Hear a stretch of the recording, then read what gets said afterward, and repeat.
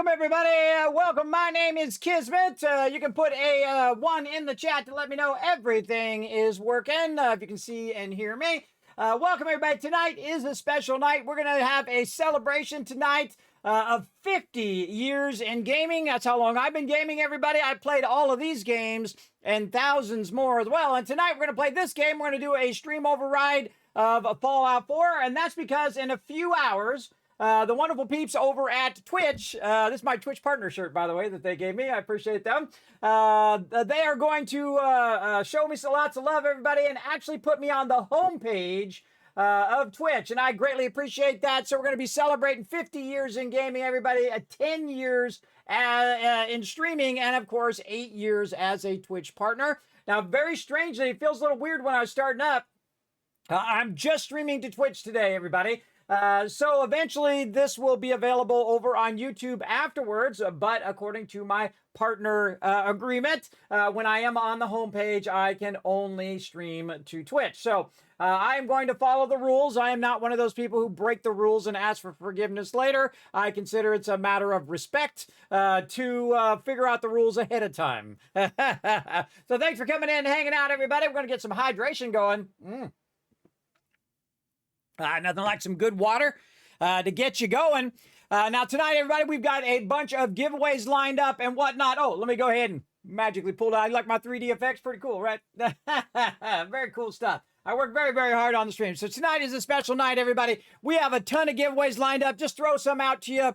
We got a $25 Amazon gift card, $10 Steam gift card, and 2 5-packs of random Steam game codes for all of you. Now, those game codes, by the way, could be a pack of games. It could be worth $200, $150, $50, $80. Some games now are $90, and could go all the way down to $5. But remember, they're free, so what do you care, all right? Free is awesome. It's my favorite price. So we're going to go ahead and be giving out tons of love. Now, of course, also I want it to be a celebration of all of you who do come into my channel all the time. This is why I went through all this effort, and Twitch was kind enough to show me some love here. Because of all of you who come in, who put the ones in the chat, who go out and retweet and do all of that. Let me put the retweet thing in there.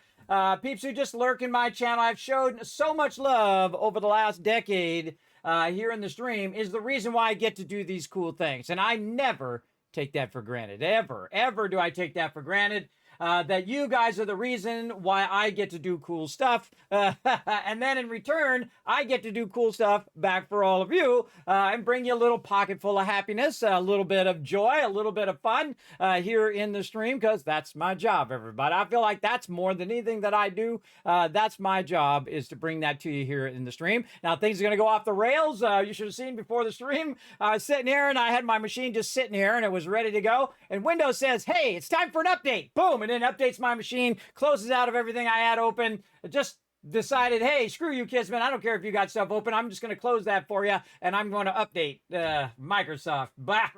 Microsoft! Hey, thank you very much for the biddies. I appreciate that love. Getting that love started, getting that Kismet love train fired up as well. Man, I think I should have filled my water bottle.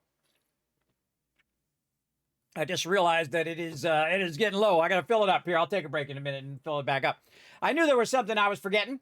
So one of the things that we've been kind of saving for a special moment is our mega build that we are doing at Sanctuary. And it's like a kind of like a museum of your journeys in the game. If you don't know me, you can see I've played a lot of games, everybody, from World of Warcraft to Star Wars The Old Republic right there, Ark. You can see them all going by. And I am a very big backer in Star Citizen. I am a high admiral, everybody. That's when I used to have money. Not anymore. Not anymore, but I used to have it, and I spent it on that game, and one of these days it might actually come out, too. You can play it, but it's not really released yet. And I don't care, everybody. I want them to make it great. So however long it takes is how long it takes. Hopefully I'm still around. Because, you know, some of the people that backed that game probably are dead by now. You know, some of them. Because that was like, you know, 15 years ago, everybody. That was a long time ago. But we'll see. Again, I don't beat up on devs, everybody. They're trying their hardest to do their thing. So I just let them say, hey, whatever. Take as long as you need. Just make it great. Make it great is the most important part. And the problem is, too, as you're developing a game, the technology will change as well. It's kind of like buying a computer, and then all of a sudden they come out with the new, latest, amazing processor, and you got the old processor, and now there's this new processor out. I've had that happen to me multiple times, everybody, where I just bought a machine, and they're like, oh, that machine, that processor's obsolete. Look at this brand new one that's 4 times the speed. I'm like, I just bought a computer. You know how it goes, everybody. In fact, if you bought a computer a year or so ago, like I did, you actually made out like a bandit, because right now the price of computers and RAM and everything is just absolutely skyrocketing. So you were smart on that, everybody. You were very smart. And again, tonight's going to be a celebration of all of that and a celebration of all of you. So thanks for coming in and hanging out. We're going to get started. First, I like to say hello to everybody in the chat. That's my favorite thing. So we'll go ahead and say hi here. We got Rotisserie J coming in, saying hello. We also have, let's see, Paul Unforgiven in there very early, around 9 o'clock. And Tab coming in, saying hi as well, before my little chat thing was working. I always got to fix that thing every stream, everybody. I always spend sometimes 10, 20, 30 minutes fixing that thing, so I could just highlight you guys right there. Just for that one thing right there. 30 minutes so I can highlight you guys. I love to highlight you guys. It's my thing. Thanks for bringing in that Kismet love train there, Wist. I appreciate you. That Mr. On You always bringing in his signature love lurker train. I love it. Wist coming in with a 1. We got Rotisserie G. We got Jay. We got Paul. We got Ollie. And that's Mr. Non You, all rocking the 1s. What that 1 tells me, everybody, is that the video and audio is working. So instead of it just going bad, you guys have the ability to let me know. In fact, my subs actually have special commands that they could use to let me know if I'm muted or if my screen is the wrong screen or whatever it is. Because sometimes I get all wrapped up. I get all wrapped in the gaming. And then it's like, hey, Kismet, we can't hear you. Hey, Kismet, this. And so I incorporated it in as part of the journey, everybody. And that's what we're all about here. We're all about that journey, whether it's the journey in game or the journey in life. We just try to bring you a little bit of joy. There's enough of that other stuff in the world, everybody. We just want to bring you a bit of joy here in the stream. So we got Rotisserie G coming in, say thank you. What's up, Rotisserie G? Thanks for chilling out in the channel. Also, we got Walt the Cat coming in, saying hello. And also thanks for the biddies. I appreciate that. Coming in, showing some love. What's up, Walt the Cat? Thanks for coming in, chilling out. I see your little wave there. Very nice. So I say we get started. We get warmed up, everybody, before we are on the Twitch homepage. Now, again, you guys be my eyes and ears for my mods as well.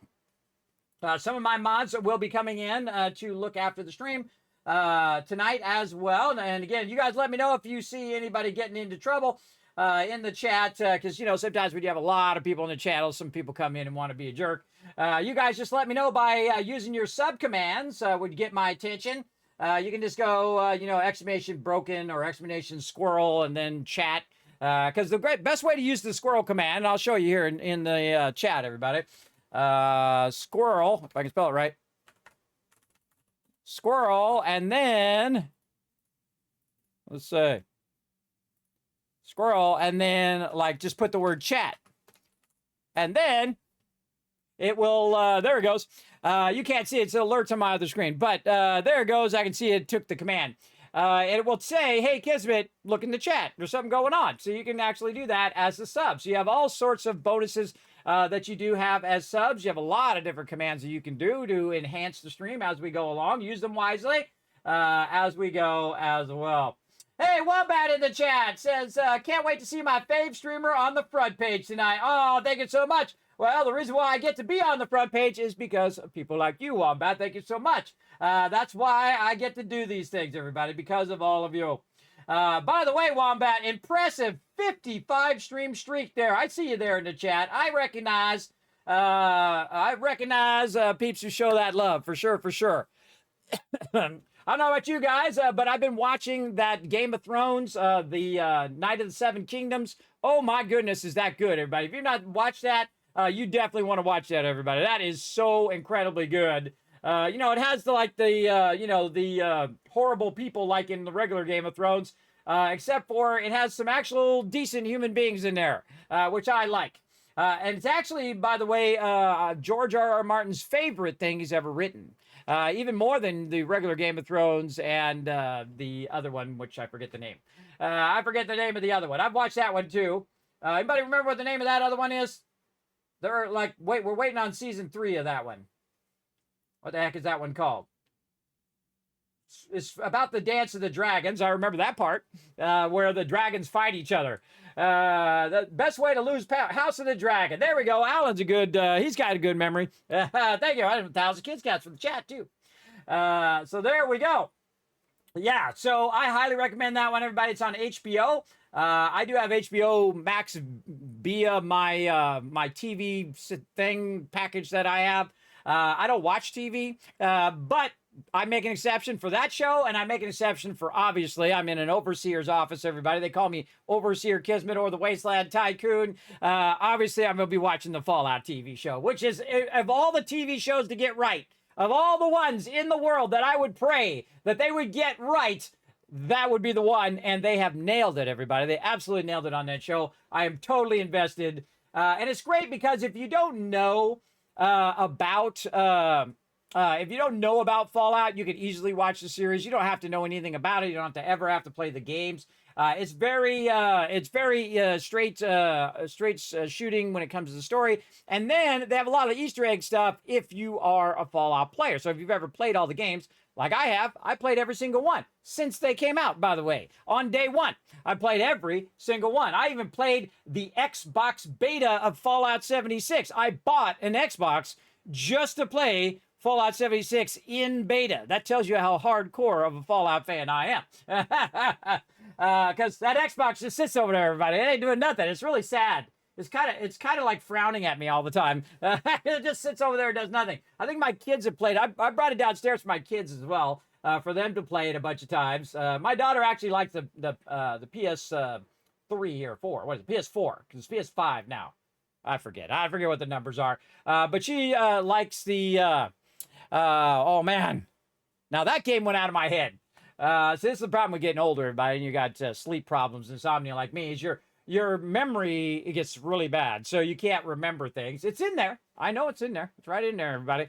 It's the one with Aloy, is her name, something like that. And there's like robot dinosaurs that you're fighting against and all of that. I actually watched her play it more than I've actually played it. What's the name of that one, everybody? That's a really good game, too. That's an exceptionally great game. Horizon Zero Dawn. There we go. See, I just need a little bit of prompting from the chat. See, this is what I rely on you guys, is to let me know. To let me know what's going on. So, yeah, it's the original one, Horizon Zero Dawn. So she's played a lot of that one. Weirdly enough, none of them have played Fallout. Not one of them. Just me. My wife doesn't understand gaming, everybody. She is the greatest Tetris player I have ever seen, ever. I've seen her personally get past level 20 on a handheld. I've never been past level 12, everybody. I can tell you, because at level 20, everybody, this is what you're doing. Boop, boop, boop, boop. And that's it. That's as long as you got. Even probably less time than that. Even I'm being slow, just explaining it. But that's what she's doing. Dip, dip, dip. And the pieces are just going, dum, dum, dum. I don't even know how she sees it, everybody. And she doesn't think it's a big thing. She's like, yeah, so, big deal.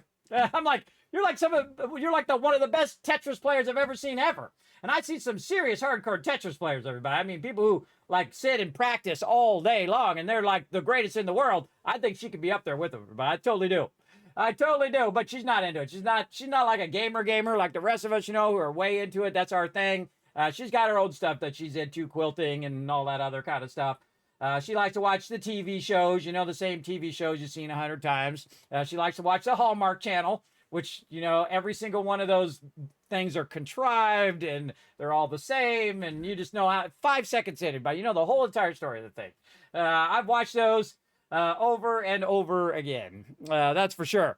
Hey, there we go. We got a mod in the chat. We got Foggy in the chat. What's up, Foggy? Thanks for coming in and hanging out. I appreciate you chilling out in the channel. And thanks again, Alan, for the Horizon as well as Tab.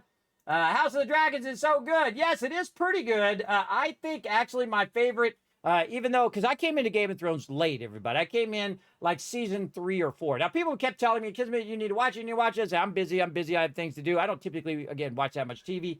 And they're like, oh man, you're missing out. You would love it. And they were totally right. Because I was like right at the end of season 3, and I said, you know what? I'll just wait for season 4. And then when season 4 comes out, I'll watch season 1 through 3 and then continue on with season 4. And then I watched the rest of it as it came out. And man, is that good. It's so well written, so well acted. And the thing about it is you don't know the whole story right in the beginning because No one is safe in that movie. That's the thing about those particular stories, everybody. Nobody is safe. Anybody can die at any moment. And that's what sets it apart from the standard hero story. Because, you know, most heroes, everybody, they got plot armor. They got plot armor where, hey, if you know they exist in the future, you know they ain't going to die. And that's kind of the problem with doing prequels as well. So when you do a prequel of something, like if you were doing a prequel of Fallout 4, everybody, you go back, say, 20 years ago when before the bombs dropped, and you were interacting with all the same characters, you would know who lives and who dies. So it takes away a bit of the mystery, I think, when you know about that. But if it's really well written and really well acted, like House of the Dragon and also especially the Knight of the Seven Kingdoms, everybody, that one is so the kid who plays Egg and the person who plays Dunk, or Sir Duncan the Tall, as he renamed himself, those people are just knocking home runs, everybody. They're so incredibly good. I believe every second of it. And that's really the thing. You want to be transported into the world. You don't want to think, oh, these actors are acting, and, and it keeps taking you out of the world. And that's what happens when you put, like, modern messages into stuff like that. It just takes you right out of it. All you want to do is, escape into a fantasy world, because that's what entertainment is about, right? Entertainment's about having fun, relax it, take it easy, having a little bit of joy. Maybe you smile, laugh, maybe even cry, but a happy cry along the way. That's what I'm all about, everybody. Just having some fun. I'd say we get into it. Let's go.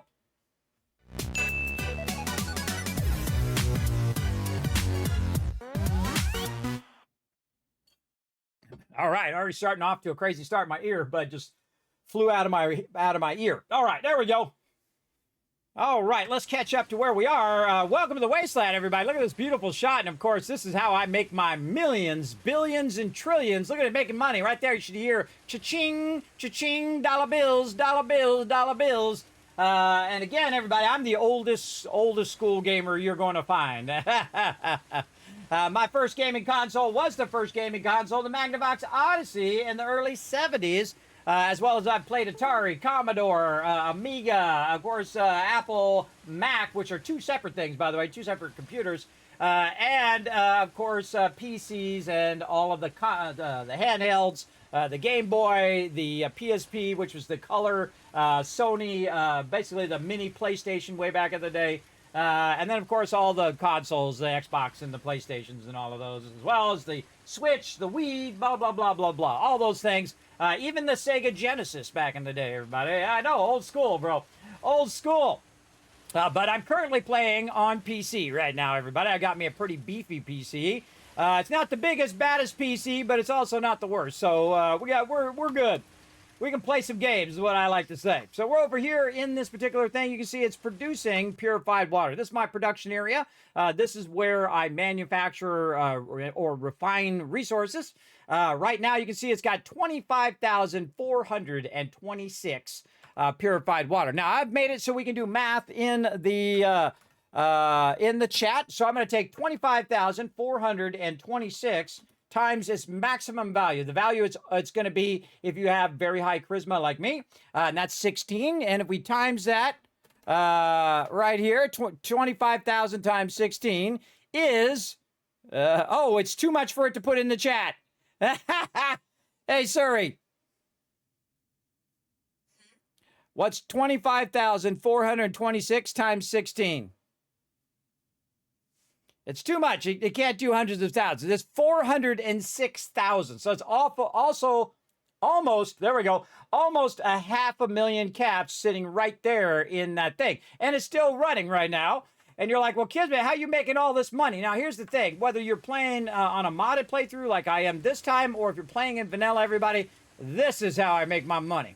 Right here, everybody. And I like to win games by economic power. If I was really there in the wasteland, what would be the first thing that I do? I would seek water, because water is the one thing that you can't live without above all other things. Like, you can go without food a bit longer. You can go a bit longer without shelter. but you can't go very long without water because you're made up of water, and if you don't replenish that water, you're going to die. So the first thing that I do, of course, is corner the market on purified water. And so I produce thousands of purified water, about 50,000 caps every few days in game of purified water at this one location. Now, of course, there's other locations I could do the same thing. But right here, this is about 3,000 purifiers running clear across this area here at Sanctuary. That's where I am right now. And you're like, Kismet, you're up really high. How'd you get way up there? Well, I'm using some mods that allow me to build an unlimited amount as well as an unlimited height. You can see I'm way up there. There's Vault 111 right there, everybody, where we came out of there. Now, this is playthrough number 13. This is a mega playthrough dedicated to all of you. And what we're going to do today, again, is work on our museum a bit. We're going to get into some adventures. We're going to get into all sorts of trouble today. So settle in, everybody. Hopefully you got some snacks and a drink. Put your feet up, because you know what? You deserve it. You deserved it. You've been hard at work, and now you deserve a little bit of you time. You come in here and relax, take it easy. We're going to have a good time. Now, sometimes I do get dressed up in cosplay with my yellow fedora and all of that. If you ever see my logo down there in the bottom right, everybody. Probably most known for Fallout and also for 7 Days to Die. And, of course, known a bit for my cosplay as well. Which is funny because I'm not really a cosplayer, everybody. I just thought it would be fun thing to add to going to TwitchCon one year and said, hey, everybody, if you donate to get my mods at TwitchCon, I will dress up as the Wasteland Tycoon. And so I had to then figure out how to get the outfit and the fedora and all of that stuff. So I ordered a fedora, which you can no longer get, by the way, a yellow fedora from California. And I used to live in California, everybody, but I moved to the East Coast. So I shipped that hat, bought it from California, shipped it to California. It traveled 3,000 miles to get to me. Then, like a month later, I was going to TwitchCon, so I shipped it back again, another 3,000 miles. So it actually traveled 6,000 miles before I actually wore the hat. Which I always find funny, everybody. I always find that story pretty funny. That it actually traveled across the United States twice before it was even used. So pretty great. All right, now inside here, everybody, we're taking all of our loot and we are revamping our loot. Now remember, everybody, tonight is a stream override because we are going to be on the Twitch homepage. So we'll get back to... oh, look out! Tell us, show some love in the chat, everybody. With 41 months of sub love right over there. Let's show some love in the chat. Appreciate that love. Appreciate you coming in and keeping that love going as well. Again, everybody, this is an interactive stream. So anytime you see someone showing some love, I want you to take that love and amplify it by throwing a bunch of hearts in the chat. Now, I'll sit here. I'll look right at this thing here. I'll just sit here right here for an hour because I'm of that age, everybody. I'm worse than cantankerous, which, if you don't know, is a bit feisty. If you don't know what that word is, I'm Kiz-tankerous, which is a whole other level. So I'll just sit here until I see that love in the chat. And you know I will. You know I will. I want to see more love in the chat right now, everybody. Anytime you see anybody, all night long, I want you guys to be part of it right here. You guys are part of the stream. You're here to amplify that love and then send it right back out on Twitch. So let's go. We got Alan in there. We got one person showing some love. Let's go. Now, again, there's sometimes a 10 to 20 second delay, so I'll give you a minute. I'll give you a minute to show some love in there. Come on, chat. There's a ton of people in chat right now. Let's show some love. Let's get it going. There we go. Alan with the up arrow there. Nice. There you go. All right. Now I'm seeing some love there. I'm seeing some love. I hope you feel the love there, tell us. Thank you so much for that 41 months of sub love. I appreciate it. Okay, now a faster way to do this, everybody, than to wait for it to sort is to go in and just grab the water out. There's 1,000 purified water in there right now. I can just take it and put it right in here. And basically, that 1,000 purified water, if you times 16, that's 16,000 caps right there alone, everybody. You can pretty much buy the most expensive thing in the game, which I think is 21,000, if I remember correctly. Is about 21,000. So you can almost buy that with that. Now, of course, I use that to rebuild the wasteland. You know how it always talks about how everybody wants to rebuild the wasteland, but they can't agree how? Well, guess what? I'm the one who actually does rebuild the wasteland. I've done it, over and over again. And we're doing it for the first 13th playthrough right here. We're going to actually rebuild the wasteland, everybody, and we're going to make it secure and awesome for everybody. Now, here at Vault 45, which is my vault, everybody, which I, of course, was 45 years old when I started streaming. I started streaming on my birthday because I have really bad medical conditions. I said, you know what? I'm going to try this streaming thing. Maybe this is something that I can do even with my medical conditions. And so it was. It was something I could do. And of course, along the way, I've been working on my health. I've lost 55 pounds. I have worked on my health day in and day out, even though my doctors basically told me to lay down and die. There's nothing they can do. And I said, well, guess what? Kismet, don't go out that way, because you have to make a choice, everybody. Make a choice when you get that bad news. Are you going to lay down and die, or are you going to get up and make one step forward each and every day? Or hopefully multiple steps forward each day. That'd be even better. But life is always pushing you back, right? It's like walking against one of those people movers, you know, like when you're walking in the airport, they have these things where you stand on them, and it's kind of like an escalator, but it's flat, right? So you stand on it, and it just moves you along. Well, life is like going the wrong way on one of those. If you stand still, it sends you backwards, right? Because it's pushing against you. So you got to push against life, and you got to walk or run or do whatever you got to do to make progress to go forward, right? A great example, everybody. You know who gave that example? Actually, Casey Neistat gave that example. I'm going to highly credit him for that. It is a brilliant way to look at life, everybody. If you stand still, that's when you start going backwards. So instead of just laying down and dying, I decided I'm going to get up and do something that I love to do every day and try to get one more day every day. And so I have done that for 10 years, actually 11 years now. And how many days would that be? Hey, Suri. How many days in 11 years? That's 4,017 days. Also counting about 6 months to my birthday, June 23rd. So yes, 4,000 days have I gotten up and said, I'm going to see if I can get another day. And I do that every single day, everybody. And it does make a difference. You gotta have that mindset. I'm going to get up. I'm going to make something happen today. Because you know what happens if you don't? You go backwards on that escalator I was talking about. Things start to backslide, right? Your health starts to backslide. Everything in your life starts to backslide. Your relationships will start to backslide. So that's why you got to take care of all that stuff. Or at least take care as much as you can, right? You can't do everything in a day. Like some people, they say, Kismet, play this game, play that game, play this game. I can't play them all, but I can play a whole bunch. And I appreciate when you guys come in and suggest them. So I put them on a list, and then as I get time, I weave them in. I'm a true variety streamer. I stream a bunch of different games at the same time. So, like right now, we're playing Fallout 4 tonight. And then tomorrow we'll play a little bit more. And then Thursday we'll play a little bit more. And then on Saturday we'll play some 7 Days to Die. And Sunday we'll play Team Play in there. And then next Tuesday, hopefully, if yet another thing doesn't go off the rails, we'll try to get back to some Satisfactory. We'll have some bonus streams with a whole bunch of stuff that I have lined up that's coming up. For a whole bunch of other games that I think you guys might like, and so on. And a whole bunch of other stuff as well, everybody. I could tease stuff all day long, but it will eventually come out. Everything that I say, hey, it's coming down the road, everybody, it does eventually come to the stream, and I eventually let you all know. Here's my buddy right here, my favorite companion in the wasteland. Let's go say hi to Dog Meat, everybody.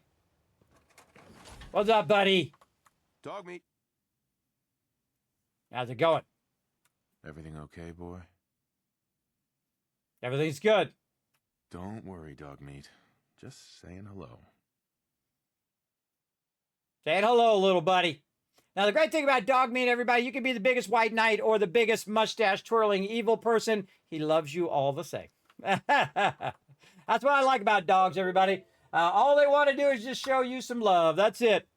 They just want to show you some love and want to be loved. And most humans are like that, too, everybody. Just keep that in mind. They want to be loved and show love. Hopefully, most of them that you know are like that. Now, some of them are not like that. You got to watch out for those people. Look out for the crazy ones. Not only in game, but in real life.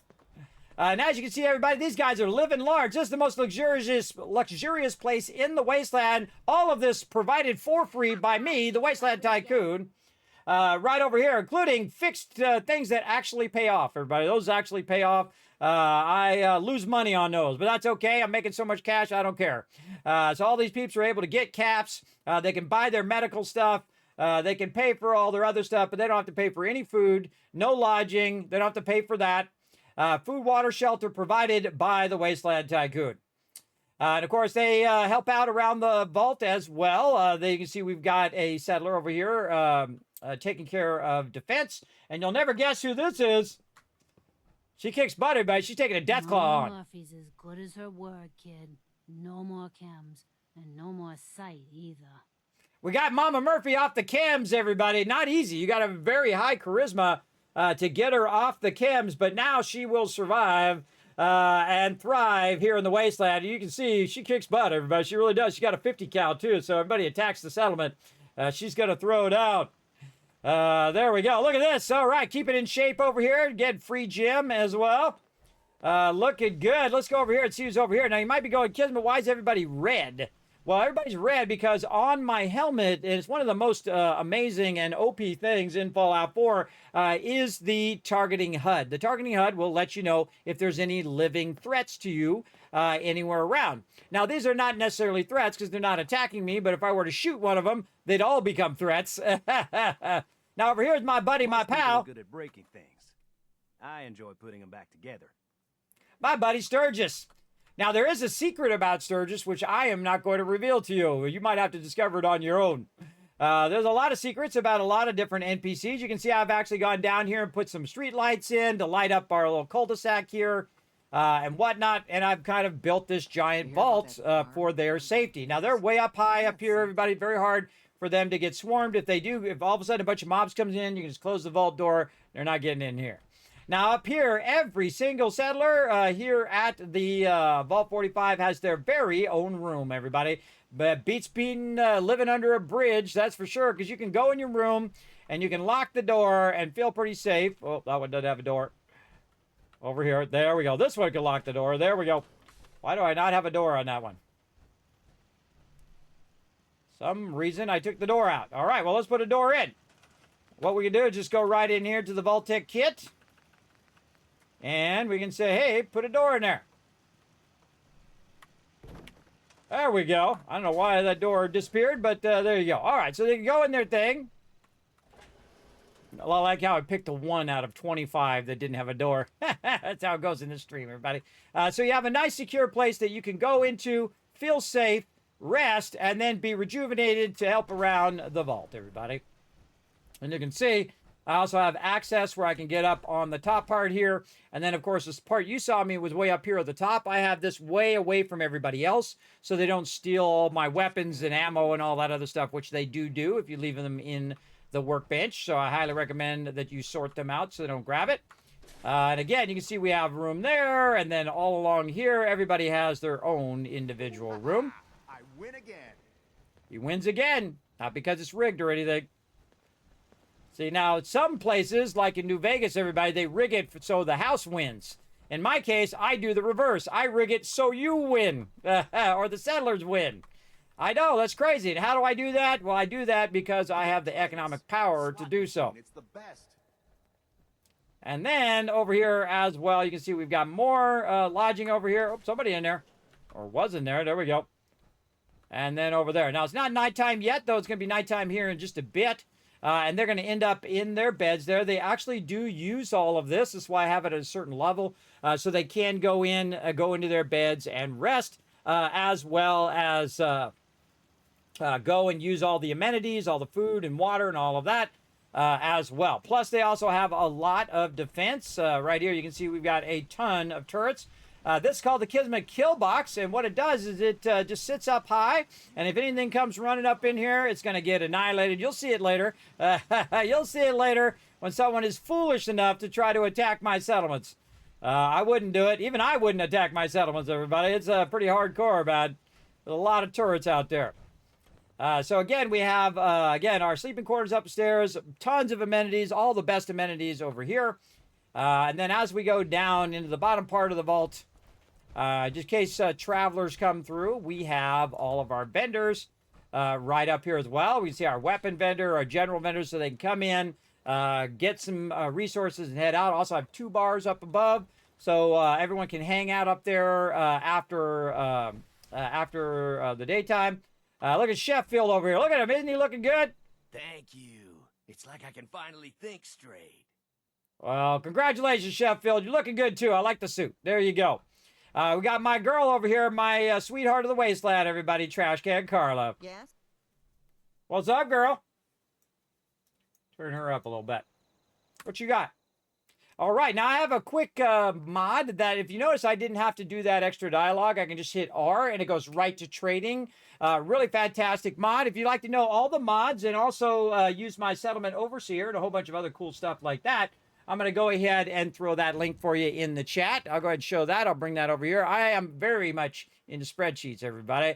Very few streamers are doing this many spreadsheets. And you're like, Kismet, who cares about spreadsheets? Well, why don't you track every single settlement right here so you know what's going on, everybody? You don't have to remember every single thing that's going on. Last time we went through and we checked out a bunch of our various things. Oh, and we got the mechanist layer, too. Did we put that up there? We did. All right, yeah. So what this does, it tracks how many people, food, water, all that stuff. I'll zoom on it, zoom up on it for all you peeps on mobile. You can see it tracks all that stuff. What's its main focus? How much water is there? How much power? All of that stuff. And we're going to be building up our settlements as we go. One of the ways, of course, to get that built up. And again, you can copy that, paste it, put it in your own spreadsheet, take all my information out, and use it for yourself. Feel free. Just make sure to give me credit. I've accidentally shot Trash Can Carla multiple times, by the way. Try to skip her dialogue. You can see we have some radiation arch. We have another clinic down here. And, of course, we have some security walls here. So if we did want to cut the power, we could cut the power. Oh, this is not a one where we can cut the power. Oh, interesting. But you can cut the power right here. You can cut this. This one actually doesn't cut the power. Let's fix that. Let's get one that does. So if we just want to flip the switch to protect ourselves inside here, we totally could. Let's go into our stuff here. Radio beacon. I win again. He wins again. Oh, I'm in miscellaneous. I need switches over here. There we go. Okay, so this is very similar to the power pylon. But this is the one with the switch on it. So we need to find where all of these things are going. So this one is going over to here. Like this. Where else is this one going? This one is going over to there. It's also going out to there and to there. So we got to go from here. And then use our scroll wheel to get to there. And then same thing over here. I get it? I think I did. Okay, there we go. Now, also, we're going down to the terminal. So we're going to go to the terminal. And then we're also bringing it down from up there, which may not be able to reach from here. Use my jetpack. Oh, tried. This is tricky. Ha ha! I win again! There we go. Bring that down, so it's bringing power down. And then this one is going over here to this arch over here. So all you got to do is just replace the lines.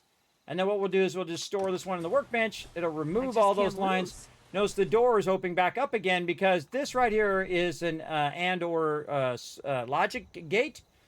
So basically it means that if it's getting power, it'll stay up.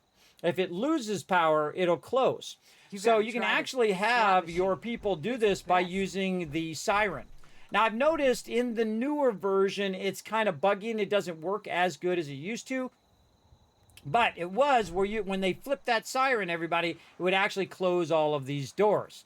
So if you're in the vanilla version, it works better. But if you add mods or you have the unofficial patch, I find that it doesn't work as well, which is a bummer. Again, I feel like the updates have been worse than the original, which is a bummer. that they're not making it better, they're making it worse. But I am in the latest version, and I did take the hit. I did have to turn some mods off, which don't work with the latest version. But such is the way it goes. Now, again, if we're in here and a whole bunch of mobs are attacking, and we don't want them to get in here, we just flip this switch and watch what happens, everybody. All the doors close, not just one. Notice that one closed, this one closed, and Win again. this one way over here closed, right? Because these are all tied together. So if that first one's not getting power, the rest of these are not getting power either. So if I flip the switch again, we can see that the doors just open themselves right back up. Again, that's what's known as logic systems that you can set up. And it's really, really useful for defending your settlements against the onslaught of baddies that love to come after you. So that's pretty much Sanctuary here, and our mega build. We'll go over here and take a look at it at nighttime because it looks awesome. Look at that sucker, everybody. Now that is a big boy build right there. In fact, I got to get further and further and further away from it. Get up here on top of the house, my jetpack. Can I get that all in one shot? Yeah, maybe. There we go. Yeah, let's say there. So yeah, the giant mega build, Vault 45, everybody, at Sanctuary. You also notice, by the way, I was able to remove all the trash and all that stuff. That's usually there. That's another mod called Spring Cleaning. Incredibly fantastic mod, by the way. Incredibly great. So we've got our Fallout 4 going on. We've got to do some stuff up here to manage our stuff. Now, if I teleport back to the same location, because I have a target, which is basically a teleport target, you can see it right here under my feet. This little welcome mat is going to teleport me back up to the top where I was. Then you can see the city down below there. So it teleports me up here away from all of my settlers, so I can go ahead and do whatever I need to do. Now, I always take my fusion core out as a good habit. And then what we're going to do is we're going to sleep for 7 hours. Because I'm in the survival mode, though I have overridden some of the survival drawbacks, I do have to sleep in the bed to take care of my fatigue. Now, the great thing about fatigue is it will give you more damage the more fatigued you are, but it also reduces your action points over there, as you can see. Also, I need food and water to survive, so I go ahead and have some of my purified water. I'm certainly not have a shortage of that. I've got 26,000 in there right now, almost 27,000. Now, all of this here is my production. So what I'm going to do is collect resources, and then what it does is it draws those resources, like it's doing with that grenade right there. Drawing that grenade out of there, like a whole bunch of other stuff it's got in here. There it goes. And then converting that stuff into its base resources. Then it'll put it back into the workbench, like all this stuff underneath here. Let's get this stuff out of here. I think I see the bells. Nope. Okay. Sometimes what it will do is it'll load in before the rest of it loads, and then that stuff will drop on the ground. So every now and again, you got to be like the custodian and go through and check underneath here and make sure the stuff's not on the ground. Oh, like that. There we go. And so what it will do is take that, break it down to its base components, put it back into the workbench, and then from the workbench, it'll grab just the components out and run those components here. So basically, this whole entire thing, base res means base resources, this whole entire thing right here is just to process resources. And so I can take it from resources that I don't need and convert it into resources I can use to rebuild the wasteland. Now you're catching on. Now you're catching on. That's what all of this is all about right here. It'll break all sorts of different things down, from weapons to armor to clothing to just miscellaneous stuff that I want it to break down. It'll break down all of that stuff. Now, if there's stuff I want to keep, like combat armor or dog collars or whatever it is, it'll go ahead and keep those things in here so I can actually use those for my settlers, right? So I can give them a bunch of combat armor and whatnot. Now, in most of my playthroughs, everybody, I usually end up with about 800 settlers. So that'd be 800 sets of armor. And if you look at how many sets of armor there are, if you also count the weapon as part of that armor, you've got basically 5 of them right here. You've got your right leg. You've got your leg. Why is that not down there by that one? My legs should be by each other.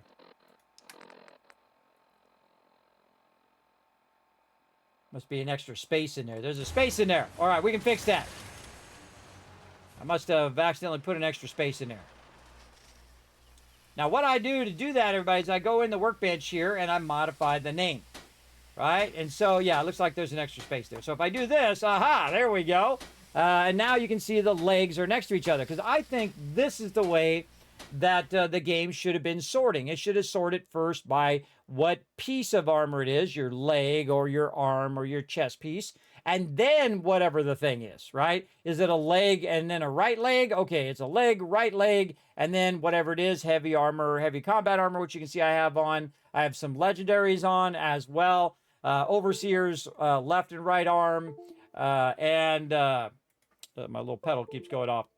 Left and right arm, as well as you can see I have or left and right arm, and then left right leg. Also the Destroyer's one, which allows me to move faster. So basically you can see that I have these all organized by their different type, because I just renamed them and made it easier, right? And the Z puts it at the bottom alphabetically, so if I have a bunch of stuff above it, I can very easily put all that stuff in the workbench without worrying about accidentally putting my stuff in there. And I know you've done it. We've all done it. You accidentally put the stuff in there that you didn't want in there, and then you got to go in there and you got to get the stuff back out again. Yeah, that's pretty rough, man. That's definitely rough to try to manage that for sure. So we also got some mute fruit here. We can go ahead and have some mute fruit. Now, again, you don't have to make fancy food, everybody. You can see the standard food there. You can see my food went all the way up. I got a little bit of radiation right here, but if you see, I can go into here and remove the radiation. Notice also that it's healing me, and that's because that food is also healing me. So mute fruit, actually really great food, because you're going to be making thousands of them at some point if you really build up your settlement as well. So again, it's also collecting food and stuff I like to keep, like fusion cores, ammo, all of that kind of stuff. And then over here, you can see we have it collecting our purified water for when we need to make vendor runs, which we'll probably have to do tonight. Also, we can take all of the ammo out of here now, because we no longer need to have the ammo separate, because I did turn on the ability for the ammo not to weigh anything anymore. Because it doesn't really add to gameplay, I think, and does make the game very, very tedious, because you'll be constantly overweight all the time. Not that I'm not going to be constantly overweight all the time. I'll just be constantly overweight a little less. Because I am a super looter, but I loot everything. I loot it all. Let's also give you guys a bunch of love. And again, we're going to 5 times up, by the way, Foggy, just letting you know. 5 times up these caps right here. So we're going to give you a 5,000 caps right there. Is that 5,000? Yes, 5,000 caps, 5 times in our retweets today. Now, again, everybody, if you go out and retweet, you are going to earn caps like that. Not only for you, but for everybody in the channel. That'll allow you to buy more tickets for the giveaway. We have a bunch of giveaways coming up. And I kind of feel like starting to give away right now. I feel like that would be pretty fun. Let's get it started, everybody. Let's go. I think we should start by giving away 5 things at the same time. Let's do that. I'm a big fan of having a bunch of people win all at the same time. So let's go ahead and start some giveaways. So what we're going to do is we're going to do a 5-pack of game codes. That means 5 different people are going to win 5 random Steam game codes. Right over here, we'll start with that. And again, we got a $25 Amazon gift card to give out, $15 or $10, sorry, $10 Steam gift card, and of course, a couple packs of Steam games as well. And remember, each of these games could be worth $200. This could be, 5 times 200, everybody, like $1,000 worth of games right here. Again, this is all thanks to all of you who, of course, help support the stream. I take every dollar and I put it right back in the stream in the form of giveaways and other projects.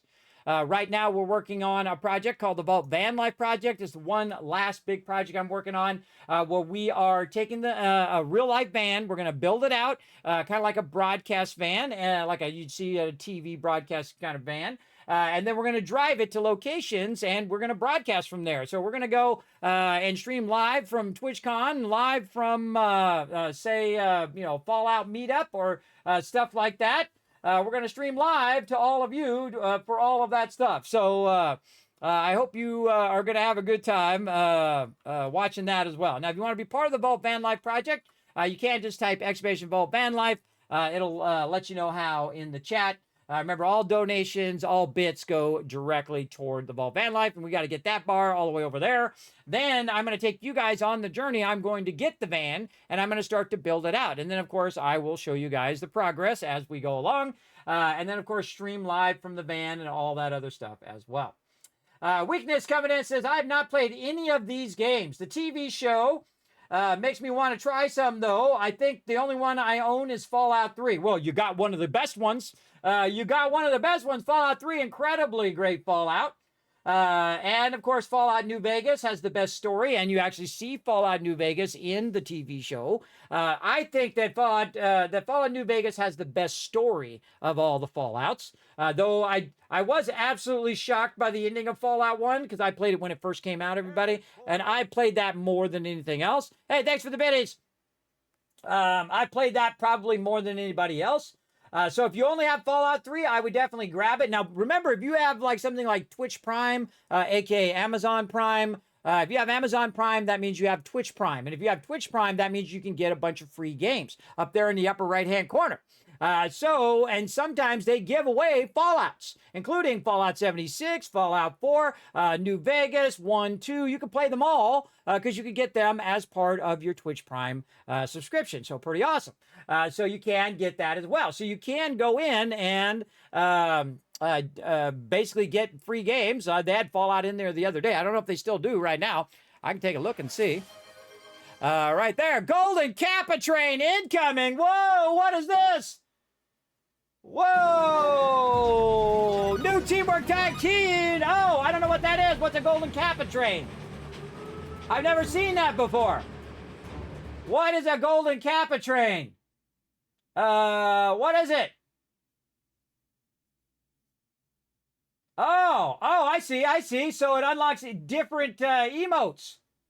Oh, wow. These are exclusive emotes. Unlike the other one, you can get exclusive emotes for 24 hours, everybody. So if you want to get on the Kismet Love Train, now's the time to do it. If you want to donate subs, show some love to the peeps in the chat, now's a great time. You want to donate toward the Vault Van Life Project, or just drop some biddies. Now's the time to get that Golden Cup. Before I even finish saying it, MD Story coming in, showing some love to all of you, everybody, giving you guys some gifted subs. We got the Golden Kappa going on right now. Of all the times, this is the time to do it. Do you need to play them in series? Does it matter? No, Weakness. You do not need to play them in series. You can step in anywhere you want. My personal favorite, and I am the OG, the original gamer. I've been gaming for 50 years. That's right, and that's what we're celebrating tonight, everybody. 50 years of gaming, 10 years of streaming, and 8 years as a Twitch partner. I'm going to be on the Twitch homepage coming up in about an hour, everybody. So thanks to them for all the love they've given this old man for all the years, everybody. Remember, they've given me lots of love, everybody. There's millions and millions of streamers, but out of those, there's only about 40 or 50,000 partners. And I greatly appreciate me getting to be part of that, everybody. And it's all thanks to all of you coming in, showing some love, throwing down some golden kappas right now. You're the reason. Let's show some love in the chat, everybody. Come on, you can show more love than that. Come on, this is my stream's all about taking that love, amplifying it, and sending it out in the world. Let's go. You got it. Come on. Let's see that chat. Let's see it right now. Blow it up with some hearts, whether it's a global heart, whether it's my emotes or whatever. We've got some exclusive emotes. You got 3 minutes and 35 seconds to keep that Golden Kappa train going. Again, we're at 83% right now. Let's see what we can do. Let's see what we can do over here. So yes, let's see, who's getting the love? Zero Wade got a free sub. Dax, hey Dax, Platinum, got a sub. How's it going, Dax? Sunshine Faith, we got Chesky and Mark all getting a free gifted sub from MD Story. Make sure to show her some love in the chat. Thank your love train conductor as well. So again, this is the best time to show that love, everybody. Remember, it's part of that Golden Kappa train. As well.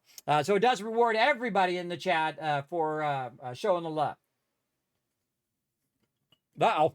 I'm out. All right, hold on. Watch this. Have you ever seen anybody on Twitch with their very own stealth boy? I'm the only one on any platform who has one. Be right back. I'm back. Let's go ahead and get into it. Move me over here. Did my headphones go off? I don't feel like they did. I don't hear anything. They did. They went off. Gotta love technology. I think they died. All right, let's switch our headphones then. Man, all sorts of technical things. I ran out of water, but I had to go get some more water. Man, streaming's thirsty work. All right. That was perfect timing right there, too. I got up and my headphones died. All right. Luckily, I got another set of headphones. All right, let's try it now. Oh, you guys couldn't hear it either. I had to reset it. Okay, there we go. Very nice. I can mute it over here on my stream deck as well. Okay, so there we go, everybody. Again, Golden Kappa going. You got 54 seconds to make it happen. Now, we're talking about Fallouts, everybody. Which Fallout? He's got Fallout 3. I suggest if you are getting into Fallout, I would probably go with Fallout 4 because it is the most modern of all the Fallouts. It's a solo playthrough, so you don't have to really deal with other people. You can just get in there, get a feel for Fallout, that kind of thing. It's more arcadey and kind of has more modern graphics. Where the older Fallouts have a bit older graphics. If you're not into the older retro style graphics, then you might not enjoy just because the graphics aren't great. But if you like good storyline, you could have any Fallout, really. Now, Fallout 1 and Fallout 2 are turn-based Fallouts. So, like, you say, okay, I'm going to move here, and then the monster says, okay, I'm going to move here. Kind of like XCOM, except for it was before XCOM. So XCOM's more like Fallout 1, if you think about it. So, there you go. So, basically, it's a turn-based. So if you already own the Fallout, I would definitely do Fallout 3 because Fallout 3 is the very first one that had 3D graphics and has a really great storyline. You're going to enjoy running into some peeps. I'm not going to spoil it for you because I played Fallout 3 when it came out. As well as Fallout New Vegas, I played all the Fallouts, as a matter of fact, even Fallout Tactics, everybody. I've played them all. I don't remember them all in, incredible detail. I played this one 13 times through. It tells you how much I like Fallout 4. So if I had to list all of the Fallouts in order of my favorite, you'd have New Vegas, Fallout New Vegas, and Fallout 4 would be right here. And just because of the building, just like a hair above is Fallout 4. And that's just because I love the building. I love what we're going to be doing tonight, which is building a whole museum of our journey, of our adventures. We're going to collect all the power armors. We're going to collect all the outfits. We're going to do all of that fun stuff. And we're going to build a gigantic museum around it. So we're going to do that here in just a bit. So a lot of building going on today. And of course, we'll get into adventures and people attack my settlements and all sorts of craziness will go down for sure. Absolutely. So that's what I suggest. So I would put Fallout 4 number 1. Then I'd put New Vegas because I like the storyline of New Vegas probably the most. It's very compelling, as you saw in the Fallout TV show. Then I would put Fallout 3. And then very tough between Fallout 1 and 2. I'd probably put Fallout 1 ahead of 2. Then I put Fallout 2. But none of those games are bad. They're all just in that order because that's my personal preference. All of those games are great. Every one. Every single one, you can play any of them, and you would really get that Fallout feel out of all of them. I think they're amazing. Now, there are some other kind of offshoots of Fallout called Fallout Tactics. I think the other one's called the Brotherhood of Steel or something. I can't remember, though I have played it.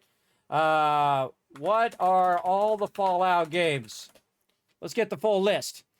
Let's see. I've also played Fallout 4 VR, which is very fun, by the way. Highly recommend that. Yes, Fallout, the Brotherhood of Steel. Wow, I had it right. Fallout Brotherhood of Steel. Look, I can remember Fallout stuff. And then Fallout Tactics, Brotherhood of Steel. Also, there's a mobile game that I absolutely love. I actually started streaming playing that mobile game. It is called Fallout Shelter, and it is 100% free. So if you really want to get into Fallout, I suggest you play your Fallout 3, get into it a little bit, download some Fallout Shelter on your mobile device so you can run your little shelter. And when you're sitting there waiting, say you're at like the doctor, and you're like, this thing takes, because they always invite you to go over there at a certain time, and then 2 hours later they can finally see you. So I have done that many times. When I'm sitting at the doctor, I'll just play games. I'll either play solitaire or I'll do some Fallout Shelter or whatever I want to do, which I think is really cool. So highly recommend Fallout Shelter as well. In fact, I have one of the longest running vaults in Fallout Shelter since day one. So since it's released back 10 years ago, it has run every single day. It tells you I'm a great overseer. Every single day since, and it has thrived, everybody. Absolutely thrived. In fact, I have it on my PC now. I played it on mobile, and then I figured out how to transfer it to my PC. So I did. Very, very cool. The version on the PC, though, does not get as updated as the version on mobile. So I highly recommend the mobile version. The only reason I brought it to my PC is just easier to show it here on stream from time to time. So that was the first game I did play here on stream while I was waiting for Fallout 4 and played Fallout Shelter a whole bunch. And then we played some Fallout 4, of course, many, many times. Let's see how many hours I am in Fallout 4 now. Let's see. I am 3,601 hours in. Now, you might be going, Kismet, that's a lot of hours, bro. Is that the one you have the most hours in? No. The most hours I have in Fallout is Fallout 1. And it's not even close, everybody. It's easy 10,000 hours. Without even I don't even need to guess. I can tell you, it's easy over 10,000. It could be 20,000. We didn't track back then, everybody. We didn't track your hours back then. Because I would play it on the weekends. I'd play it on, when I got a free time. And I just played through again and again and again. Because I loved it so much. And the ending of Fallout 1... I'm still stunned to this day, but I remember that was like 25 years ago, everybody. I'm still stunned to this. I'm like, no way is that the ending. No way did they just do that. And that is why Fallout is my favorite series of all time. Because it has a lot of gray choices. A true Fallout, you'll know it's a Fallout because you say, well, who is more right? Not who's right, but who is more right than the other one? Because both of them have some questionable stuff, right? There's a great line in the Fallout TV show. I love the Fallout TV show. It's incredibly fantastically done. All the actors are perfect for every single one of their roles. Is that everybody agrees they want to rebuild the wasteland, but they can't agree how, right? But that's okay because the Wasteland Tycoon has come along and I've rebuilt the wasteland over and over again. How do I do it? Through economic power. I'm kind of like a Cooper Howard with high charisma and a Mr. House, only not as psychotically crazy. Well, maybe a little crazy, but not that psychotically crazy as Mr. House. And I'm like a combination of those both too. So I use my charisma to convince people to help out other people in the wasteland. And then I also use my economic power through purified water to fund the rebuilding of all the settlements. And I'm going to have hundreds and hundreds of settlers that are going to have a place to stay, food, water, shelter, all that stuff provided by me, the Wasteland Tycoon. And you'll see me do it right now. You can see they're living in a lap of luxury right here. Everybody, this is the nicest place in the wasteland right here. Vault 45. That's a lot. Yeah, it is. It's a bunch. Now, of course, along the way, everybody, if you haven't been in my stream before, my name is Kismet. They call me the Gaming Tycoon. I've been gaming for 50 years. So we're celebrating 50 years of gaming, 10 years of streaming, and 8 years of being a Twitch partner. Again, thanks to Twitch for showing so much love. I have 11 charisma on my character right now. I'm hardcore charisma, everybody. I love to know everybody's secrets. Oh, hey, look out. We're getting nuked. That's Mr. Non-You coming in, showing some love. Appreciate that. Hey, Foggy, let's give That's Mr. Non-You a shout-out if we can. If you do mind. If you can hear me in the chat. If not, I'll give you a shout-out. That's Mr. Non-You. I'm not sure if Foggy's in the chat, watching the chat or not. I don't know, maybe. Maybe. We'll see. We'll see if he responds. But what I like to do in Fallout is first build up that economic power. Then once I have that economic power, then I can work on my damage and all that other stuff.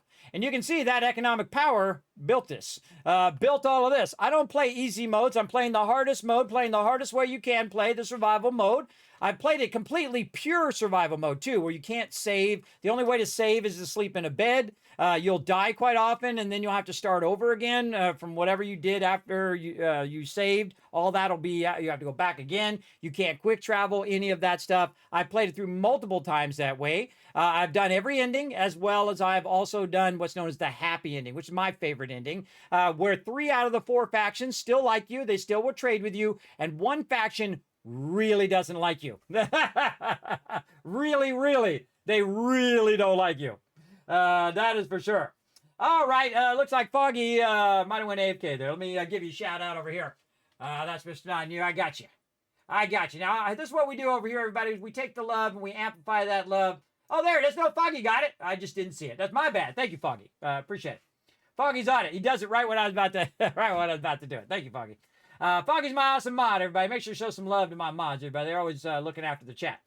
Make sure to go ahead and click that link over there and show that mission on you. Big, huge support of the stream, everybody. Some love. Go over there, hit that follow button, and I know it'll make his day if you do go over there and show him a little bit of love. All right? Just take a quick second right now. Click it. Bring it up in another window. Hit the follow button, or you just click his name and hit the follow button right over here.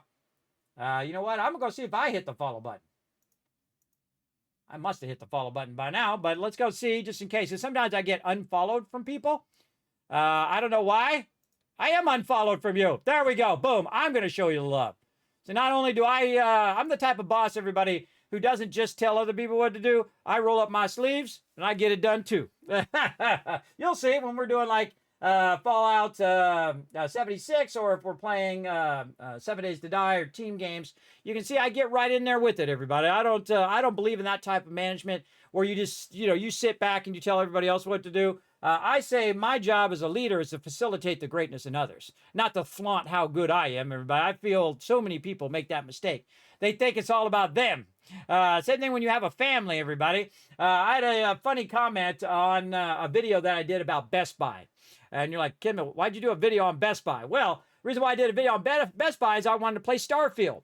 So like a crazy fool, I tried to buy it through Bethesda Gear, but they had already sold out, because I love to show some love to Bethesda Gear. They're one of my sponsors. So I did try to get there, but they were sold out before I could get it. Man, I mean, like day one, second one, boom, instantly sold out. So I said, where else can I buy it? Okay, I can get it from Best Buy. I hate buying stuff from Best Buy, but whatever. I said, okay, I'll get it because, hey, that's all I can do. So I buy it from Best Buy, and then on the day it's coming out, the night of when it's coming out, I say, hey, you got my thing. Oh yeah, we got it. And I said, okay, I'm gonna come down and pick it up. And they're like, well, you can't pick it up till tomorrow when it comes out. And I'm like, no, it comes out a day before that, because it releases at nighttime. So I need it that night, not the next day. So it's like, no, we can't give it to you. So I went on LinkedIn. I found out who the CEO was of Best Buy. So I don't mess around, everybody. I've been in corporate for a very long time. I work for some big companies and with big companies. Some of the biggest companies in the world, or the biggest companies in the world, as a graphic designer. So I go in there and I contact the office of the president of Best Buy. Not kidding. I actually did.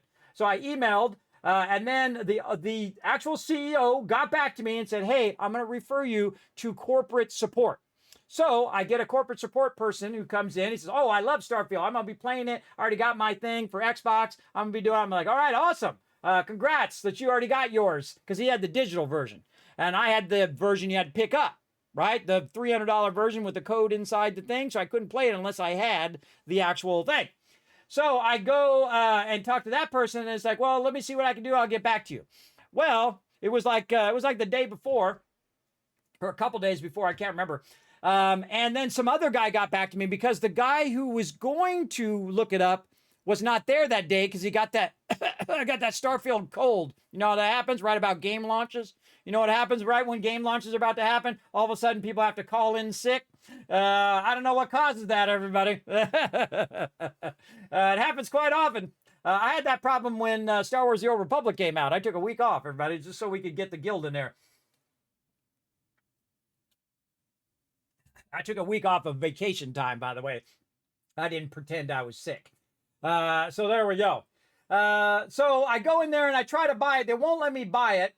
And the guy says, well, hey, I can get back to you in a couple days. I'm like, in a couple days, it won't matter.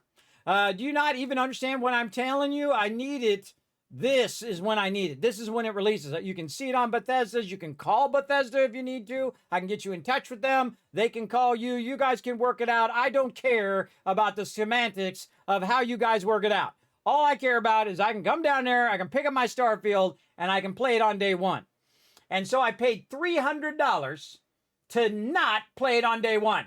I played it on day two because they would not give it to me. No matter what I did, even if I contacted the CEO, the corporate support said, well, there's nothing we can do because we'd have to change it in the system. And I'm like, you guys are a technology selling company who can't change something in your system, right? I had the same thing from Apple, everybody. Apple actually told me that they could not change the tax rate in my area because the tax rate was wrong. they could not change the tax rate in my area. You ever hear something really stupid from someone and you just instantly know it's stupid? This is one of the largest, most valuable companies in the world, and they can't change the tax rate, so you don't have to pay too much tax on the computer that you're buying, and then they'll refund you the amount after the correct tax finally gets charged to the thing. So they're going to overcharge you, then give you some of that money back after they put the right tax amount in there. And I'm like, that sounds stupid. That sounds like the dumbest thing I've ever heard. And so they didn't do it because I really said, no, you got to fix this. I am not paying no extra money so you can then refund it later. That sounds like a scam to me. That sounds like a scam I've ever heard. You're telling me a $1 trillion company cannot change the tax rate in my area when it goes to charge me for this computer. I can go into the store and they'll charge me the right tax rate. But if I order it online, you guys cannot put the correct tax rate in there. Is that what you're telling me? You're telling me that 100% right now. And I'm like, talk to a manager. And I talked to the manager. Manager told me the same thing. And I'm like, you are kidding me. You are kidding me. See, I hate dumb things. Oh, and I forgot to tell you about my car stuff, everybody, before we get on the homepage here in about another 40 minutes. There's another example of that same thing. I go to get my car fixed, right? My car has some sort of smell that's inside the car, right? Oh, yeah, make it rain. I'll do that here in a second, Rez. So there's some kind of, have I played a modded Fallout? I'm doing it right now. This is modded Fallout. You can see it in the tags down below as well. And I'll show you the mods too, and I'll show you my mod list. You can actually just go !mods, by the way, in the chat, and it'll show you the mods list as well. But another example of stupidity, everybody. And again, this happens in the Wasteland as well, everybody. When you're playing games, especially Fallout's really good about really dumb things happening, and you just recognize how dumb it is in the moment. So I go over to the thing. I go to get the oil changed on my car that my daughter's driving. My daughter's 17. She's a twin. So also I have another 17-year-old daughter too, right? And my oldest daughter is 20, and she's off at college, right? So my daughter, who's 17, has been driving my car. Well, all of a sudden, she says, Daddy, there is some sort of weird smell in the car, and it is really strong. So I said, okay, well, roll the windows down or whatnot, just let it go, and then we'll take it in, we'll have it looked at. So I go in there, and I said, you know what, we'll just take it over because it kind of smells like oil to me. It smells like burning oil or something weird. I don't know. I don't fix cars, everybody. I'm not an expert at it. That's why you go to an expert, so they'll know. So I go to the oil change people, and I go, what do you think that is? You see that smell is like some sort of weird burning smell coming into the thing. And of course, they change oil, everybody. So they're not mechanics usually. They change the oil. Some of them are probably decent mechanics. And they said, well, look, your oil and your antifreeze are mixing for some reason. And I'm like, oh, that's weird. And they say, you got to, you know what? We're not even going to charge you for this oil change. You should just go and take it to a mechanic. So I take it to my normal mechanic and I say, look, there's some sort of weird smell coming into the cabin. It's like really strong. I don't want my daughter inhaling whatever that is. I don't know if it's oil or whatever it is. So they ask me the dumbest question to ask someone who doesn't know things about smells or about cars. They go, is it a burning smell or is it a sweet smell? Now, I'm thinking chocolate is when I'm thinking sweets. Anybody else? What do you think of when you think of sweets, right? You think of chocolate, the smell of chocolate, chocolate chip cookies specifically for me. That's what I'm thinking of sweet. And I'm like, that doesn't smell sweet to me. But then, my smelling isn't that great anyway. I'm in my 50s, everybody. But it's small. It's good, strong enough to know that there is something definitely wrong coming into the car, right? I was going to tell this at the top of the stream. I totally forgot. So they say, oh, well, it's probably the oil leaking. It's probably your antifreeze leaking, all of that stuff. We'll go ahead and fix that. Then you also have some other problems that there's oil leaking and whatnot. That'll be $4,000. I'm like, you're kidding me. $4,000 to fix that smell? And they're like, yes. And I'm like, okay, well, let's at least just reduce the smell if we can, so that my daughter's not inhaling that stuff. What do we have to do first to try to reduce the smell? And they say, oh, well, this, and this. And I said, okay, how much is that? And they said, $2,100. And I'm like, I don't have $2,100, but I'm just going to put it on a credit card and pray because I can't have my daughter inhaling that stuff. So I get that done.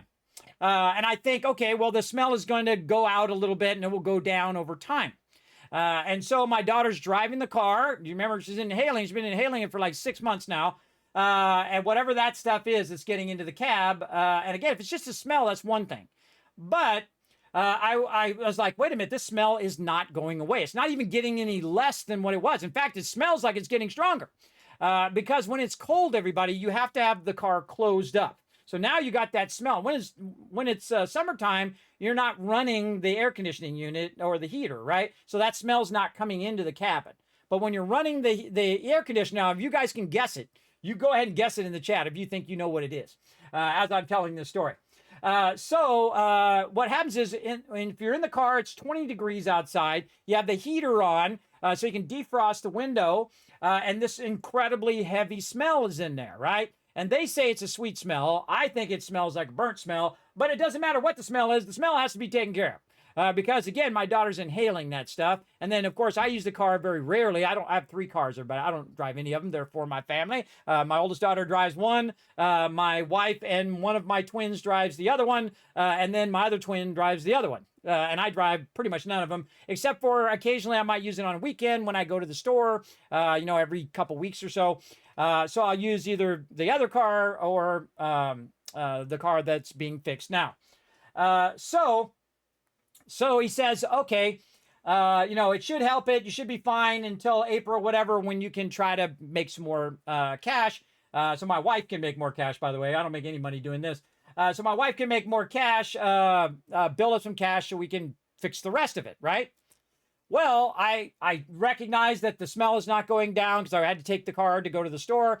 I was trying to defrost the window. It would not defrost the window. There's actually a film getting on the window from the AC.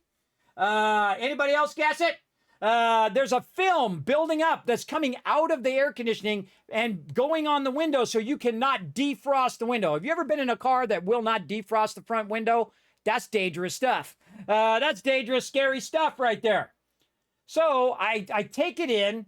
And again, remember, I spent $2,000 already. There's $2,000 worth of more stuff to do. So that's $4,000 in total. And then I take it back in and I'm like, no, this is not fixed. I cannot drive the car like this. There is some sort of something coming in, some sort of gas or smell or something coming into the cab. I cannot have my 17-year-old daughter driving this around every single day and get gassed every day by whatever this is. And they said, well, we'll take another look at it and whatnot. And I told them this originally, right? This was a month ago and several months before that too. And so they finally go in and say, oh, well, wait, no, it's this other thing. And I'm like, oh, well, what is that thing? How much is it to fix that thing? $2,100. So I've already spent $2,100.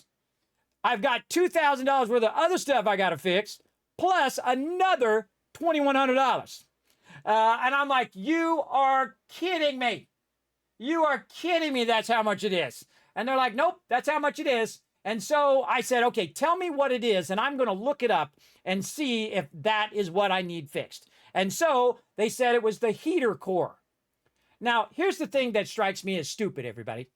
Here's this thing called the heater core. When it goes out, what it does is takes antifreeze and starts to shoot it through your air conditioning unit. So when you're running your heater, it is actually leaking antifreeze and spraying antifreeze into the cabin that's enclosed in 20-degree weather where you're trying to defrost the window and spraying everybody in the cabin with antifreeze. And it does not give you a warning light.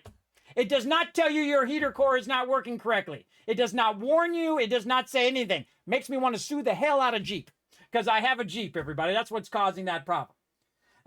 So stupid. And these guys, who I've gone to multiple times, did not recognize that as the most important thing to fix first. See, this is the stupidity of the world, everybody. Now, me, as somebody with common sense, would say, what do you want to fix first? Leaking oil or gaseous antifreeze that you're inhaling when you're driving the car? Probably the antifreeze one, right? You don't want to be inhaling antifreeze. It can mess up your kidneys and all sorts of bad stuff. I looked it up.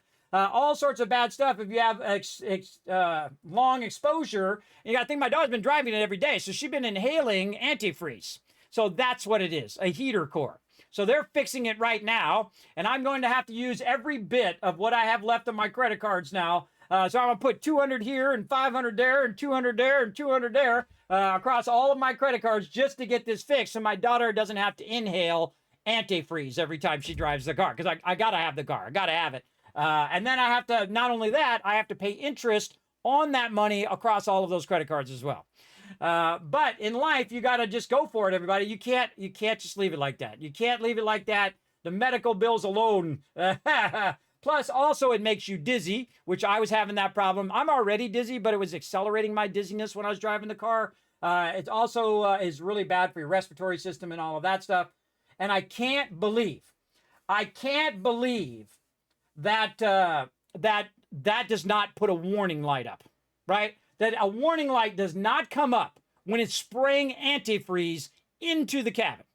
I mean, of all the things to be checking for in the car, if you know that's something that goes out, that is something you would want to have a sensor for, right? Oh, too much antifreeze coming through. Warning, warning, warning. Duh. Is it cheaper to buy a new car?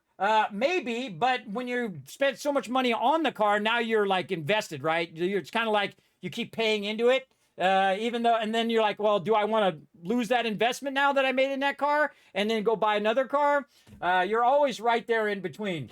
It probably would have been cheaper. By the way, the amount of repairs that I've done on this car cost 3 times as much as the actual original price of the car. And I bought it new. My wife actually wanted it. So me and my wife bought it new.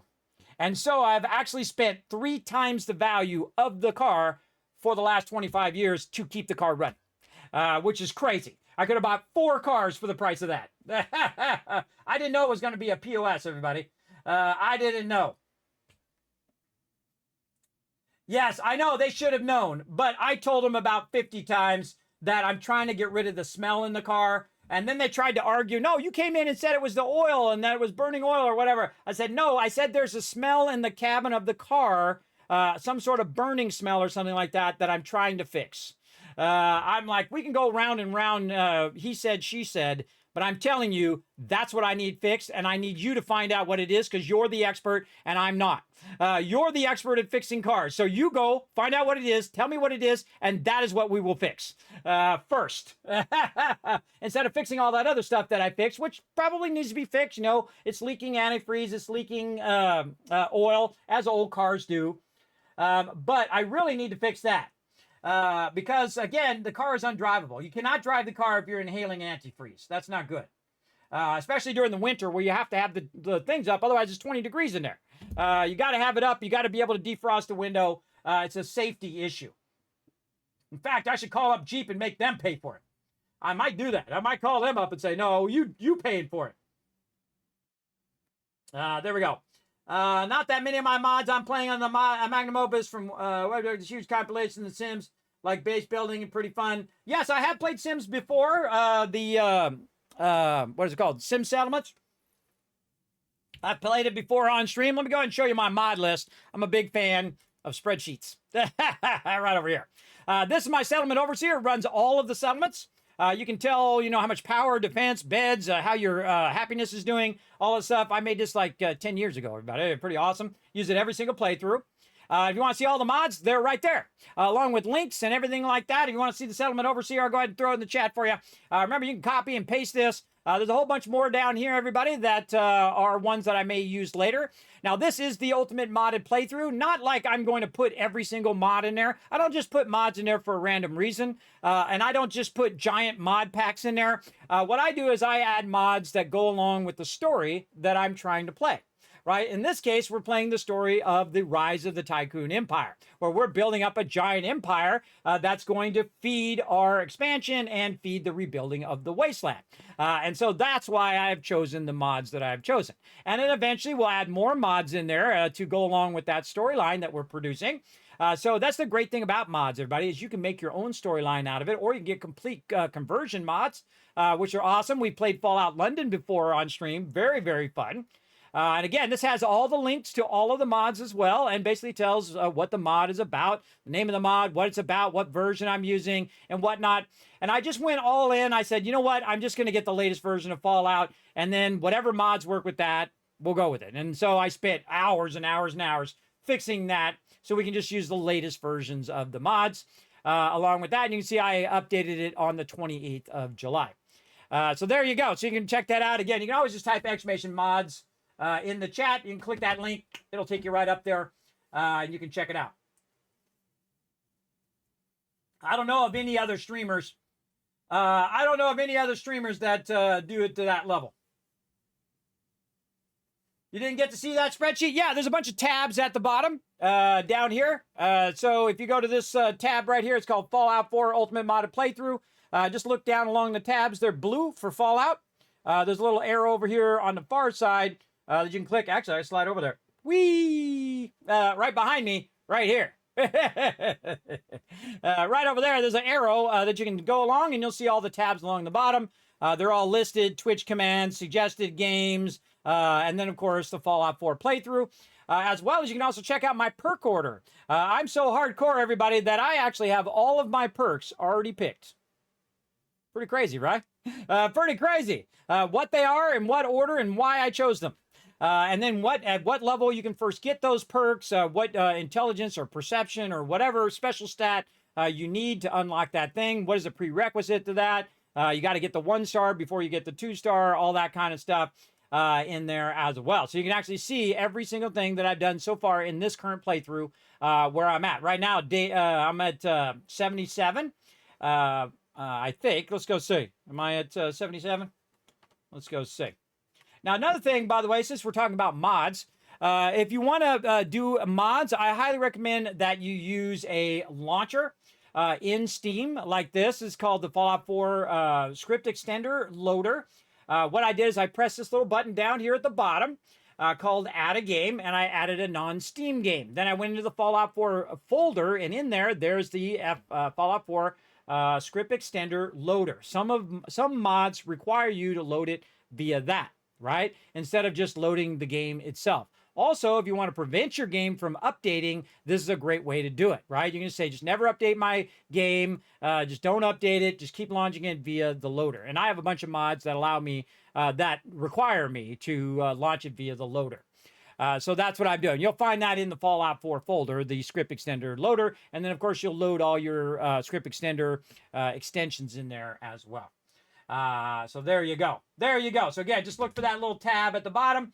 It'll show you that one. Or I can tell you, I can put the exact one in there. I think the mods one goes directly to it. Let's go see. Let me pull it up over here on my other screen. Let's see. Mods.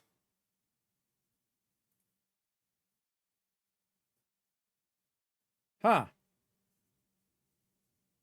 Oh, that takes you to Bitly. Why the heck is it taking you? Oh, it takes a second before it kicks in. Oh, that's just taking you to the settlement overseer. Oh, I see. Hold on. We got to fix that one. Let me fix that. Thanks for letting me know. I'm all about that feedback. I'll get it fixed right now. Watch this. I'm on top of it. In fact, I'm going to take that Bitly link out of there. It looks like it's pausing at Bitly. I didn't used to do that. I haven't clicked on those links in a while since I fixed them. So it shouldn't pause on Bitly. That sucks. Bitly, what it allows you to do is shrink the link down so it's not so long. But if it pauses there, then I don't like that. I'll just put a long link in there like that. And then you should be able to go directly. There we go. Directly to the mods list right there. So now you all good. All good. All right, let's put that back over there on the other screen and keep on going. Have we discussed the season finale? I never really reveal or spoil anything in the show. I won't even tell you where the power armors are in Fallout 4, even though it's been out for 10 years. I don't spoil stuff. It was funny because I was talking about how good the TV show is, but I won't talk about the spoilers or what happened in the episode or anything like that. I was on the actual Bethesda's Twitch page, by the way. They invited me to come over there. They've actually invited me multiple times. But I was over there on the Twitch homepage, and the nice lady, whose name I'm totally forgetting, she's very awesome, who used to work at Bethesda, now she works elsewhere. What's her name, everybody? Oh, she's so wonderful, everybody. I forget her name, too. I'm so bad with names. She's got a corgi too. Anybody remember? What's her name? Oh, man. How do I see all the people I'm following? See if you guys remember better than me. We met her at TwitchCon. We had her sign it. Lady Devon. There we go. That's Mr. On You. Thank you for that. Yeah, Lady Devon. So Lady Devon invites me to go onto the Bethesda stream on the Bethesda channel. And so we're on there for the release of an update for Fallout 76. And she asked me, what did I do at the end of Fallout 3? And I don't like to reveal the end of Fallouts. So now I'm in a predicament, right? Do I say what the end of the Fallout thing is? And I'm like, I don't remember.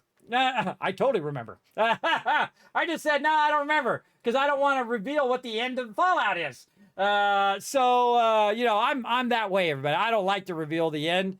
Now, here's another great story about Lady Devon, everybody. We were at TwitchCon. Now, one of the things I did, if you help my mods to get to TwitchCon, what I do is spend about 6 months raising funds to bring my mods to TwitchCon, right? Even before paying for me. And I just put it all on a credit card and hope that somehow we would be able to pay it off. And some of that I'm still paying for, by the way. It's still on my credit card to this day. That's like 4 or 5 years ago. Still paying it off. But we paid a lot of it off, though. That's a good thing. What I did was I said, hey, I will take some Kismet t-shirts and we'll go around and we'll have people sign it for people who couldn't make it to TwitchCon, right? All the peeps who did donate to get there. So somebody, I forget who it is. It might have been That's Mr. On You. Was it you, That's Mr. On You? I can't forget. I forget. But they said, hey, can you get, I just need one person's signature. And I love this story, everybody. It's a story of being humble, right? And I said, oh, well, you only need one person's signature? And I'm like, oh, well, then it's me. So it's easy. I'll just sign it and then boom, done. And he said, no, Lady Devon. So it was funny because he didn't need my signature. Which is funny. I forget who it was. I'm sure I could go back and look at the video, and it will be in that Fallout, TwitchCon video, where we went around and did that. So what I did is I dressed up as a Wayside Tycoon, my yellow fedora and my blue suit and red tie and yellow shirt. And I went up to the Bethesda booth and I said, hi, I'm Kismet. I talked to Lady Devon via email and said, hey, one of my supporters on the stream would love to get her signature, right?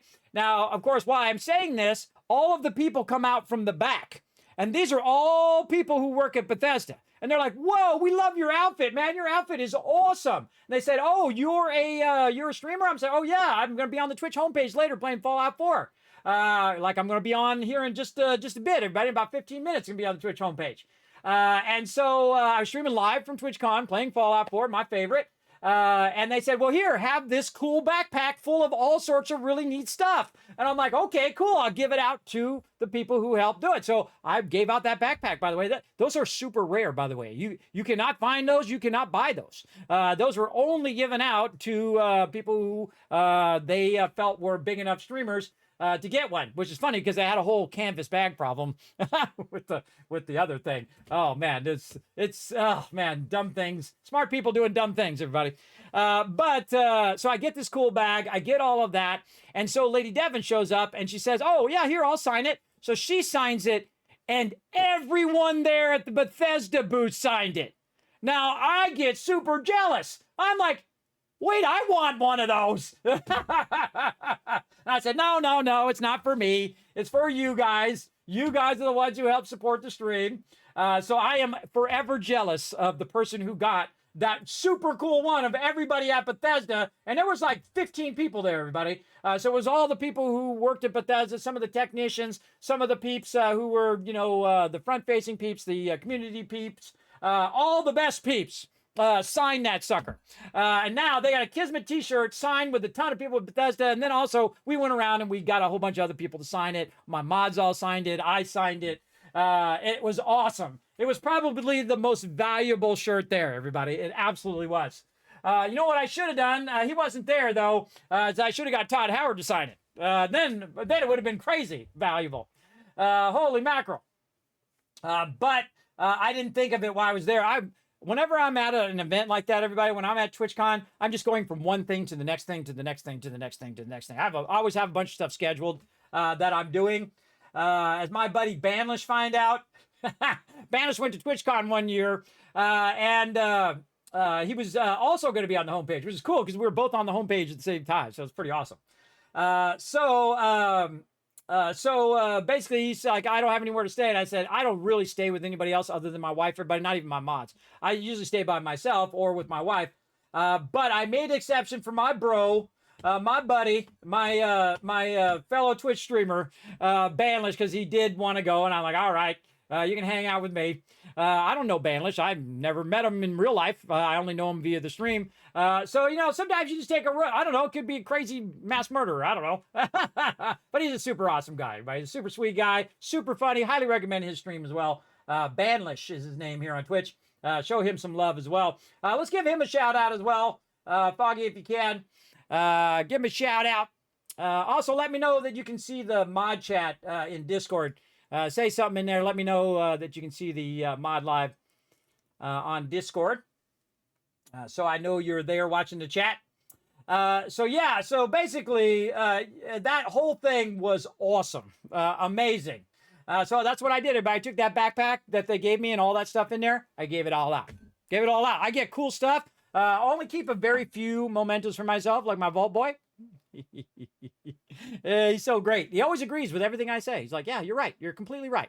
And then, of course, my cool Fixie Cup as well. I actually bought this one, by the way. And I bought this one, too. Now that I think about it, I bought that one, too. All the stuff that I bought, I feel like I keep. And all the stuff that I get that they send me, I give to you guys. And I've given away thousands and thousands of dollars worth of stuff, everybody. There you go. Yes, we stayed at the Queen Mary. Yeah, we did. We stayed at the Queen Mary. And by the way, you can watch all that stuff back, by the way. I do have playlists on my Discord of all of my various adventures, like TwitchCons, like every single stream. You can go back and watch, except for a few of them that got corrupted along the way.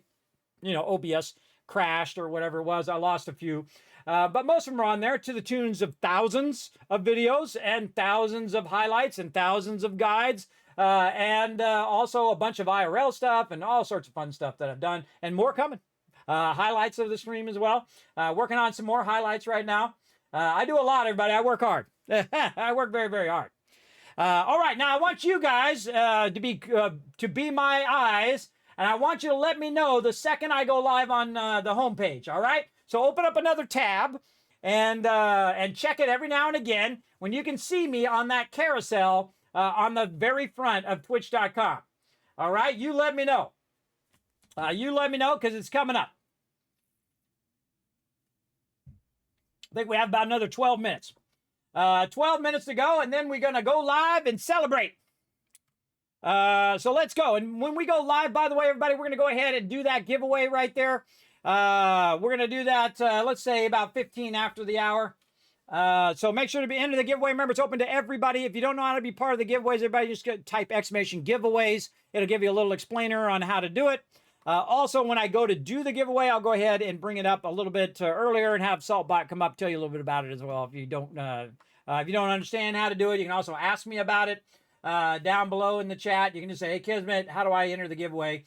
If you're not sure. Remember, it's open to everyone, whether you've been here for 1 second or you've been here or for 10 seconds or you've been here for 10 years. Make sure to hit the follow button wherever you feel like hitting the follow button. Now, of course, right now I'm only streaming to Twitch because I'm required as a Twitch partner, and when you're streaming on the homepage, I can only stream on Twitch. But normally, I stream on 6 platforms at the same time. So this allows you to watch me wherever you want. So you can watch me on Twitch, you can watch me on YouTube, over on Trovo, over on Twitter, or on Facebook. You can watch me anywhere, and even on Kick, everybody. I don't discriminate, everybody. I think that platforms are about your convenience. Right? The same thing about gaming and all that other stuff. It should be at your convenience and not someone else's convenience. So I just try to make it as easy as possible for all of you to watch wherever you want. Very, very cool. All right, so back to work, everybody. Now this, again, are a bunch of mods, and these are all manufacturing mods, right? So first mod I have, well, really it's a DLC. The DLC is called the Contraptions Workshop. And the Contraptions Workshop does a bunch of basic things. It'll allow you to extract stuff from the workbench. It'll allow you to sort it. It'll allow you to Put it in another storage. It'll allow you to grab just components out and use that for crafting. Like over here, you can see it's crafting 308 ammo. So when it has enough resources, it'll grab it out and then automatically make those. Also, it's making 50 caliber weapons, the big chain weapons. Yeah, that's what it's making there. As well as here's all of our basic resources. So what it's doing is it's taking all of the resources from the stuff that I'm throwing in here. You can see it going up and down right here. This one right here is scrapping some weapons. So it's going to take those weapons, break them down in their base components. And this is a different mod. This mod is called Manufacturing Extended. So Manufacturing Extended is in my mod list. And what it will do is it'll actually take it out of the workbench. And then you have a equipment recycler. So not only will it work on like your weapons and stuff, but really any equipment that it requires will break it down into its base components. And then it adds this one right here, which is the conveyor workshop storage. So what it does, it puts it back into the workshop, which is what it's doing right there. See, it went back into the workshop again. So you don't have to manually take it out and put it back in the workshop. Then what I have it do, and here it goes right here. See, it went in the workshop and then came back out of the workshop with just the base resources. Now, if you play Fallout 76, you can just take all your stuff and boom, convert it all into the base resources. In Fallout 4, you cannot do that unless you have a mod. Mod will do it. But in my case, I like to do it via the manufacturing, right? So I like to go in and do like I was really there. If I was really there, I would build a machine. I would have that machine, break it down into its base components. And then those base components, I would then take and put back in the workbench. Now, the reason why I'm pulling it out of the workbench again is because this whole thing is just here for sorting. This whole location is my sorting location. Oh, look at all this coming out of there. So this is why we have that stuff on the side so the concrete doesn't bump out of there. And so basically, that's just putting all of this in here. So I'll take all of the base resources out of here, like that. And then I will take those resources and I'll put them elsewhere where they're not being pulled out of the workbench. And the reason why you want to do that is because when they're out of the workbench in that storage that you see right there, they cannot be used at your settlements. So they got to be in the workbench somewhere that's connected to all of your other workbenches for them to actually work. So what we're going to do is go over here and find this, what I call the quick bench, or it's just basically a cooking stove that you can transfer stuff into the workbench from. You can do that with all of your crafting stations. And so we're just going to go over here, look at all the junk. We have all the base resources here. You can see we have thousands of resources here that we've collected, 4,000 of this and 22,000 of that and so on. And so I'm going to put all of the base resources by just hitting T into there. Now, these are going to be available to everything it's connected to, right? So you can get your charisma up. You can go ahead and do your connections, and you can see the line of all of the connections to all of my various settlements, right? Now, there's a couple settlements that I don't have connections to. You can see right here the Mechanist layer, which we just unlocked last time, as well as we don't have a connection to Boston Airport. So we need to go down here. Now, I can go Country Crossing to the Mechanist layer, or I can go Boston Airport. Country Crossing, very close. You can just go across the bridge and boom, there it is, Mechanist layer. Or I can go Boston Airport here. Now, I prefer Boston Airport because it's just easier to walk down the street, and there it is. And then the same thing here, Norhagen Beach across the bridge, and then across to here. So Norhagen Beach is actually our best option. So we're just going to dip over there, and we're going to set up some provisioners, or basically our traders that trade between the different locations. Hope you ain't one of them synths here to spy on me. I'm totally a synth. If you see me not looting, I might have been replaced by a synth in real life. All right, what's this lady doing? She's not doing nothing. She's unassigned, right? By the way, they did not have that menu when Fallout 4 first came out, and it was difficult to tell what the heck your people were doing. I used to put them in different outfits so I would know what they were doing. Now you don't have to do it. Up there, you can just see if they've been unassigned. So I'm going to go ahead and tell this lady to be the supply line. And she is going to supply line to Boston Airport. Off she goes. Now, if I roll out, roll back again, you can see there's like a Brahmin there, a two-headed cow, telling her that she is a provisioner. Look at us, we got Ada over here. Look at Ada's looking beefy. All right, another unassigned person right here. Supply line to the Mechanist layer. Now, you can change these later if you want, but we're going to go ahead and say, yo, after you're done doing your calisthenics, good dismount. I liked it. Get walking. And so now he is going to connect. Now, if we go look on the map again, everybody, and we hit C to see all of our connections, we can see that we connected now the Mechanist layer and the Boston Airport, which all of this connects back all the way across the entire wasteland, down here, across there, down to here, over to here, and out to Spectacle Island. And Spectacle Island is where all the loot is, but if I need the loot anywhere else, I can access it no matter where I am from any workbench. From any workbench, I can use the thousands, the tens of thousands of resources that I have at that one Spectacle Island. Because Spectacle Island is not sorting. All it's doing is holding the base loot and, of course, our food and stuff that we're going to be coming in and out of there a lot, dropping stuff off. So we might as well put our food and everything there in case we need some. In fact, we do. Let's go back. Let's go back to Spectacle Island, and we will work a bit on our food. Have I seen the TV show Fallout? I saw it minute one, day one. The second it came out, I watched the entire first season. I binged the heck out of that sucker. I've not binge watched the show probably since Game of Thrones. When I came in, I was talking about this earlier. I came into Game of Thrones like the end of season 3, so I thought I'll wait till season 3's over. When season 4 starts to come out, then I'll watch season 1 through 3, which I did. There's a lot of watching of TV, everybody, for someone who doesn't watch that much TV anymore. I really don't. I'd rather be playing Fallout. But I don't want to watch the same boring sitcom that's been done over and over and over again, or Hallmark movie that my wife likes to watch. That you know, 2 seconds in, you know the whole entire thing.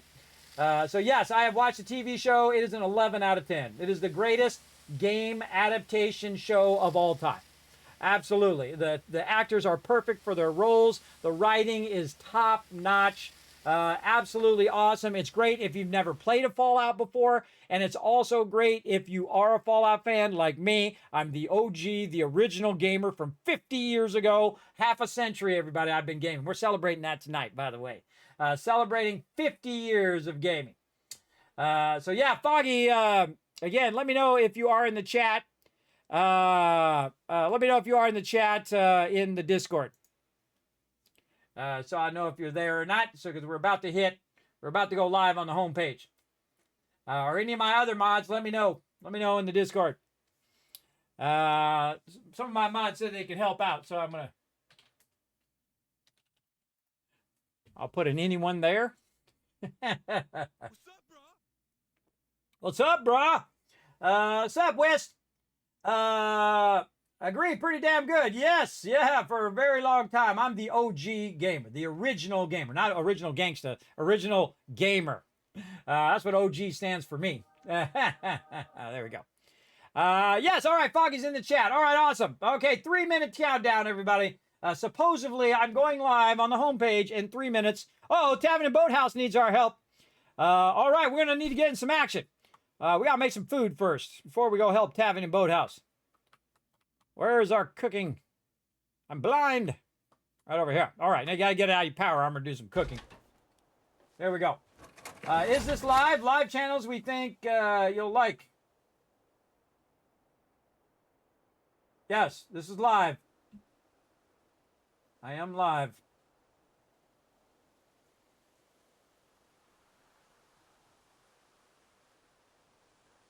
Oh, is it live channel we think you'll like? No, it should be on the carousel, on the very front carousel of twitch.com. I think that maybe that is what people like, right? I forget. I haven't been to there in a while. Twitch, not TV. It's usually where I go, though. Twitch.tv. Let's go see. Let's go see. There's a lot of really fantastic creators on Twitch, by the way. Everybody, I feel like, let me mute that. There we go. I feel like Twitch is the greatest, community-wise. Absolutely the best. Yeah, a lot of awesome people on there. Look at them all. Yeah, so there's a carousel right at the top. It's a thing that we slide, and you can see a bunch of new streamers and stuff.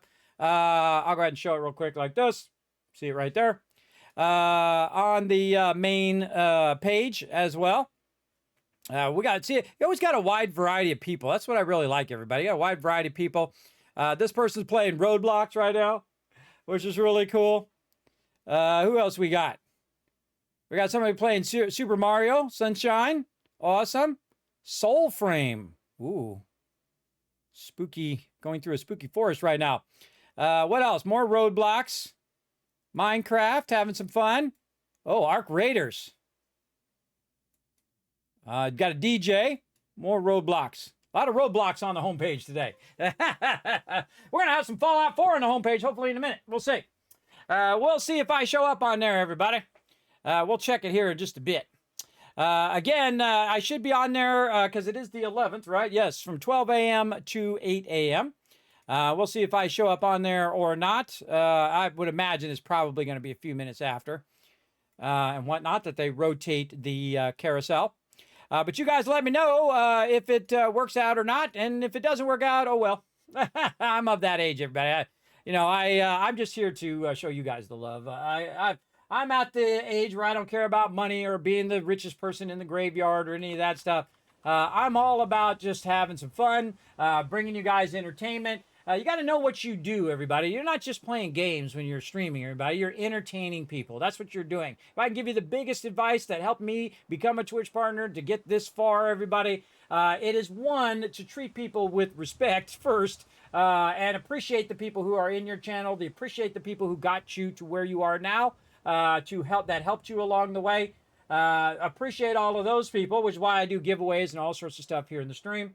As well as make sure to bring some entertainment, bring some fun, because you are the reason they're there, really. I mean, sure, they're watching a bit of the game, but you're the entertainer. Your job is to keep them entertained. That's my biggest advice as a Twitch streamer. Now, you're probably younger, better looking, stronger. You can stream more than I can, so you probably got the talent way beyond the talent that I have. So hopefully you can take that talent and turn it into something. And I get this question every now and again, too. If you want to know the secret to making lots of money, everybody, you want to know why I made so much money in my youth? I made more money than some people make in a lifetime. And of course, I was young and dumb and spent it all on frivolous things like renting 30 Sea-Doos for my friends and crazy things like that. But the real secret to it is skills. Just like in game, everybody. You know how your character gets stronger and more powerful the more skills that he has, the more you level up his different perks or whatever it is. The same thing in life. You want to know why? The reason why some people are making $10 an hour and some people are making $100, $500, $10,000 an hour, because it's the skill gap, right? This is all about skills in here. And also a bunch of luck. You got to have a bunch of luck, too. You got to go in there. You got to have passion for it. You say, look, this is what I want to do. I want to be the best at what I do. And I did. I was not the cheapest graphic designer. In fact, I was pretty expensive. But you bring it to me, it's going to get done right, and it's going to get done on time. And so that's how I sold myself. But I didn't sell by, hey, I'm the cheapest one. You can come over to me and get a logo for $15. And then they're like, hey, I can go get a logo for this guy for $10. And I'm like, you sure can. You want one that's done right, you come back to me. You go ahead and go to them and see what happens. You see, you want it done right, you come to me, and I will do it right. And I have done tens of thousands of projects, everybody, and all of them turned out right. That's an accomplishment, everybody. That's a life checklist right there that you can do. There you go. Am I on the front page? Hey, there we go. Now, of course, before we do anything else, everybody, I've got to say thank you to all the people, of course, in my chat, and thank you to all the people with Twitch who have shown so much love. There I am. Look at me on the homepage, everybody. Awesome. It's very rare that you can get on the homepage, everybody. Very, very rare. Remember, there's millions of streamers as well as a certain... Oh, and here comes the gifted subs. Showing some love right there. Thank you all back for coming in, dropping that 5 bomb of gifted subs. Thank you so much. Again, this is what we call the Kismet Love Train. If you are coming in from the homepage, welcome. My name is Kismet. I've been gaming for 50 years, and we're celebrating that tonight, as well as we're celebrating 10 years as a streamer here on Twitch. I started on my birthday, June 23rd, 2015, and I streamed for 2 hours, and then my internet got kicked off, so I couldn't stream for a couple more days, and then I came back on the 25th, on the 25th, and then seriously streamed for I think about 4 or 5 hours. So there you go. So 10 years there, and I've also been a Twitch partner for 8 years as well. So again, thank you so much, everybody. Welcome to the stream. If you're coming in from the homepage and you're new in here, my stream is all about showing the love. So basically what I try to do is bring a little fun, a little love into your day, and of course, give you a little pocket full of happiness to take with you each and every day.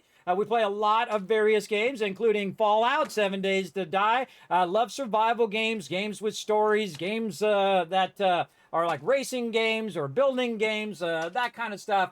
I love doing all of that things as well. And if you are new to the stream, everybody, make sure to hit that follow button. Feel free to say hi in the chat.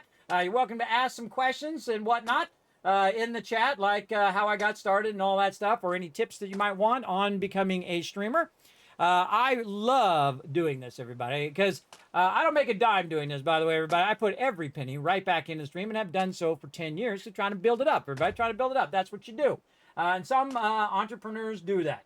But my goal is not to be rich or famous or any of those things, everybody. When you've gone a very, very long time like I have, being very, very ill, those things melt away. Those are not important. You know what's important to you? Surviving every day, to be able to live every day. So in my case, I have a very bad dizziness where it is a constant suffering. I have a very bad insomnia as well, where I can't sleep, and thus it makes my dizziness worse. As well as I have bad sleep apnea as well, so I stopped breathing in my sleep so I could die any day. So with all of that stuff going on, and of course a family, been with my wife now 34 years, everybody, coming up on Valentine's Day. As well as I have 3 grown daughters who are almost out of high school. My oldest daughter is going to be 21 years old, and my twin daughters are going, oh my gosh, look at that, holy mackerel, more love coming in for the homepage right there. Holy mackerel, a 20 drop as well. We got 5 gifted subs from Wombat and a 20 drop from the original TM. Now, here's what we do in my stream, everybody. When you see this love right here, I want you to blow up the chat. That's right, because we take that love and we amplify it. That's what we do. We amplify it, we send it back out, and we've been doing that for 10 years, everybody. This is what I call the Kismet love train. You can see it rolling in right now. You're like, Kismet, who does your cool 3D graphics? This guy. I've been a graphic designer for a very, very long time, for over 30 years. I also know how to do 3D animations, video editing, all that kind of cool stuff. I can go on and on about graphic design, everybody. If you get me started on graphic design, you better watch out, because it's going to be like a 2-hour conversation.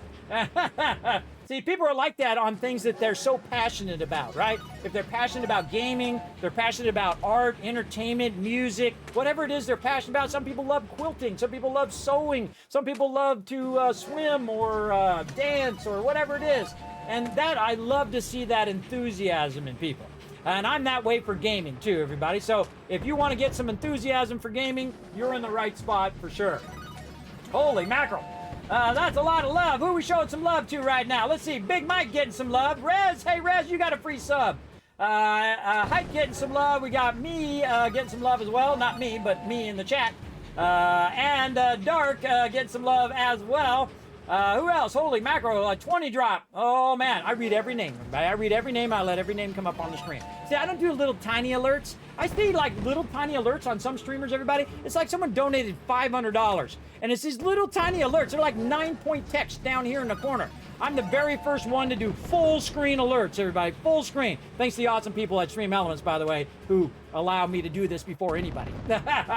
They gave me a lot of extra space to test all this stuff out and pioneer a lot of these alerts for the last, I don't know, 9 years I've been with them now. They do an excellent job, and I love how the fact that all of this stuff right here is actually not on my local computer. It's actually over on their machine. So it doesn't take away processing power from mine, which is the real trick, everybody. The real trick to doing this really fancy stuff is make somebody else host it for you, like Stream Elements. Let them process these alerts over there and then just send it to my stream, which I find super cool. So yeah, again, if you are new, come on in, relax, take it easy. We appreciate everybody coming into the stream. Again, my name is Kismet. I've been gaming for 50 years. I've been on Twitch for 10 as a streamer, as well as I've been a Twitch partner for 8 years now as well. And I have loved every minute of it. You ever do something, everybody, and when you're doing it, you just know it's the right thing that you should be doing. You just have that excitement for it. When you just feel motivated to do it. That's the way it is for me when I'm streaming, when I bring a lot of love into the world. That's what I try to do here in the stream. So So tonight what we're doing is we're going ahead. Yes, there we go. Judo say thanks for the sub. Yeah, there you go. Make sure to say thanks to your love train conductors, everybody. Congrats, Juno. All right, did I read all these? Let's see. Mr. Funk coming in. We got Rusty getting some love. We got Cook Superstar. We got J-Ba. Mixer Man. I bet he does music. Markle. Who we got? We got Meat Okra. We've got Acton. We got Yogi Bear in the chat. Joey. We got Stan. We got Kevdar. We got Raptor. We got Frostic. Erase Rise. No Tuggle. Omni. And Rescure. Hey, Rescure. You got a free sub, bro. I see him in the chat all the time. There we go. Pinball Wizard. There you go. Exactly. And of course, tell us thank you very much for those biddies as well. Thanks for coming in. There we go.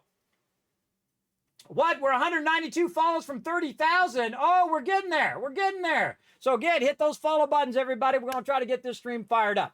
Now, they also call me the Wasteland Tycoon, everybody, because I play a lot of Fallout. I am at 3,000 plus hours in Fallout. I actually forget where I'm at. 3,602, so almost 4,000, closer to 4,000 than to 3,000 now.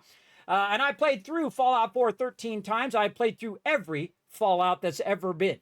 I have played it since day one on all the Fallouts, by the way. Even Fallout 76, I played it on the Xbox beta when it first came out, and I played a whole bunch of hours, several thousand hours in Fallout 76 as well. In the beginning, it was pretty touch and go, pretty rough. I could have told them that all the things that we're doing were completely wrong if they had only asked me, as someone who's played tens of thousands of hours in Fallout across all of the Fallouts. It could be 20,000. Easy. Easy could be 20,000. I don't know. We didn't track it back in those days, everybody, when it first came out. Because, you know, you have your floppy disks, everybody. You have your floppy disk or your CD later on that you would, you know, be switching your floppy disk to play the game back in the day. So there you go. Pinball Wizard. There you go. Are you the pickpocketing type? I am not. I am not. I do not pickpocket. I usually just kill the bad guys and I take their stuff. That's what I do. But pickpocketing is fun. I do sometimes play stealth builds where I just sneak up on people and you gank them. That's really fun. But most of the time I use my economic power. That's what I'm probably most known for. That's how, let's go. There we go. That's what I'm probably most known for, and that's why they call me the Wasteland Tycoon. Because I'm like, if you watch the TV show, everybody, I'm like a mixture of Cooper Howard with very high charisma, and of course, Mr. House with that economic financial power. And I actually rebuild the wasteland. You know how I know? Because I've played through Fallout 4 13 times, and I've rebuilt it a bunch of times. In fact, I buy out Fallout's big factions, and then there's only one. One, which is the betterment for all. We call them the Teamwork Tycoons, everybody. It's for the betterment of everybody. And everybody who's living right here at Vault 45, or actually at Sanctuary, this is actually my Sanctuary, Spectral Island location, is living for free. So they get their food, water, and shelter taken care of by me. Because I make not only millions, not only billions, but trillions of caps. I hear some action going on down here. What's going on? Yeah, there's something going on down here. Look out. Hey, we got a brand new Teamwork Tycoon, everybody. Show some love in the chat. Thank you so much, Tommy, for coming in, hanging out. Tommy saying, do you use any Fallout 4 mods? You have never seen anybody as hardcore as me. You ready? I'm about to blow your mind. Hold on. We gotta pause Fallout 4 for just a second. Some action going on in there. We'll come back to it. Watch this. Boom. I'm the master of the spreadsheets. If you wanted to know, let's say, Kismet, what is all your settlements doing right now? Boom. There they are. Every settlement. I made this 10 years ago. This is called the Settlement Overseer. You can download it and use it too. I'm going to throw it right now in the chat for you. You can go ahead and highlight this one, save it out. You can't change mine, but you can save it out and use it for yourself. You're going to find a bunch of tabs down here at the bottom. This one right here is called Fallout 4 or F4- Settlement Overseer 2.0, by the way. This is the updated version. As well as you can also see all of my perk order. How every single particular perk that I picked in order in this playthrough. That's right, why I picked it, what level you can pick it at, all that stuff. You can also take this and rearrange them all, and it will tell you if you have it set up correctly. Like if I say I want to get like this one right here, and I'll zoom in on it for all you peeps on mobile because I got you back. Say I wanted to get Strong Back number 4, right? But I wanted to get it at level 25. Well, it'll turn red right there. You can see it says, nope, you can't get that at 25 because the minimum level for that is level 30. And you can see I actually got it right at level when I can very first get that strong back. So there you go. Now you say, hey, Kismet, are you playing any mods? Boom, here's all the mods I'm playing with right now. You just go exclamation mods in the chat, by the way. Anybody can. And you can get access to my mods here that I am using. And then you can go ahead and click that link and pop right up there. Also, you can see in my tags down below, I do have it tagged as modded down below. Now, I don't play modded all that much. I actually play typically vanilla version of whatever game it is. And then when I kind of feel like I've played it out, I've done all I can do, then I use mods like DLC. So remember, it's free, everybody. Modders are the best, man. They are the best peeps. They spend all this time to make your gaming experience better. So always show some love to mods, everybody. They do a great job of adding. And if you can think of it, most likely there's a mod for it. And if not, just put it in there and say, look, I'd love a mod for this, right? And a modder out there probably will pick it up and go make one as well. And these all have links as well, everybody, that you can do. Now, this is for the latest version of Fallout. I went through and painstakingly uninstalled everything and uninstalled all my mods, reinstalled the latest version of Fallout 4, launched Fallout 4 first so it could get going. Then I quit back out of it, and I went through each mod one at a time, getting the correct version so that it would work with the most modern version of Fallout, which the updates have been pretty... you know how it goes. So, by the way, this is just Fallout. You can also go in and look at the Place Anywhere keys. You can go and look at the gaming secrets, the vendor list, the food. Also, for 7 Days to Die, there's all the horde days, by the way, all the way to day 5,000. Here's a bunch of solo playthrough stuff. Here's a bunch of stuff that you would use as mods in 7 Days to Die. Let's just skip over because you can see I have tons of tabs for that. How about Satisfactory? Boom, here's a bunch of Satisfactory stuff that's tracking all of that, different extractors, different factories, different calculations, inputs and outputs. This is Throne and Liberty when I played this with my crew. I am the leader and founder of one of the longest running gaming guilds in the world, by the way, and largest, the Teamwork Tycoons. We've been around over 20 years. Now, if you've never been in a guild before, everybody, which I know a bunch of you have, guilds are like Hollywood marriages, everybody. They usually only last 6 months to maybe a year. Imagine doing something that very few people have done, sustaining a guild for over 20 years. And that's because my members are awesome. All right, some action down here. What's going on? Oh, look at this. Oh, look out. Whoa. Oh, look at it go. Whoa, that was a home run. We better get down there, get into the action. Oh. Whoa, I fell down. Oh, I died. Let's get the first death out of the way, everybody. So there we go. We knew we'd get a death or two in there, for sure. There we go. Yes, giveaway's going on right now. Remember, not everybody can enter the giveaway. Everybody gets a free ticket. If we die, no big deal, everybody.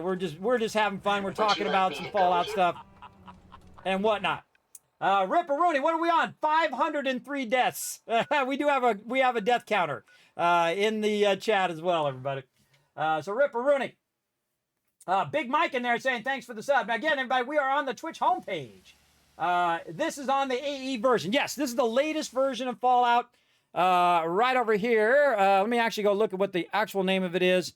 Let's see. I remember where it is. Properties. Installed files. Game versions. There we go. Game version is December 16th, 2025. It's the public version of it. Actually, I read it on my mod thing. That's right. I wrote at the top of my mod list. Let's go back this way. Fallout mod.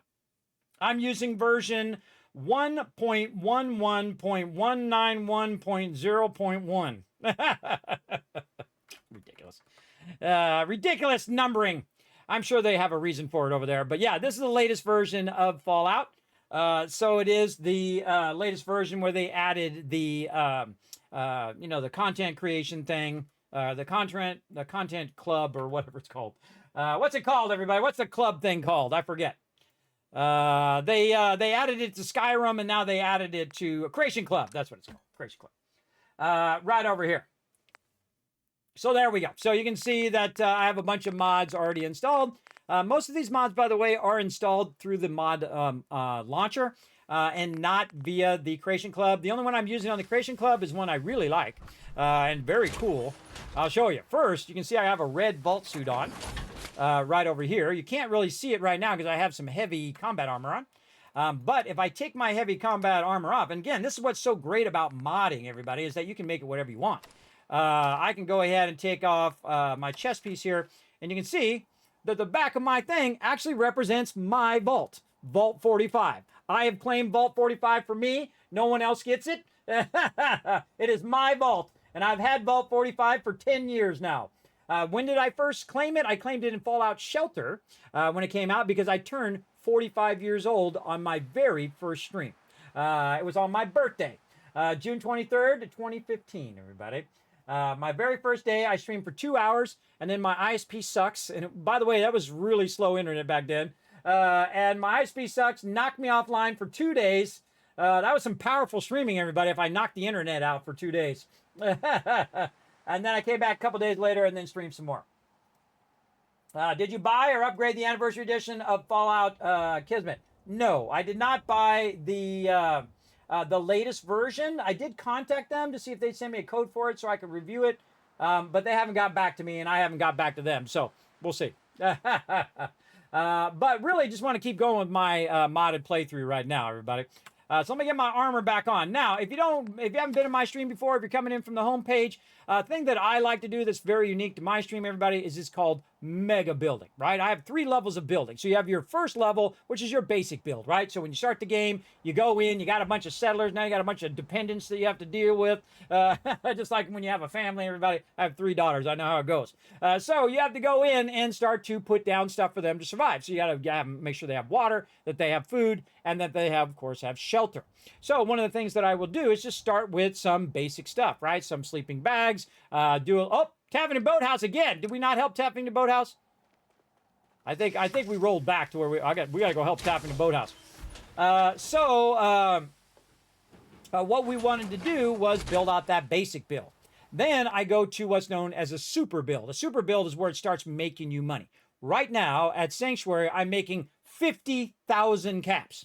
And you can do it whether you're modded or unmodded. You don't even need mods. You can do it in the base game, in the vanilla version of the game.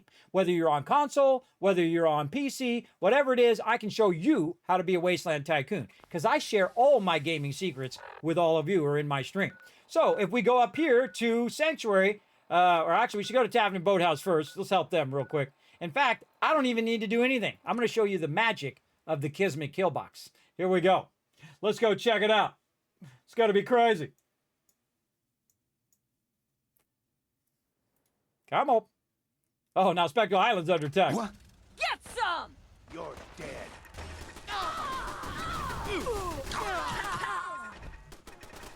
Kismet Killbox doing its job right there. There it is up on high. Gunners decided that they wanted to die today. Bye-bye, Gunners. Oh, there we go. I think they're all dead. We can turn that off. The NPCs turned that on, by the way. So Gunners thought it was a real smart idea to roll up on my base, and guess what?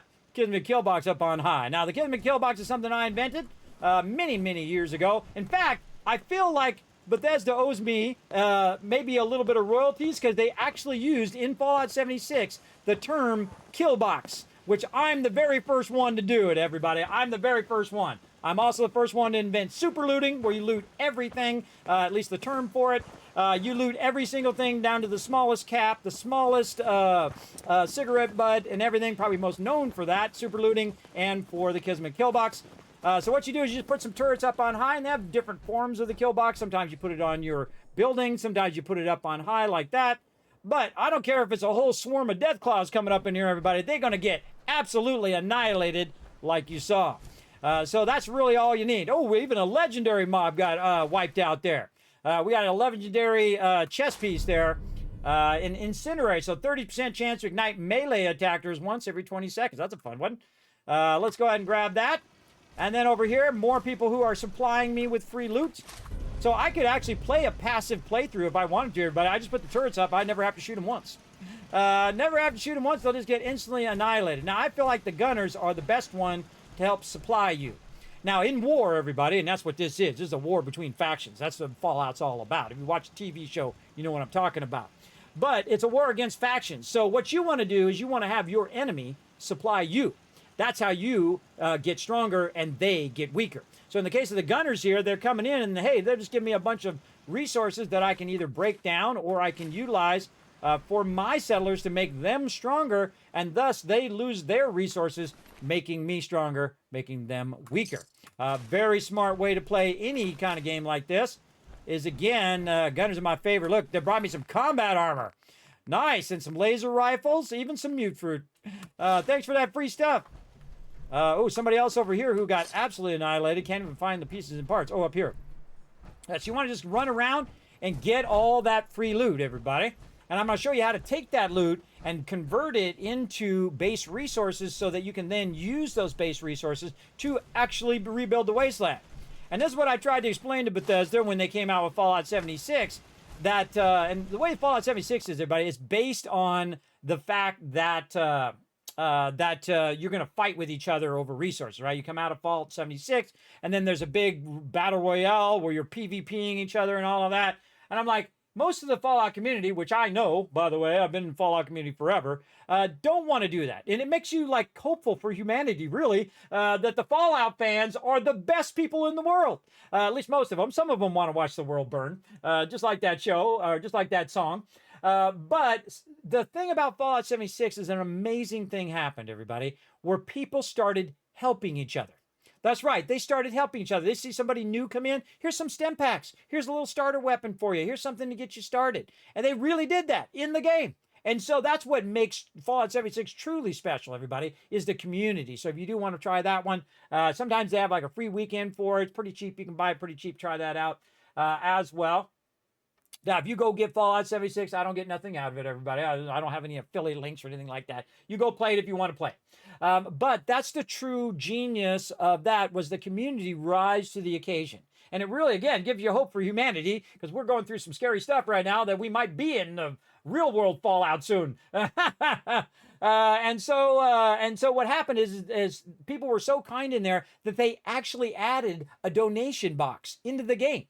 The devs did. So they got rid of those other devs who weren't doing a good job. And they got the AAA peeps. They got the A-team in there. The dun-da-da-da, for you 80s kids like me. Basically, they got the good team in there. And they started writing good DLCs. They started adding good stuff to the game. They even got the ghoul in the game. And let me just blow your mind for a second, all you Fallout fans. We're on the Twitch homepage, by the way, everybody. Thanks for coming in and hanging out. I appreciate you guys chilling out in the channel. That the ghoul is alive in every Fallout.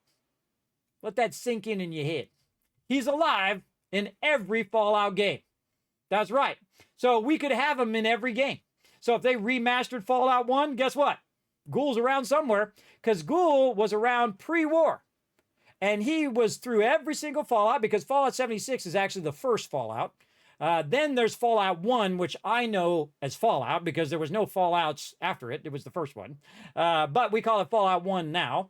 Then Fallout 2, then Fallout 3, Fallout New Vegas, and then, of course, you have Fallout 4. Those are the canonical progression of those games. And then after Fallout 4, you have the TV show. So the TV show is an extension to that lore and whatnot. So it's just got to blow your mind that the ghoul was alive the whole time. And still is alive, by the way. Still is alive to this moment. We'll see. Yes, and he's on the TV show. And the TV show is what's known as canon. All of the games are canon, except for Tactics and a few ones like that where they talk about Vault Zero and stuff like that. I've actually made Vault Zero before in Fallout Shelter, which is pretty fun. But they don't consider Tactics part of the lore. But I kind of feel like they might be hinting toward adding that lore in. Like a great example, if you played Fallout New Vegas, there are some cut content that was not actually in the game. But if you watch the TV show really closely, if you haven't played New Vegas in a while, you should figure out, you should go Google it and say, what content was cut from Fallout New Vegas, and they actually put it in the TV show. And they actually have a vault that's supposed to be in New Vegas that they cut out, but it is actually in the game. So it is now canon in the Fallout universe, which I think is amazing. I think it's super cool. Yeah, there you go, Faye Brain. You got a free sub. Now again, I am on the homepage, everybody. Thanks to the amazing people at Twitch for showing me so much love over so many years, everybody. Again, we're celebrating 50 years of gaming. I've been gaming for half a century. I've also been a graphic designer. I've worked for the top companies in the world as a graphic designer. I've also been in tech for many years. I was a senior tech at Apple for many years. I've worked with some of the most amazing people in the world. Whatever you think about the Apple Corporation, everybody, remember, there's a whole bunch of really hardworking everyday Joes who are there. Those are the people that I work with. I didn't work with the corporate people. I'm not a big fan of working with the corporate people anyway, because they're all about profits, and you got to be about that when you're at that top level. Everybody, you're trying to keep the business going. But I like the everyday person, everybody. I like the people you can sit in a bar with, chill out, and shoot the fat with. Those are my peeps. You got to know your peeps, everybody. Gamers, those are my peeps. Artists, those are my peeps, right? You got to know who's you're with, who you're down with, right? I go into a biker bar, those are my peeps, right? I like people from all walks of life, everybody. You a janitor, you my peeps. You a tech wizard, you my peeps too. Right there, I like people from all walks of life. Unless they're being scumbags, then I don't like them. Sim Settlements 2. I've actually played Sim Settlements 2 on stream. By the way, you can actually go back and watch all the mega builds and all the other stuff I've done on my YouTube channel as well. Everybody, you can find all that information in the chat or down below in social media. You can also go to my website. Check out this cool website, everybody, because I am a graphic designer for many years. I like to keep my website simple. I hate very complex and that are 25 pages long. I like simple stuff. Right here, everybody, look, live Twitch on the homepage. Right over here. So you can go to my website, everybody, and if you want to know more about, say, Kismet, what kind of computers you got? There they are. You're like, Kismet, show me your setup right here, everybody. I call it the command center. I've got 6 monitors running right here. And then I have my iMac over there, which is for like email and stuff like that. And this is all of the gear that I'm using right now. And you're like, I get the streaming questions all the time. Hey, what kind of monitor do you have? What kind of stuff? And you know what I did? I spent hundreds of hours making this for you guys. You can just click on it. It'll take you to Amazon. You can buy whatever you want, including my yellow fedora that I have. A bunch of fun stuff over here, everybody. Office stuff I do get questions about. Where did I get the fedora? What kind of stuff do I use? I even have fun stuff down here, everybody. Where did I get my little moo cow hat? Right there. As well as it has unboxings and all sorts of stuff like that. If you want to go see the Elgato green screen, you want to watch an unboxing on YouTube, you just click that right there. Off you go. It'll show you all about it, how you can set it up and all that. Because I don't just unbox it. I also tell you all the technical things that you're going to need to set it up. And then I help you set it up and you're off and running just like that. And then you do my favorite thing. You set it and you forget it. So this is kismet.gg, by the way. So if you need to go to in my social media, that's all up there right down there. As well as you can see, I'm a Twitch partner, YouTube partner, G-Portal, Eco, Twitter, Discord, and also Ubisoft as well, which I don't have up there yet. I'll get around to it one day. And you're like, hey, Kismet, what are your favorite games of all time? Here they are, right here. And they're like, how many hours have you played 7 Days to Die? Over 4,000. You can see it right there. And you can see my top games that I've played on Steam. And then these are the ones I'm currently playing right now. We're playing some Fallout, the latest version, of course, 7 Days to Die, Satisfactory, Outer Worlds 2, and some Astroneer. These are some of the ones I recommend that are top tier games, everybody. These are not quadruple A. That's so embarrassing. I can't believe that person said that. These are all triple A games, everybody. These are instant classics. I would absolutely recommend any of these if that's your jam right there, especially Witcher 3 over there. You got Goddess, you got Outer Worlds, you got, of course, Spider-Man, which is amazing, 2 Point Hospital, and, of course, Factorio, an incredibly fantastic game. Now, these are my favorite games of all time. And you're like, Kismet, Ultima 4, isn't that a really old game? That game is the reason why we have Fallout today. And all the other RPGs that you have played in your time can say thanks to the very first RPG game right here, Ultima 4. It's actually the first modern RPG game that's not like a tabletop game. Let me just be real clear. But Ultima 4 right there, The Quest of the Avatar, one of my favorite games of all time, and actually the favorite game of all time, as well as Fallout 4, Taipan was a really great one, Rescue Raiders, and so on. And of course, modern games, I would put all of these, which is funny because I play all of those on stream. And of course, if you want to know what games I have played on stream, I have a list of them right here. 300. Right there. Still going. Still going. So you can see all the games that I have played. And not only am I so hardcore, everybody, you can actually click on the link right here and it will take you to that episode so you can watch me play that game. For the very first time. Like Greg's example, 7 Days to Die. The first time I played it was on October 21st, 2016. You can click this and boom, off you go to watching me play 7 Days to Die. Oh, no free ads. Go watch me play 7 Days to Die for the first time. Night of the Seven Kingdoms. So good. So good.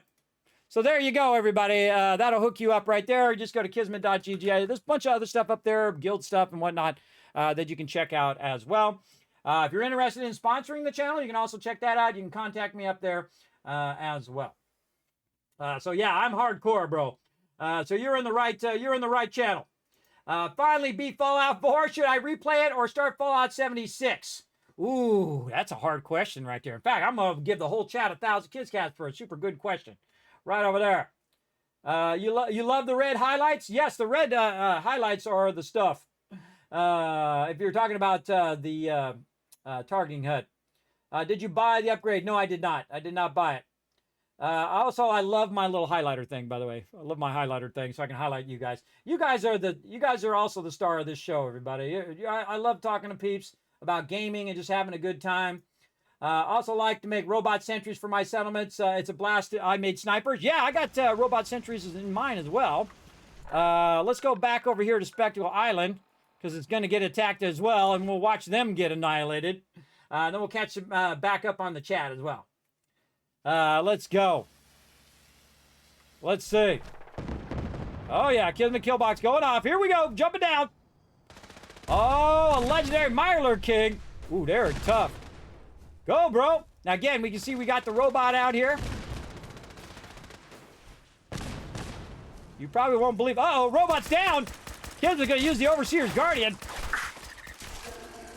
Now remember, everybody, I'm playing on the hardest mode, the hardest way you can play, in the survival mode. Look out. Woo! All right, throw down some craziness. Now, I do have a big robot, everybody. You can see it's a sentry robot built up with one of those little laser swords there. Wow, look at my AP points over there. Right here, this is actually Jezebel from the Mechanist quest line. Get him, Jezebel! Now, she got cluster bombs, she's got a Gatling laser, and she's got a shish kebab. Now, again, Mirelurks, I think, especially the Kings, are one of the toughest mobs in the game. Let's help out. For one day. Good job, Jezebel. All right, now we can go through and get ourselves some sweet loot. Oh, there was a legendary. Oh, I went past too fast. Let's go check it out. What was it? Leather arm right there. Yes, leather arm. Now, if you do die and you have to roll back, everybody, remember you do lose your, you lose whatever it was that you dropped. Because if you kill the same mobs again, it randomizes it and you most likely will not get that drop again. So if you do get a killer drop that you absolutely love, you want to instantly save. That's for sure. Now, I'm using the Overseer's Guardian. The Overseer's Guardian is the most amazing weapon in the entire franchise, I think. My personal favorite for the base game. Now, when you go to Far Harbor, everybody, you're going to need some different weapons because the Overseer's Guardian, you're going to outlevel the Overseer's Guardian, meaning that the mobs are going to be too tough. But here's how I got it configured. If you're interested, I'll go ahead and bring it up for you right over here. We got the 308 receiver on it. It's got the long barrel, the recoil compensating stock, the large mag, the reflex sight with no muzzle. It does 228 damage per shot. Now, want to know why I love the Overseer's Guardian? You might have just seen it, but I'm going to show you right now. The Overseer's Guardian is in Vault 81. And if you shoot right here, boom, there we go. I shot. Now watch this. I'm about to do around 1,000 damage. Ready? I'm going to move over a little bit. Here we go. 1, 2, 3, 4. I just did 1,000 damage. I'm actually over 1,000. Want to see me do 2,000? There you go. You want to see me do 10,000?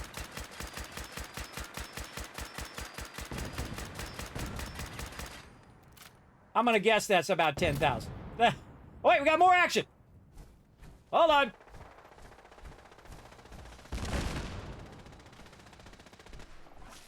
Get him, Jezebel. Oh, she did a pain train. And just like that, it's over. That's called pain train, everybody, where you can do melee and you can zip at them and hit them like that. That's awesome. I love a good pain train, everybody. I've played through multiple times in different ways. I've done every ending. This is my 13th playthrough of Fallout 4. We're playing very heavy modded. Now, if you want to know some awesome people, everybody, and what I do is I build giant mega builds. Look at that. We're just getting started, too, everybody. Just getting started. We're going to be working on this a bit today. Can't get up there because I don't have any action points. Get up there. There we go. Watch this over here. We're going to show it to you. I'm overburdened. Hold on. We got to put down... here's what I call a quick shop, everybody. What you want to do is go in... Oh, get out of there. Go in and just put down some little shops wherever you are. Little crafting items. I usually use the cooking stove. So I can access the cooking stove. Go to the cooking stove here and just say hit some of this aid stuff in there. Let's go ahead and throw all that in there. Like that. Now, stem packs don't weigh anything, so I don't have to worry about it because I turned that back on. So we definitely have some stuff that is making us overburdened. Was it? Oh, a bunch of gear and stuff. All right, we'll deal with it later. Check this out, everybody. Again, this is a giant mega build I did over the holiday season. Check it out. It's everybody's names, everybody, right up there. Which I think is pretty cool. And it's a giant heart, if you can't see it. Now, we're going to come back and add lights and stuff to it as well. But these are all the people who have contributed to the Vault Van Life project. Now, I'm working on a project right now, everybody, that I think is very uniquely me. I, of course, am the founder of Vault 45. We are the inventors of the teleporter. If you've never seen my Vault office, let me go ahead and show you real quick. Let's go.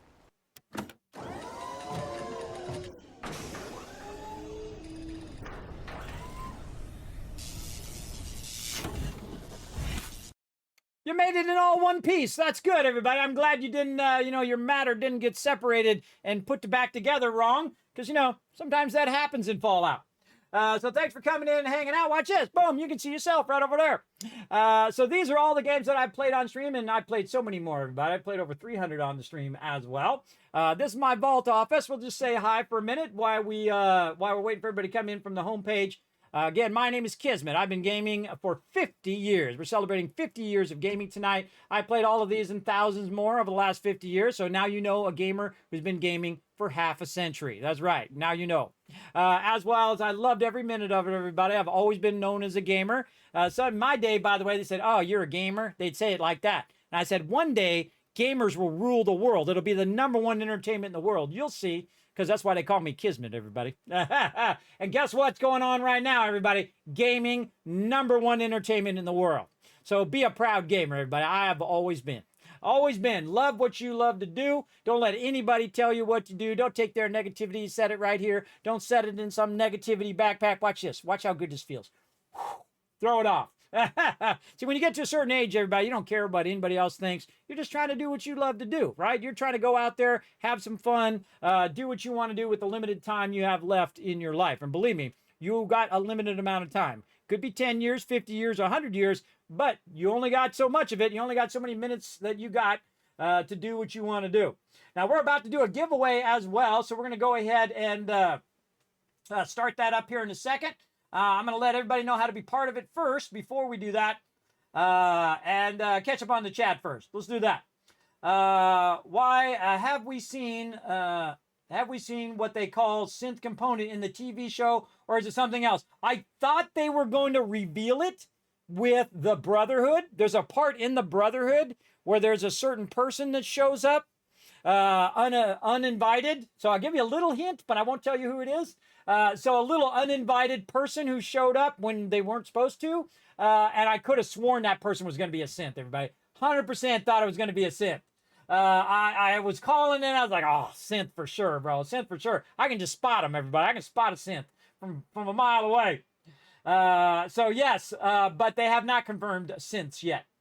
But remember, it's after the process of Fallout 4, so there definitely could be synths left. Now, remember, even if the Institute doesn't make it as a faction, there's still synths out there because, of course, they sent them out. So there'll still be some left over. So keep that in mind when you're out in the wasteland. All right, let's get back to it.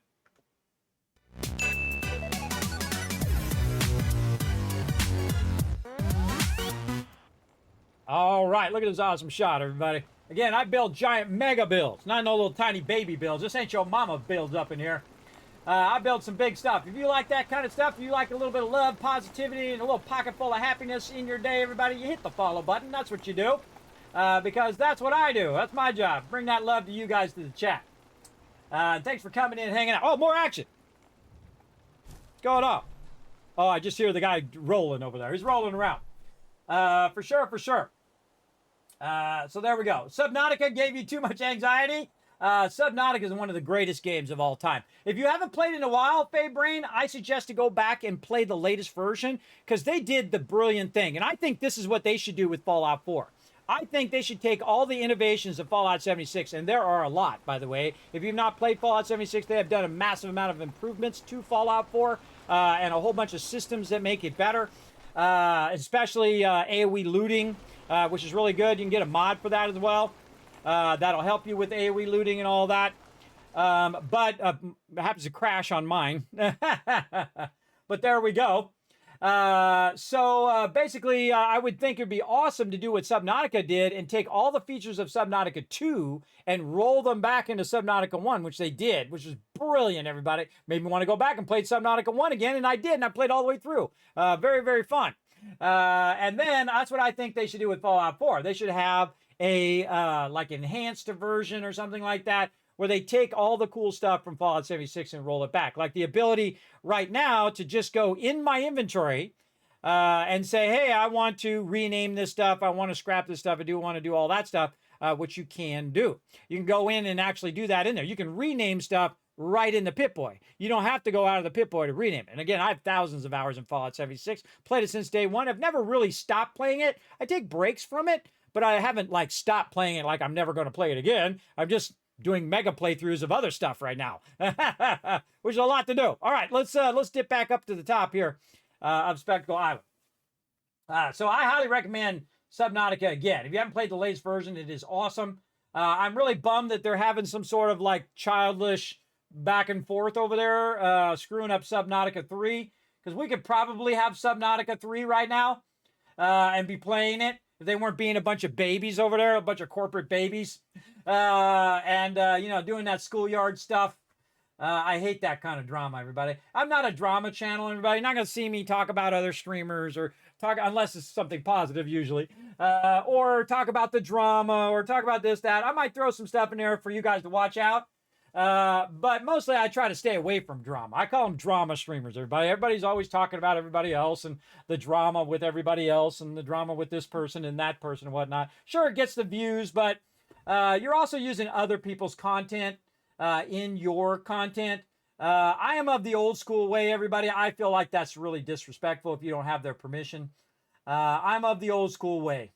And I like to be that way because that makes me like me. So there we go. Hello there. How are you today? I am doing awesome, Mod Nation. How you doing? Thanks for coming in. We're streaming on the homepage of Twitch, man. We're good. I'm here. Where's my settlement? I haven't built it yet. I do have it on the list. We are going to get to it. Right over here. Let's go check it out. Again, I'm hardcore, everybody. We got the thing right here. Let's go. Raz right here. Somerville Place right there. There it is. I got you on the list. We'll get there. We've got those ones there at the top. But today, we're going to be building out our museum so we have a place to put all of our stuff as we go. Grats on the front page. Thank you. Thank you. Yes. I greatly appreciate them as well. You finished Subnautica last month. Haven't played the DLC, though. Oh, yes. They added a whole bunch of stuff, like a whole bunch of additional stuff you can do to your base and all of that. Oh, so good. So good. And that was a while ago, too, by the way, that they came out with that I replayed it. Again, you can go to my YouTube and you can watch the replay over there. Now, again, if any of you normally watch me on YouTube, by the way, I do normally multi-stream to 6 different platforms, to Twitch, which I'm a Twitch partner. I'm also a YouTube partner. I also stream to Facebook, Kick, Twitter, and Trovo. I have to look over there, or I forget what the names of them are. I typically multi-stream, but as a Twitch partner, if I'm on the homepage, I'm not allowed to multi-stream. So I always follow the rules, everybody. I don't, ask for forgiveness. I actually follow the rules, and then I don't have to ask for forgiveness. But as you can see, everybody, look, it's a big old heart, and it has everybody's names on it, which I think is super cool. Whoa, look at the God rays. Look at the God rays coming through. Those are what those are called, everybody, when you see the shining sun coming through. Again, thanks to all these awesome people. These are all my vault founders, everybody, as well. Let's go back up here to the top. Again, I'm also working on a project. Now, again, this is how crazy I am. I am going to be 56 years old, everybody. I know it seems like very ancient to some of you, and some of you, I'm just a baby. If you want to feel young, everybody, go into the doctor midday, about noon, and you go in there and you tell the people, hey, I'm 55 years old, or I'm getting up there in years, and they're like, you're a baby. I'm 83. That's when it makes you feel young, right there. There you go. And by the way, you feel the same now than you felt when you're 25. You absolutely do. Your brain finally, the front part of your brain finally comes in. I call it a level 3 adult. When you're 25, it finally comes in, because when you're young, your head is soft, by the way, if you didn't know that. Little babies, be careful with babies. And probably up until about 30, you're still trying to find who you are and what you're trying to do in life. And then that kind of solidifies, and you still feel the same. You just can't do the things, or you're wise enough not to do the things that you used to do. Hopefully you're wiser. I feel like that's the biggest thing about life, everybody. I've known a lot of super smart people, like Mensa's smart. If you don't know Mensa, everybody, Mensa's like the smartest people in the world, right? There are crazy smart people, right? But some of those people will walk off a cliff if you don't tell them, hey, there's a cliff there. And I have friends that are like that, everybody, who have zero common sense. So I'd like to have, I like to have what I call work hard smarts, where you work really hard at it to be smart at whatever subject you want to be on, but you still got that common sense to survive. So you don't get, don't hurt yourself, fall off a cliff or something. And those are my favorite peeps, but I have a good balance between those two things. Like my kids, all of them super smart, everybody, incredibly smart. My oldest daughter, I didn't even know you could go this high, everybody. Me, I barely graduated high school because I flaked off. I was not a super smart student, even though they did in the last year of my high school, they put me in some AP classes because the other classes were full. And they said, oh, you could probably do those classes. Guess what? I got A's in those classes. Why? Because they treat people totally different. If you didn't know that, everybody, there's like a section of people, right? There's the people who are the scumbags, so they treat like scumbags. There's the average Joe, which they treat it like it's babysitting. And then you have your super smart people who are just living the dream. Who say, well, I can't take a test that week because I have this other test. And they're like, okay, we'll move it to next week. I couldn't believe it, everybody. It was such a shock to me because I'd never been in those classes. I'd never been in them. I've been in with the average Joe classes, right? And so all of a sudden I'm in with some of the smartest people or the smartest people in the school, and they got it great. Our teachers treat them real nice. They're not yelling at them. They're not treating them like that. They treat them with respect. And then the kids are treating them with respect too, which is amazing. Because, when you go to a sketchy high school like I did, you got some delinquents in there. You got some sketchy peeps in there for sure. It was pretty dangerous where I grew up, everybody. Half of the things you said on Twitter today or on social media today would get you killed. 100%. Yeah, you die. They don't mess around either. They wouldn't say one word. You start mouthing off to them like that, they just kill you. It's scary. That's scary stuff. I know those people. I've seen people get shot and stuff like that for mouthing off, for talking smack to people they shouldn't have. So don't get too used to it on social media and then do it in real life. I highly warn you against that. Be smart, for sure. Watching you play Fallout 4 as I was playing Fallout 4 is the greatest thing ever, says Res Juno. Well, thank you. Thank you. Yes, it's like Fallout 4 Inception or something, right? It is pretty awesome. Pretty awesome. Okay, so let's get to it, everybody. We are going to start to build out our massive mega build here. This is going to be the basically a giant vault of our journey. Now, one of the things that I think that even Bethesda themselves did not even think of. Wait, we should do the giveaway first before we get into that. Hold on, hold that thought. Let's do a giveaway.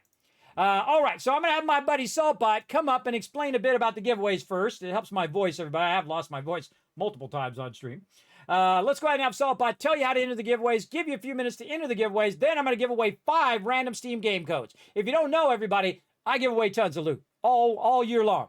I take every penny, put it right back in the stream in the form of giveaways and other projects that we're doing as well. And so these giveaways are open to everyone, whether you've been here for 10 seconds or you've been here for all 10 years. I've been streaming here on Twitch, all right? So here we go. Thanks, Kismet. I'll give them a quick overview. Hi, I'm Saltbot. Let's talk about what are Kiz Caps, how to earn them and how to enter Kismet's giveaways. What are Kiz Caps? Kiz Caps are loyalty points for watching Kismet's stream. Use them for contests and giveaways. How do you earn Kiz Caps? You earn 1000 Kiz Caps by hitting the follow button, plus get free emotes to use in Kismet's channel. Work together with your fellow Teamwork Tycoons in chat. Type !RT, then click the last link, hit the like and retweet buttons and everyone gets 1000 Kiz Caps for every 5 retweets. For those of you who want to go above and beyond, you can donate to the stream. The more you donate, the bigger bag of Kiz Caps you get. Plus you can subscribe using your Twitch Prime or choose one of the 3 levels of sub support for 5000 Kiz Caps. This also unlocks all the awesome Kismet emotes, holiday emotes and animated emotes. Plus while you are lurking in chat, you're earning 3 times the Kiz Caps and have 3 times the chance to win giveaways. How to enter Kismet's giveaway? First type !loot in the chat to see how many Kiz Caps you have. For every 10 Kiz Caps you can buy 1 ticket. Here are several ways to put in tickets for the giveaway. Type !ticket max to enter as many tickets as you can. This can only be done upon first entering the giveaway. Or type !ticket 1. Everyone gets a free ticket and a chance to win. To increase your chance to win, you can buy more tickets like 10, 1000, up to 10,000 tickets. This is a promotion from Kismet and his supporters. Twitch does not sponsor or endorse broadcaster promotions and is not responsible for them. Thank you for being an amazing part of the stream and good luck. Back to you, Kismet. Happy streaming.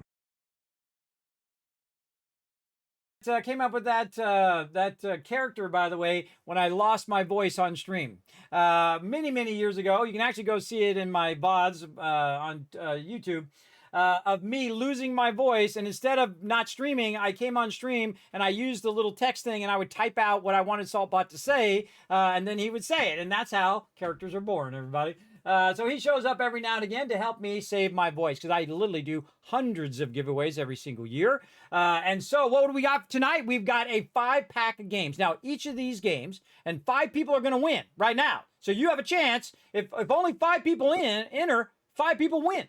That's how it goes. So you have a huge chance in my stream as opposed to some other person's stream who have 10,000 people in there, right? So you have a massive chance to win right now. And all you have to do is go !ticket. Everybody gets a free ticket. Everybody. You don't have to be a sub. You don't have to be in here for 5 years. None of that ridiculous stuff. Everybody has a chance. Now, of course, the more you lurk in the channel, the more Kiz Caps you earn, right? All you gotta do is lurk in the channel. If you're a sub, you're earning at 3 times the rate, getting 3 times the Kiz Caps. Plus, of course, you get all the epic Kismet emotes. You get the animated emotes. And right now, you also get the holiday emotes for Valentine's. Let's see those Valentine's emotes in the chat, everybody.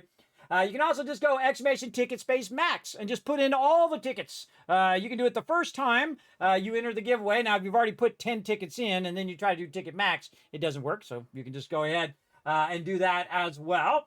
And not only do we have this, we have a 5-pack. Now, each of these 5-packs could be worth $200. That's right. So there could be a game pack full of a bunch of games. It could be a game with a bunch of DLCs. So you can win $200 times 5 right now. Yeah, all of you. I'm talking to you. Yeah, right now, right this second. I know, it's crazy, right?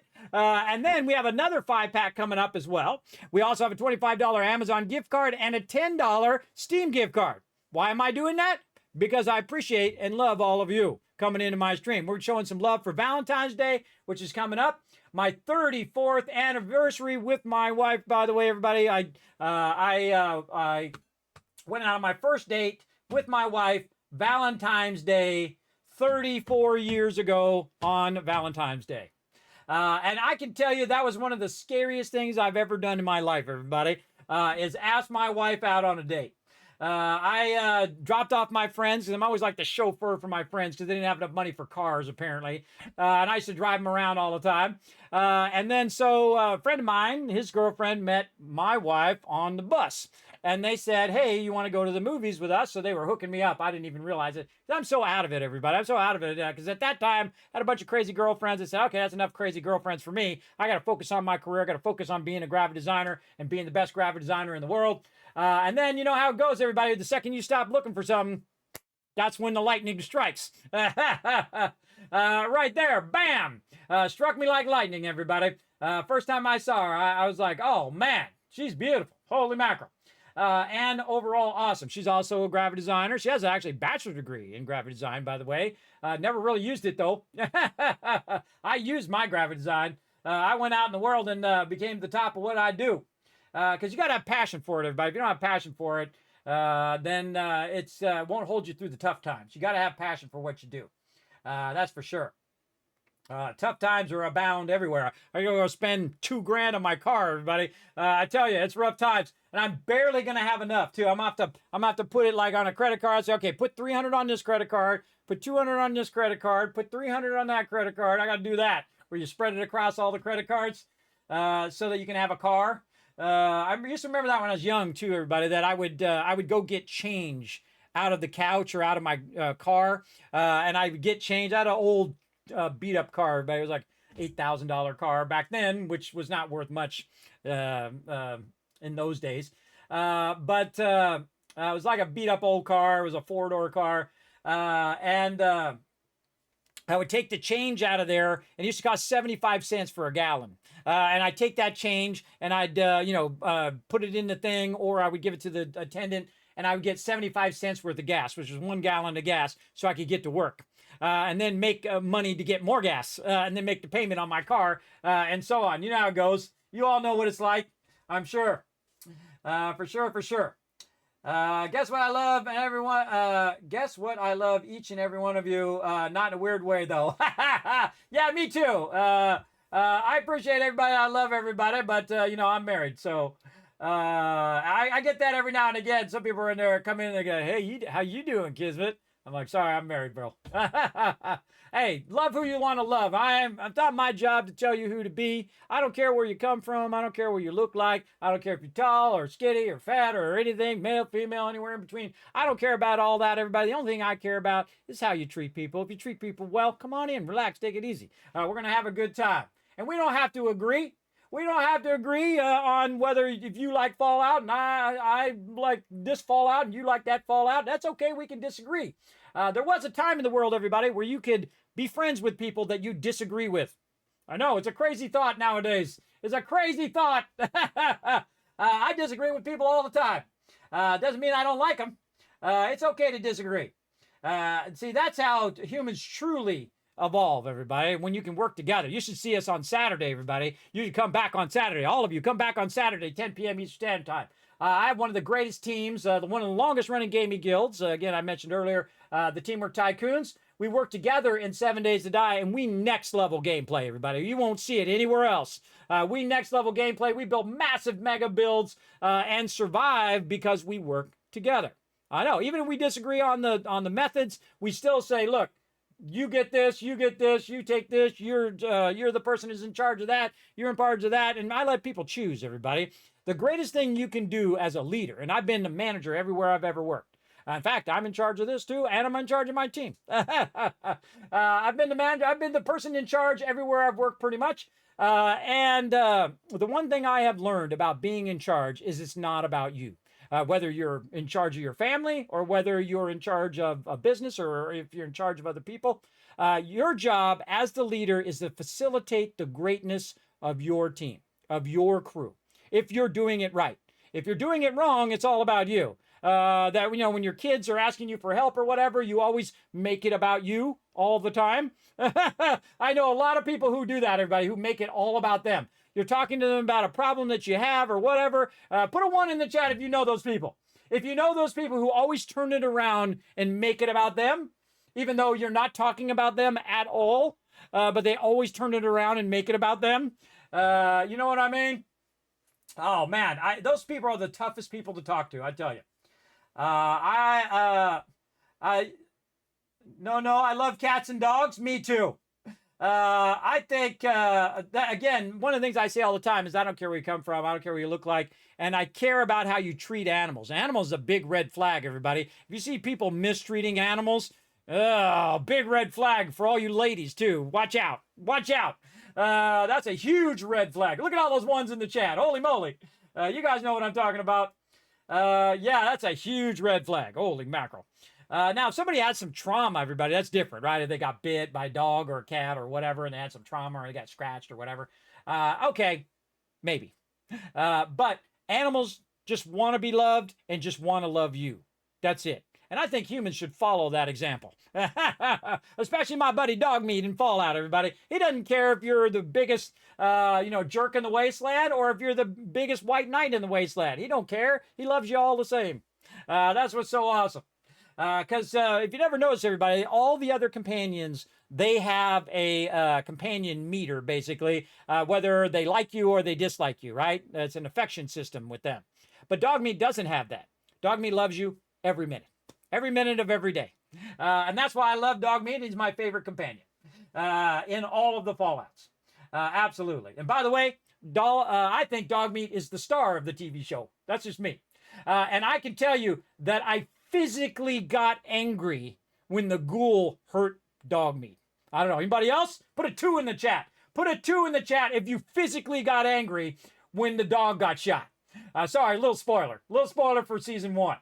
I went, okay, I don't like that character. Of course, kind of brought me back around now. You'll see why, everybody. But it's in the trailer, too, so I'm not really spoiling that much, I guess. I'm not spoiling that much. But it was in the trailer. It happened in the trailer, so I don't feel that bad. Yeah, no. Oh, man. Triggered, man. I got triggered when they shot the dog. No. You don't shoot the dog. For sure, I hated that scene. Oh, yeah. Full on triggered, man. But he redeems himself. I'm not going to tell you how, but he redeems himself later. Because, he's right, everybody. That's what the wasteland does. It turns you into a horrible person, right? Because there are no laws. There's no people to save you. There's no police or, emergency services. There's nothing there to help you. So you got to do it yourself. And sometimes you got to make some morally questionable choices. What I call gray choices. Gray choices are, who is worse? Is this person worse? Is the Enclave the worst? Or is the Brotherhood the worst? Or is the Institute the worst? Or is the Railroad? Or is it the Minutemen? Me, I love the Minutemen, everybody. Minutemen reminds me of the current military, everybody. The people who stand a post for the people who can't stand a post. The people who defend people who can't defend themselves, everybody. Big love to all my military peeps. My family, military. My wife's family, military. Way back, by the way. Generation after generation after generation of that. So big love to my military peeps. I know there's a bunch of you in here. We all appreciate you. Appreciate your service for standing a post for the rest of us. My parents told me that they went into the military so I didn't have to. They said, we went and we served so you could go out and make something of yourself. So go do it. So that's what I try to do, everybody. I try to keep up with that. And I greatly appreciate my parents' service, and I appreciate all of your service as well. So big love to all the peeps out there. And that's what we do here in the stream, everybody. We show some love. There we go.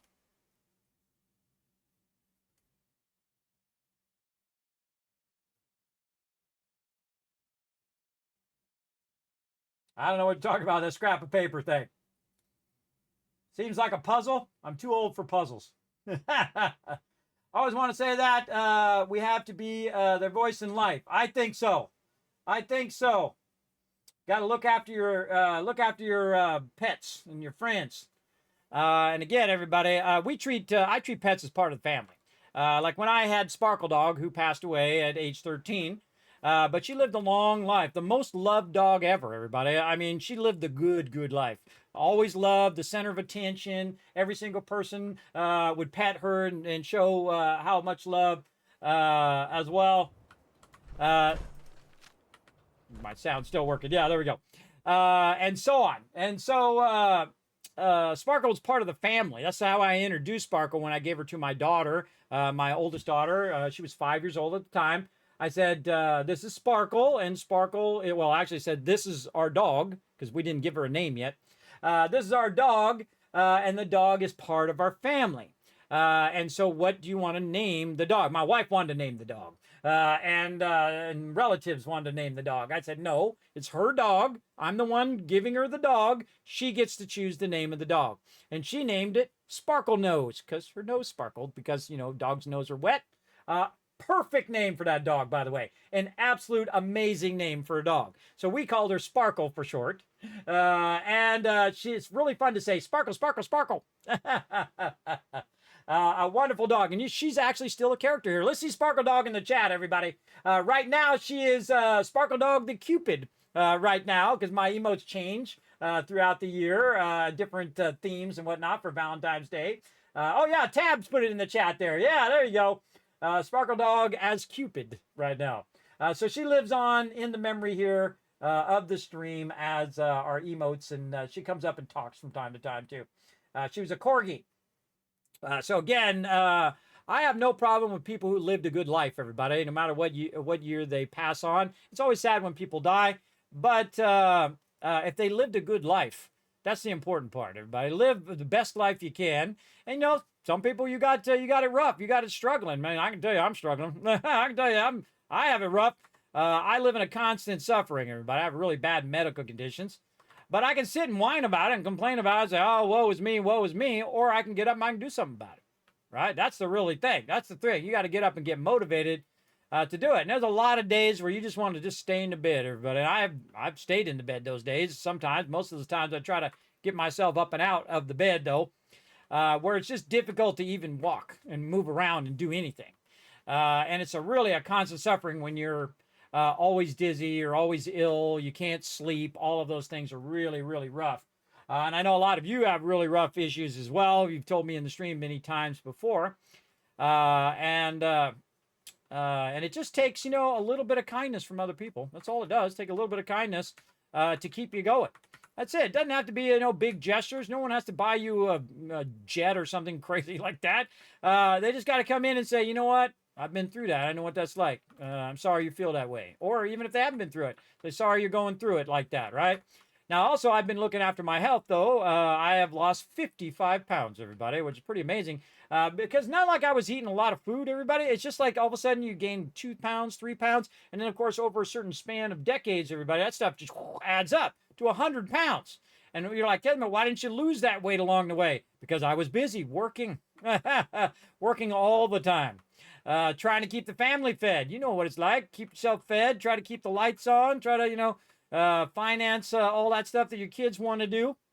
I rarely ever buy anything for myself, everybody. I think the last thing I bought for myself was a couple t-shirts. I don't buy stuff for myself anymore. I don't need stuff anymore. I've had fancy, expensive things. And I can tell you after about, it could be a day, a week. It could be maybe as long as a couple months or a year if you get like a car or something. It just becomes a thing after that. It just becomes a thing. So, all right, so you have a fancy car. Cool. And then you get bored of that fancy car. And then you're like, okay, well, now I got to buy myself something, another fancy thing. So I feel like accomplished. And then you buy yourself another fancy thing. And I used to make a lot of money, everybody. I used to make crazy ton of money as a graphic designer because I was at the perfect apex when computers and graphic design came together, and I knew both. And nobody else did. And so I made a crazy ton of money.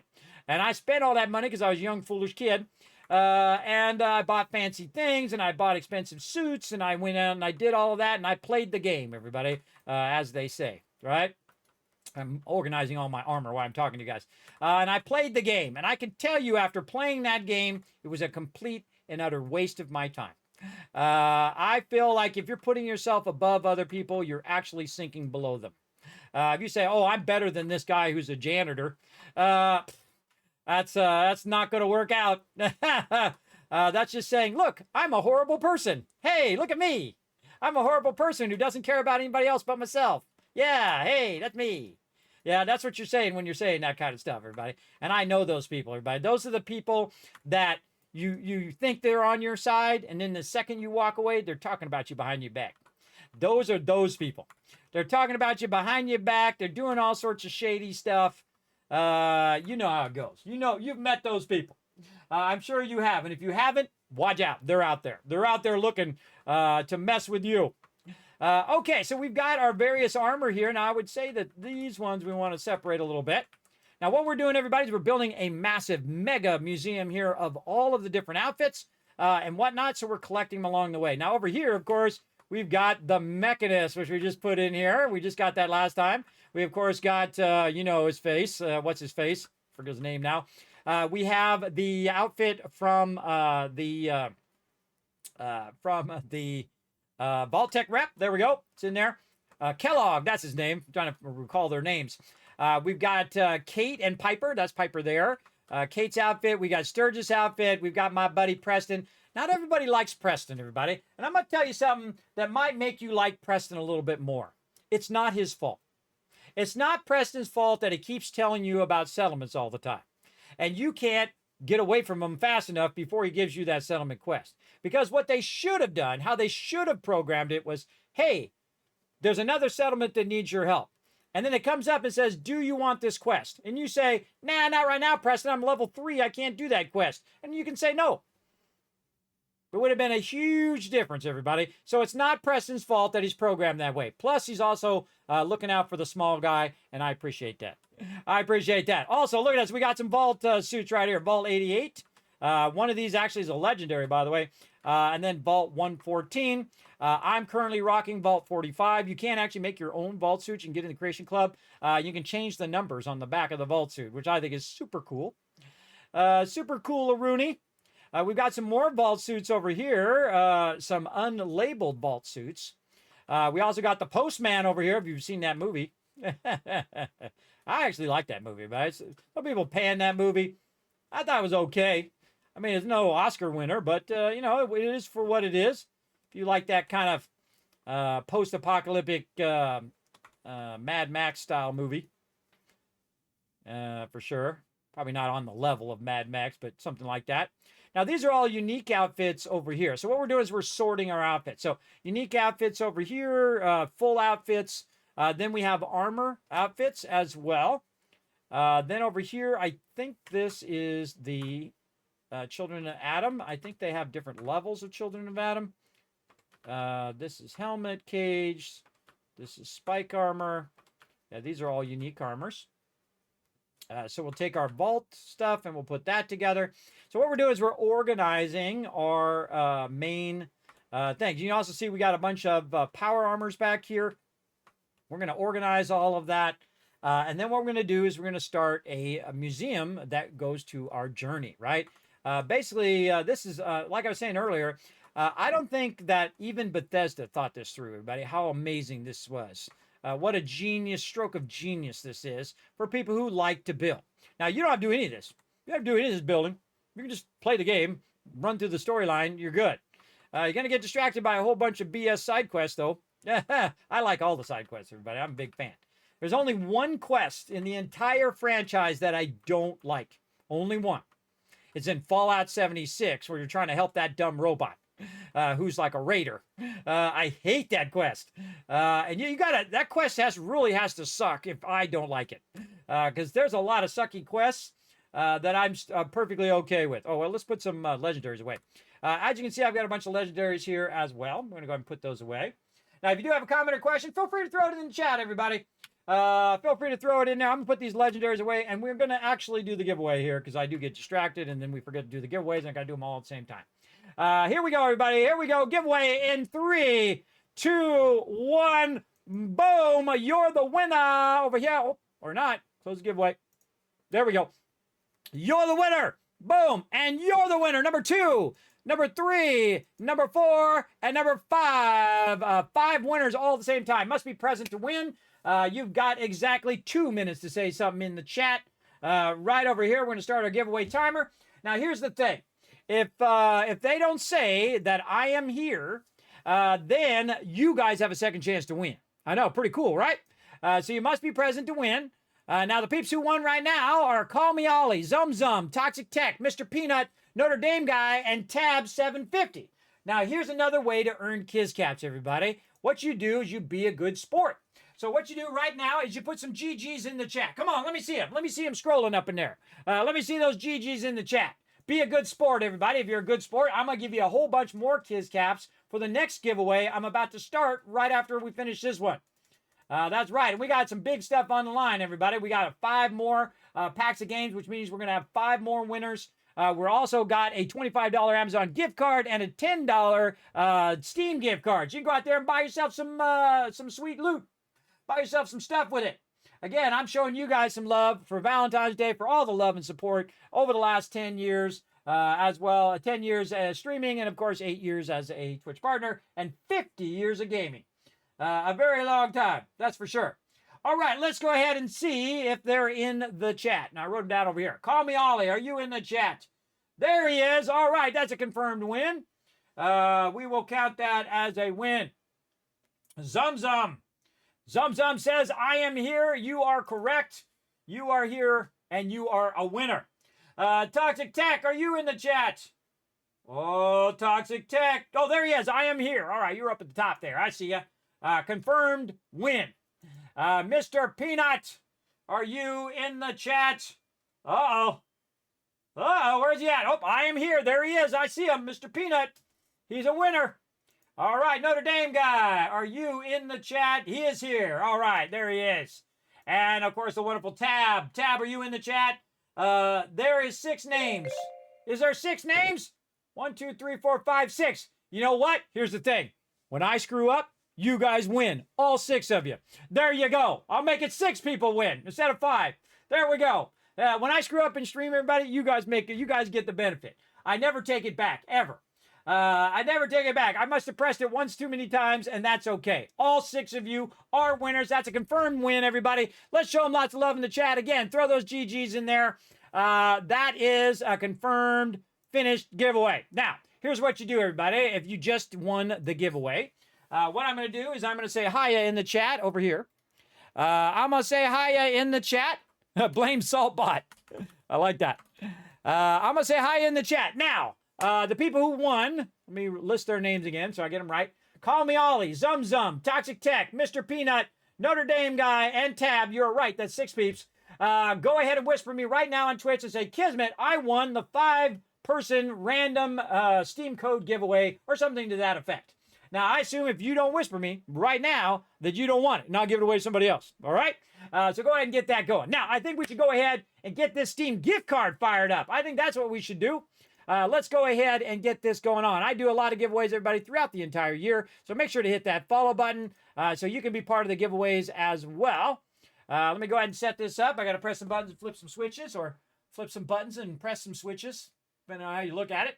What are we doing? We are doing a $10 Steam gift card. I love giving stuff away, everybody. Again, I think it brings a little bit of joy into people's day. Even if it's just a $5 game, everybody, it feels great to win something. It really does. Because I have the worst RNG. I'm the worst ever, everybody. You know how, like, in World of Warcraft, you're starting off, and, I got hundreds of members, everybody. So there's hundreds of people in World of Warcraft. We all load at the same time. We're in the game. We're doing our basic stuff. Everybody else has got their wolf pelts done. They got their 10 wolf pelts, right? Me, I got 3. That's what I'm talking about. I don't win giveaways. I don't do any of that stuff because I have terrible RNG. But here's the great thing. If you come into my stream, you're going to have a huge chance of winning. Right now, we got about 1,000 peeps in the channel because we are on the Twitch homepage. Thanks to Twitch again for showing so much love, everybody. I feel Twitch is the best place to be. Absolutely, the best platform ever. Because of the community, by the way. They are the best. And also, I feel like they have the best content creators, too. I really do. I really do. I love my peeps over on YouTube, and I love the content creators over there as well. There's a bunch of great ones over there as well. But I think this is the place to be, everybody. This is the place to be if you like other awesome content creators. And I'm always about them more than I'm about the corporate people and all of that. I appreciate their love and that kind of stuff here in the stream. But I'm really about everybody else who's out there streaming, trying to bring their dreams alive, trying to get out there and do what they love to do. So big love to them. Big love to them. All right, now, here's what I'm also going to do, everybody. I'm going to give you a whole bunch of Kiz Caps for this next giveaway. Here we go. Let's make it scroll right here, everybody. Let's make it scroll. Look at it go. Holy mackerel, that's a lot of Kiz Caps right there. Press the button a whole bunch of times. Oh, it's still going. There you go. Woo, mama, that's a whole bunch of caps. All right, now give that a couple minutes and it will sink in and go into your amount of Kiz caps that you have. Then what you can do is go exclamation loot in the chat to check how much you have. By the way, did you guys notice that I did update the loot command where it also gives you instructions of how to enter the giveaway, as well as it tells you how many things. I worked on that very hard, by the way, everybody. Let me see if I can do it in here. Or actually, just somebody in the chat type exclamation loot so I can use it as an example. There we go. All right, Suds did it. Thank you, Suds. All right, I'm going to give you some more Kiz caps for helping me out. Right over there. Okay, so right here, you can see that it shows you have 1,800 tickets worth. So you can just go exclamation ticket space 1,800. So it actually calculates it for you. You're welcome. I never did that. I did that over the holiday break. Where I went in and made it just super simple for you to know how many tickets you have and how many tickets you can use for the giveaway. Now remember, you're free. You always get a free ticket. Everybody. You've been here 10 seconds. You've been here 10 years. Everybody gets a free ticket. Everybody has a chance to win. I can't tell you how many times I've had over the last 10 years that people have come in the channel and never been in the channel before, never said one thing in the chat, used their free ticket and won hundreds of dollars worth of stuff. Tons of stuff. Remember, my sponsors are like Bethesda Gear, Elgato, Blue. I mean, some big sponsors, everybody. And of course, my favorite, Phasure, who are the makers of the Kismet candy bar. Of course, they were making the Kismet candy bar before I was born, everybody. I actually was told about it by somebody in my chat, and they're like, Kismet, did you know here in Finland, there is a Kismet candy bar? And I'm like, no way. I've definitely got to contact them. So I contacted them, everybody. This is an amazing story, too. And I get the question all the time, by the way, also Lucid Sound, Manscaped. I have a bunch of sponsors, as you can see.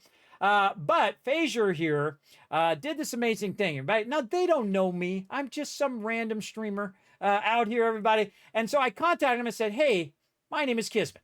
I've been called Kismet for basically 50 years, everybody, for a very long time. I think it's actually 45 years. Before any of these other Kismets were born, everybody, I am the Kismet. I'm the original, the OG, the original gamer from back in the day. And so I said, hey, my name is Kismet. I'm on Twitch, and I'm going to go to TwitchCon. Would you be willing to donate, some candy bars? And I thought, 10, maybe 100 candy bars. They sent me 1,000 candy bars.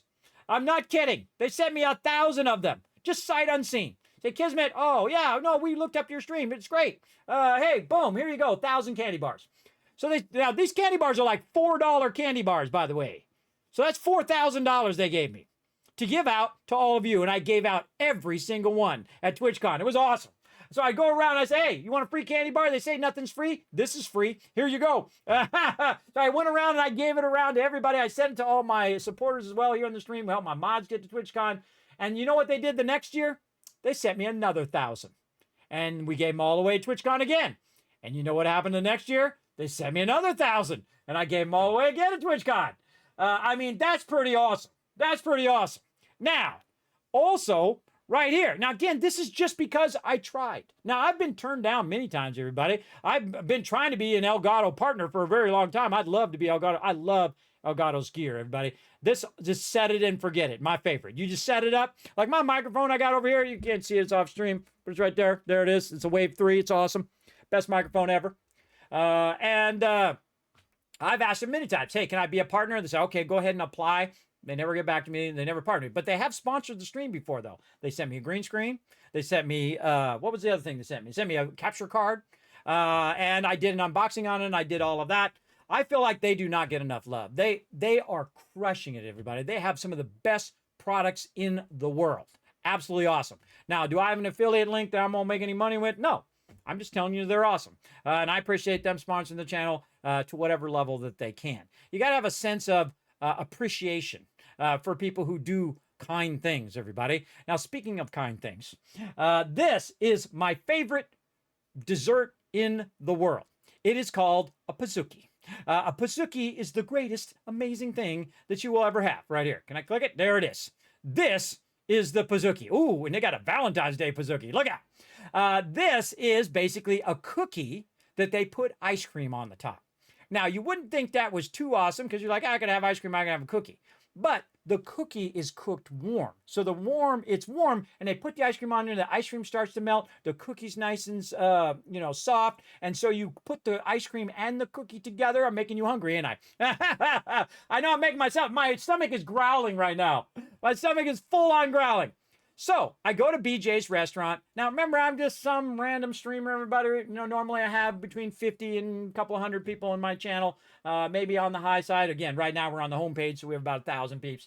But I go to them and I say, hey, do you have any thing that I can give out at TwitchCon? Because I'm a streamer on Twitch and so on. And I showed them my channel and all that stuff. I'm all about love and sharing that love with other people. And it just so happens that your dessert is my favorite dessert anywhere ever.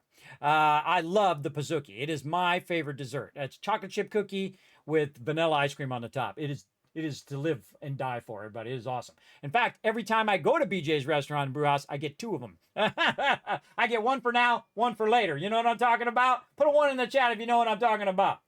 They also have amazing other food too, everybody. They're a brew house as well, so you have different brews that you like, different alcohol, as well as their restaurant as well. Now, this stream is not sponsored by any of these people, everybody. I'm just giving them a shout out because I'm telling you a story about if you're a streamer, the fact that you just try and it might happen.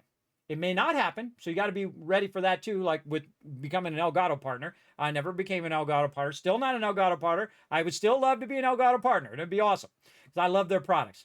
But what I did is I went to them and I said, yeah, well, my other sponsor, they sent me 1,000 candy bars, and they're called Kismet candy bars. And I showed them the candy bar, by the way. And they said, oh, that's awesome. They said, okay, we'll give you 1,000 free desserts. You can just hand them out. And I'm like, what? Now you got to think. That's 1,000 times probably $5, everybody. That's $5,000 they gave me. Just for asking. Just because I asked them. I'm not rich. I got $12 in the bank. I'm telling you the truth there, but I tell it to you straight, by the way. I don't lie, cheat, steal. I don't do that. I'm too old. And plus, I don't want to be that person. I don't do shady stuff. I don't have to. I don't do this for money. I certainly don't do this for money. I can do nothing and be better off than doing this, everybody. I do it because it gets me out of the bed. It's for my health. It's for who I like to be. And so when I'm walking around giving out 1,000 free candy bars and 1,000, and my mods were doing it as well, by the way. They were, because one person could not give out that much stuff. That's way too much stuff. But my mods were also there, and I had, I think 3 or 4 mods on each TwitchCon that were walking around just giving out free stuff. Just free stuff for no reason. You can watch the stream or not. You can, come over and hit the sub button or hit the follow button or not. Because that's a great thing, everybody, when you give and you're not asking for stuff in return. And I love that. I love doing that. And so I would go, like, people are waiting in line because sometimes you got to wait for like 2 hours to get into the Twitch thing, to get your Twitch gear, like Twitch pins and shirts and all of that stuff. And so while they're waiting in line, I said, hey, man, doesn't waiting in line suck? And they're like, yeah, man, this sucks. And I said, you know what doesn't suck? Free desserts. And I'm saying, I'm not kidding. Here you go. And I started handing out hundreds of free desserts to everybody in line, all because I took the time to ask and went out there and asked them. And again, you're going to get turned down, everybody, and that's okay. Big love to the peeps at Loop Deck, by the way. They sent me a Loop Deck to take a look at and review. So again, these are all awesome sponsors of mine. None of them are sponsoring this channel, everybody. I don't have any affiliate links for you to click and go and get some stuff. Big love to Bethesda and Bethesda Gear, by the way, also big sponsor of the channel. Big love to them. But that's a story of that should inspire you to try to go out and ask. And sometimes people will support you in your journey, and sometimes people will be like, sorry, no, I don't want to be part of it, right? And that's okay. That's okay along the journey. You'll have your wins and you'll have your things that don't go well. I don't call them losses, because what did you lose? If you asked and they said no, you didn't really lose anything because you weren't going to get it in the first place. But right? It's kind of like when you start a game, everybody. If you start a game and you have nothing, great example, 7 Days to Die. You start off with nothing, and then you're playing the game, and then your base gets destroyed and you lose everything. Guess what? You didn't really lose anything because you started with nothing. So you just, at the beginning again, you just do it again. That's how I look at it, everybody. And I used to have, I used to be a graphic designer, so I made lots and lots of money back in the day. And I spent that money on a whole bunch of different stuff, especially most of it on my family. and on a lot on doctors when I got really, really sick. I spent all of my retirement, everything. I have nothing left. I spent everything to stay alive. But I'm not dead, and that money does me no good if I'm dead. So if that doesn't inspire you, everybody, I don't know what will. I'm just inspiring you to go out there and try and see what happens. And you'll be amazed when you put effort into stuff, everybody, how many things actually do happen.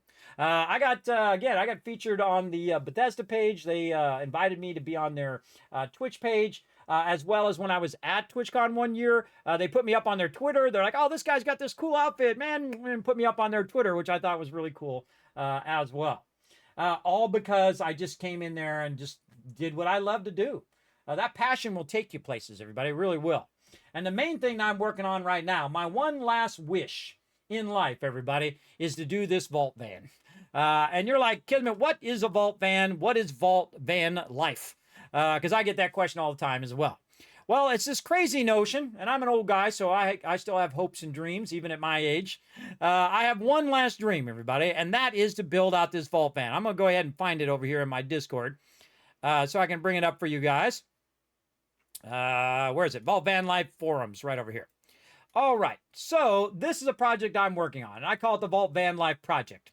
Now, over here, basically, we have a bunch of examples of a bunch of vault vans. Like this. Isn't that cool? Imagine that, driving that around in real life. Now, if I had a lot of money, I'd have it make like that. But since I don't, we're raising funds to actually build a van. And then we're going to build it out in the Fallout style inside. So we're going to build the inside like it's a vault. And it's going to be called Vault 45. And again, there's actually a bunch of vehicles in real life that they made. And big love to all these people, everybody, who made really cool Fallout vans. You can see this one's an evacuation shuttle for Vault Tech. Very cool. And then, of course, the best use of AI, I think, everybody, is to come up with ideas, right? Look at, I had this one show me some color schemes of what I could do inside the van. I really like this one with the blue couch and the yellow pillows and then the blue LED lighting at the top there. So again, I'm going to build out a real life van, everybody, like a ProMaster 2500. We're going to try to raise funds for that, build it out, and then we're going to go to all of the Fallout things. We're going to go to the Fallout meetups. We're going to go to TwitchCons. We're going to even try to convince Bethesda to let me go in there and them tell me all their secrets so I can tell them all to you. And then go to different game studios and things like that, everybody. That is because my kids are just about grown. They are going to go off to college, and they won't want to hang around their parents anyway. Everybody, I know I didn't when I was that age.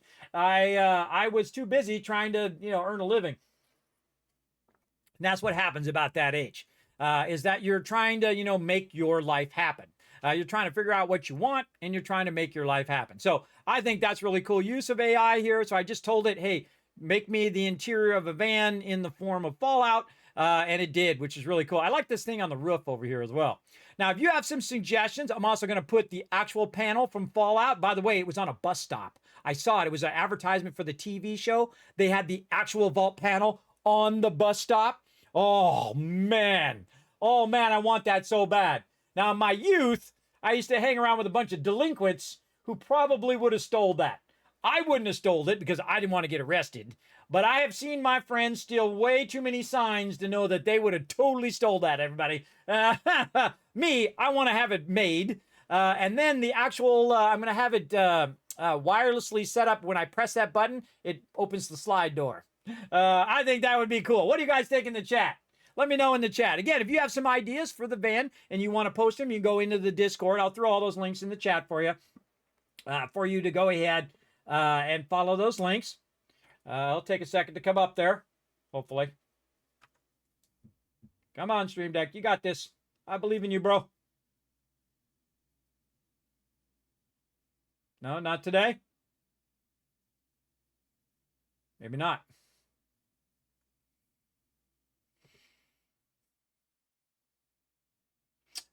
Technology. Isn't it awesome? My Stream Deck's been kind of on the fritz lately. There it goes.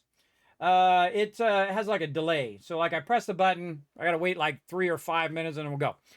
So yeah, you can go in and again, you can see a bunch of people have suggested items in here, suggested LED lights and cool things like that. Here's that bus stop. Here's that bus stop. Look at it. There it is. There's that panel. Oh, I want that panel so bad, everybody. I want that panel. If you know somebody who did this for Bethesda, you let me know who it is. You get me in contact with those people because I want that for the Vault van. Right there. And again, here's the inside of it with the panel. Oh, I want that so bad. So bad, everybody. And again, here's a little thing with a switch. That's a wireless switch that you could use in there. Some cool keyboards and Nuka-Cola screensaver and stuff that I could use to customize that van. Now, if you want to be part of that project, everybody, oh, look at this. I think the ID Buzz, this is what this is. This is electric VW, everybody, after the awesome VW Bug. They used to have the longer truck. This is awesome, except for it costs $90,000. Man, I would be, if you know anybody at VW who wants to donate one of these, I'll take this and turn it into a Vault van. Absolutely. I think it already looks like the Vault van, doesn't it? Look at that. And then look at this. They actually turned an old VW bus into the Vault, into a Fallout 4 van. I actually contacted Bethesda because I know peeps at Bethesda and contacted them and asked them if they know where this van is. They don't know what happened to it. They don't know what happened to it. It's gone now. It's a bummer. Look, they even got one on a Amazon delivery truck. And this is an electric truck too. I'll take that one. If they got an extra one of those and want to donate that to the stream, hey, I'm all about it. I'll leave the Amazon on there. I don't mind leaving the Amazon on there. I'll leave it on there. Look like an Amazon delivery truck. But you can see a whole bunch of ones that I've grabbed that are Vault Tech, people who are making a bunch of vans and stuff. So that's my one last wish, everybody. I'm going to be 56 years old. I am absolutely amazed that I'm still around to this day. Because basically my doctors wrote me off. They said, there's nothing we can do. Basically lay down and die. And I told them to go screw themselves. I said, no, that's not the way that Kismet goes out. Kismet don't go out that way. And so I've worked on it every day for over 11 years now. Lost 55 pounds, tried to deal with allergies and all that. I had all the carpets taken out, redid all of that, tried to eliminate all of that stuff that was causing me to be sick all the time. And I've made some good progress because when I first started streaming, I can only stream for like an hour or two, maybe. And even then, it was more like 30 minutes. And then I get really, really dizzy and just have to power through it. But now it's so much better. I can stream for 5, 6, 8, sometimes 12, sometimes 20 hours, but then I have to pay the price the next day if I stream that long. I definitely have to pay the price. That's for sure. So again, if you want to be part of that, everybody, every donation and every bit of bits go toward that. And if you do donate $15 or more, you're called a Vault Founder, and you get to go on this giant build that's right inside here. I'm going to put your name right up in here. Right over here. I wonder if we get to that over there. We got to get to this over here. Put your name right over here. We need like a viewing station is what we need. Over there. All right, hold on. Let's build this out. We need to get this up here. We can get up here. Now, this is what that is. That's I built that so I could stand there and look at it. I go this way. There we go. We got to get some stairs. Use some concrete stairs. Can we reach it from here? I'm using the scroll wheel, by the way, and then using the jetpack. The jetpack up there. And again, everybody, that's what that bar is across the top there. It's one of the largest projects I've ever worked on. Now, remember, everybody, you don't have to do anything. You don't have to sub. You don't have to donate. You don't have to do any of that. I'm not one of those entitled streamers who come in and say, you have to, you're leeching off my stream or whatever people say when they're have horrible parents that never taught them humility and respecting other people. Who have a respect for other people, who work real hard, everybody, and who are struggling as well. I never take that for granted. Some people do, everybody. I see people get massive donations and never even acknowledge it. I find that highly disrespectful to people. But I always acknowledge it every time. Thank you for those biddies. I appreciate that. Thank you, Talus, for coming in, showing that love with them biddies. So again, if you do want to be part of that, you will get your name up here. Did not have enough action points. Man, I got to deal with all my conditions. Look at all those conditions I got over there. I got to deal with these conditions. Got to see what condition my condition is in. Now, what I'm doing is I'm just using some stairs. And this is a great way to check the height of your settlement as well. You check out the height of your settlement to see how well or how high you can build your settlement. Now, I've removed that limitation through mods, so I can build as high as I want. Look at that. Awesome, right? I wish you could have see the light from a little further away, but we do what we got to do. But yeah, there it is. So I'll put your name right up here. Again, any donation of $15 or more goes toward that Vault Van Life project. And of course, any donation goes toward that. And bits as well as you get your name permanently inscribed on the van. So I'm going to have it behind me when I'm sitting in the van, in the partition between the back of the van and the front of the van. I'm not kidding you, but I'm really making that. I'm going to go to different shows with it. And might even pick up my mods, and we might go on a road trip, and maybe some of you VIPs will go on a road trip. So there you go. Yes, there you are. Right there, Bubs Tubbs. There you are, right there in the upper left corner, bro. Yeah, we got Wombat up there as well. Let's get a little closer. Let's make a little bit of stairs down here. It's much better at nighttime. I might want to forward the time here so you guys can see it at nighttime. But what we're going to do is build a little viewing station here so we can see all the names. Yeah, there we go. So let's forward time. The fastest way to forward time, I find... thanks for the lurker love, Ollie. The fastest way to forward time that I typically do is just put down a little chair. In the survival mode, if you basically, again, telling you all my gamer secrets, everybody. If you sleep in the bed, it messes up your well-rested. So say you do 7 hours in the bed, you sleep for 7 hours, you get out, and then you sleep in the bed for 1 hour. It takes that back away. So be careful for that. You want to lose your buffs when you're out there in the wasteland. Let's go ahead and forward time to the nighttime. We'll go to, I don't know, about midnight. And we can see it all lit up at night. Ooh, yeah, you can see it already. Pretty cool. Now, these are what I do for my community, everybody, as I go out and I do giant mega builds. And I highlight all of you because you guys are the ones that make these kind of crazy ideas of mine happen. There they all are. I see Raz in there. I see Whis. There he is. We got Helicopter Tour. There's Bubs up there in the left. We got Wombat for Hire. We got the original TM over there. And, of course, all the awesome people here. But I can list them all off. But you can see them there.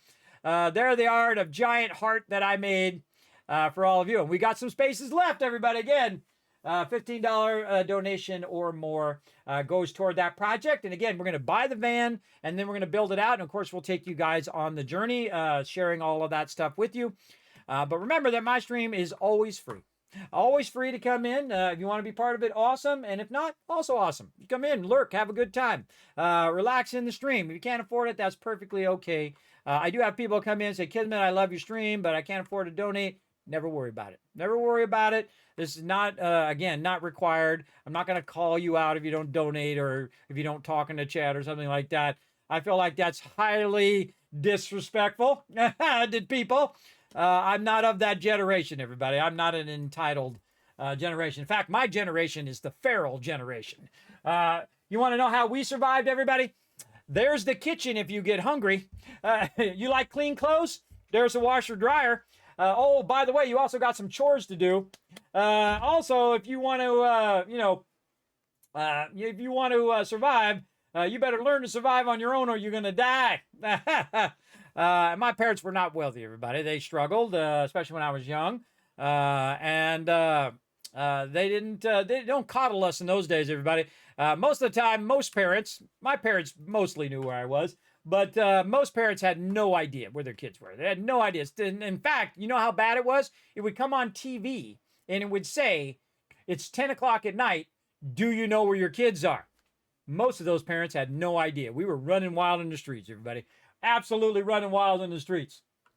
You fell off your bike? Band-Aids are in the bathroom. Exactly. Or walk it off or throw some medicine on there yourself. You got a broken leg? Walk it off. Maybe not that extreme, but you know how it is. We drank out of the hose. You're welcome. We tested that to see if you can drink out of the hose and still live. The answer is mostly yes. Also, we played with a bunch of dangerous toys that they took off the market. We beta tested all of those toys for you. You're welcome. We beta tested driving around with no seatbelts which is not a good idea. So wear your seatbelts, everybody. I know I've been in a few accidents where people crashed into me. Believe me, I'd be dead now. I'd be 100% dead had I not had my seatbelt on. We did that. Your seatbelt was your mom's arm. She would do this. Whenever she stopped real fast, she just put her arm like this to try to stop you. Yeah, no, you get in an accident, everybody. No matter how strong your mom is, you're going to right into the dashboard. That's for sure. So yeah, we tested all that. We drove bikes without helmets. Also stupid. Wear those helmets, everybody, and those pads too. Wear both of them. You don't want to go through all the, torn up arms and legs and knees and all of the things that we did to ourselves and smashing your head. I still have a bump on my head to this day, everybody. To this day. Where's over here? Right here. When I thought I was Mr. Motocross, this is when I was a kid, everybody. My friend, he was down below, and this thing was probably 4 feet up off the ground. It was a little play yard. And I got up there on my bike, and I thought, what I'll do is I'll go ride my bike, I'll pull up the front wheel, and then I'll, land, right? And it was really high. I don't know what I was thinking. So instead of that happening, my tire hit the back and then caused the thing to hit the edge, over the edge of the thing, this way, over this way. Went off the thing, the chain, the little part that keeps the chain, the rounded part, where your pedals are, that hit that edge and launched me like a catapult right off of the bike, and I landed right on my head, over here. Landed right on my head, still have that bump to this day. And then I went to the hospital, and I passed out. They said, oh, he's fine, until I passed out. Then they said, oh, he might have a problem. They kept me overnight, and I guess I'm okay now. So there you go. Walk it off. If you have terrible head injuries, you'll be fine. I don't know. Maybe that's what's contributed to my deafness. Maybe that's what's contributed to me not being able to remember things. Now, I don't know. When you live in the giant generational cage match that I grew up in, when you walk out of that cage, though, if you're still alive today, you survived that generational cage match. So you don't want to mess around with my generation, everybody. We don't mess around. We invented F around and find out. That's why people don't mess around with Generation X, everybody. We don't care about your little baby stuff. You're complaining that you're not getting cell service. Yeah, we had a little bit more problems when we were kids. That's for sure. You came home and you used open fire to cook food with no supervision. When you were like 8 years old, you come home from school, no parents there. You start up your fire burner. A lot of that went wrong, everybody. A lot of that stuff went wrong. And then you're cooking your food. No parent around to tell you not to burn yourself. No parent around to do right by you, to make sure you're doing it right. You did it or you died. You starved to death. That's what happened in those days. That's what happened. You guys got it good now if you even have your parents around as well. Most people, though, most parents are out there grinding, though. You got to see, when you get older, everybody, you start to get perspective on how hard it was for your parents. Like right now, my kids have zero perspective, but they really don't. My oldest does, though. She actually dropped a lot of her attitude after she actually got out in the real world and had to pay for some of her own stuff. I'm still paying for her insurance and cell phone and trying to help her out where I can. But she's out there paying for her own rent. She's out there paying for her own electric bill. She's getting a little taste of real life, a little taste of what it's like when your parents are not supporting you. And that attitude dropped like that. And I told her, I said, that's called perspective. Now you're gaining a perspective and wisdom on what it's like to really what your parents are doing, right? Your parents are out there grinding to keep those bills on, to keep the lights on and all that stuff. Grinding. I'm grinding this, so hopefully one day this will turn into something. I'm 10 years in. We'll see. I'm on the Twitch homepage, so I guess I'm doing something right. And thanks for coming in, everybody. If you've never been in my stream before, make sure to hit that follow button. I appreciate you coming in. My name is Kismet. If you just wandered into the stream, I'm very lucky that I've been showing so much love by Twitch and that they got me on the homepage tonight. I'm very appreciative of all of you being here in the stream. I do appreciate it. There we go. All right. That's right. Okay, now, again, showing you some of my Fallout secrets. Again, almost 4,000 hours in Fallout 4. Probably around 10 to 20,000 hours. I don't know. We didn't track it back in the day of all the Fallout series. So I'm probably up there in the top tier of people who played Fallout the most. ever. I would imagine so, especially Fallout 1, because I played the heck out of that game when it came out. Oh, and I forgot to tell you my little side story before we get into more of our museum here. I do like to tell stories up in here, everybody. I think stories is what makes things fun, right? It's you can share your journey, and I call it getting it for free. You get the what is it called? Went out of my head. You get the lesson for free without all the pain and suffering that the other person had to go through. So that's the most brilliant thing about listening about other people. Like great example, I was talking about the car earlier. We'll circle back to the other question or the other story. Now I know if a heater core goes bad, I know it by the smell because it's spraying antifreeze into my cabin of my car. I didn't know that was even a thing. Why that is not a little thing that comes up on your dashboard and says, hey, your heater core is spraying antifreeze into the cabin when it's 20 degrees out and you can't roll down the windows and you're running the defroster and the defroster is shooting antifreeze in a mist onto your window, which is then making a film on your window, which is causing it not to defrost. Yeah, that's what's going on in my car right now. Can you believe that's even a thing? Can you believe that they would not have an alert for that? That kind of stuff, just crazy, everybody, crazy. That's for sure. For sure. But let's get back to it. Let's get back to it and start in our museum here. All right, again, showing you all my gamer secrets up in here. So we got to take care of our conditions first because I keep going over there. Or actually, you know what we should do? We should drop off our stuff first. Let's go over here to my manufacturing. I'm going to pop back to Sanctuary, to Vault 45, our giant mega build that we have going on over here as well. Wow, lots of follows. Thank you very much, NHL dude, the big tall. We got first one. Don't think I didn't notice you. I saw you there. Mod Nation, we got Zebra and Biv as well. Thanks for coming in and hanging out and hitting that follow button. Appreciate each and every one of you coming in and showing that love. All right, everybody. Now, this, again, is my manufacturing area. So what I've done is I've downloaded some mods that help with that manufacturing. And I'm going to take these extra weapons and I'm going to put them into the workshop along with all of this armor that we got. Hey, thanks for all the free loot, suckers. All the baddies that came in and decided to give us the free loot. I appreciate that. And then we're going to just take our weapons and our armor that we're not going to use. All the legendary weapons I keep, we're going to put those in a legendary museum later. We're going to put a lot of that stuff in there. And so I put it in the workshop. Now, what it's going to automatically do, because I do have a bunch of mods and, of course, the DLC, the Contraptions DLC, and Manufacturing Extended. If you want to know what mods I have, just simply type !mods in the chat. I try to make it easy for you. And you can follow that. Go right to a spreadsheet, show you all the ones I've got, along with links to each and every one, because I am next level versus everybody else. I go way above and beyond. So, as you can see over here, it is going to grab the weapons out of here, and it's going to run them into this equipment recycler. Oh, there it goes. Got that laser weapon, and then it converts the laser weapon into the base resources, right? So in the basic resources like gear, oh, I'm actually taking damage. Look at that, I'm taking damage. Let me move over here. Whee! Look at that, I'm actually taking damage over there because I had no food and water and all of that.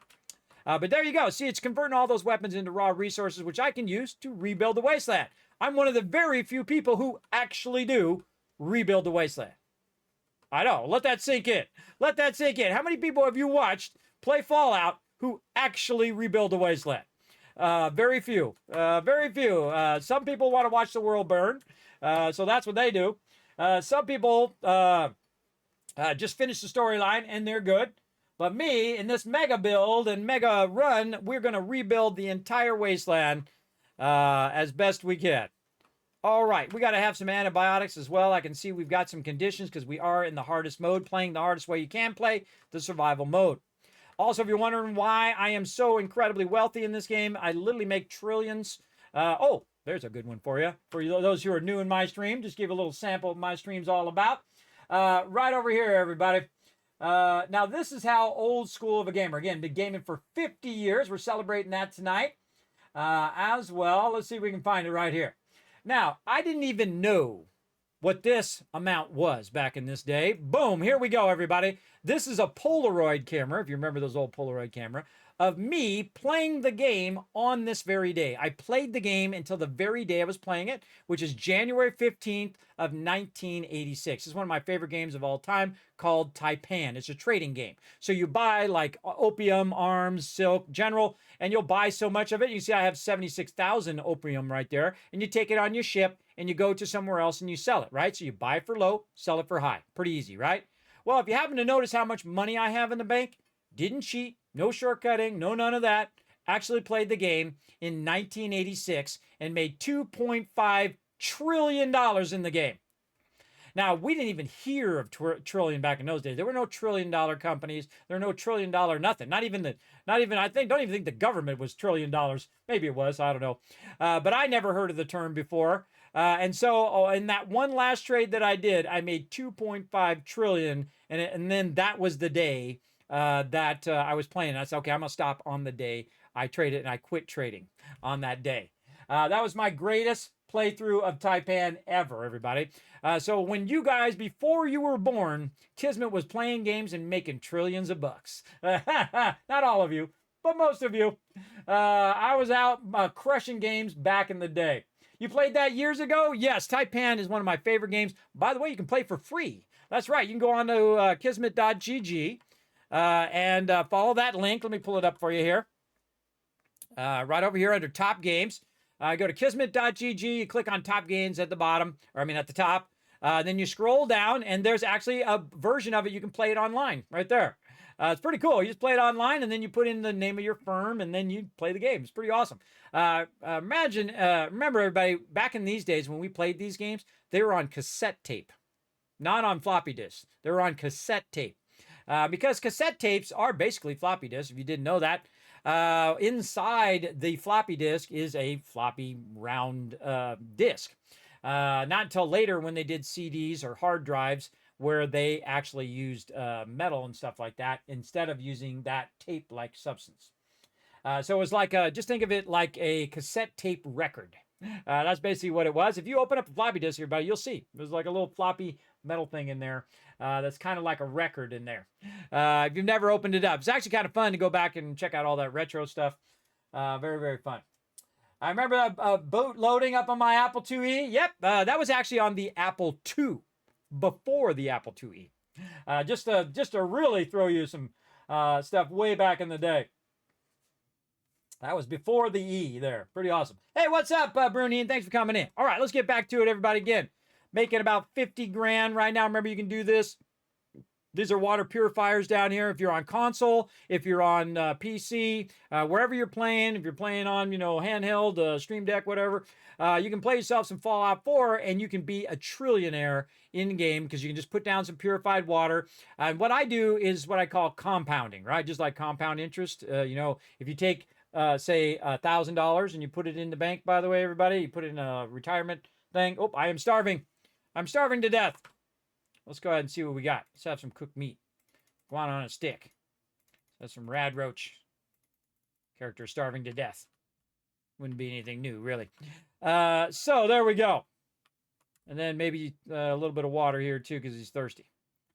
So I'm collecting purified water, and this is how I dominate the wasteland. This is how I rebuild the wasteland. I'm the very first person to do this, by the way. The very first person to go in and use purified water as an actual trading source. So back in the day, everybody, not before my time, that they didn't actually use money. They traded things. So if you grew grain and I had cows and you wanted some milk, I could either give you the milk and you give me the grain, or you could take the grain and turn it into bread, and I could take the milk and turn it into cheese, and then you could take your milk and my cheese, and boom, we traded, right? That's how it's called bartering. That's how bartering works, right? And that's what money is all based on, by the way, bartering, right? We all say, okay, this money is worth this much, right? So you're actually bartering all your services so you can get this item called money, so you can then get other things from those services, right? That's how bartering works. That's how banks work. That's how everything works, right? On that bartering system. So if you use that bartering system, here's what I do. I make a bunch of purified water. I take that purified water, I trade it to the vendor. I then get all the resources that I need from the vendor, and they get the purified water. They take the purified water, they sell the purified water. Trash Can Carla, in my playthroughs, every single one I've ever done, becomes a millionaire. She absolutely is one of the richest people in the wasteland. Why? Because I'm buying all of her goods. I'm selling her the purified water at a lower amount. Then she takes that purified water and she sells it for more, and she becomes a millionaire, a billionaire, and a trillionaire eventually. If I play it long enough, she will be one of the richest people in the wasteland, because I use Trash Can Carl all the time. I buy all of her stuff out every single time once I get to a certain point in the game, usually about level 10. I'm start buying out all the vendors. Buy them all. And we'll do it here in a minute, everybody. We will go and buy them all out. And that's because, again, producing that purified water. Now, you can do it also by making a bunch of drugs if you want. You can make a bunch of jet and sell it that way. You can do it, just by food. You can make hundreds and hundreds of food and sell that to make a bunch of cash. You can also just go do a bunch of questing, get a bunch of loot, sell the loot, and boom, you're good. Right? But if you notice, I'm not selling the loot. I'm taking the loot and converting it into resources, and then those resources allow me to build more settlements, and those settlements then make me more money. Right? Like, what are you going to get more value out of? You're going to get more value out of it as something you sell to the vendor, or you're going to get more value out of it if you sell it, if you convert it into resources and then take those resources to make more resources and then barter those resources, right? There's a lot of farming games. Put a 1 in the chat if you've ever played farming game before. When you start a farming game, everybody, typically you make like a little farm, and then you'll go ahead and put down, say, the most basics of stuff, like say corn or carrots. And so you'll take that and then you'll sell your corn and carrots, right? But the next level of it is that you take your corn and your carrots and you cook some food, and then that food is worth way more than the raw materials, right? And that is where you basically become a economic power. Is when you take it and you refine it into something, and it's worth way more because you did the hard part, which is the refining part. Right? That's what I'm doing. I'm refining the water. I'm purifying the water. And then that water now is safe for people to drink. And the number one thing you need as a human being is water. And that's why I play the game like if I was really there. If I was really there, that would be the first thing I would do, is take care of that purified water for sure.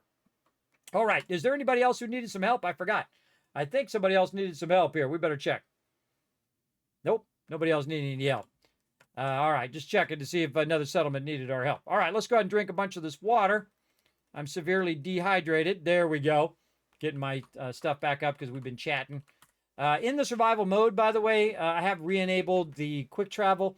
And because it's set around the fact that you typically just walk around and you don't quick travel, when you quick travel, it really affects your food, water, all that stuff. I've played the game all the way through many times before, by the way, without the ability to quick travel.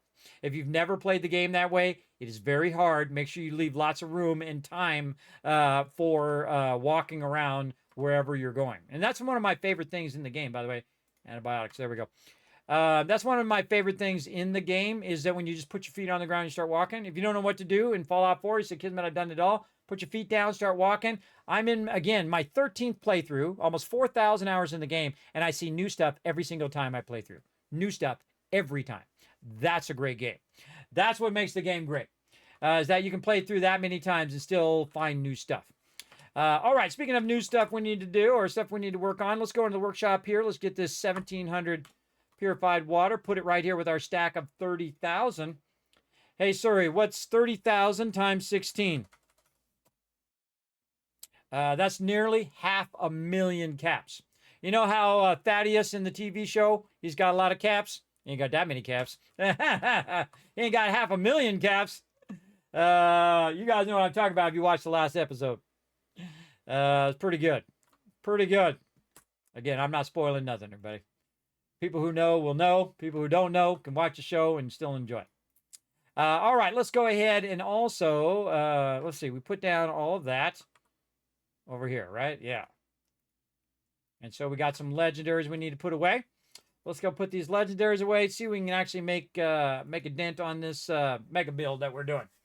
Let's get into it. And again, welcome everybody for coming in from the homepage.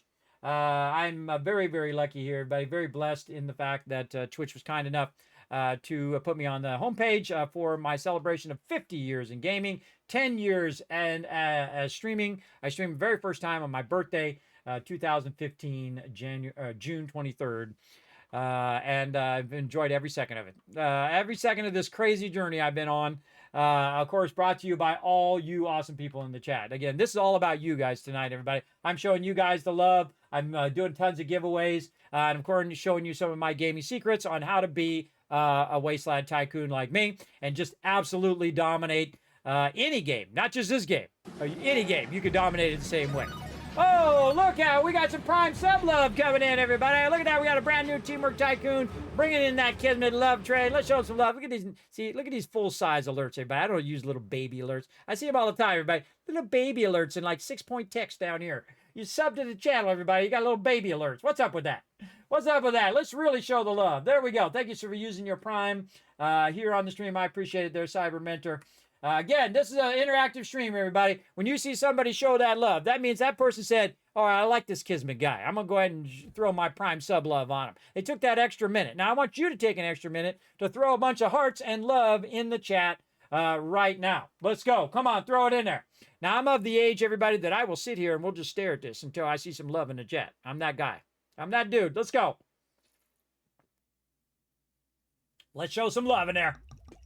Come on. There, yes, I'm hydrating right now, Mr. Mister. Thanks for the reminder. There we go. There we go. Now we got some love in there. Now, this is what my stream's all about, everybody. We take that love, we amplify it, we send it out there. It's all about having a bit of fun, bringing a little pocket full of happiness into your day, a little bit of joy, and whatnot, because my stream's always going off the rails, everybody. My stream, there's always something going down. You'll see.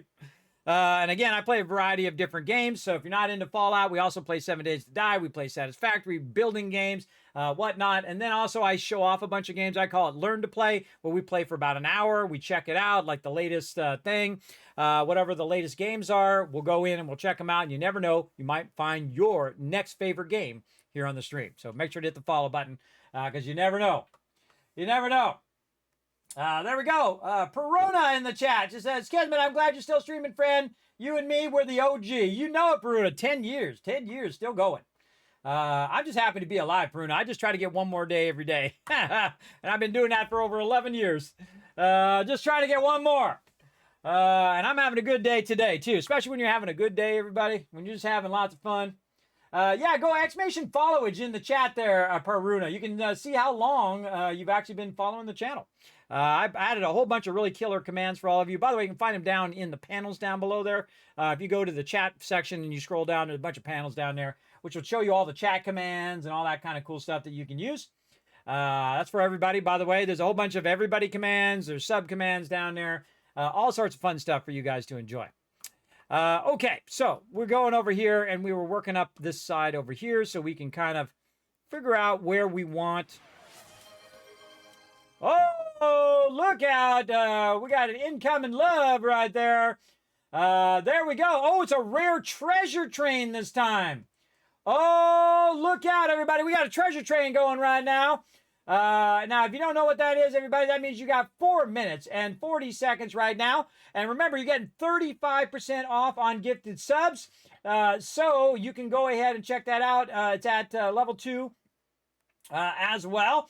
So again, if you want to show some love to the stream, now's the perfect time. You're going to earn a bunch of rewards for not only you, but everybody in the stream. It does help support the stream. Know that every penny goes right back in the stream. I've been doing that for 10 years. Everyone thinks I'm nuts. They're like, Kismet, why would you do something that you're not making any money doing? As it's not about money. That's why. Some people don't understand that, everybody. It just does not, it doesn't click. And that's because they haven't been in my position where the doctors basically told them they were going to die. Yeah, they haven't been there yet. They haven't gone on that journey yet. So you won't care about all that other BS that you really worried about when it's your life is on the line. So I do this so I get up every day and do something that I enjoy, everybody. And it really does motivate me to get up and give it my all. Give it my entire bit of passion here in the stream.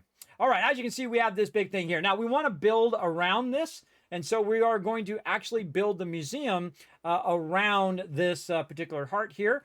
And it's basically going to be a giant heart vault, right? Now, the stuff up at the top is just there temporary, just to hold all the stuff.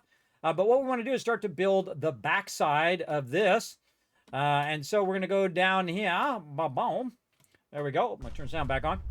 And we're going to start doing it. Now, I've removed the limitations so I can build as big as I want. And you might be going, Kismet, why do they have limitations in the first place?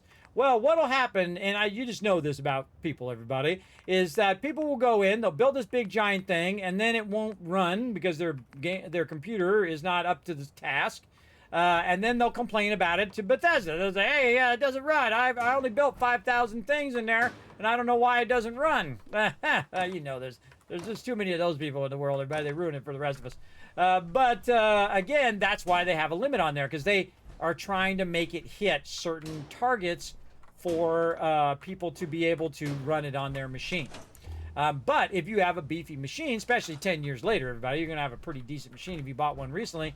Even if you bought a low-end machine, it's going to be better than some machine from 10 years ago. That's for sure. And they've really leaped forward, too, in the last 10 years, for sure. And so now you can, build bigger things. And so if you want to build bigger things, you can now do that by just adding the mod. And the mod will help you go ahead and... the support's there. Go out here. Yeah, the support is in the way. Okay, so what we're going to do is we're going to stair step it. Starting the second one up, we're going to stair step it so that the side of it has that same feel, and then we'll build different levels, and those different levels will have different parts of the museum in it, right? Got to be fun. Okay, so we got to get back up there. Now, I got rid of all my conditions so I could use my jetpack. Now, the jetpack in Fallout 4, awesome, if you've mastered it. And this is a great Kismet trick for you, or tip for you. The trick to the jetpack, one, take care of all your conditions if you're in the survival mode. And I have a vault van right there, everybody. Let me go ahead and move this vault van. That's for my bits here in the stream. That's a custom bit cup that I made. Thanks to my awesome buddies over there at Stream Elements, who allow me to do all these advanced overlays and cool things like that. Again, they can really offload a lot of the overhead of your stream, by the way, over onto them, which is great. Okay, I got to find the thing that allows me to move this. It doesn't matter where I move this, everybody. Wherever I move it, it's in the way. I move it around. But I'm going to go ahead and move it back up again where I had it before, and then when I play another game, someone's going to be like, it's in the way. Let's move it up. Maybe a little bit more. This is the coolest thing about these Stream Elements overlays, everybody, is that you can go in and do all sorts of cool stuff. Let's see. Is this it here? Yes. Okay. We got to move this up too. Now what I'm doing is I'll show you a little bit behind the scenes, everybody. If you notice there that the actual side of the van is down here and the other van went up there, and that's because I'm using an overlay trick where I use the side of the van. Oh boy, it's all over the place.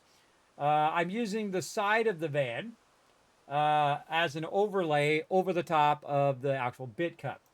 So I'm going to take this, move it around a little bit, and then I use my arrows over the top of the bits. Yeah, show you a little secret here. So it looks like now it's inside the van. See that? So now it has basically the front of the van over the top of it, and the bits are falling behind that overlay. So you can build cool stuff like that too, everybody. Again, it's just knowing how to use your graphic power as well. And again, as a graphic designer, I make all my own stuff. So I hope you guys enjoy that. Other than sometimes I do emotes just to help other streamers on Twitch here. I send them some love. Say, hey, can you make me some emotes? Because they're making tons and tons of emotes, and they need a little bit of love too. I like to help not only the gamers, everybody, but also all the artists as well. Because I know there's a lot of artists out there who need just a little bit of help. Goes a long way, everybody. It really does. Just $1 or whatever does make a huge difference. It really does when you're doing this kind of stuff, especially when you're an artist and you're struggling. So all that stuff makes a difference. One commission could be the difference between survival or not, that kind of thing as well. Okay, so we got that there. We need to probably put in some stairs there that I can just jetpack on. There we go. Again, we want to put this stepped, and we're going to work around this. Now, the Vault-Tec kit is probably the trickiest kit in the entire game. It can be very, very feisty over here. Go ahead and pull out that support for right now. We'll readjust that here in a minute. Now, notice how that's going the other way. What you do is you put that down, and then you try to snap this to the back, which it's not going to do. This is what's known as build order. So you got to find the right build order to make this work. Yeah, that does not have a thing at the bottom, so it's not going to do that. All right, this is what I call walking, everybody. You walk it across like this. Now, you see we're attaching this piece to that piece. Allows us to walk it over here. Again, everybody, I played almost 4,000 hours. I can tell you all sorts of killer secrets.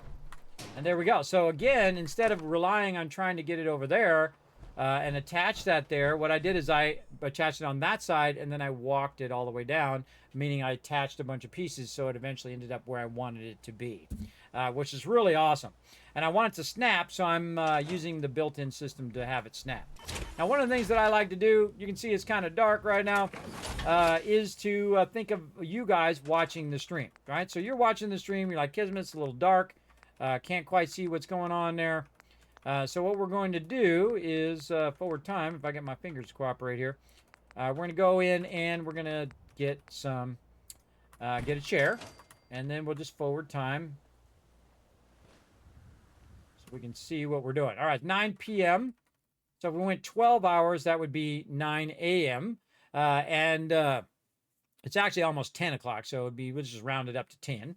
So we'd say 10, 9, 8, 7. And so we don't even need to count how many hours it is. We just minus it out based on where we started, right? And there you go. Easy math.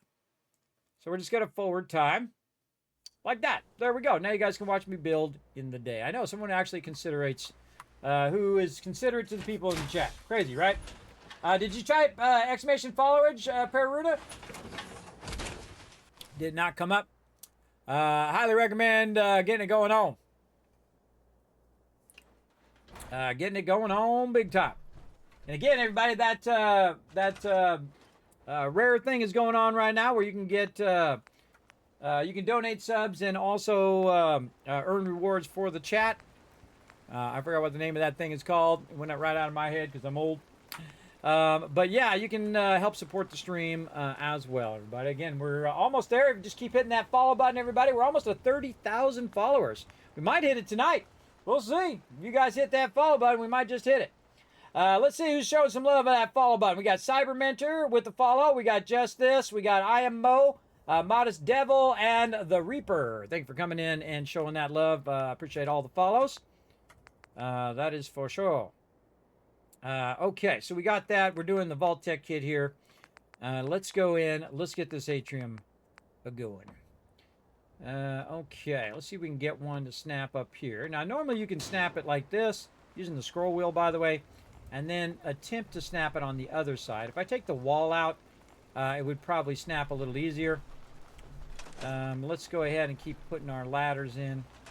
Now, in this particular section, everybody, you want to build the general structure of this first, which is basically the first row, right? So you're building out the first row, and I don't really need the stairs, but that's just makes it easier so I don't have to use my jetpack as much. So you're building out the first row, you're getting the outer shape of it, and then you can build the rest of it afterwards. But first you want to put the outer shape. And again, we're trying to make it into an actual heart as a big giant mega build here. Again, see if it'll let us snap to the other side.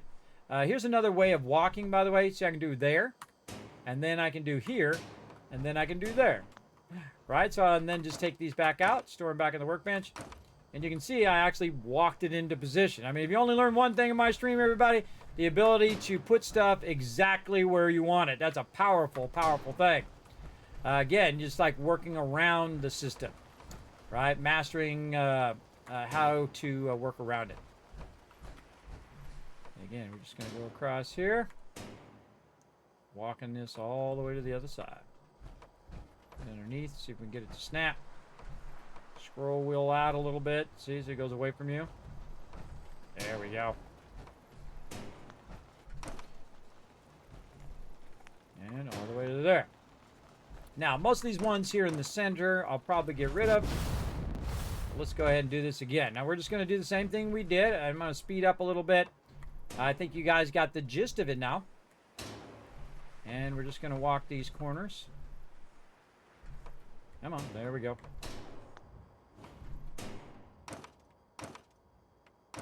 All right, nice. Now, all we really need is the side. We don't really need to run it all the way across every single time. So I'm going to show you how to do that. Put these back in here for now. Again, you see these are at 2 different levels. We're definitely going to have to work on that, because that does not... See it lining up over there. There we go. That does not line up to the atrium floor there. Take this one out. So again, instead of running that all the way across so I can put it where it goes, I'm just going to use this out part. And by the way, you notice I can just hit E and it just floats right up there in the sky. You're like, Kismet, it doesn't do that in my Fallout. That's because I have a mod called Place Anywhere. Place Anywhere is one of the greatest mods, everybody, because you can just aim at it. Get my hands off the mouse, right? And I can just nudge it by... Oh, wait, what is it? I can nudge it. Oh, I got to look at my commands. I've forgotten.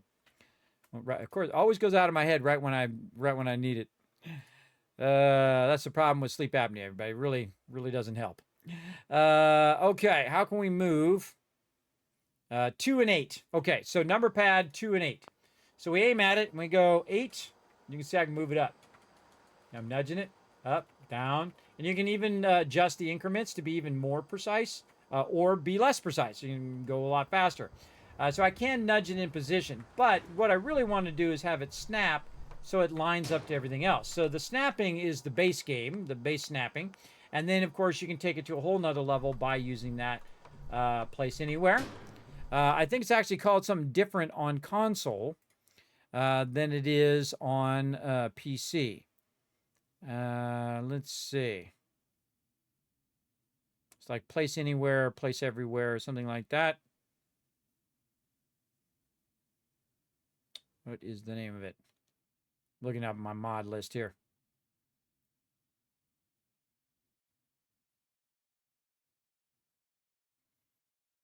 Where did you go? Place Everywhere. Yeah, Place Everywhere is what it's called. Place Anywhere is on console. So Place Everywhere, PC. Now, again, if you want to check that out, everybody, I'll throw the thing in there. Remember that the Overseer spreadsheet. So you can see all this cool stuff, all the mods I'm running right here, as well as a whole, if you just walked in the stream, everybody, I got a lot of tabs here at the bottom that you can click on. Like, say you want to manage all your settlements, boom, you can be a Wasteland Tycoon as well. It's got a whole bunch of stuff, even a whole bunch of checklists for each and every settlement. Did you scrap and clear it? Yes. Did you go in and do a supply line? Yes. Did you add a beacon, the quick travel, the quick shop, the bell, the kill box, the workbench, the siren, the living quarters for them? Did you do the Vault-Tec terminal? Or is everybody working? Does everybody have gear? Have you maxed the thing out? Is it a mega build? You can see it just keeps getting more and more epic the further along it goes, everybody. So great way of tracking all of that stuff, making sure you went through and did all those things.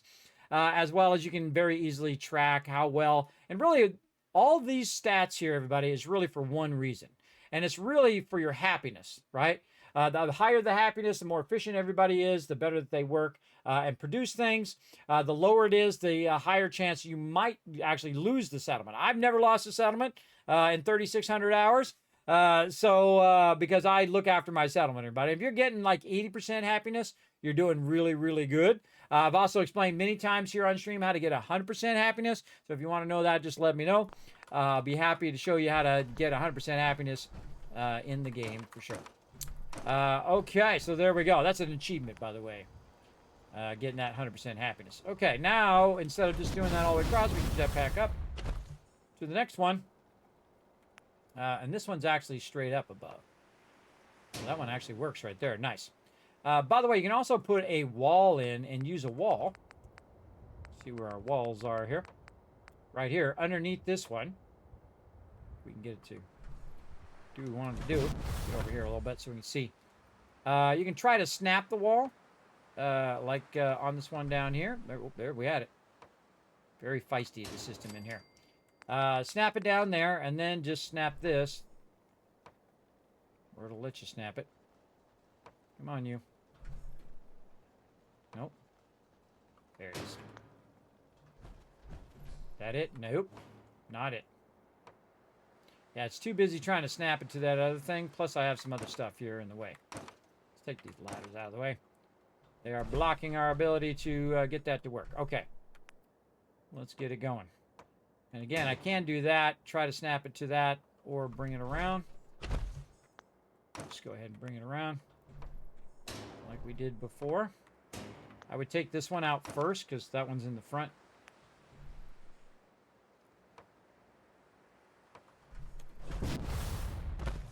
Move back. Snap that right where we want it. I got this one to the top. Nice. Take this out. Okay, and then we have some at the very top here. Okay. And again, we're using the heart as a starting point. I don't want to snap to any of those. There we go.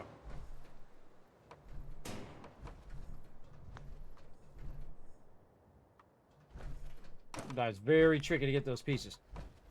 So we're just building out our massive vault, our mega vault, here at Spectacle Island. Showing you guys all the tricks to get it going. Very awkward there. We're gonna need to put another wall there so that we can use that wall at the top side. This, and then we can go ahead and put in the floor. It's going to snap to the bottom of that wall.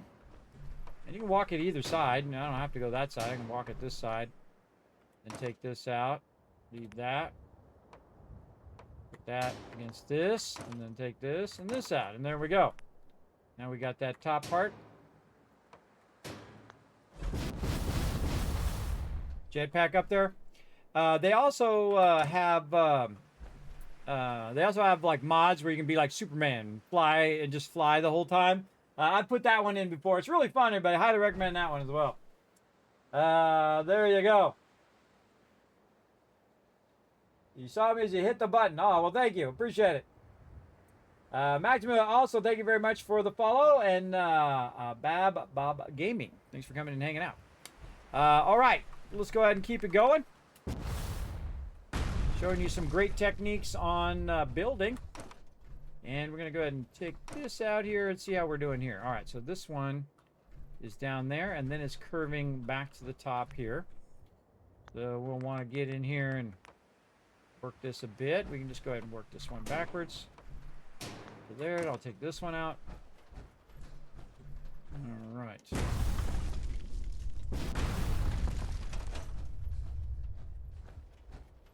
See how I like that? And you always want to evaluate it as many times as you can as you're going, so you don't build this whole thing out and then have to take it back out again. That's the way it is in any building game. You're just kind of building the beta version of it, right? You're building just the shell before you get into all the super advanced stuff. Believe me, it pays off massively, and I actually learned that from graphic design. You don't go and make a whole big old thing, everybody. You go in and you make some roughs of what the customer is asking for, and then you say, okay, here's your 3 different roughs. Pick which direction you like we're going. Okay, you like that one? Okay, then we'll go in that direction. See, that's what you do. Otherwise, you're going to spend a lot of time making some stuff, and they're going to be, oh, wait, no, I wanted to go the other direction. Yeah, that's not good. That'll cost you a lot of money, but I just saved you crazy tons of money just now. Crazy tons of dollar bills. Yes, always make sure that you give out some sort of status as you're going, right? So you can just check in and say, hey, is this what you're looking for? Very, very important with any art project or anything like that, so you don't end up wasting dollar bills. Ah, took out the wall. My bad. Fix it here in a second. Get rid of that one.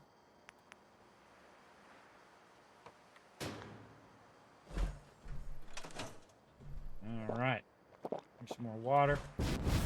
Jetpack.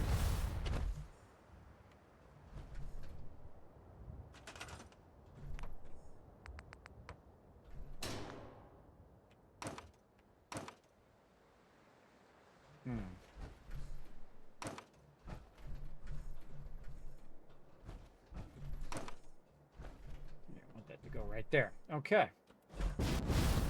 Getting there, little by little.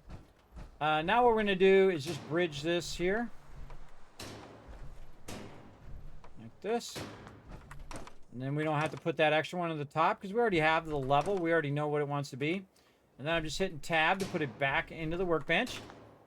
Like that. There we go. Look at that. Looking good. All right, now we're going to need to move our legendaries over here. Did I even put those legendaries in there? I don't think I did. Get sidetracked. Thou shalt get distracted by BS every time. Really fantastic line in the Fallout TV show, everybody. Absolutely happens all the time. And they just nailed it. Because again, if you played the games, you know that you're just getting distracted all the time on all different side stuff. Because, you know, when I'm playing, especially Fallout 4, hope to be alive by the time Fallout 5 comes out. When I'm playing Fallout 4, you're looking for your kid, right? And so, that does not look like the right height. These are all the wrong height. This all needs to be fixed. So you're looking for your kid, and sometimes I'll be playing the game for like 500 hours and go, oh yeah, wasn't I looking for somebody? Because I'm over here building these settlements and building up my economic power. It's kind of funny, I think. I've done a bunch of playthroughs that were like, 500 hours in, and you're like, oh yeah, I was actually doing something, wasn't I? I was actually doing a thing and a stuff and a thing. All right, it's really awkward to have multiple level things next to each other, so you might want to just move that on out of there, which is why I moved that stuff back to make it easier for me to snap this stuff where it's supposed to go. Again, working on our museum here. Going to take a little bit. Now, I like to mix up what I do, everybody. I'm not just going to be doing building. We'll also do some other stuff, some questing and all that fun stuff as well. Which Fallout games have base building like this? Fallout 4 and Fallout 76. Fallout 4 has the largest of the base building, and actually this is the largest settlement too, Spectral Island, which is absolutely massive. Just to give you a little bit of a view here, I'll go over here and show you that we still got all that room over there we could build as well. Now, in the base game, you are limited to building only so much stuff because there's a limit so your computer doesn't just catch fire. And if you want to override that, you can just add some mods, and then you can have unlimited building like me. And I'm basically building a heart-shaped vault right now, which I've never seen anybody do before, everybody. I am the first one to build a heart-shaped vault. I've never seen anybody do it. I do a lot of unique stuff here in the stream. All right, now you might notice these things right here, these little vault power conduits. That's what's lighting up the stuff on the other side. That's because the power is running through here and ending up over there. Now, when I take out my connections here, I'm going to have to redo the power and all of that, which we'll get to. But we need to go over here and fix the level of this as well. All right, we can take this out now and match this level to our level here. Again, we're just going to walk it around here. Showing you all my best stuff. Now remember, everybody, the giveaway is open to everyone. Every single person in the stream. Right now, around 1,000 people in the stream. All 1,000 people can enter the giveaway. All 1,000. You sure can. Go for it. That's what it's there for. It's there to show you guys some love for being in my stream. I appreciate you. Okay, so there we go. We got that in. That looks good. And again, we're having it cascade up so we can basically get the sides of it first. And then we can decide how tall we want it to be, right? So we get the corners, which we can work on. I'm going to put one on the outside. We end up putting one on the outside eventually. Just so we can walk along and work on that outside. Right now, Just going to do that. All right, now we got that. Looking good. We've got to do this upper one here. Almost had it there. Again, take this one to the side. And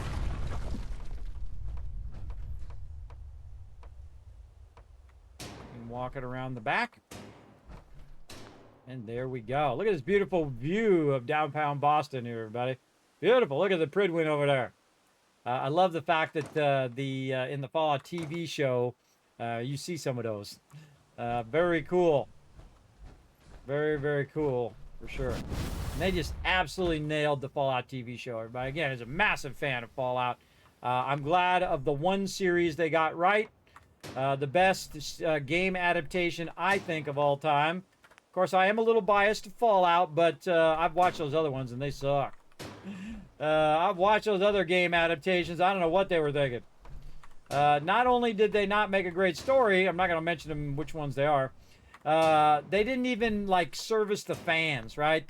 The huge fans of those particular series. They didn't at least even do that. You'd think you'd at least either make it for the fans or make it for people who don't know anything about it and the fans. And that's what they did in Fallout, everybody. They made it as a love letter to fans and also a love letter to people who don't know anything about Fallout at all. You can just start watching it. You don't have to play any of the games. You don't have to know anything about it. You can just sit down and watch it and just have a great time. I love all the characters in there. They did all the characters right. All the actors are perfect for their roles, everybody. I mean, you couldn't have cast that better. That was absolutely nailing it. And I like how there's a lot of twists in there too. Great example, there's a character called Barb in there, everybody. And she's made out to be the heel, right? The bad person, right along there. And I actually had this thought about it. Now, it's a little bit of spoiler, I guess. I'm not going to get way into it. But there's a point in which I think that she's actually not as horrible as they make her out to be in the beginning. Because they're really making her out to be a horrible person. And I'm like, but if you got little puppet masters that are behind the scene being a puppet master to her, I like the fact that they did give her a full story and just didn't make her like a one-note character.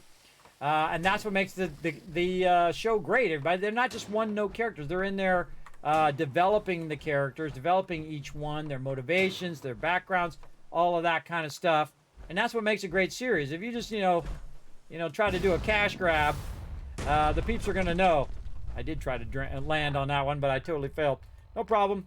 Teleport up. Now, one of the great things about using mods as well, everybody, is I do have the ability to save. So you can go back in and add features back in again. You see I can just quick save with F5. In the survival mode, you cannot save via the menu or via quick save. This whole menu here, oh, not that one. I hit escape. There we go. This whole menu here, the actual save is grayed out in the survival mode normally. But if you got mods, you can add those mods and it adds it back in. And I've played through multiple times without the ability to save. And what you're doing the whole entire time is looking for beds. Because beds is the only way you can save. So you have to go and sleep. Okay, I saved the game. You can exit save as well. But those are really the only saves that you got. Because you can't just quick save. You can't just pull up the menu and say, hey, I want to do a brand new save here. Right here, away from the quick save. And now you've got to set another copy. Because just in case you're doing all this stuff and you have a corrupted save, you want to have some other ones that you can back up to. Now, I've never had a corrupted save. But that doesn't mean that all the people that did were wrong. Because it's very easy. In a lot of games, you could easily have corrupted saves. Because something happens on your computer and bam, corrupted save. All right, that's looking good. We got that. We got that looking good. Okay, how about down here? Okay, we got this.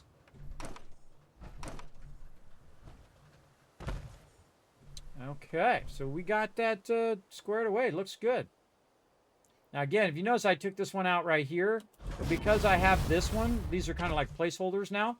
I can very easily just say, oh, well, I didn't mean to take that out, and I put it right back in. See, so what we're trying to do is get to the point where we can take stuff in and out and work on the actual structure of the thing. Now, at the top here, what we're going to do is actually have this pretty open. because what we want to do is get all the natural light into the vault itself. So we're going to go over here, and we are going to work on this corner. I'm going to take that out for just a second, because what we want to do is build an atrium, but this particular atrium is going to be this way, right? So we're going to make this really cool atrium over here. We're going to take a look at it and say, is it higher than our stuff? Yes, it is. It's way too high. It's way too high to basically just go be an offshoot of the corner. I'm going to store that back in the workbench, and then jump down. Notice I'm in my power armor, everybody, in case I do fall, which I've done several times now. You don't die when you're in your power armor. Okay, so let's go ahead and take this one out. Yeah. Maybe even one more down. Let's try one more down. So we're going to go in here. We're going to get this one. And we're going to see how well it snaps. Now, some of these big pieces are very unwieldy. Yeah, it looks okay.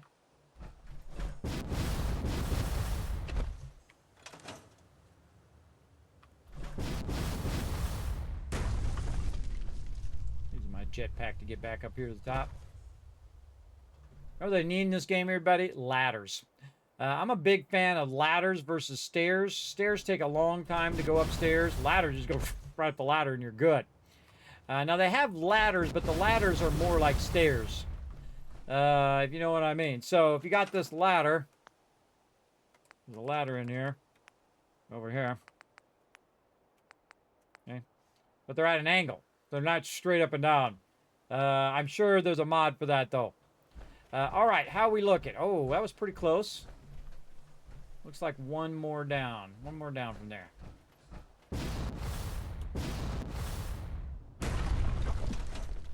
And just guesstimating.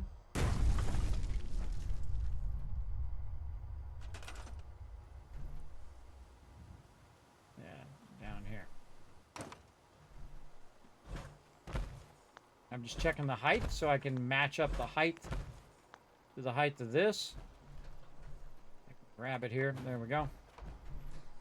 And bring that down one more. Oh, it bumped me. Sometimes that happens. You get hit on a corner and right down you go. It happens. Give me some food.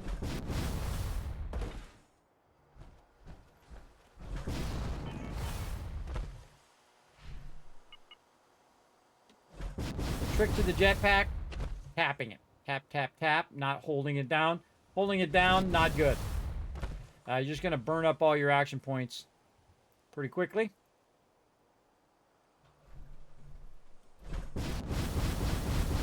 Not enough. Not enough.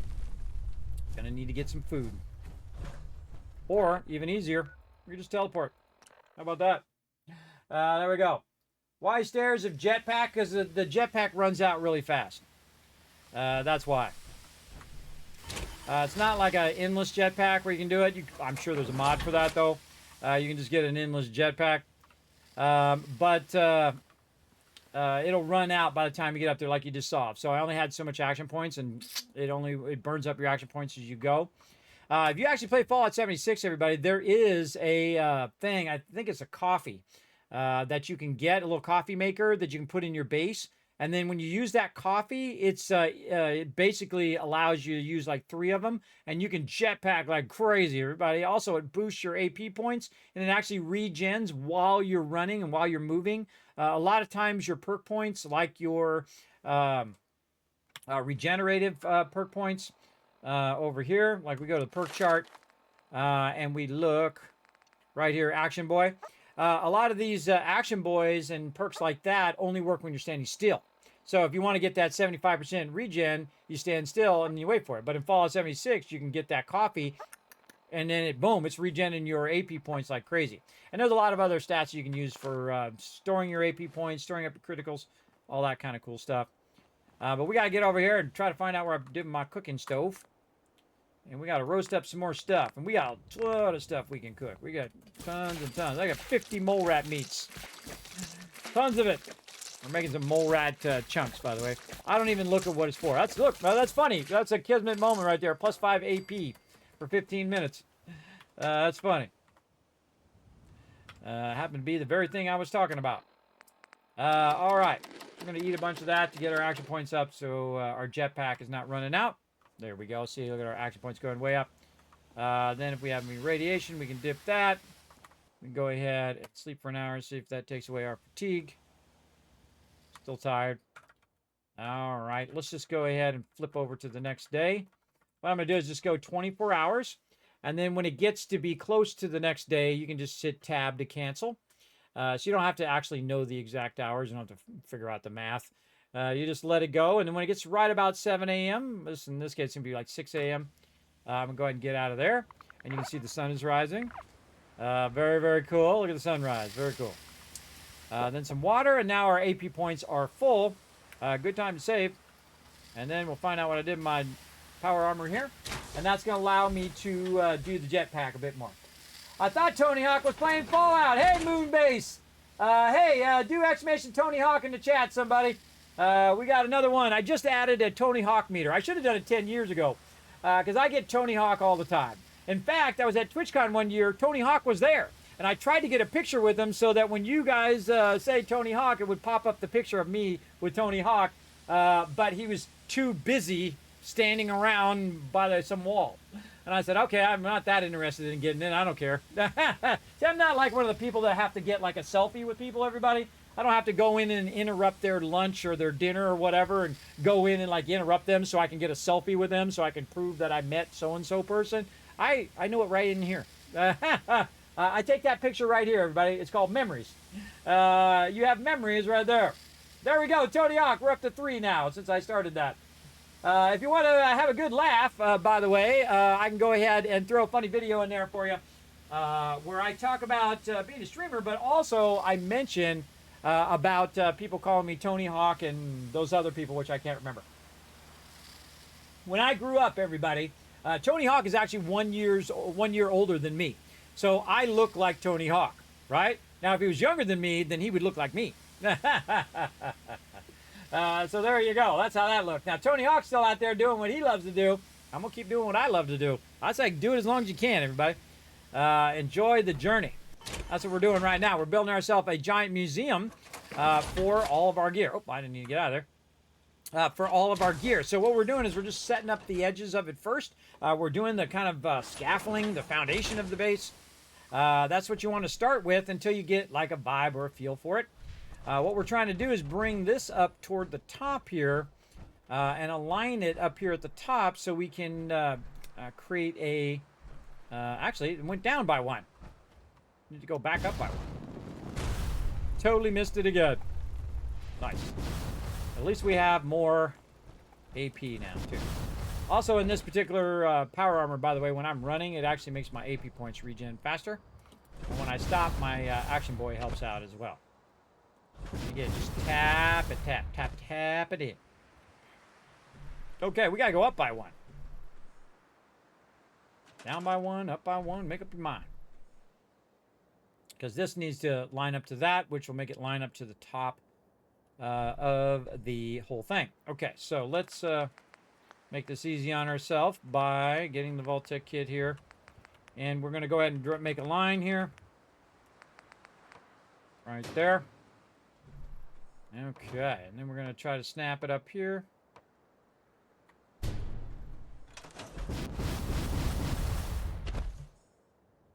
For action points to go up. Okay, now, how does it line up? Lines up pretty good.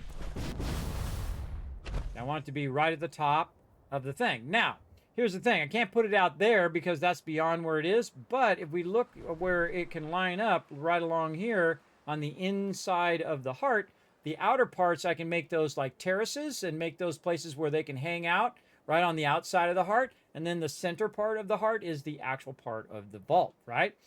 So we're going to move this over so it actually ends up right here. So we're going to leave ourselves a bit of a gap here all the way up to the top as well. I can't quite reach that one. Where are we looking at here? Let's jetpack over and get that one all the way at the top. And then this we need to move over here. So we want to move this forward so it's there. So let's go ahead and put down some more atrium floors. We'll snap it here. Apparently we'll fall down there. By I wear my power armor when I'm doing stuff up in the air so you don't end up taking a quick trip to the bottom like we've been doing. Still happens, but at least I don't die every single time. A little awkward for it to snap there because that one behind it is in the way. I'll take this one out. And there we go. All right, nice. Now we're getting somewhere.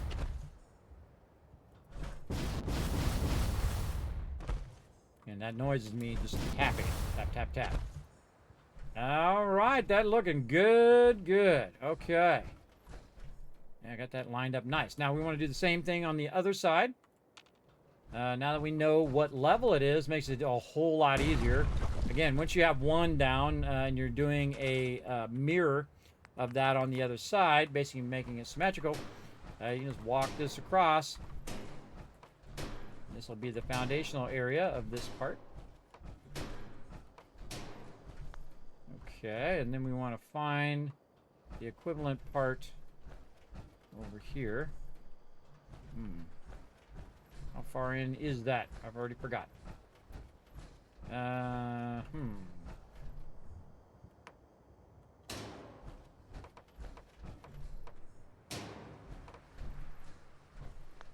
2 in from the side.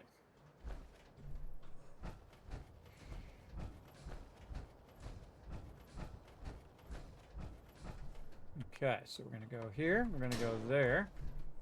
Take this out, get back up, take that out. Oop, almost got it. Get back up, take that out. Take this one out because it's gonna be in the way. This one as well.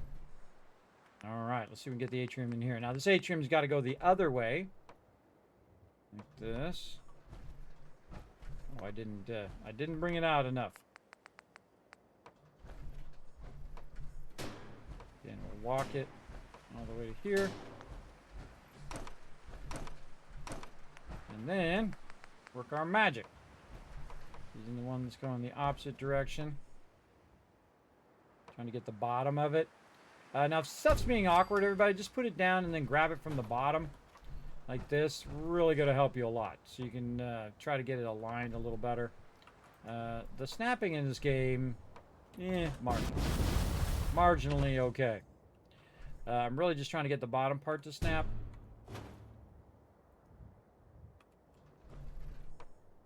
Yeah, see, it's trying to snap that way. I don't want it to snap that way. Let's take this one, bring it down here, and then try to snap it out a little bit further. Let's see if it'll snap with this. Man, it is just not letting me scroll wheel that in. Something blocking it. Let's take this one out. There it is. All right, I had to work our magic there. Work a little bit of magic. Okay, now look to see if they're aligned, because you might have screwed it up. Yep. Yep, too high. Always double check. Too high up. Okay. No problemo. We know what to do. Seems this particular side likes it when we put 2 down instead of just 1.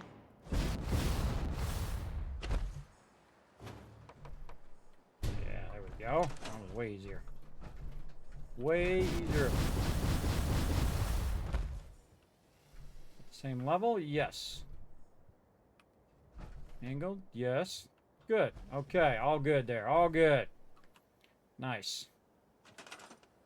Okay. Now we're going to go ahead and pick these out. Don't need those right now. And we're going to try to do what I call build order. Okay, so now that we have the side of the atrium, because we're building an atrium at the top part, so we can let some light in and all that kind of cool stuff. But we want to go ahead and put in the ceiling here, right? So this ceiling will snap to the side of this, but not if these are in the way. So we want to go ahead and just make ourselves a little bit of scaffolding over here that we can walk on. And then we can take these out. And we can see if we can get these rounded pieces in here. There we go. And just put these in.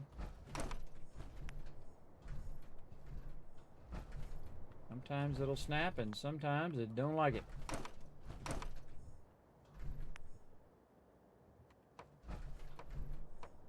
So feisty. There we go.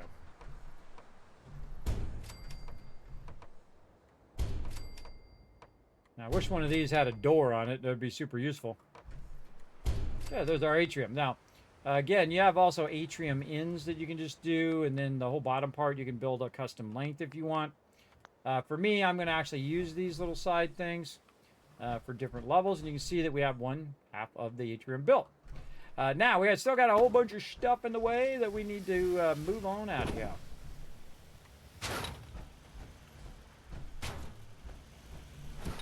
Again, with this move anywhere mod, you no longer have restrictions on running your wires or any of that stuff. You can just go ahead and run it and it'll be fine. So it won't say, hey, you can't put that there because your wire's too long. Great way of taking all that and moving that out of there. And we're just going to move these back.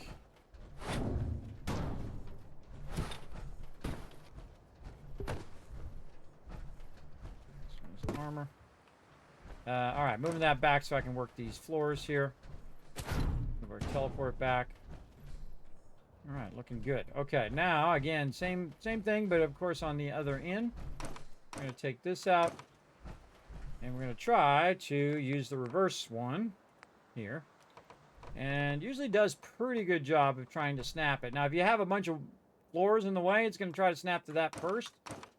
Personally, I think it should snap to the opposite thing first. That's just me.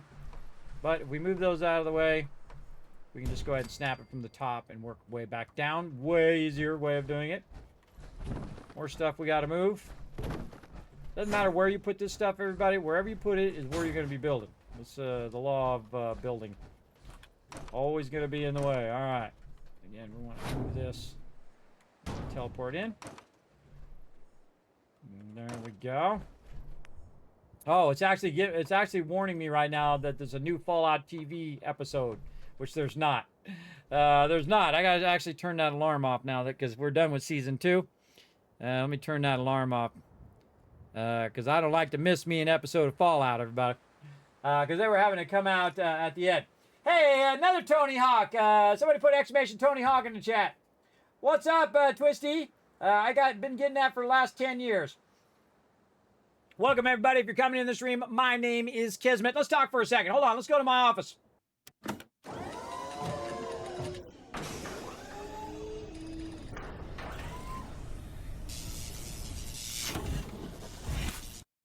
Hello and welcome, everybody. Thanks for coming in and hanging out. Again, my name is Kismet. If you're new to the stream, we're live on the Twitch homepage. We're playing this awesome game, Fallout 4. I played these and thousands more, everybody, because I've been gaming for 50 years. That's right, for half a century. If you are new, just coming in the stream, make sure to hit that follow button. I appreciate you. We're having a celebration of 50 years of gaming, 10 years of streaming, and 8 years as a Twitch partner. I do appreciate them showing me so much love and inviting all of you to come in from the Twitch homepage. If you like Fallout, if you like games in general, if you like survival games or games like Timberborn there, which is a great game, by the way, Valheim, Icarus, if you like pirate games, if you like all sorts of different types of games, as you can see them going by here, then you're in the right place. You're in the right place to hit that follow button and hang out. We're almost 30,000 followers. Can you believe that, everybody? You might be the 30,001. So hit that follow button. We're going to get it going. So no negativity meant. I didn't take it as a negativity. I never do. I've had so many people over the last 10 years, hundreds and hundreds of them. I actually just started a Tony Hawk meter, by the way. But I don't take it as a negative because he's also one of my heroes, Twisty, as well. In fact, where I grew up in Southern California, Tony Hawk is a godlike figure, everybody. Among all the people that I knew, all the surfers and all the skaters, because those are the people I knew and those are the people I grew up with, though he was God level. And still is to this day, by the way. Still is God level. Now, here's something funny for you, Twisty. We were in here playing Tony Hawk Pro Skater the other day, a while ago. And the cool thing is if I want a character that looks like me, I just choose Tony Hawk. So that was really fun. So yeah, we played a bunch of Tony Hawk Skater as well. Now again, I've been gaming for 50 years, everybody. I played all the games. I played the Tony Hawk Pro Skater when it first came out, by the way, way back in the day. Do you know that Tony Hawk made more money on video games than he actually did as a pro skater? Did you know that? Yep, he sure did. He was actually in a tough situation when that game came out, and it did so well, it actually saved his booty. It really did. So he's actually not only a great skater, but also a huge gamer. So there you go. And ever so I do a playthrough of Conan Exiles on stream. I haven't done a full playthrough of it, but we have played it on stream, Dragon Overlord. You can go back and check it out on my YouTube channel, youtube.com/KismetBP. Normally, I'm also streaming on YouTube as well as Facebook, Kick, on Twitter, and also on Trovo. So wherever you like to watch, that's perfectly fine, everybody. You can also go watch back thousands of streams of me doing giant mega builds, real life stuff, all sorts of cool stuff, guides, highlights, you name it. Get it going on. Tons and tons of that. You can also watch a bunch of VODs here on Twitch. And because I'm on the Twitch homepage, they said, hey, Kismet, you cannot stream anywhere else when you're on the Twitch homepage. And I'm perfectly okay with that. I was like, okay, I'm fine. I'm good. And you see, I've got my partner shirt on, everybody. I got this at TwitchCon. They're like, hey, Kismet, hey, here's your shirt, bro. And I'm like, oh, thank you. You get in a little partner section, everybody. There's a little section for partners. You can go in if you're a partner. They had a bunch of shirts back there, and they said, oh, Kismet. They knew who I was, which is cool, everybody. I think that's really cool. I still remember the first person who recognized me at TwitchCon. His name is Turtle. He's actually hangs out and is a mod over my buddies over there at Bearded Guys Gaming. He's the first person to recognize me in there. See, I don't really care about the fame and fortune and all that part of it, everybody. That part is shallow and not me. I just like the fact that people recognize me and say, oh, man, you want to talk games? Let's talk games, bro. Because you know how it is when you love something, everybody, you just start talking, you talk about it endlessly. People say, oh, well, this is my favorite game. Oh, really? Why do you like that game? Why say your favorite game? And I can listen to people talk about games for hours, everybody. And I don't say anything. I just listen. I can do it, or I can talk about it for hours. Do it if you want me to talk about it. I do that on stream, so I rather listen to other people's stories personally. So there you go. I don't talk about politics in here, Chosen. I don't do it. But if you're talking about the factions in Fallout, we haven't made any choices yet. Again, we're playing some Fallout 4 right over here, everybody. We're building some mega builds tonight. I just wanted to go into my office here. If you've never been in my stream before, again, they call me Kismet. I've had that name for over 45 years. So if you see any other Kismets, everybody, they're a copy. I'm the original. I'm the OG gamer for 50 years ago. I've been gaming for 50 years. My first gaming console was the first gaming console, the Magnavox Odyssey in the early 70s. You're welcome to look it up. It was very archaic, everybody. A little square dot. That's how gaming began. Kind of like you've seen in Pong. That's how we played games, everybody. You put a little plastic overlay over the TV, use your little paddle thing to move the little thing around on the screen, and you went through the little haunted house and you looked at the cards and you played. That was video gaming in those days, everybody. It was old school. And of course, I played thousands of games. Tens of thousands of hours, especially in Fallout, everybody. I'm easy 10,000 hours in Fallout 1. Across the whole series, I'd probably say 20,000 hours. In Fallout 4 alone, I'm almost 4,000 hours. I'm on 3,600. I'm on 13th playthrough. Probably most known as the Wasteland Tycoon because I dominate Fallout, everybody. It doesn't matter which Fallout it is. I dominate it by economic power. I'm like Mr. House with that economic power, and I'm like Cooper Howard with that high charisma, right? So I use the combination of both without the craziness and lack of morals of both of those. I still have my morals intact, everybody. I didn't lose them to the wasteland like my hero Lucy. She has kept her morals mostly intact. Mostly. So there you go. What was my first game? My first game was the Haunted House on the Magnavox Odyssey. There was a little haunted house one that you could play way back in the day. And I played Pong when it dropped, by the way, in the stand-up arcade. First one to come out. Bam! Played that Pong, everybody. That's how old school I am. And I've loved gaming the whole entire time. I don't make any excuses for it. I don't make any apologies. I love what I love, and I'm going to love it till the day I die. You don't have to answer to no one, everybody. You answer to nobody. It took me way too long in my life to realize that you just like what you like. Screw everybody else, everybody. If you like whatever you want, you like baton twirling, you go be the best baton twirler there ever was. You go do your thing. I don't try to bring people down, everybody, to make myself feel better. That's the sure sign of people with low self-esteem. If you are getting bullied by somebody treating you bad, remember, that's on them, not on you, right? What you do, that's on you. But what they do, that's on them. And I've been bullied when I was young. You know why? Because I was very short, everybody. I was very short when I was young. My brother, though, absolutely tall maniac. But I was short. So, of course, people going to pick on the short guy, right? Until they know that I don't take no crap and I knock them down. See, in my day, everybody, you gotta step up. You gotta step up and say, yo, you gonna treat me like that? I don't think so. But I don't do that anymore, everybody. I just ignore idiots like that now. And see, in my day too, when you talk smack like that, like you do online right now, they kill you. They would kill you, everybody. So you don't talk smack like that. That's old school right there. You talking smack to peeps, they are not going to put up with it. They're going to wipe you out. So we learned the hard way not to do that, everybody. You watch out who you're saying that kind of stuff to. Because some people crazy. A lot of people crazy, as a matter of fact. Not just some people, a lot of people crazy. Oh, it's blocking. It's blocking me there. As well. The one and only answer is yourself. That's the hardest person to like, everybody. I like who I am. It's taken me a long time to like who I am, and frankly, I'm tired. I haven't got the energy to deal with other people's lack of respect for other peeps. That's it. That's your problem. It's not mine. All right, I got to move my power armors in the way. Now, again, we're building out a massive mega build, everybody. Here at Spectacle Island, showing you all my gaming secrets. Every time I play, everybody, I don't just keep all the secrets to myself. I show it to you guys as well. So let's move the power armor. Let's go ahead and get back to full screen. Here we go.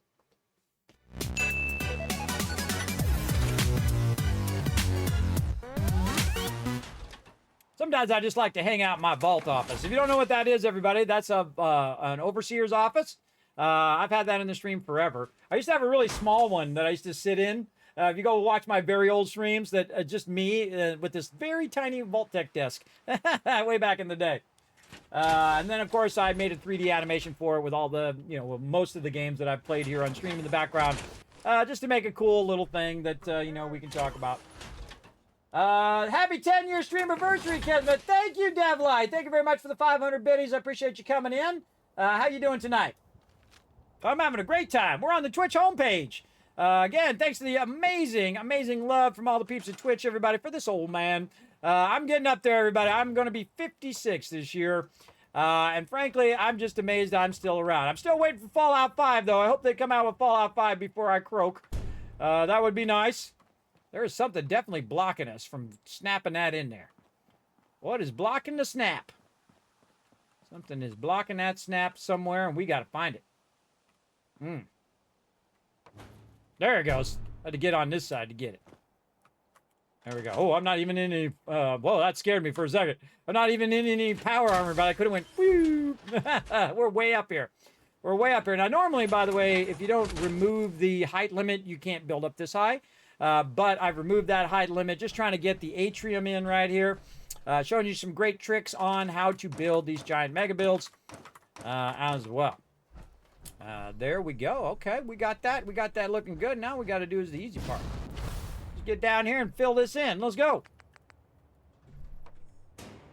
Now, this mega build is dedicated to all of you. All of my viewers who are coming in, whether you've been here for 10 seconds or whether you've been here for all 10 years. Again, we are celebrating 50 years of gaming, 10 years of streaming, and 8 years as a Twitch partner tonight. We got a bunch of giveaways queued up right now. We got a $10 Steam gift card, everybody. We got a $25 Amazon, as I like to say, gift card to give out as well. And we also have a 5-pack of Steam random game codes. Now, those game codes can be worth $200 each, by the way. And so that means we're going to have a chance to win right here in the stream. You're like, Kismet, how do I enter the giveaways? Just type exclamation giveaways, and it'll tell you how. That's right. Anybody can enter them, whether you've been here for 10 seconds or you've been here for all 10 years. And there we go. We got our atrium built out, looking good. And now we're going to go ahead and just fill it in. Again, we're just going to start with some basic stuff here. Again, really getting this stuff to snap can be a challenge. The Vault-Tec kit, the toughest of all the kits. But I'm showing you how to get it to work great right there. See, all the stuff that I was doing, moving stuff around, putting those foundations in there so I can snap them in and get it all lined up as a main part of our vault here, which is also aligned to the outside of the vault as well, which around this side is a lot of your guys' names. That's right. And you become a vault founder as well, everybody. We are raising funds for a Vault-Tec van like that. That's right, in real life. We're going to make a broadcast van, which I call the Vault Van Life. So we're going to take a van, we're going to make it into an actual vault. If you got a van you want to donate, you let me know. Or if you have a van and you're like, hey, Kismet, you need one of these things, or you should put this in there, or you think of some cool Fallout thing or whatnot, you can go ahead and suggest it. You can put it on my Discord, or you just put it in chat there. We'll try to grab it and whatnot. And as you can see, everybody, this is actually shaped like a giant heart right here. Again, these are all my peeps right here. See if we can make it. We got this. And this is our little viewing spot right over here. And you can see we got a giant heart. I'm the only one I've ever seen build a heart vault. That's what I'm building right now. This giant heart vault. Now inside, we've got that atrium, which we have it in a little bit. And then on the sides, we're going to have different levels of kind of balconies that go up in there. And this particular vault here is going to be our museum, right? The museum of all these adventures that we've already gone on and all the adventures, the future adventures that we have yet to do. So that's what this is all about. And you can see we've got a bunch of people's names up here as well. Very, very cool. I might go in and just put in all of the levels now. That would probably be a good idea. So this way during the day, there's also a bit of shade over the top there. Let's see if we can get this one from here. No, a little too far. All right, let's do this. Let's just go forward a little bit. Now, I don't want to go all the way forward with this one in case it's not lined up. I want to go to this one over here. Just run this across. Now, see how it's causing a shade during a certain time of day? And you can now see the names a little bit better. Again, we're using the neon and then the wireless power. Remember, the wireless power is like a bubble, right? So you put your wireless thing there, and it's going to go 2 levels up, 2 levels down, 2 levels to the wide. And so it's like a big bubble around that actual transmitter that's transmitting that electricity. And again, we'll just go ahead and build this out over here. Like so. All right, now doing this part is a little bit easier because you are on the front side. And it's going to make it easier to snap it because the back side is a bit tougher because it won't let you typically snap to the backside unless you kind of work around the edge like I did. And we're just going to go ahead and run these across. Like so. And then it's pretty easy if you got the power armor because you can just jetpack up like that. All right, all good. And jetpack up again. Now again, if I jetpack too far, I run out and I drop like a rock. That's for sure. Let's go ahead and finish up this front part. Now also this is going to allow us to walk up here. As part of the vault itself. So we can create some areas at the end here, which will be little areas where we can walk around like that. Very cool. And then let's go into the atrium. And not only us walk around, by the way, also all the NPCs. Now remember that each and every location has a height limit. And even if you remove that height limit with a mod, you actually still have a height limit when it comes to the NPCs interacting with your stuff, which we learned in this playthrough, by the way. So we need to make sure that if we are going to build something that is for the NPCs, that it's within that certain distance. Great example is at Sanctuary right now, right? Now, that's why I have Sanctuary built at the first 3 levels, because otherwise they cannot get in there and interact with, say, the bar or the medical person or the little slot machines and all that other stuff that I have in there. They can't interact with the beds or any of that stuff. And the reason why they can't interact with that stuff because it's too high up, right? So it has to be at a certain level. So that's what I did at each one. Now, this one is not necessarily for NPCs. This is my dedication to all of you guys for showing that love for the Vault Van Life project. Also for hanging out in the channel and showing that love as well Appreciate all the love and support. And again, we're getting there, everybody. We're getting there little by little. Now, again, every little bit does make a difference. So even a dollar donation, that kind of stuff, will get us one step closer to that vault van. If you do donate $15 or more, you will become a vault fander and actually get your name etched on the van forever. It'll forever be etched on there. And it's going to be between the cabin and the front part. And you're like, Kismet, you mean you're really going to do a van? Yep. I'm really going to do it. I'm going to roll up in my vault van at Fallout events. I'm going to roll up in my vault van at TwitchCon. I might even get all my mods and go pick up all my mods. We'll have a road trip, and I'm taking you all virtually with me, everybody. That's right. So one of these times, maybe someday in the future, you might come back to the stream and see that I'm streaming from that van. We might be out somewhere streaming, having a good time. We might be in the parking lot of TwitchCon or something. And streaming live to all of you, which I think would be super cool. All right, so we're adding different levels here, so that'll make it easier for us to see any of the writing. Now, I also do give in-game rewards as well. So if you want to get your name up here where all these awesome people are, and check them out, everybody. There they are. So all these awesome people here, you can get your name on this giant build too. So not only do I do stuff to say thanks in real life, giveaways and all that stuff, but also I do it in game too. And this will be a forever thing because it'll live on YouTube forever. It'll live on there on forever, everybody. And I do appreciate you all coming in and just lurking in the channel, just chilling out. You're like maybe buzzing by the homepage and you're like, who's this Kismet guy? And it doesn't matter what age you are, everybody. Remember, we're all gamers up in here. We're all just having a good time, want to relax, take it easy. Maybe you had a long day. Maybe your boss is a jerk. Maybe other people are being a jerk. Who knows? You just want to, have some chill time. You want to relax, take it easy, have a little bit of fun, watch some crazy building right here, some gigantic mega building. Watch the stream go completely off the rails, which it does all the time. It will here in a minute. You know it. Earlier, I died from falling because they attacked my base. But you will definitely see some craziness up in here. That's for sure. Okay, this does not want to snap in there. That's interesting. Oh, there we go. I had to take it out and put it back in again. Sometimes the snapping doesn't work even though it should. And so what you do is you get out of that particular piece and then you go back in. That's what I just did.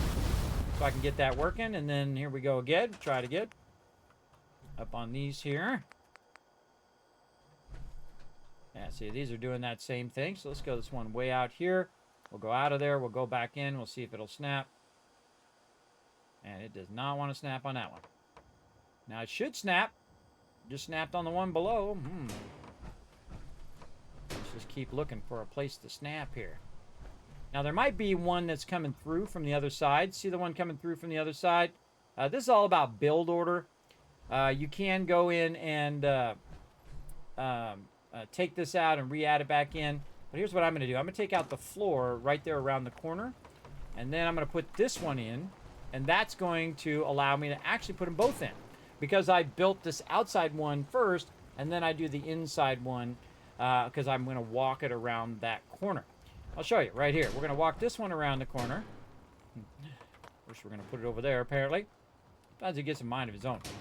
Walk this one around the corner. Actually, this one's down a little low. Pull this one up here. Fix this one up. Nice. There we go. And then you can see I can go around the corner here. Now, the same thing here. I can go ahead and use this to go around the corner this way. And then now we have the corner on that upper part as well. There we go. Very nice. All right. Now we got it. And once you got it started, you're good. You can just go to it. Just go right to it. I love to commentate on my streams, by the way, so if you ever notice I'm just talking most of the time, because that's what I love to do. That's my style, just talking about the game. I love talking to other people in the chat. The chat is my favorite thing. More than games, more than playing, anything like that, is talking to people in chat, saying hi, people coming in, say, Kismet, you look like Tony Hawk. Yep, my whole life. I wish I had his skating skills. Because he's epic, by the way, and he's still doing it. He's 1 year older than me. He's 56 now. Everybody, he's going to be 57 And he's still out there doing it. Oh, that looks awesome. All right, I love it. I might want to take that middle one out right there, though. Take that one out. That turned out awesome. I need one more on that side, one more up there. Yeah, that's great. One more over there. Yeah, we need one on that side.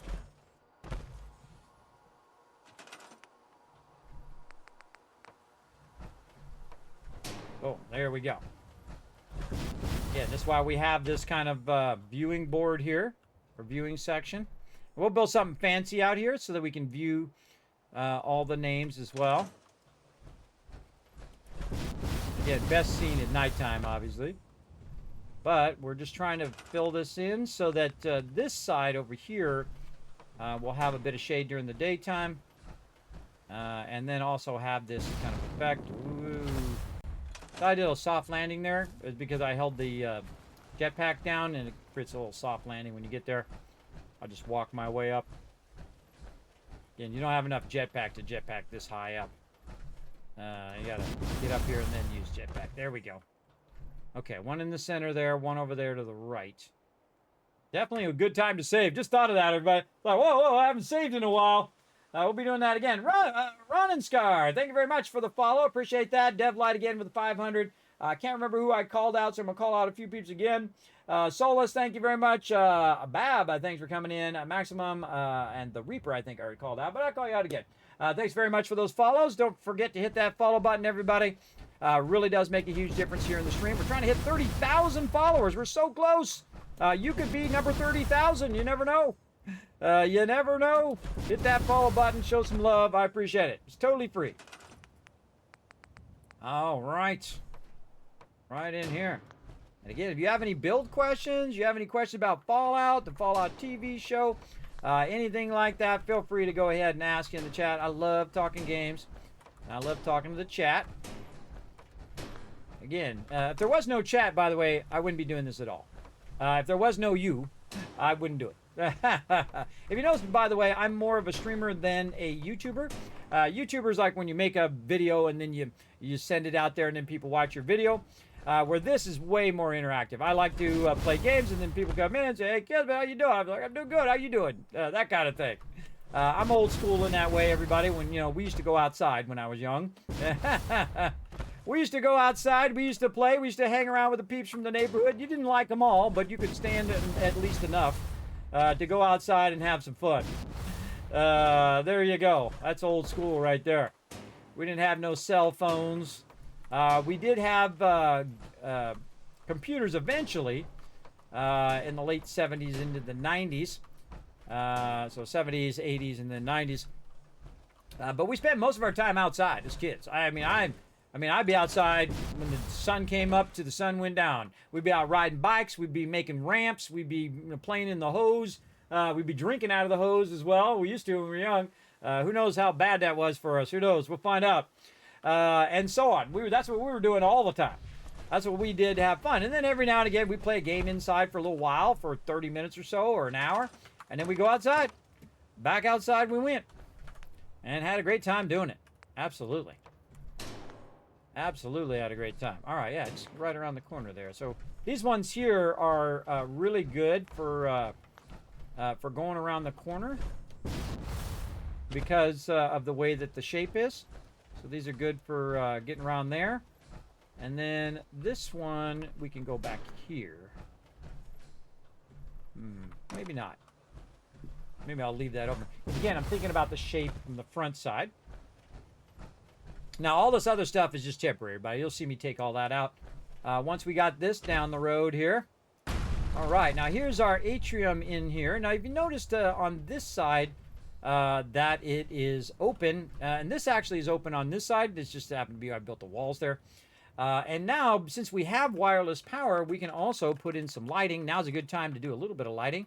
My favorite light is this one right here because it's just plain and simple. And it just throws down a bunch of light, right? You just want to be able to see what you're doing. Again, using that built-in snap. Bunch of light here. Very bright light. Actually, just put it over here. There we go. Now we got a little bit of light in the vault. And as well. Now, because Spectacle Island is so massive, you can see that I can build way out there. You also have mods where you can override that, by the way. I do have some of that I can show you. Let me go ahead and save and try to remember where I put that. I think I put that at the lighthouse. Yeah, let's go to Kingsport Lighthouse, and I'll show you another mega build. Hey, look out, Seafish Cabinet, showing that love. 16 months of sub love, 10-year anniversary. Let's go. That's right. 10 years streaming, a long time. Also, 8 years as a Twitch partner and 50 years of gaming this year, everybody. 50 years. Can you believe that? I'm amazed I'm still alive. By the way, I feel just like you when you're young. I feel just the same. I just can't do as much as you can.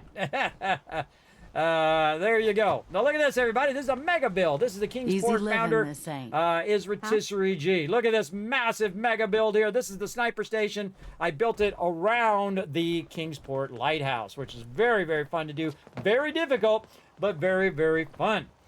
So one of the things that we did here at Kingsport Lighthouse is we're using the place anywhere function. The mod for that, if you noticed that this is the edge of the settlement. But if you walk outside the settlement, you'll get this. Workshop auto exits in 5 seconds. We'll just watch what it does. So it just kicked me out of the workshop because I exited the area. So now what I'm going to do is I'm going to do it again, but I'm going to hit F5.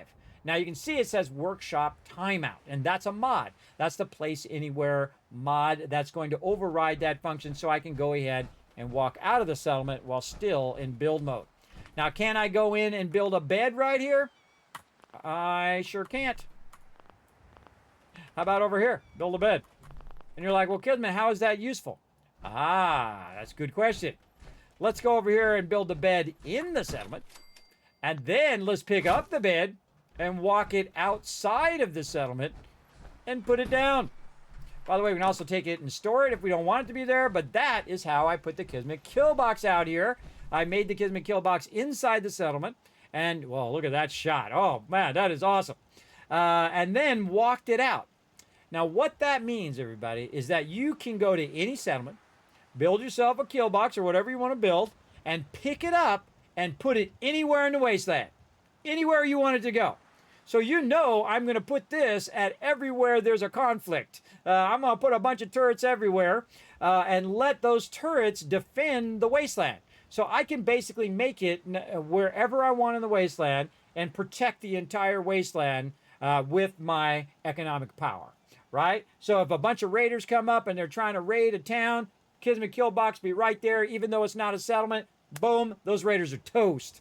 So we're going to be working on that at some point as well. But just to show you how cool that mod is, that you can bring stuff out of there. And again, this takes a lot of practice, everybody, to do this kind of advanced stuff, especially when you're trying to shape it around an object that's already pre-existing. I do have tours of these things in previous playthroughs. And I might even tour them and make them a separate little short and something like that when I get some time. Which, who knows? Who knows when that's going to be? Who knows? Holy mackerel, time flying by, everybody. Wow. Wow, wow, wow. It's been like 5 hours. It feels like 5 minutes. It really does. When you're having fun, you love what you do, everybody. Again, time just flies by. But I know the opposite, everybody. I know the opposite when you're at work and you're just doing this all the time.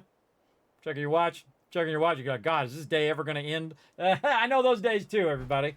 But again, if you get to do what you love to do, time just flies by. It's kind of like being around somebody that you like. You know, you're talking to them, you go out to dinner, and you just realize that 3 hours have gone by. Yeah, it's like that. And that's what I love about games, everybody. They're like a time machine. They'll put you out into the future, just like that. They'll accelerate you out. Now, again, if you are coming in from the homepage, everybody, make sure to hit that follow button. It does help the stream tremendously. Twitch has, once again, shown me lots and lots of love, again, for my 50th anniversary of being a gamer. And then also 10-year anniversary here on Twitch and 8 years of partner. I do appreciate them showing me some love. Remember, this is pretty rare, everybody, that they do let people on the homepage. Even out of partners, everybody, you still do have to apply, and they will decide whether you get on the homepage. And I've been very, very lucky along the way that there were super kind people that said, oh, I like this Kismet guy. And the same thing with my sponsors, everybody. All my sponsors are not going, oh, well, Kismet's got 10,000 people on his channel, right? Now, when I'm on the homepage, you know, I got 1,000 or so people. Sometimes, you know, I'll have 5 to 10 to 20,000 people come through the channel during the night when I'm on the homepage. But most of the time, 50 to 100, maybe 200 peeps. So it's a nice, cozy group of awesome peeps. Though in one night, I can have 1,000 people come through my channel because, you know, some people watch for 2 hours or 3 hours and you got real life stuff to do. That's okay. Nothing wrong with that, everybody. Take care of that IRL, always first. But they don't do it because of that, because they watch my stream and they say, oh, okay, this Kismet guy is a decent guy. All right, okay, we're going to back him up. And I love sponsors that do that, everybody. It's not just about the numbers. It's about backing you up. And being a decent human being. And those are the sponsors I want to work with anyway, everybody. The ones that are decent. Not the crazy ones. Not the ones that are like, hey, we want to sell you some random product that nobody wants anyway. I turned 99% of that stuff down, by the way. I really gotta, I weed it all out and say, nah, not really interested. That's why you don't see me like hawking sport drinks and all that stuff here, everybody. It's not my thing. If it's your thing, more power to you. If it helps you in your life, cool. But I don't do that kind of stuff. I do what I think that either I like, and then I share what I like with you guys, or what you guys might like, or both. Both is always best. Both is always best, for sure. Now, again, we are storing all of these, not scrapping them, by the way, because we no longer need these over here on this side. So we're kind of decommissioning all of these. So any of my sponsors, everybody, are sponsors I actually use, and I actually appreciate and think they have great products. Like one that came to me, everybody, which is cool because you look like a wizard, is one called Free the Sheep. Which I think, first, great name, by the way. Great name for a business. Now, if you don't know, you can just search it up, Free the Sheep. It's like a weighted cloak. Now, they know, because they watched my stream, and they said, hey, Kismet, I noticed that you do have anxiety and panic attacks, things like that, because I have a lot of stuff going on in real life. But all my medical things, I'm always trying not to fall. So I have a lot of anxiety of not falling because I have a constant vertigo all the time, or dizziness. It's not really vertigo, everybody. There's a, whoa, I fell. There's a big long name for it, blah, blah, blah, blah, blah, blah, blah, blah, blah. But I say vertigo, and you go, oh, okay, you get dizzy, right? That's why I say it like that, because that's easier for you to understand. That's pretty rough when that stuff happens. So when someone comes in and says, hey, I can help you with that, and the proof is in the pudding, everybody. The proof is in the using of the product, right? So only twice in my entire time streaming have I ever taken a break and fell asleep for hours. Only twice. And guess what I was wearing both those times? Now remember, everybody, I have a really bad insomnia. I have sleep apnea, which means I wake up all the time. I have very huge difficulty sleeping. So my neurologist said, don't try to sleep like everybody else. Just sleep when you can. And when you can't sleep, get up and do something. And so that's what I've been doing for 10 years. I can't tell you what it's like, everybody. And I hope you never know what it's like to not be able to sleep. Or when you do sleep, which I do from time to time, otherwise I'd be dead now. It doesn't matter how long I sleep. I can sleep for 20 minutes. I can sleep for 20 hours. It feels like 30 minutes every time. I don't know if you can even understand that, how tough that is, how exhausting and how mentally draining that is to be basically tired all the time. Some of you are tired, but you're not like 10 years worth of tired. It is a suffering I would put on no one. Now, again, there's two types of people. Right? People come on here and they whine and complain and say, oh, woe is me. I got a raw deal in life. And then there's people like me who say, let's get up and make something happen. Right? You got to make that choice in your life, right? If I had not made that choice to get up and make something happen, I would definitely not be here right now. 100% chance. 100% chance I would not be alive. I would be dead. I would be gone. And I knew that was that choice. If I just chose to let my wife take care of me for the rest of my life, we'll lay around in the bed, do nothing, I would be dead. For sure. 100%. And those choices make a difference in your life. You got to make the good choices. You can make a lot of bad choices, everybody. You can come back from a pretty good amount of bad choices. Some choices, maybe not. But you can make a lot of bad choices and then counter those bad choices as well. Kind of like in a game, everybody. That's where that comes from. where you make some bad choices, you make some good choices, and then it kind of balances out, hopefully. And again, everybody learns the same way. Everybody, they make mistakes. Nothing wrong with making mistakes. Nothing wrong with going, oh man, I screwed up. Most people can't do that in their life. They can't admit that they made a mistake. Those are the people, the toughest people to talk to. Everybody, they are the absolute worst. They can never admit they made a mistake. They haven't grown enough. They haven't leveled up enough, as I like to say in real life, to be able to say, you know what, that was my bad. I screwed that up. Because when you do that, everybody, not only do you like who you are, first thing, and you have people that are okay with you making mistakes, because they make mistakes too. Remember, nobody who has ever lived has ever been perfect, who has not made a mistake. Everybody who's living now, making mistakes all the time. Screwing stuff up, having car accidents, knocking over the milk, having an accident that way, and on and on and on. And everybody who is human is going to be flawed. And again, that's a huge theme of Fallout, by the way, is that people are inherently flawed and they're not all one way or all another. And you have like a little meter, everybody. It's like good to evil. So you do some, not so good stuff, and you do some good stuff, and you do some not so good stuff, and do that. Again, me, I try to do lots of good stuff. Lots of good stuff. That's how I go. I don't have to do horrible things. I don't have to lie, cheat, steal. And if it doesn't, make me millions of dollars, fine. If I have to lie my way to success, nah. Count me out. Count me 100% out. I don't need stuff anymore, but I've had lots of really nice stuff. I've been very successful in my youth.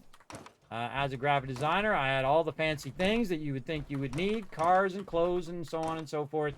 And they're just stuff after a while. In fact, they become annoying stuff after a while when they're sitting in your garage for 5, 10, 15 years. They become annoying. They're like, why do I have all this stuff? What has it been doing for 5 years except for sitting in my garage doing nothing?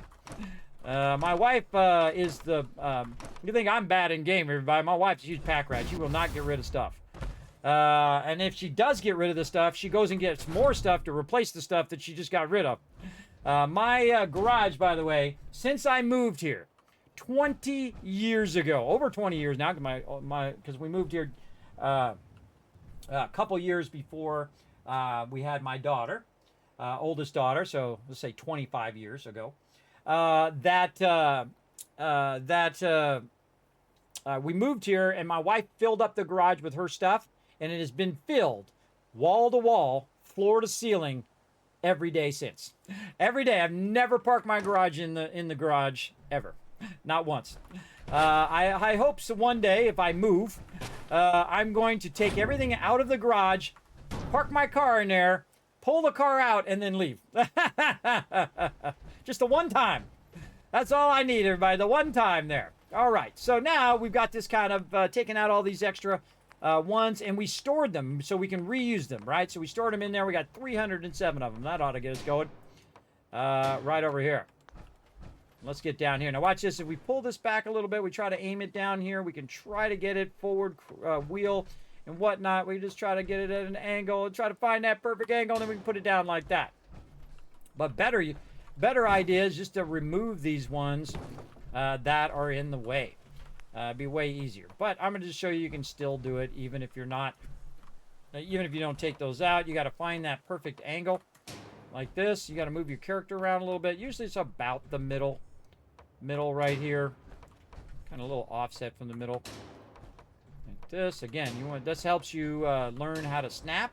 Either snap it to the one up above or the one down below. It's showing you the cool gaming secrets right here for Fallout 4. All right. Oh, I like that. Up on high, the atrium there. We can check out some cool stuff. All right. So we're going to have the atrium in the upper part. There we go. Now the lower part is also going to be part of our vault. And the lower part is actually going to be where the most of the stuff is.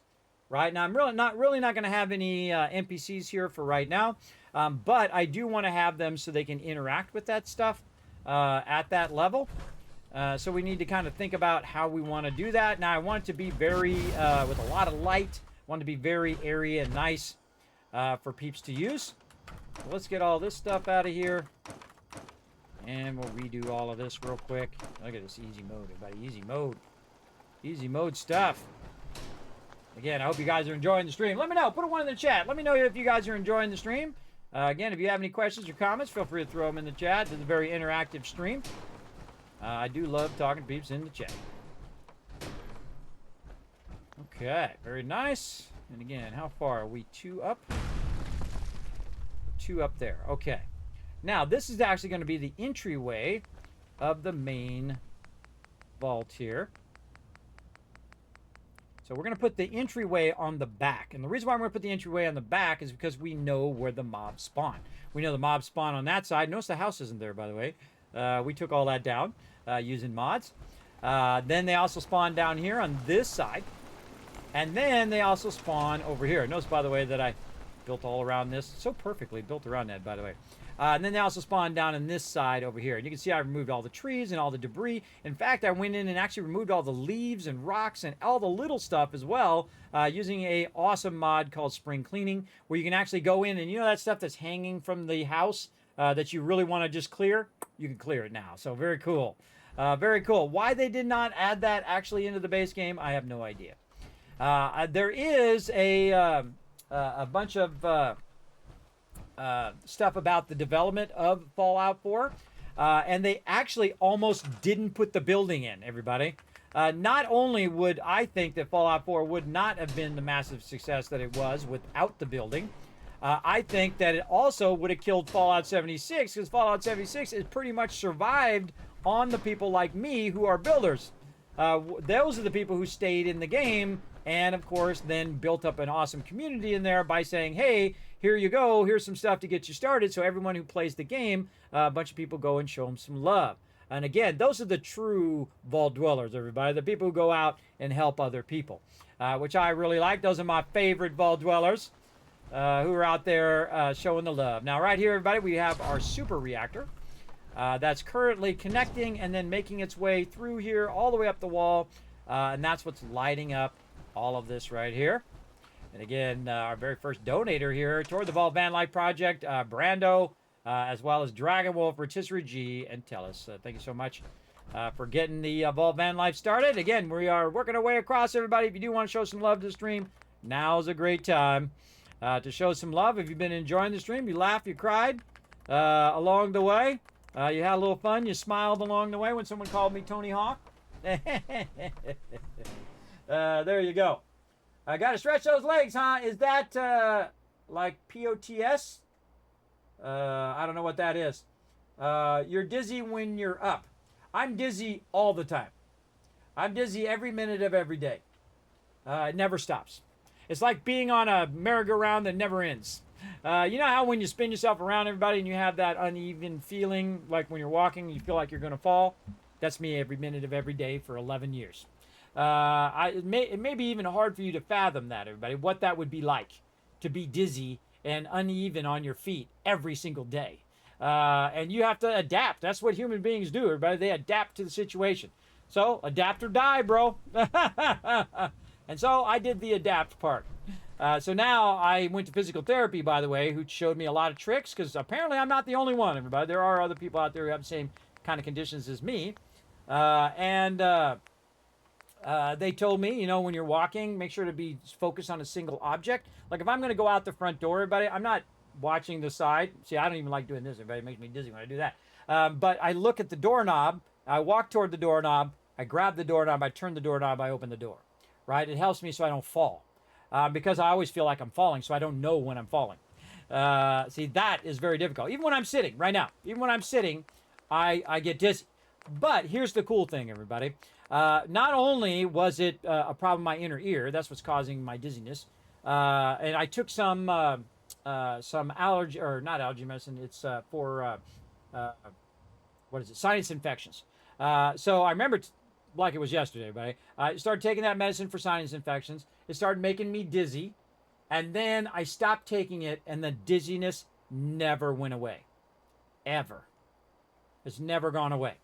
Now, I've had to go away for a few seconds, and that's because I discovered that, because it's usually not just one thing, because that would be too easy, right? It's kind of like my car right now, everybody. It's got oil leaks, it's got antifreeze leaks, it's got problems with the suspension and all that stuff. But one of the things that it's doing is it's spraying antifreeze into the cab through the air conditioner or through the heater. So they're fixing that right now. And I had to champion over and over again saying, no, that's not what it is. That's not what it is. This is what I'm telling you. This is what I'm trying to fix. I'm not trying to fix all that other stuff. Sure, we'll fix that later. But the number one thing to drive the car is not to have my 17-year-old daughters inhaling antifreeze in the cab of the car. This is the problem with peeps, everybody, is that some people have common sense and some people don't. Some people would say, okay, here's 10 things wrong with the car. What's the most important thing to fix first? What do you guys think? You think it's to fix the oil leak first? You think it's to fix the antifreeze lines into the engine? Do you think it's the suspension? Or do you think it's the fact that there's a mist of antifreeze coming through the heater and going on the window so I can't defrost the window in the 20-degree weather that we're having? What do you think? You think it's because you can't see through the window is the number one priority, and that you're inhaling and could cause kidney damage and whatnot from inhaling that antifreeze for the last 6 months? Or do you think we should fix the suspension? I know, duh, right? I mean, duh. I mean, a lot of you are going duh right now. But I'm telling you, some people do not think that way. Some people do not think, and this is the thing. It's just called vertigo typically when you get up high. Vertigo is like when you get on the roof and all of a sudden everything starts spinning. That's typically what's known as vertigo in there. But there's a long scientific name for it or whatnot. Also, it's like Minerva's disease or something like that. I don't think that's it. Minerva's from Fallout 76, by the way. But it's something like that. It's with an M disease that what happens is you start to take damage to your earlobe or whatnot, and then it causes you to be dizzy all the time. So part of my dizziness is from my middle channel ear, which I've spent tens of thousands of dollars, every last penny of my retirement that I'd saved up over all this time on doctors so I can not die. And they figured out what it was. It's a middle channel ear imbalance causing my constant dizziness. And the other thing that they didn't find for 9 years, everybody, 9 years it took them to find it, and it was only through my insistence that my throat was closing up. And so I was being suffocated without knowing. Now, you know, when it happens really slowly over a long period of time, you won't notice it as much. It's kind of like when you're gaining weight, everybody. Like I gained 100 pounds, everybody. But I didn't notice it because I only gained a couple pounds a year over multiple decades. And then I'm like, okay, whoa, I'm getting really overweight, bro. Really overweight. But I've lost 55 pounds since then through very, very difficult not eating sugar, not drinking soda anymore, not doing that. Now, I can have all I want. Now, the question is, do you want to be 55 pounds heavier again? That's the real question. Do you want to be overweight? So you have to choose, do I want to be overweight or do I not want to be overweight? Do I want to be miserable or do I not want to be miserable? That's what you want to do. But it actually was, I was choking to death. I was suffocating to death. And when he first said it to me, I thought he was joking. He said, oh, we just stretch your throat. And I'm like, is that really a thing? Are you messing with me? I actually said another word because I'm of that old school age. But he's like, no, it's a real thing that they can do. And here's the wild thing, everybody. I used to have like a 7 or 8 dizziness, just a crazy dizziness just every day, man, just spinning all the time. It's really difficult to function as a human being when you're just tired all the time. You're spinning all the time. You're just roughing it, right? You're just struggling. There's a lot of people out there right now, same thing, but with different conditions or the same conditions, who are just struggling, everybody. And it's hard to empathize if it hasn't happened to you. Like if someone come to me and told me the same thing I'm telling you, how would I know what it's like to be them, right? Because I've never gone through that. But now that I have gone through it, I have huge respect for anybody who goes through any kind of medical stuff, everybody, because it sucks. It sucks really bad. So I have huge empathy for that. And that's how you gain empathy, by the way. You go through experiences, or you just, learn those lessons the easy way by other people suffering. You go, you know what? I don't want to suffer like that person. How did you fix your suffering? Oh, you went and you had your throat stretched. And here's the thing, everybody. After I had it stretched, now again, they could have fixed this 9 years ago, right? So this was actually last year or year before. It was the end of the year before. So 9 years ago, they could have fixed this. They could have stretched my throat, and my dizziness went from a 7-8 to a 4-5 in one day. So when they stretched it, boom, it dropped. And it has stayed down there for now. And this is why I can do more. Now I can walk more. I feel more confident. I'm not going to fall as much. I can go to the gym more without feeling like I'm going to get dizzy and fall and hurt myself. And I have a really bad anxiety about it as well because I always feel like I'm falling. So if you always feel like you're falling, everybody, you're always worried about falling. And I've fallen hundreds of times. I have fallen so many times I can't even remember how many. It's like I'll be walking at the park, all of a sudden it'll just come on super strong, and then boom, down I go. And by the time I realize I'm falling, I'm already hitting the ground. So now I have a little trick. If I start to feel like I'm falling, even the slightest bit, I sit down. I just sit down on the ground. I don't care if it's wet. I don't care if there's dog poop there. I don't care, whatever it is. I am not going to injure myself and have to, spend. Because when you're older, everybody, you take a lot longer to heal. A lot longer to heal for sure. So that is an amazing thing. And that's a thing that really helped me. And again, if my doctors, who I went to a nose and throat doctor multiple times, by the way, who should have caught that? And I had mentioned to him that I was having trouble swallowing food, that I was chewing food and it wasn't going down. And I still have trouble with it, but it is much better. And it absolutely was contributing to my vertigo because it instantly changed, everybody. It's kind of like when you first get your eyes lasered. I don't know if you've ever had your eyes lasered, you had LASIK. Here's what happens when you have LASIK, everybody. You go in. Basically, they shoot some lasers in the eyes, right? Usually they do one and then they do the other, right? Then you have a recovery period. But my glasses were so bad that if I looked up the clock, I could not read it. I could not even see the hands. It was that bad. But the second they did that LASIK, everybody, I mean, the second that it was done and I looked up at the clock, I could read the clock. Not perfect because you still got to wait for your eyes to heal. But I could read that clock, and that was amazing to me, everybody. It was night and day change. And then after I healed, after my eyes healed up after a while, after that LASIK, I could read the clock perfectly for like 15 years, everybody. It was amazing, amazing. They should give that out for free. They should basically give that to everybody for free. What the heck? Give that out for free, for sure. I don't even remember what my prescription was. Blind? Whatever blind is. That's pretty much. If I took my glasses off like this, boom, you don't exist, bro. You don't exist. You know how I found out I couldn't see, everybody? I was 16, and apparently I couldn't see for a while. I was standing in, I remember, again, like it was yesterday, I was standing in the courtyard of my high school. They had a poster that they were building. You know, like the pep team and whatnot, build a bunch of posters and whatnot. I knew everybody. I knew all the different factions of the high school. See, I do like I do in real life. I do like I do in Fallout, everybody. I get all the factions on my side, so nobody's against me. See how that works? See how that works? Get everybody on your side, so you're not against anybody, and then you have the power of all of them. And then you unify them all, and then you win. See, I learned that in real life. So I was sitting there and they had a poster and they said, "Hey, what do you think of that, Kismet?" Because everybody calls me Kismet in real life as well. Everybody, I don't even answer to anything else. And again, when I get to a certain age, if I hit the lotto or something, I'll probably actually change my name to that. Because when you do it when you're poor, everybody, you're crazy. But when you're rich, you're just eccentric. Everybody already thinks I'm crazy anyway, and they're not wrong. There you go. They're absolutely not wrong. So there you go. Breathing, moving, etc. Same here. I learned that early. As soon as I'm feeling like passing out, I lie down. Yeah, exactly. Just sit down or lie down, and there you go.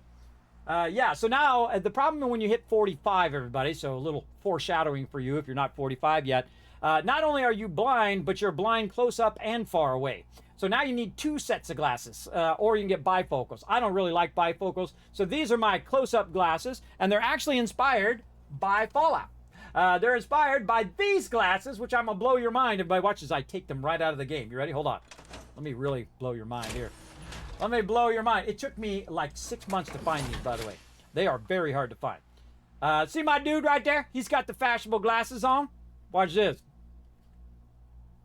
Boom! Check it out!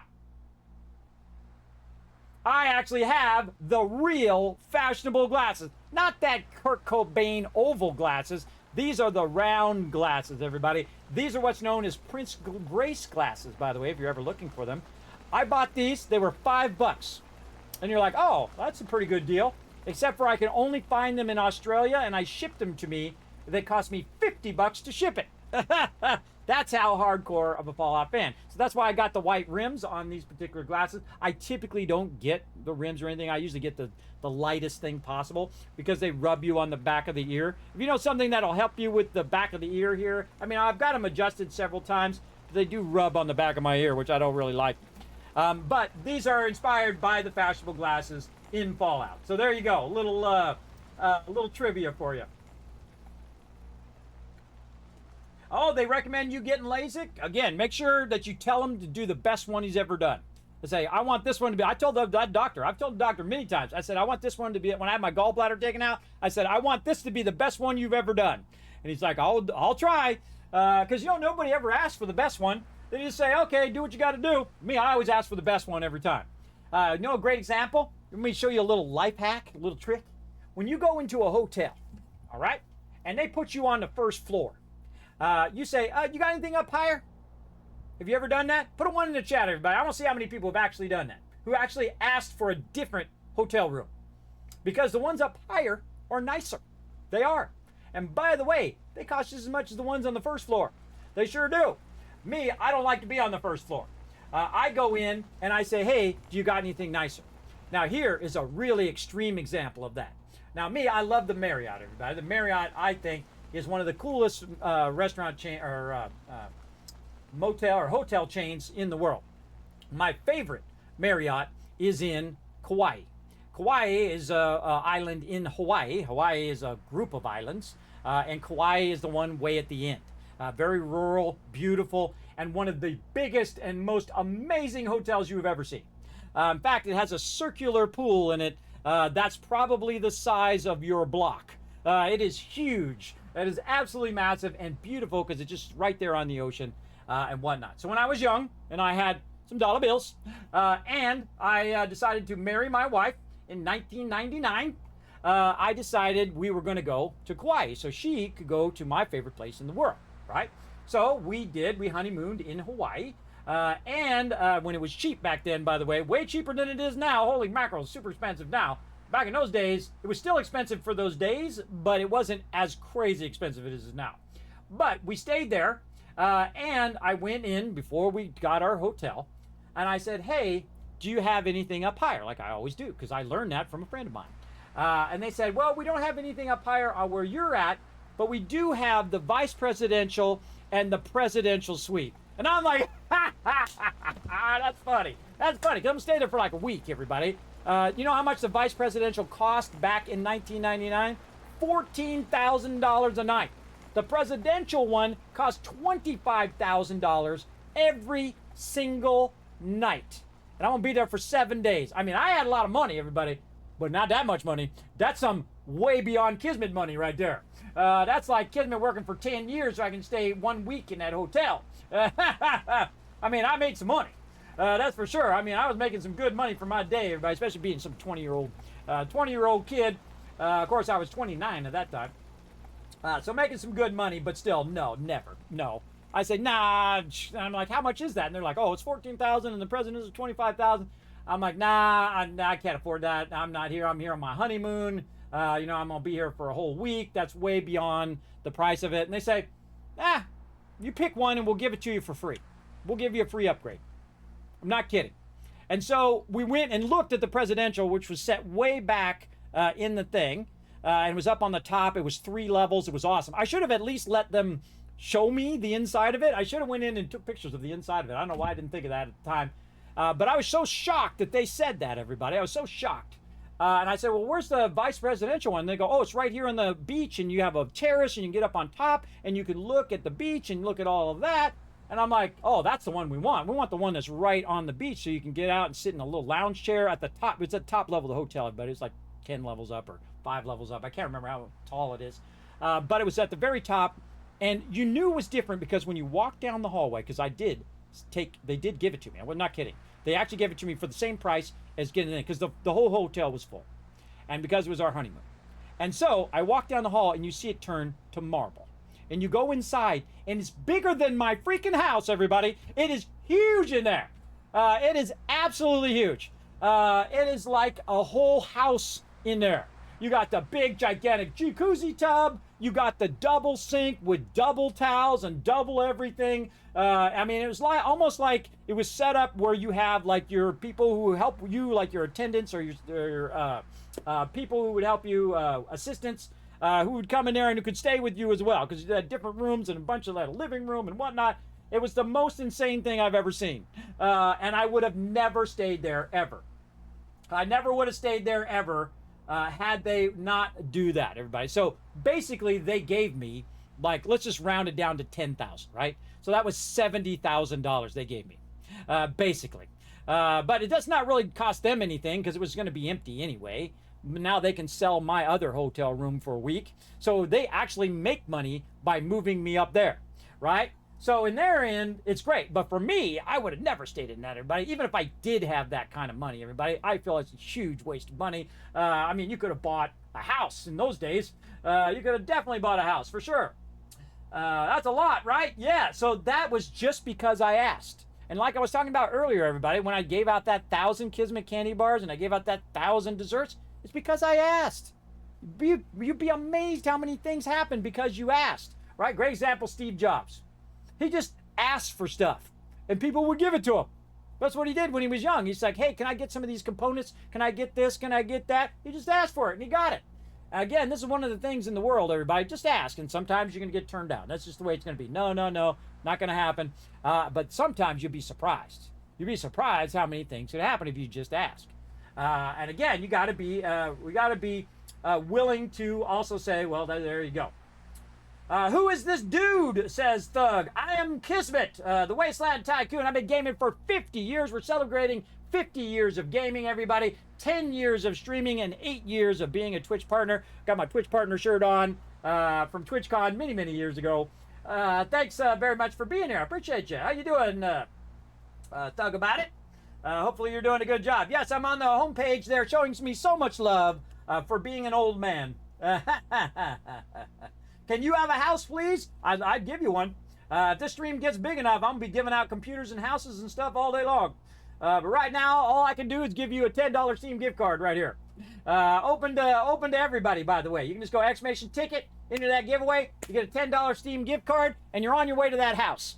Here's what you do. You take that $10 Steam gift card, you trade that for something that's worth $30, and then something that's worth $50, and something worth $100. Actually, people have done that, everybody, where they just kept trading their way up and to a house. Hey, if you go and do that, big congrats, man. So again, you have a shot to win. Everybody has a shot to win the giveaways, by the way. Every single person. So you can go ahead and just keep it going. Weakness says, yeah, my experience asking gives me like 50% chance increasing while being denied has led to no difference. Exactly. There you go. You always kind of have a step forward as opposed to having, oh, look at this cool fog action going on right here. Very cool fog. All right, let's forward time here because my character getting very tired. And also, we can go to the daytime. Go to the building the nighttime. Now, I hope you guys are enjoying the stream. I'm bringing you lots of love today. We got a bunch more giveaways to do. We still got a $25 Amazon gift card to give away, as well as a 5-pack of random Steam game codes that could be worth $200 each, everybody. Absolutely. I take every penny, put it right back in the stream. I hope to build it up one day where I have like 500 subs, and then I can go ahead and take all that money and just put it right back in the giveaways. That would be amazing. Right now, you see I have 113, everybody. I'm very appreciative of the peeps that come in my channel. Very appreciative of all the love from Twitch, putting me up on the homepage. And you have to recognize the peeps, everybody. They got you where you are, I think. But that's me and my old school thinking, everybody. Some people don't. Some people just step on other people to get ahead. I don't do that. I'm not of that way. I'm not of that generation where you just sabotage everybody else so you can get ahead. Oh. Those are the worst type of people, everybody. The worst type of peeps.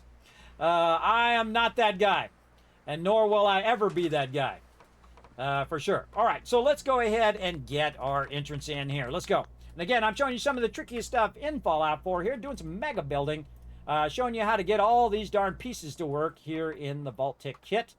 Looks like we want to take this one out so we can go ahead and snappy snap. Come on, you. Snappy snap in there. There we go. Snap in there. Oh, back into power armor. What were we doing? We were resting. Out of water? How can that be? How can that be when I'm producing 50,000 caps every few days in Game of Water? That's why they call me the Wasteland Tycoon, everybody. This is my 13th playthrough of Fallout 4. I played over 3,600 hours in the game, and I played over 10,000, could be 20,000 hours across the entire Fallout series. I've been gaming for over 50 years. I've played thousands of games. I've played arcade games, stand-up arcades. I've played consoles. I play them all, and I've loved every second of it. Love what you love to do, everybody. No, you answer to nobody. You answer to nobody. Go do what you love to do. Don't let those trolls bother you, everybody. Go out there and do what you love to do every single day. Forget those trolls. Let's go ahead and have some noodle cups. Yeah, there we go. Get some noodle cups going on. Noodle cups are awesome, and I'll show you why. Right here. Boom. So we hit the noodle cups. You can see both food and water at the same time. So Takahashi, who's my buddy, my pal, over there at Diamond City, I buy me lots of noodle cups from him. So there we go. Look. Conditions taken care of. Now again, we're playing in the hardest mode, the hardest way you can play in the survival mode. We have removed some of the restrictions of survival mode, but not all of them. We've left the difficulty of dealing with your conditions.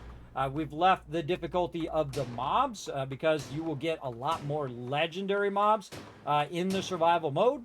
Normally you cannot quick travel. Normally you cannot see the mobs on the radar. And again, a lot of other limitations that do make the game very, very difficult. And I've played through many times in that mode, showing you that it can be done. Telling you all my tricks along the way as well. All right, so now we got this first level. Looking good. Okay, we want to go ahead, create a nice open thing here. Just going to go ahead and back this up a little bit. Way out to there, and out to there. There we go. Again, want to kind of leave an opening here to give a bit of a view. And of course, we want to keep this beautiful view here. One of my favorite pieces in here is, of course, because I am Overseer Kismet, as some people call me. And I got that name, by the way, for playing Fallout Shelter, because you are the overseer of that particular vault. Of course, Vault 45 has run every single day since the game launched and is still running to this day. That's right. It is actually still running to this day. So as a successful overseer who has not done experiments on my people in the vault, I do not do experiments on my peeps. My peeps are my peeps. I look after them. I sure do. All right. We want to go ahead and use this cool Vault Tech window. For some reason, it's not snapping down there. What's going on with your snappy snap? Probably because these ones are up above. Let's go ahead and do some build order here. Happen that way. Okay, let's move this one over to there again. Take this one out. And then we're going to build the window. Again, it's all about that build order, everybody. Try to get the snap in there. No, it does not want to snap. You're going to make me build a wall, aren't you? Okay, well, we'll do a wall. That's what we got to do. So what we're going to do is take out the atrium floor, and we're going to do an L-shaped wall and floor at the same time. Now, if you want to save some space when you're building, everybody, one of the best tips I can give you is to have a piece be multiple things at the same time. So both the floor and the wall or the ceiling. Oh, and there went Fallout 4. I knew it was going to crash at least once. There it goes. All right, let's reload it. Oh, wait, not the actual Fallout 4 itself. We want to load our mod loader called the Fallout 4 script extender. You know it's going to happen at some point. We'll have to build some of that again, I'm sure. But when you're building that stuff out, everybody, sometimes you have to work around it. And when you're using the L-shaped piece, it takes up less space in your building restriction, right? So if you're not using a mod to override the building restriction and you're just playing vanilla when you're on console or PC, you're going to have a certain restriction. You'll see it in the upper right-hand corner when I go back into build mode. You see size. There'll be a certain restriction there. And to reduce that restriction, so you're not using up too many pieces, you can very easily just use that L-shaped so it counts as one piece as opposed to two pieces, which means it takes up less size in your settlement. Okay, well, now we know what we're doing anyway, so now we got this going. All right. Now, I always find that sometimes fate is trying to tell you something. So when something crashes, it gives you an opportunity to make it twice as good or twice as fast the next time. right here. So we'll go right up here. We'll get this. We already know what we want to do now. See, that's what makes it easy. Makes it easy. Okay, we know we want to take this out. Look how much faster we can do it. This is the same thing in graphic design. Everybody, I've been a graphic designer for 30 years. I've worked for the top companies in the world. Been very, very lucky to do that. Not bragging, just saying. I've been around. I've been very lucky, again, to do what I love to do. And I'm just trying to inspire you to go out and do what you love to do as well. Oh, we got to put an L shape in. That's what we got to do. So we'll take this one out. And we're going to try to put our L shape in. Come on, you. There it is. All right. See, and that's called an L shape because, again, it has the wall and the floor. And what that's going to allow us to do is to use the side of that to put our window down, right? Because it's not letting us put our window. So we're going to use that as a snapping point. Now, if you want this to be on the inside, cool. But I want to go ahead and rotate it and have it on the outside. So we'll see that kind of Vault Tech logo on the outside. And then we can also put that in there. Now, here's the cool thing, everybody. This is not like 7 Days to Die. I can take that out and it won't fall down, right? It's called floating building, or where it doesn't has game physics or physics that are going to make stuff fall. The building has that, but if I were to drop something, if I were to take something out of my inventory and drop it off the side here, it would fall all the way to the ground. I like this type of building for sure, because it does make it way enjoyable to do that kind of thing. Sometimes I'm not going to let it snap because this outer wall, we probably don't want to put that there anyway. And this is not going to snap to this. Interesting. I should totally snap to that. Yeah, not going to snap. Weird. Okay. Let's try to put some more atrium floors in and see if it'll snap properly this time. Now, normally that does snap to the floor, and it doesn't matter what it should do. It only matters what it does do. This is not snapping for some reason.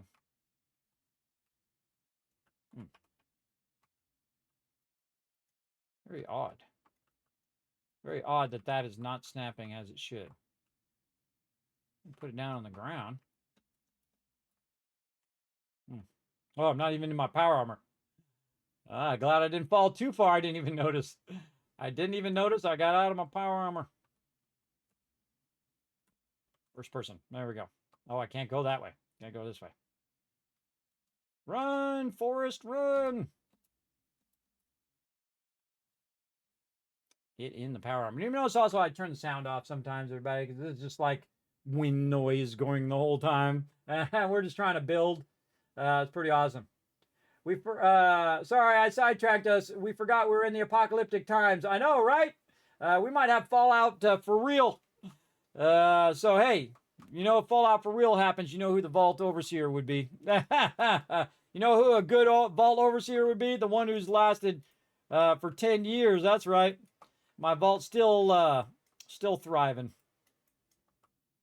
Yeah, so it'll go that way. Snap to that wall. And I know I've done this before.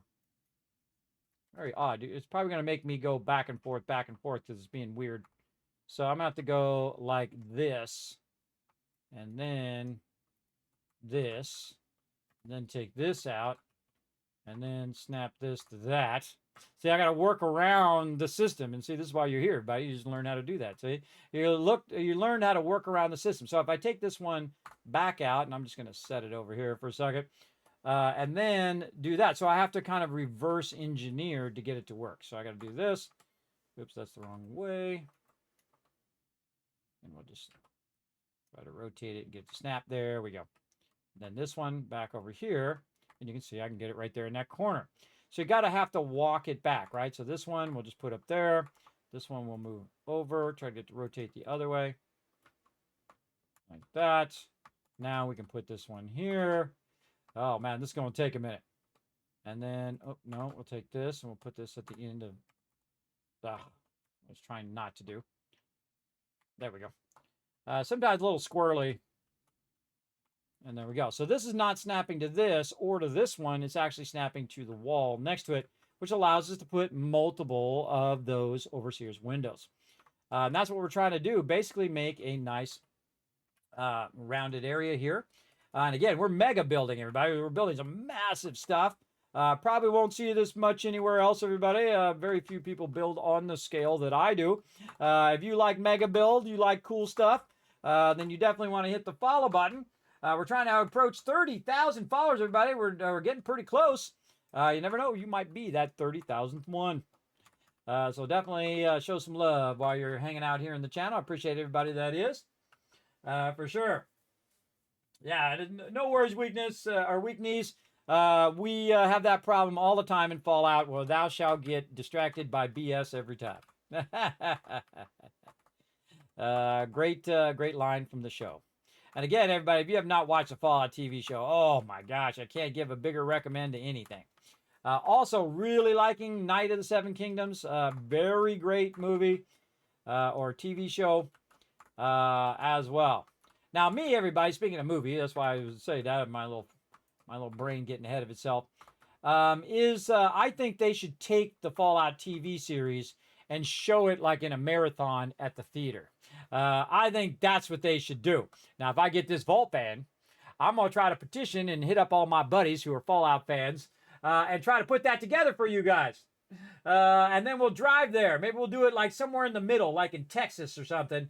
So everybody can go there. You know, there are really cool theaters in Texas, by the way. I've been to multiple there. I actually visited the peeps who make Star Wars The Old Republic as one of the largest guild leaders and one of the longest guild leaders as well. They invited me to go to the guild summit. And I tried to tell them what they needed to do, but they didn't listen, which is too bad. Too bad, everybody. Too bad they didn't listen. Eventually they did, years later when everybody already left. But too bad that they thought they knew better than their actual players. That's a bummer. That is a bummer. I forget who makes that. But I got to go to their corporate headquarters. I got to tour their corporate headquarters, and we got to go to the theater and watch actually Star Wars, what's called number 1, the one with the pod racing. I almost dozed off while watching it. I don't recognize any of those first 3, everybody.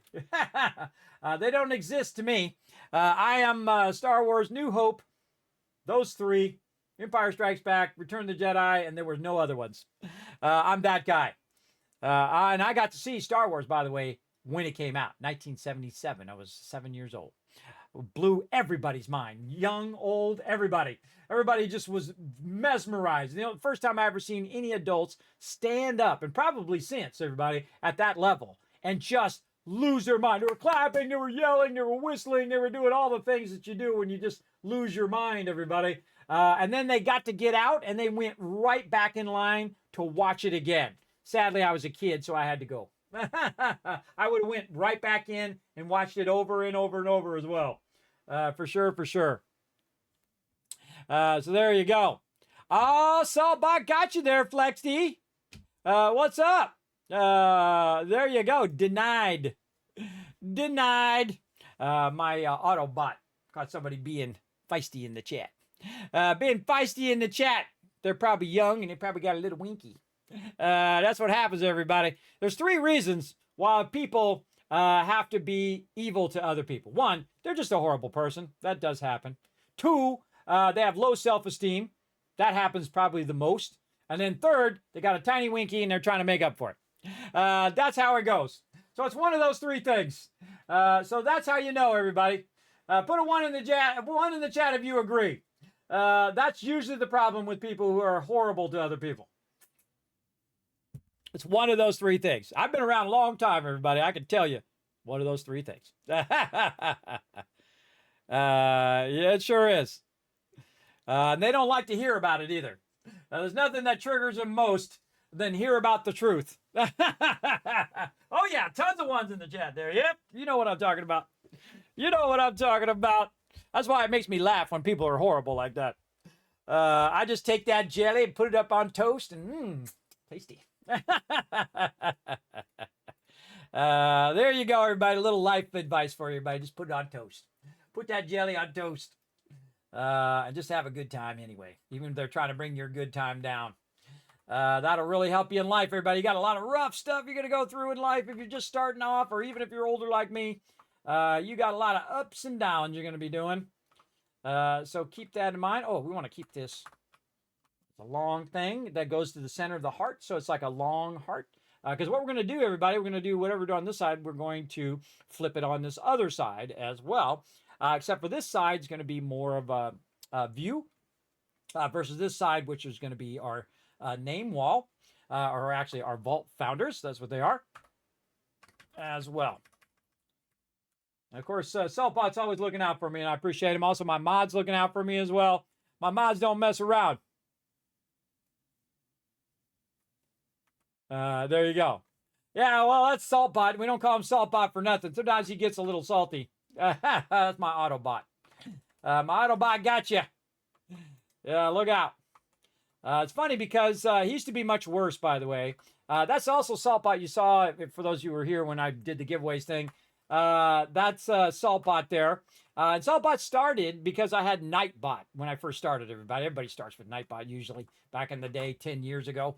And I had Nightbot, and for some reason, Nightbot is obsessed with banning people in the channel. It would just get super salty, time people out for no reason. It would ban people. It would do all this stuff, and then I'd have to apologize for Saltbot. I was like, sorry, my bot's getting pretty salty, and bam, that's how Saltbot got born. That's why we call him Saltbot, because he does get salty sometimes. So watch out what you say in the chat. Because Saltbot might get you, as well as also my mods, everybody. Remember, rule number 1, please be respectful in the chat as well. I do appreciate you being here. I do appreciate you coming in. But again, there's chat rules there for a reason, just to make it great for everybody who's chilling out in the channel. I just like to bring a little joy and positivity and fun into your day. That's my whole goal, everybody. Not to be fancy or be the top person on Twitch. I don't care about all that stuff. I don't care about that stuff. I'm way past that age, everybody. That's a young man's game, or young girl's game. Whoever you are, whatever. That's a young person's game. It is not my game. My game is to just bring a little positivity and joy into your day. And if I did that, boom, nailed it. Or if you find a game and you're like, oh man, I'm going to try that game. Nailed it. There you go. See, this is wild here. Look at this. This is actually going on the outside. On that other one, it went on the outside. See, look, there we go. Just because that block is there. That's so funky. That is so funky. So again, we're putting in all of our stuff. Now, here's the cool thing, everybody. We take this and snap it up on top here. It works because the one down below has already got it started. So you see, we're kind of working it using the wall and then this. Because you might start this and you'd be like, man, okay, that doesn't work. But I can tell you there are so many things in most games that you can work around whatever it is. Whatever it is that's kind of limiting you. So in this case, you can see I want this to be turned a certain way.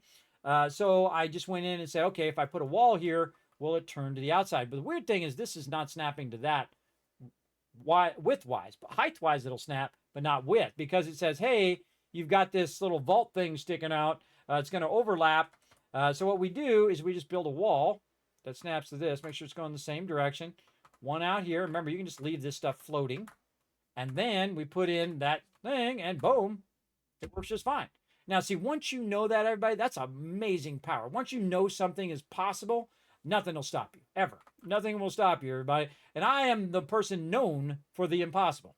As a graphic designer, everybody, people would bring stuff to me that they could make not work. That everywhere else they went to, it would go to 10, 15 different locations. Nobody could get it to work. And they say, I know who to send this to. Send it to Kismet. He'll get it to work. And I got it to work every single time. Every single time. And I'm very proud of that, everybody. That's because I loved to do it. I love to do graphic design. I have absolutely enjoyed it my entire career. I do not do graphic design for people anymore. So don't ask me to do logos or anything like that for you. I don't do that. I am retired from graphic design. The only graphic design I do is for me. It's for me. Here in the stream, you'll see all the graphics and animations and all that kind of cool stuff. That's all me doing that fun stuff.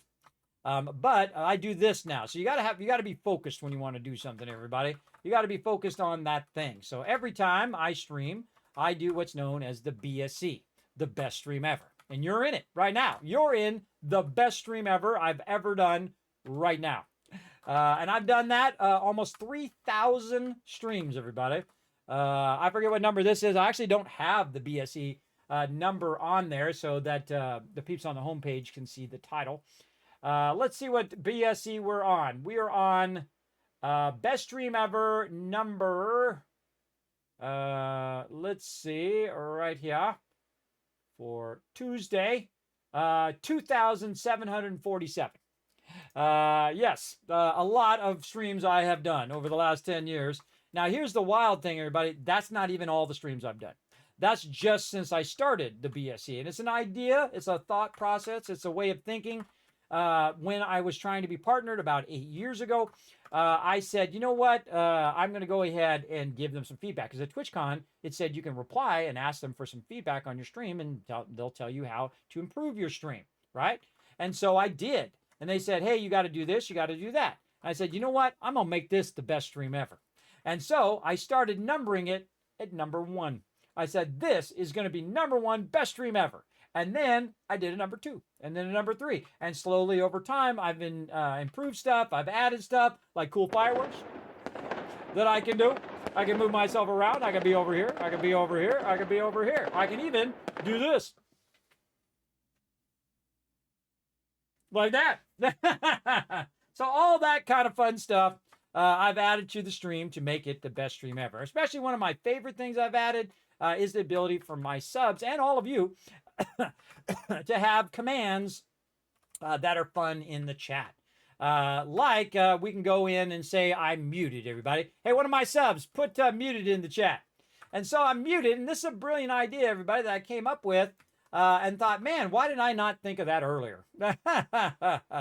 Let's see if somebody does it in the chat. Let's go. If my subs are sleeping.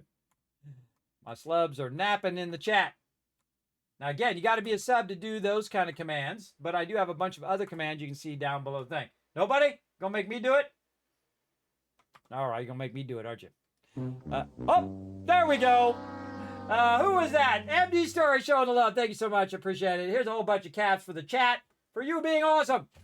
So that tiny little thing like that, everybody, is such a massive thing. Because muting is going to happen to you a ton as a streamer. So big tip as a streamer, everybody, put a command in your chat so your chat can be awesome, have your back, and let you know when you're accidentally muted. Let you know when you're in the wrong screen. Let you know when stuff's busted, like the alerts are not working, that kind of stuff. A great way to have an interactive stream. So I'm giving you some free advice. I could charge you for it, but I'd rather give it to you free because you're probably younger, smarter, better looking, and probably a better gamer than me. So you can go out and be an awesome streamer.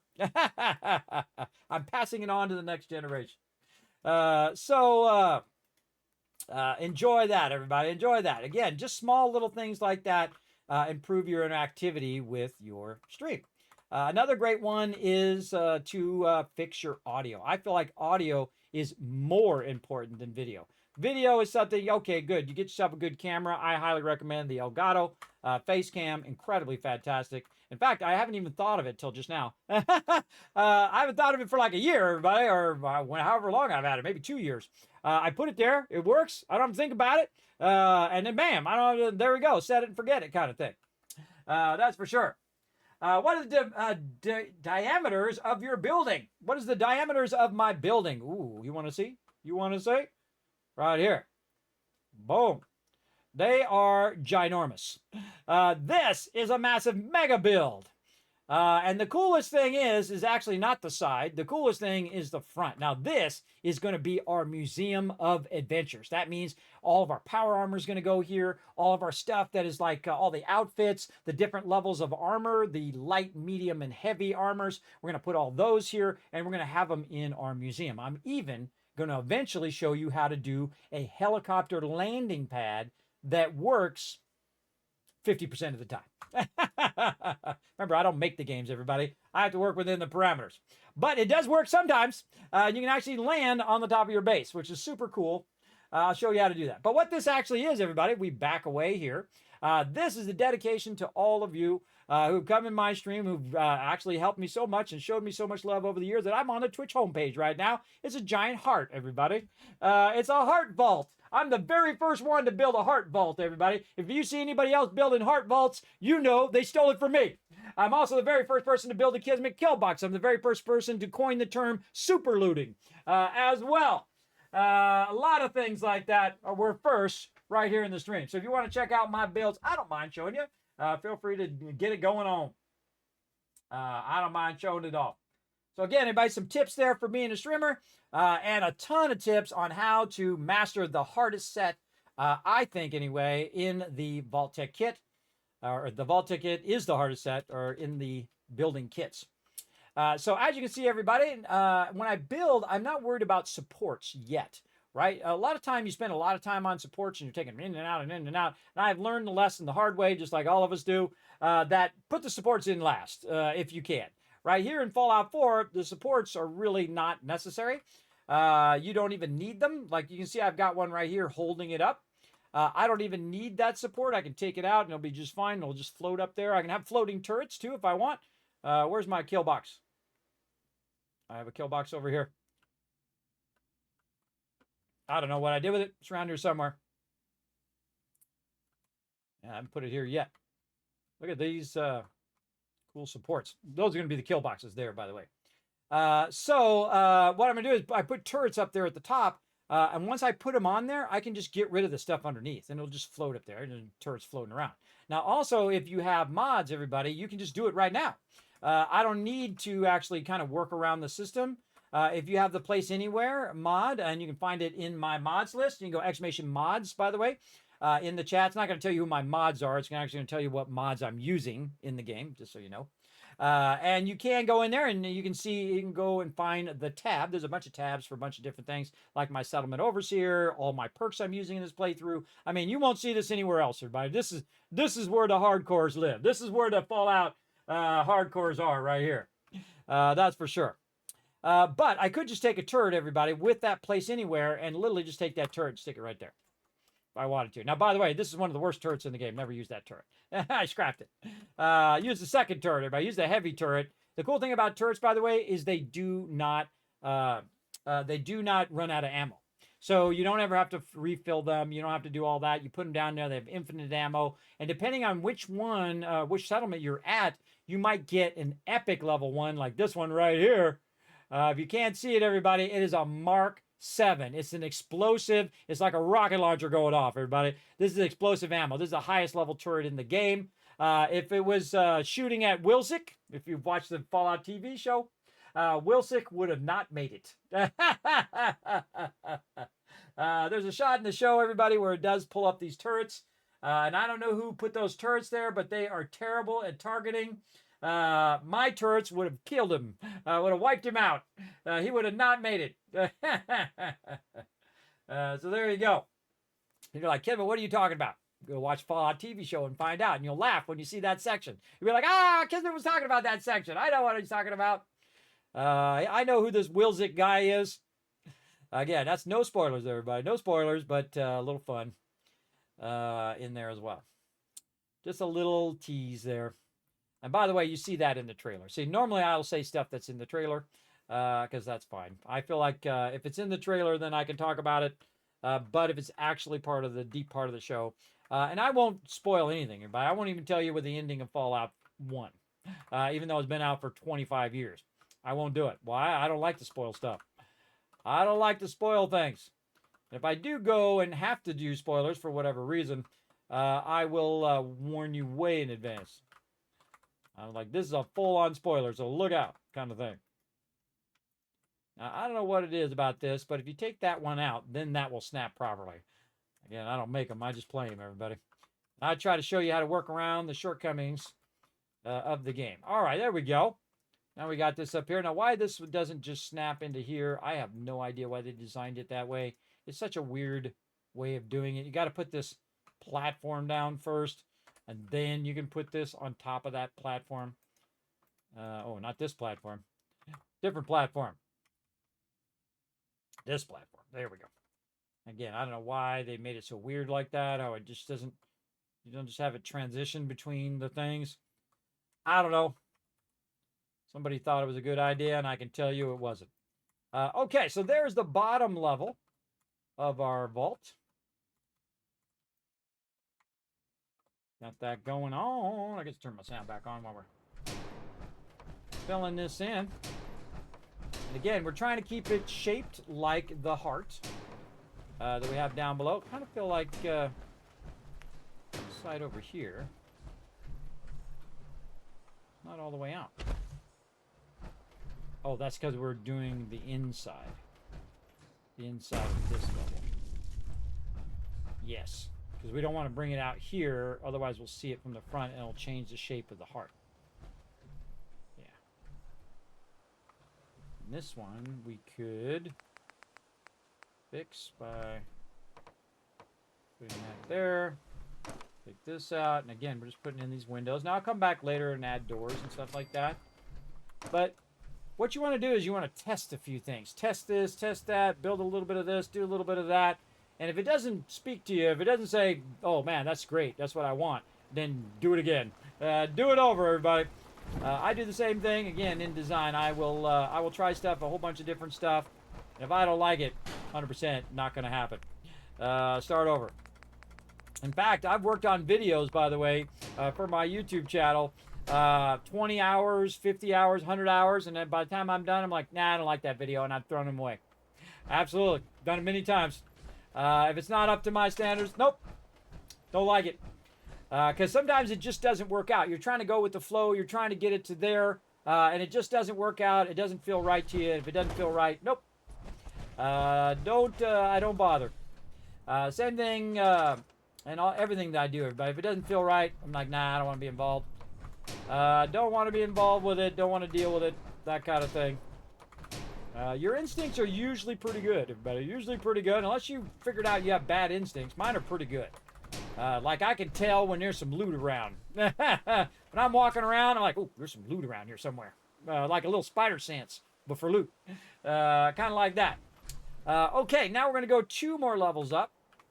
Now, what I'm trying to do also is leave like an area along the side here that we can use up at this upper level.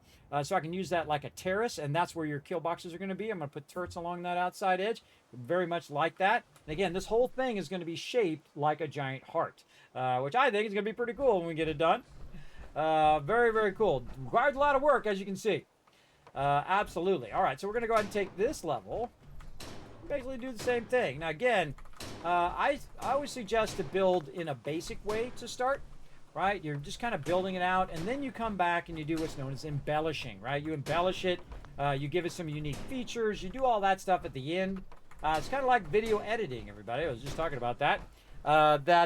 When you're doing video editing, you don't want to sit there and do all the fancy stuff. You want to go in, do what's known as a rough cut. You just cut it down, get it kind of really the good stuff cut down. Then you can work a bit on putting your audio in there. And then you come back and you add your titles, you add all your other stuff toward the end. Really what you're trying to do is make a story out of it first. A lot of times I will actually make a video based on the voiceover. So I'll do the voiceover, have a general idea of where I'm going with it, and then do the voiceover for it, and then match the voiceover with the graphics, right? And then time it and make sure that it's good pacing and all that kind of stuff. So some great tips for you there in video editing as well. Saves you lots of time, save you hundreds and hundreds of hours. You're welcome. Sitting there fooling around with all the little detail when that's not the way to do it. Something I talk about with my wife all the time is cleaning the garage, everybody. And we've cleaned it out, I don't know how many times now. Too many times. And she just gets a bunch of stuff, puts it right back in there again. So I've kind of given up on it now. I'm like, yeah, okay, well, you wanna clean out the garage, you go right ahead. I'm over it. I'm over cleaning out the garage. I've been doing it for 20 years. It's never been cleaned out. Now, see, it's not my stuff, everybody, so I can't just go in there and start throwing her stuff away. That's not cool. That'd be very disrespectful, for sure. I don't mind helping her, but if, she keeps filling it back up again, it kind of feels pointless to me.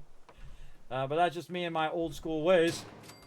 And so when you're sorting, like your garage, the thing to do is to start with the easy stuff, right? It's called building momentum.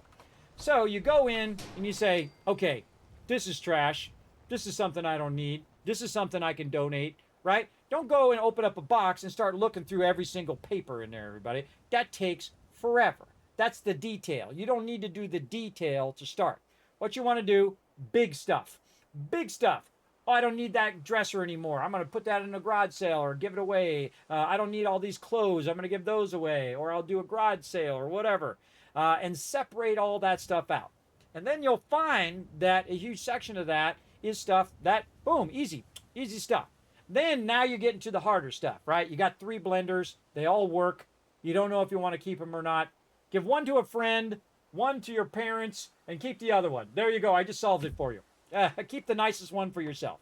So there you go. Or give one to your kids. I don't know. They may not have one. Give it to somebody who doesn't have it, basically. And now you solve that problem. Now you got the most valuable thing, everybody. Space. I've been working now at age 55 of reducing all of my stuff.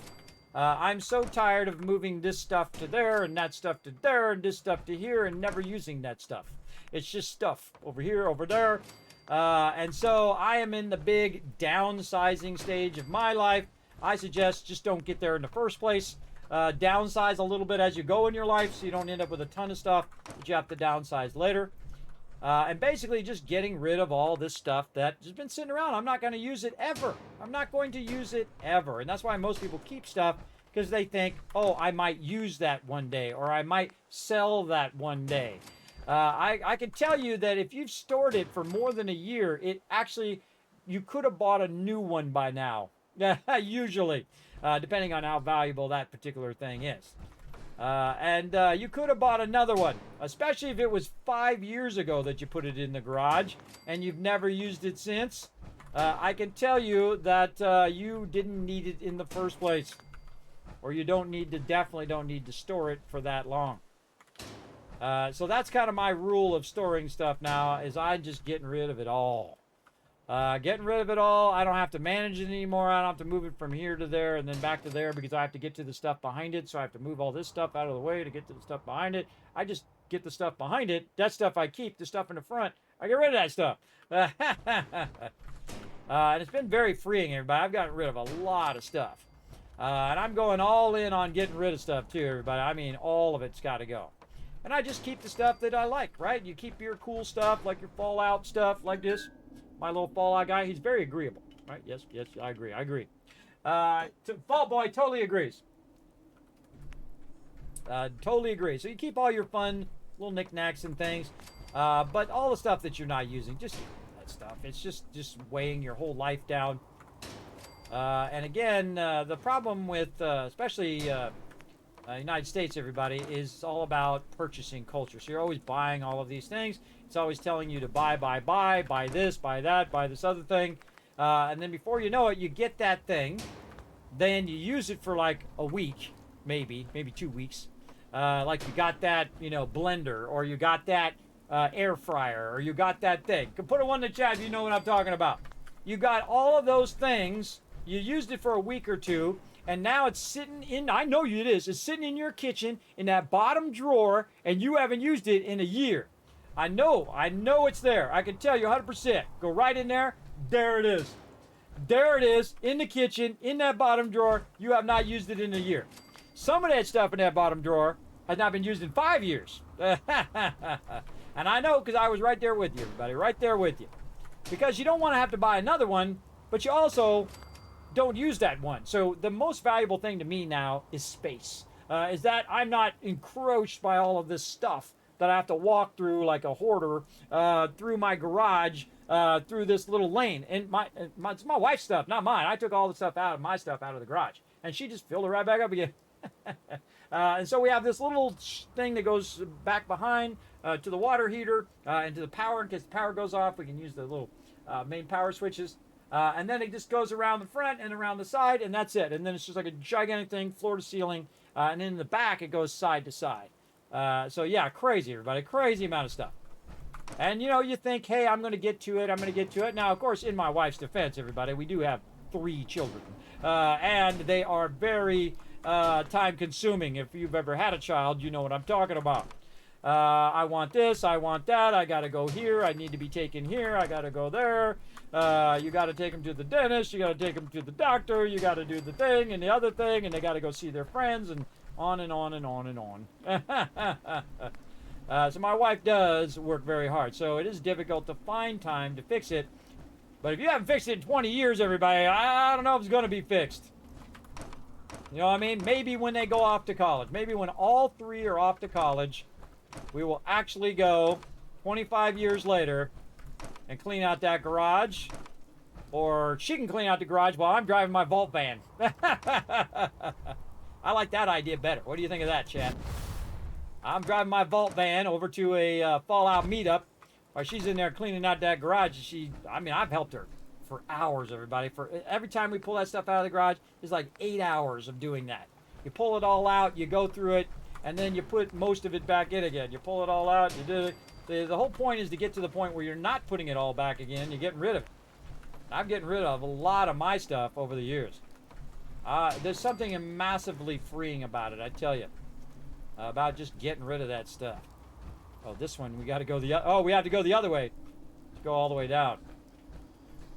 We'll just do this. Watch this little trick. Take this wall, and we'll snap it in here anyway. Like that. And again, live on the homepage, everybody. Thanks to the wonderful Twitch as well, showing me massive love here in the stream. If you're wondering why I'm on the homepage, is because I'm celebrating my 50th anniversary of being a gamer, everybody, as well as 10 years here as a streamer on Twitch and 8 years as a Twitch partner right there. So you do have to apply for it, and I've been turned down a bunch of times, and I have been also accepted to be on the homepage. I am what's known as a family safe streamer, everybody. Not that I, don't know all the bad words and a whole bunch of words that you probably never even heard of, because I grew up around those people. I can make a sailor blush, everybody. I go off on a big tirade. But I've learned to not do it anymore. It makes people uncomfortable and whatnot. Now, of course, if I hit my thumb, you don't want to be anywhere around when I do that, because there'll be a whole line of... because, I don't know, weirdly makes you feel better, doesn't it? So, yeah, that'll happen, but not here on stream. I try to make it comfortable. You can come in, relax. I mean, you've had a hard day at work. You probably, have to deal with your boss. Maybe a dog bit you on your way home from work. Somebody cut you off. You're not feeling so good. You just want to chill. You just want to chill out, relax, take it easy. Watch me do some crazy stuff here, building out these massive mega builds. And that's what my stream's all about, just chilling out. And again, look at these awesome views. Now, the whole point of this is that we're going to have the stuff in here, and this is going to cause natural light to come in through the windows when the sun's on that side, which is going to shine on all the stuff that we have inside. It's going to be pretty cool. Going to be pretty cool. Oh, something on my neck. Ladybug. Ladybug. Hold on.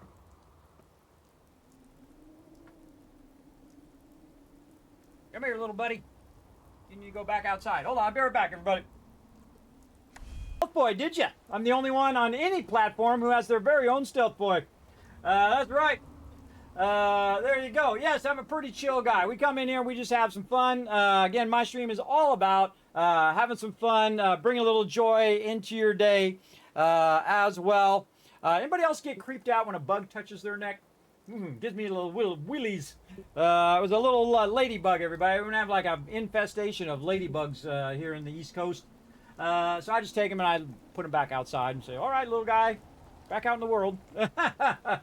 My kids leave the doors open and let them in, and they work their way up here to the upstairs, and they go for my lights. I have 2 key lights here from Elgato. They love these lights, so they go right for these lights, and then what they do is they come down and they go right after my face. And there you go. So little buddy is off on a new journey. There you go. All right. So let's get in here. Let's put some more of these in right up here. Probably a good idea to put something down so we don't have to sit here and think. Oh, I'll show you something really cool, everybody, right here. We'll save first.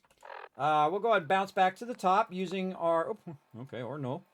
We'll bounce back to the top here and use our little thing here. Now, this is a pulse thing that you can use. I set it up on every settlement usually. So if you got it raining like this, see right here, we've got this. Actually turned the wrong way. Let me fix that. Rotate that around the correct way. Again, everybody, this is called a firing target pulse, so it just pulses one time. You can also have it where it turns it on or off. In this case, we're using a firework launcher, so we just want it to go once. We can just go like this. If you didn't know this was in the game, it's awesome. Beautiful day. So that's a weather-changing firework. That's part of the contraptions workshop. It's one of the greatest things they've added to the game, everybody. It's awesome. So you can see, you can adjust the weather. I wish you could do that in real life. But sadly, you cannot. Yet. Maybe you'll be the one to invent it. You never know. Maybe you'll be the one. There you go. Yeah, it creeps me out when bugs touch my skin, everybody. They get on my neck and stuff. Ah, freaky. Freaky, creepy. Walking around on my neck. Ladybugs can actually bite you, by the way. They can actually bite you. Most people don't know that about ladybugs. But I was real gentle with it, so it didn't bite me. That one doesn't want to turn that way. We'll have to take the thing out, I think. This one. Nope. Weird that it goes that way, not the other way. I wonder if it snaps underneath. It doesn't snap to the side. This one's snapping the opposite direction, which means it's not snapping to this. It's snapping to the floor, which is what it should do. It should snap to the floor. Again, this is acting pretty weird. But the more mods you add, everybody, the more weird it acts.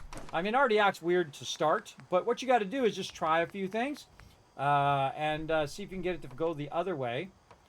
This is actually doing this because of this down here, because of this wall at the bottom. If this wall was the other way, then it would work. Let's take this out. Try to flip this wall around. There we go. And then when we put this on top of the wall, there we go. And here's the cool thing, is if you take that out, now I can put this underneath here because it snaps vertically, but horizontally it's not snapping. And that's weird because it should, because it has done it in the past. But it could be a mod that I added as well. But again, everybody, we're on the homepage right now of Twitch. Thanks for coming in and hanging out. If you are new to the stream, don't forget to go ahead and hit that follow button. Thank you, Crazy, also for the raid. I appreciate that. And thanks to everybody who has hit that follow button. I don't know where I left off because I'm old. So I'm just going to read a whole bunch of people's names here. Souls, thanks for coming in. Roanstar, Spurs, thank you very much for showing the love. We got Bobby, we got Gammo, we got Darvis. Flexivity, thank you very much. He's been talking in the chat. What's up, Flexivity? As well as Sorry, AK, and Mongrel there. Thanks for coming in and hanging out.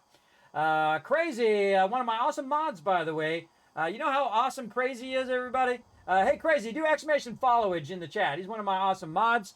He's been with me forever. He lives up to his name. I have met him in real life and bought his way into TwitchCon.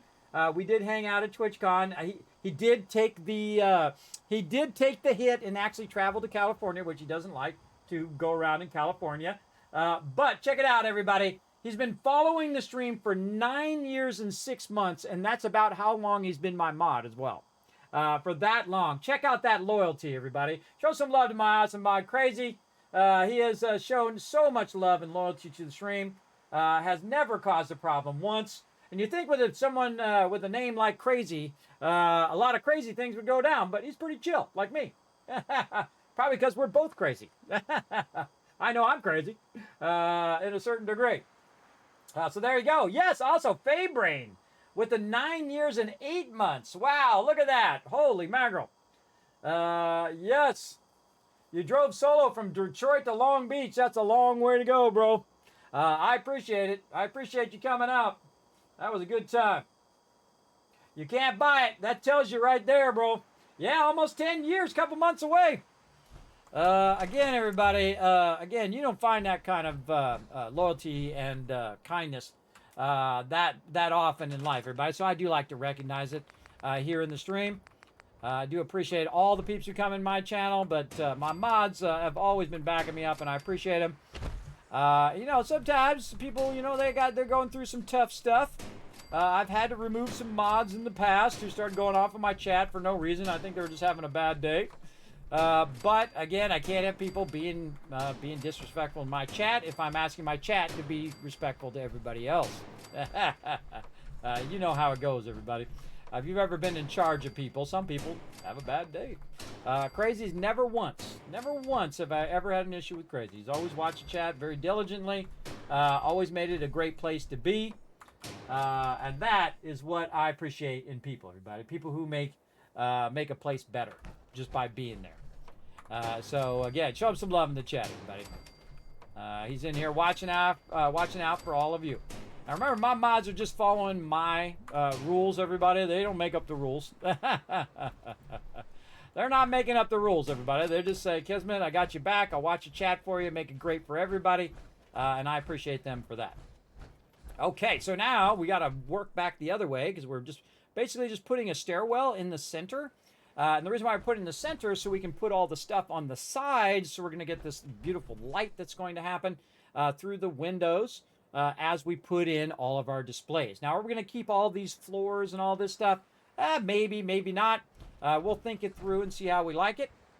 But this one's pretty tall, so we're going to see if we can get this to go this way. Now, watch this, everybody. See how that doesn't snap? But if I take this one out and then I put this here again, it snaps. I don't know. That's the weirdest thing to me, everybody. Why wouldn't it not snap even if you had that other one there?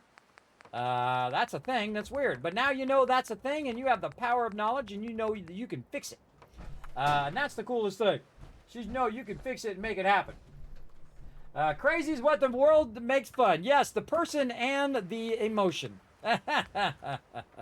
Both those things are for sure. All right, now we got to use this weird scaffolding thing so we can, platform thing, so we can put the stairs on it for more than one level. And this does not look like it's going to fit. Nope. I mean, I could run it into the wall, but that's not going to help us, is it? Okay, that's not going to help us. So what we're going to do is we're going to use this one here, which will allow us to turn it in a different direction. Like so. Do I feel like this way or that way? These are good questions. When in doubt, go right. All right, now this actually is just a platform here, what's known as a landing. Like if you go up the stairs and you hit a flat part, that's called a landing. And then we're going to go ahead and put this over here. Going in there. So spicy. All right, and then we'll take this one up. And this one. The problem is, we don't have much room, but we have one block. I think that's good. That works pretty well. That actually just magically worked out. Sometimes it magically does. Now here we are in the atrium, everybody. So we have a big atrium that we have built for our main area. This will be our main display in here. Again, we're building out like a Fallout museum, giant mega build of a base that is really here just to show off where we've been, right? And that, I think, is the most underestimated thing in Fallout 4. I think it was underestimated by Bethesda themselves. How incredibly powerful that this is, that you can show off your journey, right? Oh, look at all these power armors I got. Look at this cool weapon I got. Look at this outfit I got from this bad guy or my companion and all of that stuff. I think this building was one of the true geniuses of the game. I think the other true genius of the game is its replayability. I've replayed it. This is my 13th playthrough, everybody. 3,600 hours live here on stream for every minute, by the way. And I have played through 13 times, and every single time I see something new. Every single time. And it's never the same because it will put you in different directions. It'll actually give you different quests based on where you've already been. Sometimes you go, hey, I get this, boom, I get this quest. But if I've already been there, then it'll give me a random quest over here, which is brilliant, everybody. Absolutely brilliant. So it randomizes the play when you go in there. So sometimes this will happen, sometimes that happens. Now, of course, there is some linear story, which is the main story, which you'll have the same thing every time. You have the same experience each time.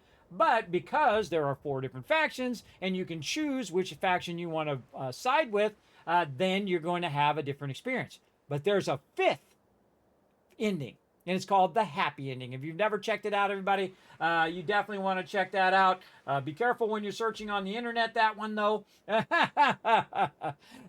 Make sure that you go out and say Fallout 4 happy ending. Make sure to type that whole thing out.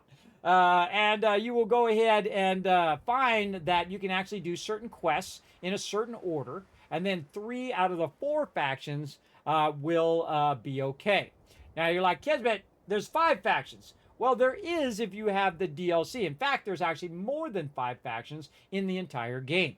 Because if you have the Far Harbor, which is one of the greatest expansions in any game ever, incredibly good. Really like Far Harbor. We're definitely going to play that here in this playthrough. We're going to do some mega builds out there and a whole sort of bunch of fun.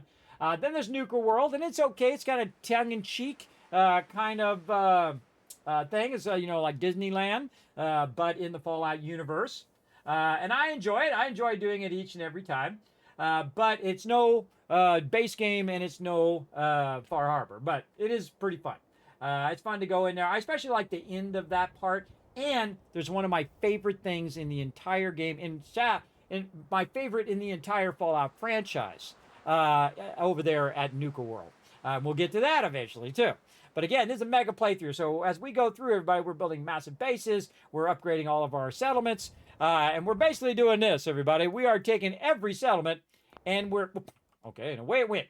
And we are managing all of the settlements. These are all the settlements here. And you're like, whoa, Kismet. Oh, man, I want to get that. What is that? That is the Kismet Settlement Overseer. I'm going to go ahead and throw it in the chat for you. You can download it yourself. Remember, it's totally free, everybody. What you want to do is make sure that you find the specific tab down here that says Fallout 4 or F4 Settlement Overseer 2.0. This is the updated version. You can just highlight the whole thing, or you can say save as, save it out. Take out all my information and track all of your settlements will make you a next level Wasteland Tycoon. So you can track how much water you've got at each location, and of course, especially the happiness part of it, right? The happiness is what you're really doing all that stuff for. And this, when you have your happiness higher, also a great tip for Fallout Shelter, by the way. If you have your happiness higher in the vault, they perform better. You're going to get more loot out of it. Great example is your power, right? So you're getting your power in Fallout Shelter. You're trying to get your power, but everybody's unhappy. You're going to get less power. If they're very happy, 80%, 90%, 100%, if you're really good, then you're going to get more power out of them, right? They're going to be more motivated to produce more power. So it definitely makes a difference. Also, if your settlements get too low, then boom, you lose that settlement. I've never lose a settlement once. 3,600 hours, never lost one settlement, everybody. Never once. And I don't plan to start now. So we're tracking all of those, and we are building them out. And you'll see by the time I'm done building all those out, everybody, we'll literally have hundreds and hundreds of settlers. Last time I think I had around 700 to 800 settlers when I did play through. We'll see if we can top that. I especially like the fact that if you have the automatron, you can just turn everything into robots and use robots instead. That's why they want to do AI, everybody. They want to replace all the people because the robots will work 24/7 for no pay and no bathroom breaks, none of that. And it's very efficient. I can see why they want to do that. But you got to think there's going to be nobody who has any money to buy the products that all the robots are making. If Kismet ruled the world, everybody, and we had a bunch of robots, I wouldn't do any of that stuff. I wouldn't make any of that stuff. You know what I would do? I would do food, water, shelter for everybody, for every single person in the world. Because this is why people get up in the day. This is why you go to work. This is why you do all the things that you do, right? Most of it is about food, water, shelter. That's what it's about. And if you have food, water, shelter, you're doing better than a lot of people in the world, everybody. You are absolutely doing fantastic. Compared to some people who are walking right now to the well for a mile to get a bit of dirty water to bring it back to their family. You got to keep that in perspective, everybody. When your phone's on the fritz or whatever, remember, there's people who are suffering, everybody, big time right now in the world. So I always keep my perspective for sure. There you go. What's up there, Alec? I'm on the Twitch homepage. That's why there's so many people in my channel right now. Because they're watching via the Twitch homepage in the thing right now. So if you go to twitch.tv or twitch.tv, you go to the main page, you can see that I am actually on the homepage. Normally I have about 50 to 200 peeps in the channel. So that is why I have so much, because Twitch decided to show the stream some love. And I appreciate that. But thanks for coming in, Alex. I see that you are a type of person that's like, hey, there's not that people in here. You're botting or whatever. Nope. I don't bot. I don't do it. I don't want to know how to do it. I don't care. I'm old. I don't care about all that crap. I don't care about the fame or the fortune or any of that stuff. When you're at my age, everybody, and you are sick every day, all day, that stuff is irrelevant. It doesn't matter to you at all. I don't care about things. I don't care about stuff. And it is so freeing, everybody. I don't care about what anybody thinks. I just do what I want to do. And that's it. Because how many more minutes I got? I don't know. This could be the last day. This could be the one. Be a good day to go out on, though, from the Twitch homepage. Would be a good day. Because every day when I go to sleep, everybody, I have really bad sleep apnea. So I can stop breathing, and I do stop breathing in my sleep. I have a little thing I put in my mouth called a mandible device to keep my mouth open so I don't die. And I could just die in my sleep every day. Live with that, everybody. See how you would fare if you knew that you could die every day. Now, of course, everybody has that problem. If you don't know that, you have an expiration date. One day you're going to die. And even if you're a billionaire, everybody, and there's a lot of billionaires who have died, you can't escape it. It's for everybody. Everybody is going to die at some point. So why worry about so many things, everybody? Don't worry about all that crap. Just enjoy the time in which you have. And that's what I do every day. I come in here. I enjoy the time that I have. I enjoy the time with my family. I enjoy playing games. And that's what I like to do. And if other people don't like the fact that I like playing games, that's a them problem. That's a them problem, not a me problem. I'm going to do whatever. It's very freeing, too, everybody, when you throw off all that stuff of your youth where you used to care about what people think and you have all the fancy cars so you can impress everybody. Nobody cares. Nobody cares. Only you care. And if people do care, if they only like you because you have a fancy car or fancy thing anyway, those are the worst type of people, everybody. They're called fair weather friends. They will desert you in a second when you don't have those fancy things anymore. They won't be there for you. They won't be there for you when you got $12 in the bank. That's for sure. I tell you, I've helped a lot of people along the way, everybody. They never call me. They never interact with me because you know what? They only wanted stuff for me in my youth. And I have some friends that are ride or die, everybody. They're ride or die. I call them right now. They're all around the other side of the United States. Some of them are international. I call them right now, push the red button and say, I need help right now. And here's what they would do. The same thing I would do. Okay, I'm on the way. And that's it. And if they call me right now, even if I'm on the Twitch homepage, this stream is over.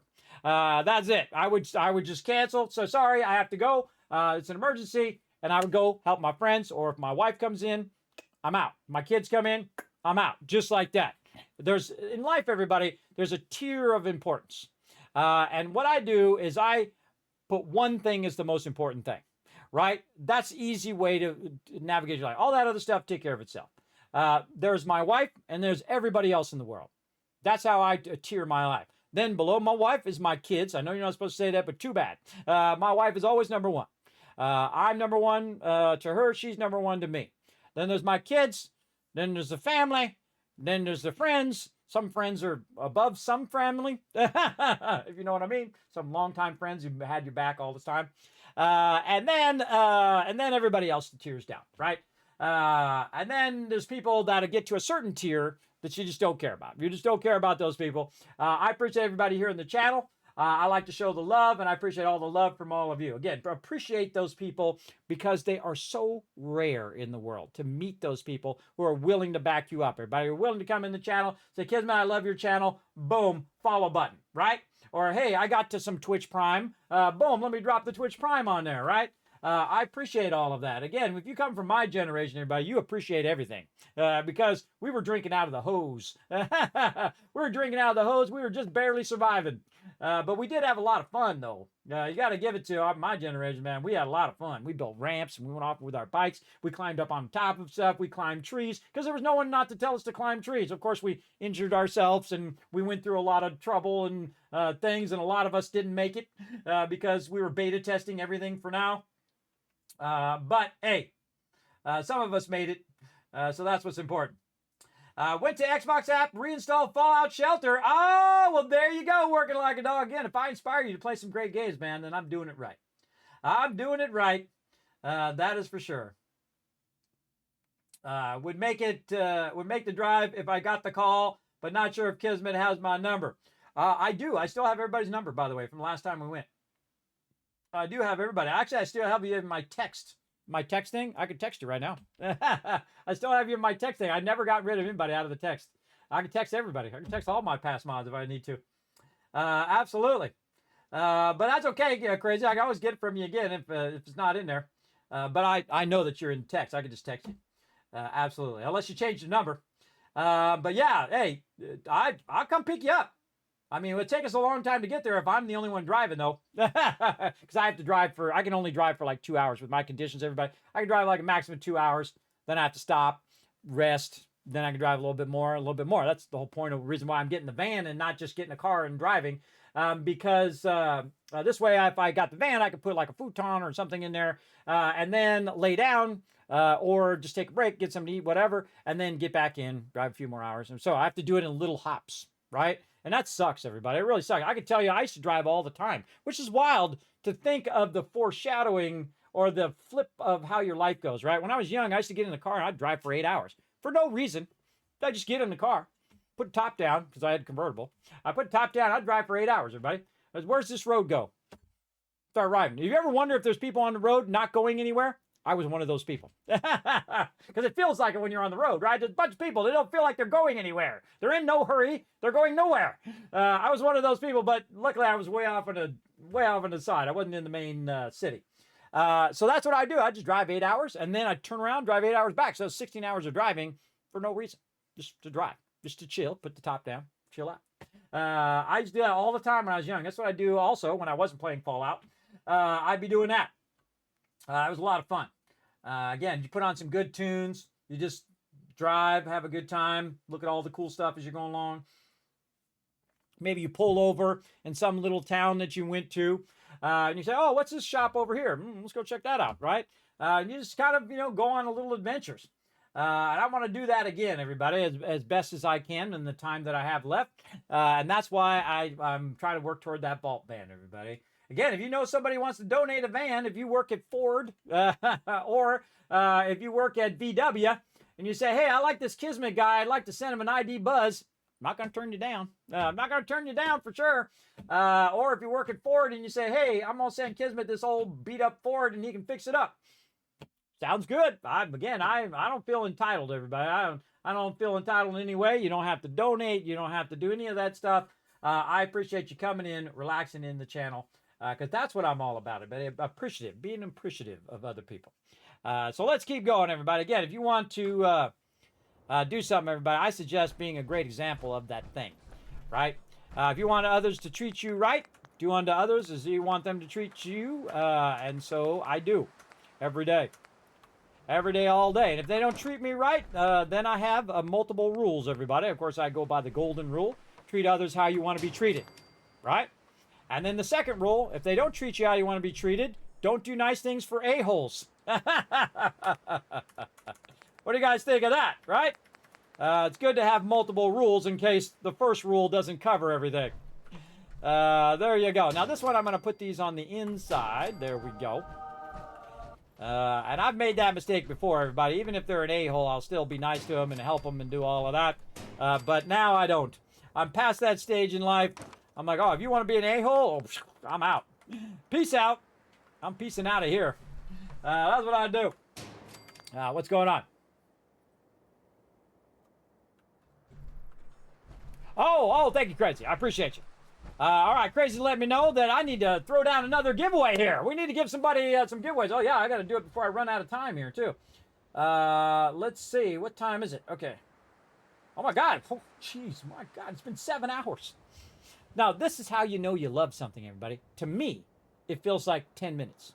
It's been 7 hours. We've been hanging out. We've been having a good time. We've been chatting, doing all the things that we like to do as gamers, right? We like to play games. We like to see stuff. We like to learn stuff along the way. And we like to see fun gameplay that you won't see anywhere else. You're not going to see anybody else building no heart vault right now, everybody. I'm the only one dedicated to all of you. I'm the only one doing that. I'm the only one giving away some Steam gift cards as well right now. Everybody, we're going to go ahead and give away Steam gift card, and then we're going to do another giveaway right after that. because I'm going to run out of time. I can't believe it's gone by so quickly, everybody. But again, doing what you love, it'll just zip by. I'm telling you. All right, here we go. Now, before we do the giveaway, just because there's a bunch of new peeps in the chat right now, we're going to have my buddy Saltbite come up and tell you a bunch of stuff about how to be part of the giveaways. Remember, it's open to everyone, every single person in the chat. Just hit the follow button, and bam, you're off and running. Here we go. Thanks Kismet. I'll give them a quick overview. Hi, I'm Saltbot. Let's talk about what are Kiz Caps, how to earn them and how to enter Kismet's giveaways. What are Kiz Caps? Kiz Caps are loyalty points for watching Kismet's stream. Use them for contests and giveaways. How do you earn Kiz Caps? You earn 1000 Kiz Caps by hitting the follow button, plus get free emotes to use in Kismet's channel. Work together with your fellow Teamwork Tycoons in chat. Type !RT, then click the last link. Hit the like and retweet buttons and everyone gets 1000 Kiz Caps for every 5 retweets. For those of you who want to go above and beyond, you can donate to the stream. The more you donate, the bigger bag of Kiz Caps you get. Plus you can subscribe using your Twitch Prime or choose one of the 3 levels of sub support for 5000 Kiz Caps. This also unlocks all the awesome Kismet emotes, holiday emotes and animated emotes. Plus while you are lurking in chat, you're earning 3 times the Kiz Caps and have 3 times the chance to win giveaways. How to enter Kismet's giveaway? First type !loot in the chat to see how many Kiz Caps you have. For every 10 Kiz Caps you can buy 1 ticket. Here are several ways to put in tickets for the giveaway. Type !ticket space max to enter as many tickets as you can. This can only be done upon first entering the giveaway. Or type !ticket space 1. Everyone gets a free ticket and a chance to win. To increase your chance to win, you can buy more tickets like 10, 1000, up to 10,000 tickets. This is a promotion from Kismet and his supporters. Twitch does not sponsor or endorse broadcaster promotions and is not responsible for them. Thank you for being an amazing part of the stream and good luck. Back to you Kismet. Happy streaming. Part of the giveaway, I'm going to give you guys a couple minutes here to be part of the giveaways right now. Remember, it's open to every single person in the chat. So if you just came in, you've been here for 10 seconds, or if you've been here for 10 years, either way, it's open to everyone. Just go !ticket. Boom, you're going to win. Maybe. We'll see. Now, again, you're going to have a much higher chance of winning in my stream, everybody, than in a stream with 10,000 people in it. So you never know. You get yourself a $10 Steam gift card. You go out, buy yourself some love, or give some love. There we go. My thing went around the other way. Give yourself some love. It's like, what is that? Willy Wonka, where he's like, take it, reverse it. Go and give some love to a small indie dev. There we go. That's what I'm trying to say. Sleep apnea is the worst, everybody. It kicks in random times like that. All right, there we go. Again, we'll give you a couple minutes here. We'll get back to some building here. We got to get another chair in here so we can forward time. It's funny because I keep looking up there through the window, and I keep seeing like somebody up there in the window. That's my mannequins up there throwing me off. Now, I find most of the mannequins in Fallout creepy. I find them super, super creepy for sure. 100% creepy as well. So again, thanks for coming in and hanging out. Oh, my character is dehydrated. All right, while we're doing this, let's go ahead and back up so we can hear it. There we go.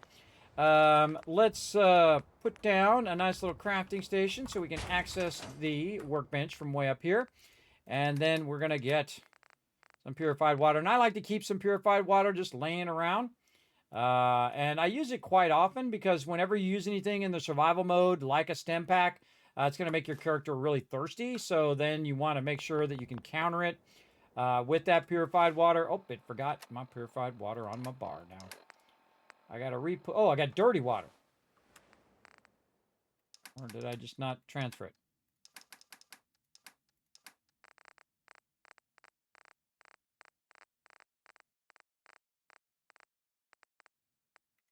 Try it again. I think I just did dirty water. Not even paying attention. All right. Dirty water back over there. Yeah, there we go. Now I have a 12-button mouse, a nice cool Corsair Scimitar, very cool mouse. And so let's push. You can push the buttons on the side. Like I push, let's see, number 1. And, oh, I got to pull my weapon out first. There we go. So I can pull number 1, and then I can press 2, and it switches to, should switch to, oh, this is 2. It'll switch to another weapon. So you like that, and then another weapon. And so you can just press the buttons on the side, which is the greatest thing ever. You should use your thumb. Greatest thing ever. Now, before I used the Razer Naga, which is incredibly great mouse, but this one's even better. One, it's wireless. No cord. And you can also, it has a plug where you can plug it in the front to charge it, or you can leave it corded if you want. Then it also has a little nub right here, which it helps you find where the 5 is. So I really like that too. I feel like that's one of my favorite features, and that's why I switched to the Corsair mouse, is it's wireless, and you're not always accidentally tugging at the thing every now and again because your phone's on it or it gets caught on your keyboard or whatever. And it's very responsive. Works fantastically. Now, again, if you go out and buy yourself a Corsair mouse, what do I get? Absolutely nothing. That's how you know I'm telling to you real, everybody. If the person gets nothing out of it, much higher chance that they're telling you to you real. There you go. How do I enter? When the instructions came in, I got caught in 2 minutes of ads. Oh, sorry about that. Hey, Bubbas. You just go exclamation giveaways. It'll tell you. There you go. You got it. Exclamation ticket max. There you go. You got all the tickets in that you can. And we're going to go ahead and try to give it away right here. Now, again, everybody, on Steam, to get the $10 Steam gift card, you will have to friend me over there. And I'll just go ahead and throw it in there, and you can friend me anyway. It doesn't have to just be for the giveaway. So I'm going to go ahead and do exclamation Steam in the chat. By the way, all these commands work even if I'm not live on stream. So you can come into the chat and put exclamation Discord, exclamation Steam, exclamation whatever, and get it going on. All right, here we go. Closing the giveaway, and we are going to draw a winner in a 3, in a 2, in a 1, and I hope it's you. Boom! Who is it? Rescue with the love right there. Now, here's the thing, everybody. Here's the thing. Rescue has 2 minutes to say something in the chat. Don't go anywhere, because if you go somewhere and Rescue is not in the chat, because he has 2 minutes to say something, then I am going to re-roll, and you have a second chance of winning. Now, also, be a good sport. You say, oh, congratulations in the chat, right? And put some GGs in there. Show some love. Be a good sport about it. And then I'm going to give you a bunch more Kiz Caps because we got more giveaways coming up. In fact, I got to get cooking on these giveaways. Thanks to my crazy for reminding me because I do get wrapped up in what I'm doing. Again, everybody, we're doing a bunch of giveaways. So we do have another 5-pack. That means 5 winners are coming up. So 5 people can win all at the same time. Could be worth $200 each, everybody. So that's like several $1,000s worth of games. Or it could be worth $150. It could be $5. There are random game codes. I just do them in order, everybody. I don't even look at what they are. Then I take the code and I send it to you. So you can use it, or multiple codes if you win the multiple codes one. Again, just whoever wins in what order is what gets it, because I just have them in a giant list. I do not keep them on my streaming PC, by the way. Big tip to you streamers out there, do not keep your codes, your giveaway codes and all that stuff on your actual streaming PC. Do not do that. I've seen way too many people do that, everybody. They bring it on the screen and they give away all the codes. That sucks. That sucks when that happens. I feel bad for them, but such is the way it goes. All right, now, Rescuer probably heard his name. He went, oh my gosh, oh, Kismet said my name. Oh my God, I can't believe it. I never win anything. Let's see if he's in the chat. Crazy saying good luck to everybody. There you go. Oh, Rescuer right there. He's like, what? That's right, Rescuer. You are a winner. Congratulations, man. Now, again, for all of you guys being a great sport, I'm going to go ahead and shower you with a bunch more Kiz Caps that you can use on the next giveaway. Right over there. There you go. Lots of love for all of you. Oh, and there's the, perfect timing because there was the timer. All right, we'll go ahead and say that one is finished. Now, Rescue, here's what you do. I'm going to say hiya in the chat right over here. Actually, I can do it over here. I'm going to say hiya in the chat. You're going to go ahead and whisper me and say, Kismet, I won the $10 Steam gift card. Now, make sure that you do go and friend me on Steam if you're not already friending me. If you have already friended me, then give me your Steam name in the whisper. Don't say it in the chat if you don't want people to know it. Put it in the whisper, and then this way it'll allow me to confirm that it's you and so on and so forth. when I go ahead and do that friending. So, and if you haven't friended me yet, by the way, it does take a day or two before Steam will let me give you a gift card. So definitely go and do that now while you're thinking about it, so you don't forget. So there you go. All right, back to it, everybody. Man, we're having a great night tonight. We're having a good time. Okay, so now we're going to go ahead and use our chair to forward time here, so we're not building in the dark. Let's go 7. It doesn't really have to be 7 hours when you're just sitting. When you're using the bed in survival mode, it's 7 hours. In the other modes, is 6 hours as well. There we go. Now we're building in the day. Now, we got this whole vault here. Now, this whole side here is going to be another big area for our museum. But I do want to square it off like I have it now. And again, just have this kind of big atrium for cool stuff that we're going to have there. But let's go ahead and continue this up here by going in to our giant vault here. And again, this is what I play on Thursday or on Wednesday and Thursday when my IRL is not causing me all sorts of drama. This is actually what I play on that. And then on Tuesdays, we usually play Satisfactory because we're doing mega playthroughs of all of these. Then I'm on Saturday, we play 7 Days to Die with my crew, which you won't see any of that kind of teamwork anywhere else, everybody. They are next level. So you're going to see some next level building, some next level action, crazy horde nights, all sorts of craziness go down. So you definitely want to put that on your list to join us for that. And of course, on Sunday, I do a solo playthrough, which is equally, if not more, insane as well. So highly recommend hanging out for that. Also, I do bonus streams occasionally on Monday, on Fridays. Probably won't do a bonus stream this Friday. I got to take care of the car and all this other IRL stuff. But we will try to get one in maybe Monday of the following week. Now, again, everybody, it is Valentine's Day coming up on the 14th, obviously, on Saturday. So next Saturday, we'll actually be playing some 7 Days to Die on Valentine's Day. And I will spend some time with the wife because it'll be our 34th anniversary, everybody. Imagine that. Being with somebody for 34 years. That's a long time, everybody. This from the guy who was never going to get married. Funny how life works out that way, right? I wouldn't change it. I wouldn't change it at all, everybody. Sure, I'd have more money and I'd probably be super rich right now and have all my money and all my stuff, and I'd be sitting in my big, humongous house with all my cool, expensive stuff all by myself. All alone, and I would think that would not have been worth it. Would not have been worth it. You know what I like to do? When my daughter, for no reason, hold on, I'll go over here, hold on. I'll start another giveaway here in just a second, thank you, Crazy. Hold on, I'm gonna slide over here for a second.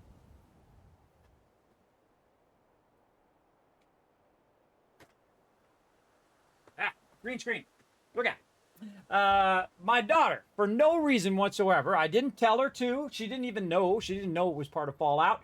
I'm a big Fallout fan, obviously, everybody. And I've been looking I have a Nuka-Cola Quantum given to me by my awesome mod, Crazy. One of my most prized possessions.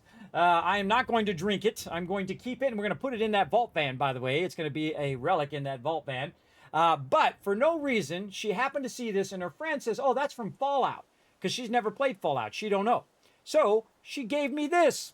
That's right. Sunset Sarsaparilla. And again, a big shout out to Jones, by the way, bottling company or company. I don't know what it tastes like because I'm never going to open it because it's another prized possession of mine.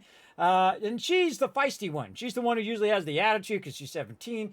She usually a bit feisty, and such is the way it goes. My wife's feisty too. And I know what it's like when you're young, everybody. You're going through a lot of stuff, man. You're trying to deal with life. Life is a very difficult thing, and you haven't mellowed out yet because you're not in your late 20s yet. And, you don't mellow out till 20s, 30s. But she actually got me a Sunset Sarsaparilla, and I've been looking for him forever.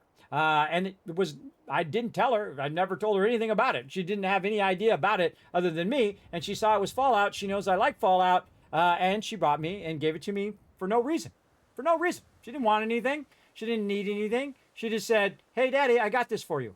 And then she got my wife an awesome Winnie the Pooh cup, too, for no reason. So I feel like I'm rubbing off on her just a little bit. Because, Kings of Lightport, we got to go help the lighthouse. Just a little bit, because I think that is the true key to anything, everybody. Especially with a spouse or a loved one or something like that. Monsterholic. Sorry, my bad, crazy. My, you know how I'm not all there. Monsterholic is the one who gave it to me. So yes, my bad. What was I saying? See, I got sidetracked. Again, I'm rubbing up on it because I think an unexpected gift at an unexpected time, and especially it's got to be a gift, that's really centered to that person, is one of the greatest things you can do for any relationship. Not because it's Valentine's Day, not because it's a Thursday, and there's no holidays in sight, and you just see something that person would like, and you said, look, I got this for you because I was thinking of you. Believe me, you do that to your significant other, boom, you are styling. How do you think I've been with mine for 34 years, everybody? She still looks 25, by the way. I look like I've been through some stuff. I'm look this young just because of good lighting, everybody. You see me in real life. Crazy see me in real life. He's like, oh, God, Kismet, you're old.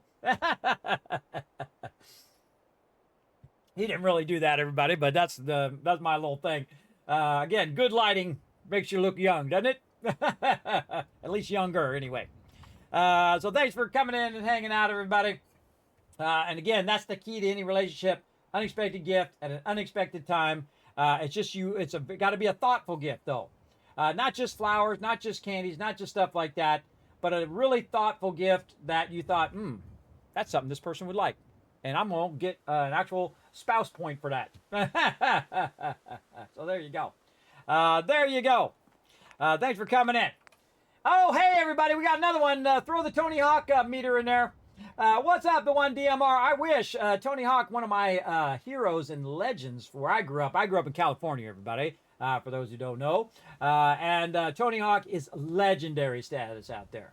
And Tony Hawk is still out doing what he loves to do, and I'm still doing what I love to do. I actually saw Tony Hawk at a TwitchCon. I mentioned this earlier. But, hey, you're asking about Tony Hawk again, or saying I look like Tony Hawk.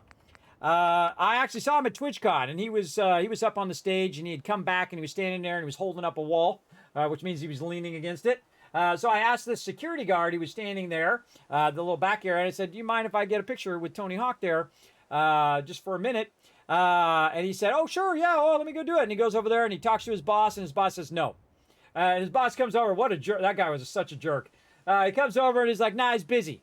I'm like, he's just standing there, leaning against the wall. I mean, I don't even really want it for me. I'm just using it for my stream because I think my stream would enjoy it. I don't care. And he's like, nah, he's too busy. I'm like, all right, I don't want it that bad. I don't want it that bad that I gotta, fight my way through the security to, ask him to take a picture. I'm sure if he was standing there, he would have done it. But this security guard was a complete jerk. So it wasn't that Tony Hawk was a jerk. It was that guy was a jerk. So there you go. You're not the first one today. You're not. We actually have I added it recently, by the way, in this year. Even though if I had added it 10 years ago, we'd probably have thousands of people saying that. Absolutely, for sure. But that's okay. I think it's funny as well. Now, if you want to laugh, here's a video from like 10 years ago. I'll put it in the chat for you if you want to go laugh. Because I actually mentioned it in that video where it's a bit about the stream and the about video, whatnot. It's actually the video that also plays when I'm off stream as well, or it'll play on my YouTube channel as well, youtube.com/KismetBP. I'm only streaming on Twitch right now. Again, if you guys want to watch this, if you missed a bit of the stream, know that all my streams are up there on YouTube. And this one, I can't stream on multi-platforms while I'm on the homepage. But after it's over, I will take it and I will upload it onto there so you can watch the whole episode. So there you go. And I have them all in episode numbers and I have them in playlists as well. I try to make it as easy on you as possible. Everybody have to go searching for stuff. That sucks. I don't like to do it. I'm sure you don't like to do it either. Just make it as easy as possible, Kismet. I'm like, all right, I'm on it. I'm on it. Now look at this. See how this suddenly starts working now? Would have been nice if it was doing that earlier, right? All of a sudden, it decides it wants to work.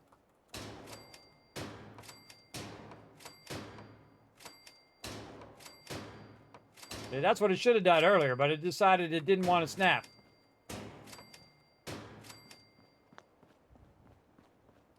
Huh. This side seems further out than this other side.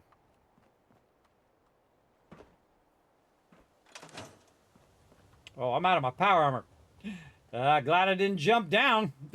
We're way up here, everybody. If you want to see what I'm building, I'll run around the other side and show you. This is dedicated to all of you, everybody, who come in and show so much love in my stream that Twitch decided to put me on the homepage today. Now, I did put in for it. I did ask and say, hey, I'm celebrating 50 years as a gamer. I've been gaming for 50 years, everybody. That's a half a century. A long time. I played all the games. I'm the OG gamer, the original gamer.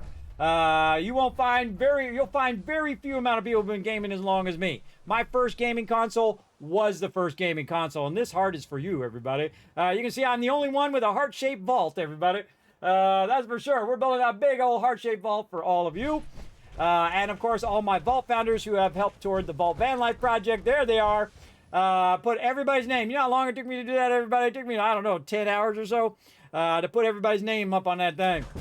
It certainly is a lot of work, but totally worth it. Totally worth it for sure. Too fun. I like doing fun stuff like this, everybody. Very, very fun. So yeah, I get that all the time, that I look like Tony Hawk, or I look like the Saul guy. I don't know, I've never seen that series, so I don't know. And then some other peeps. And I always look it up too, because I don't know who they are. I look it up and say, okay, do they look like me? Kinda, I guess. Now here's the thing, some of those people look like me.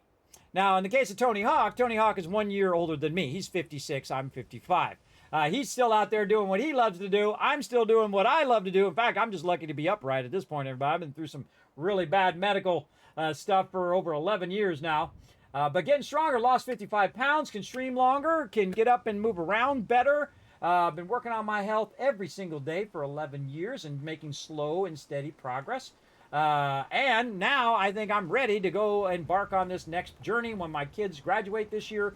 My goal is to make a van. Like if you've ever heard of or you've ever heard of van life, what they do is they build out a van and they use it like a travel van. In my case, I want to use it like a broadcast van, something like you would do if you were like a TV show or something like that, or a TV station.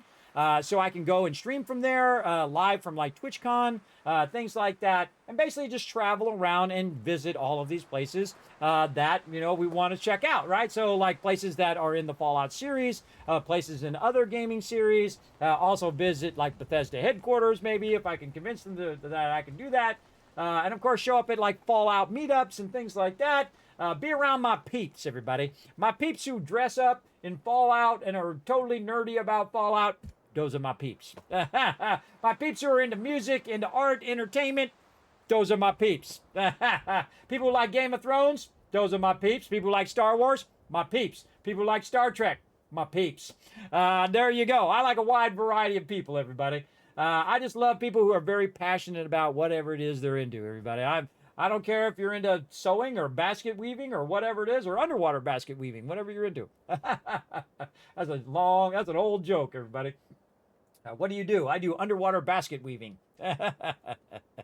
Just to troll people back in the day.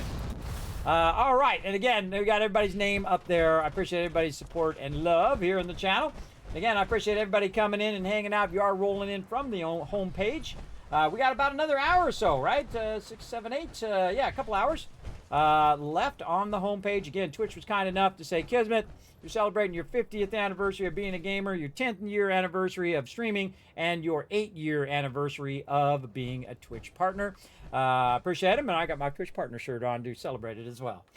So big love to them for showing this old man some love, everybody. It really has made a difference. It really has.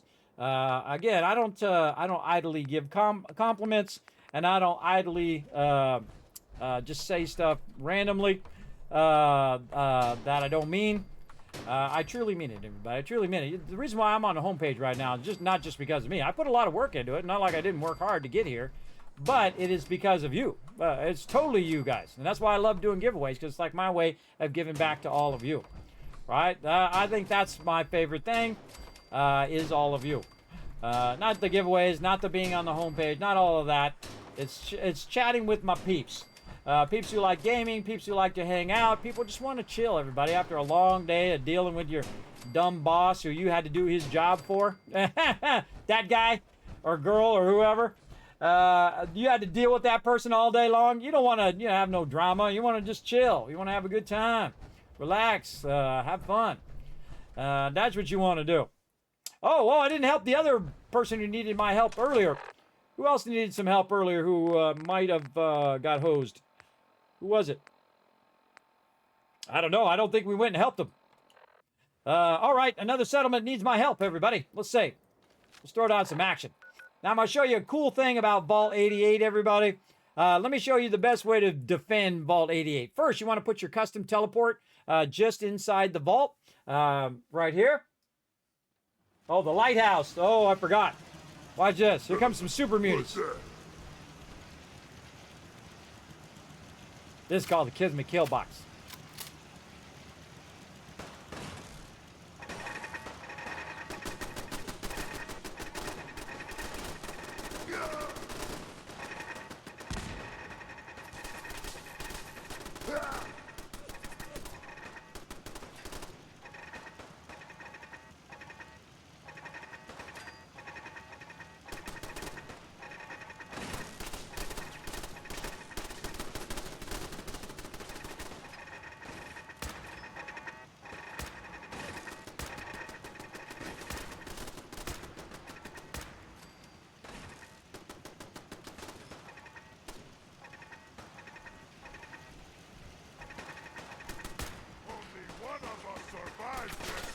It won't be you!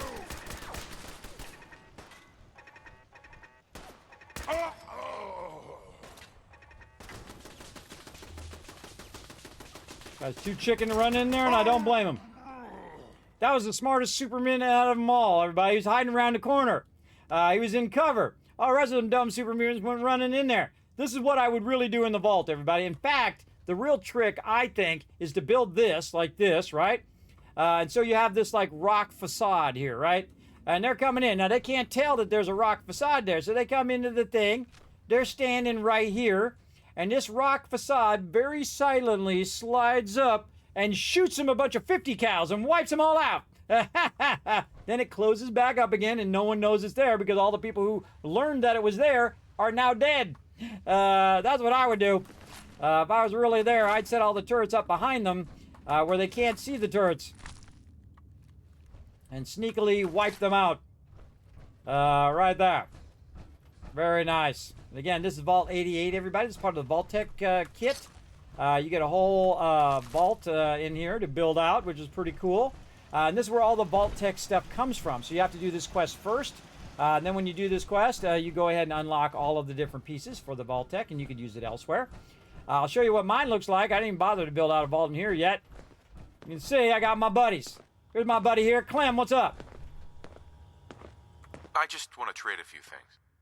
Oh. That power cycle really gets your heart beating. Like, really, really beating. Yeah. You know who I've killed with that power cycle? I accidentally killed Marcy with that thing, and I was happy about it. Delicious. I know, right? It's good stuff. And look, I even still got the Oversteer Barstow. So strange having people about. I bet it is weird.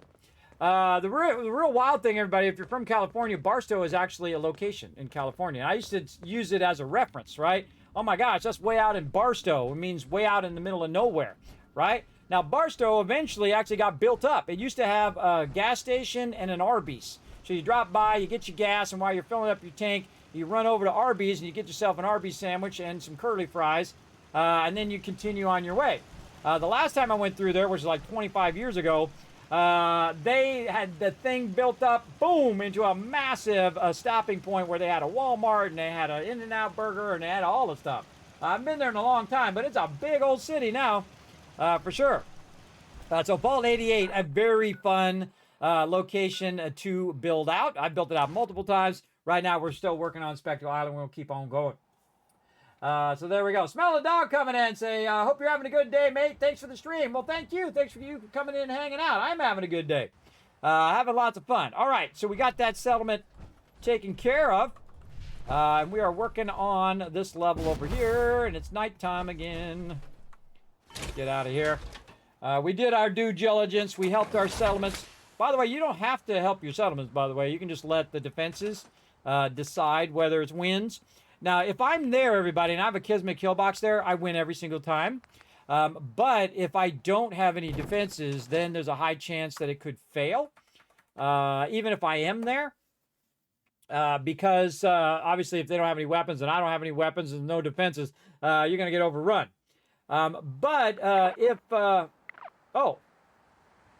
Oh, it successfully defended itself. There we go. Now, I could have the most defenses, the most stuff. I could build it up and have it massively defended everybody, but it's still a random roll. So even if I have 10,000 defense, there's still a slight chance that you're going to get attacked and a slight chance you're going to fail, no matter what. It's always built into the code. But the whole point of everything that you're doing is not only get your happiness up, but it's also to take your food and water, add that together. So say you have 25 food and 25 water, just make the math easy. So you have 50 total.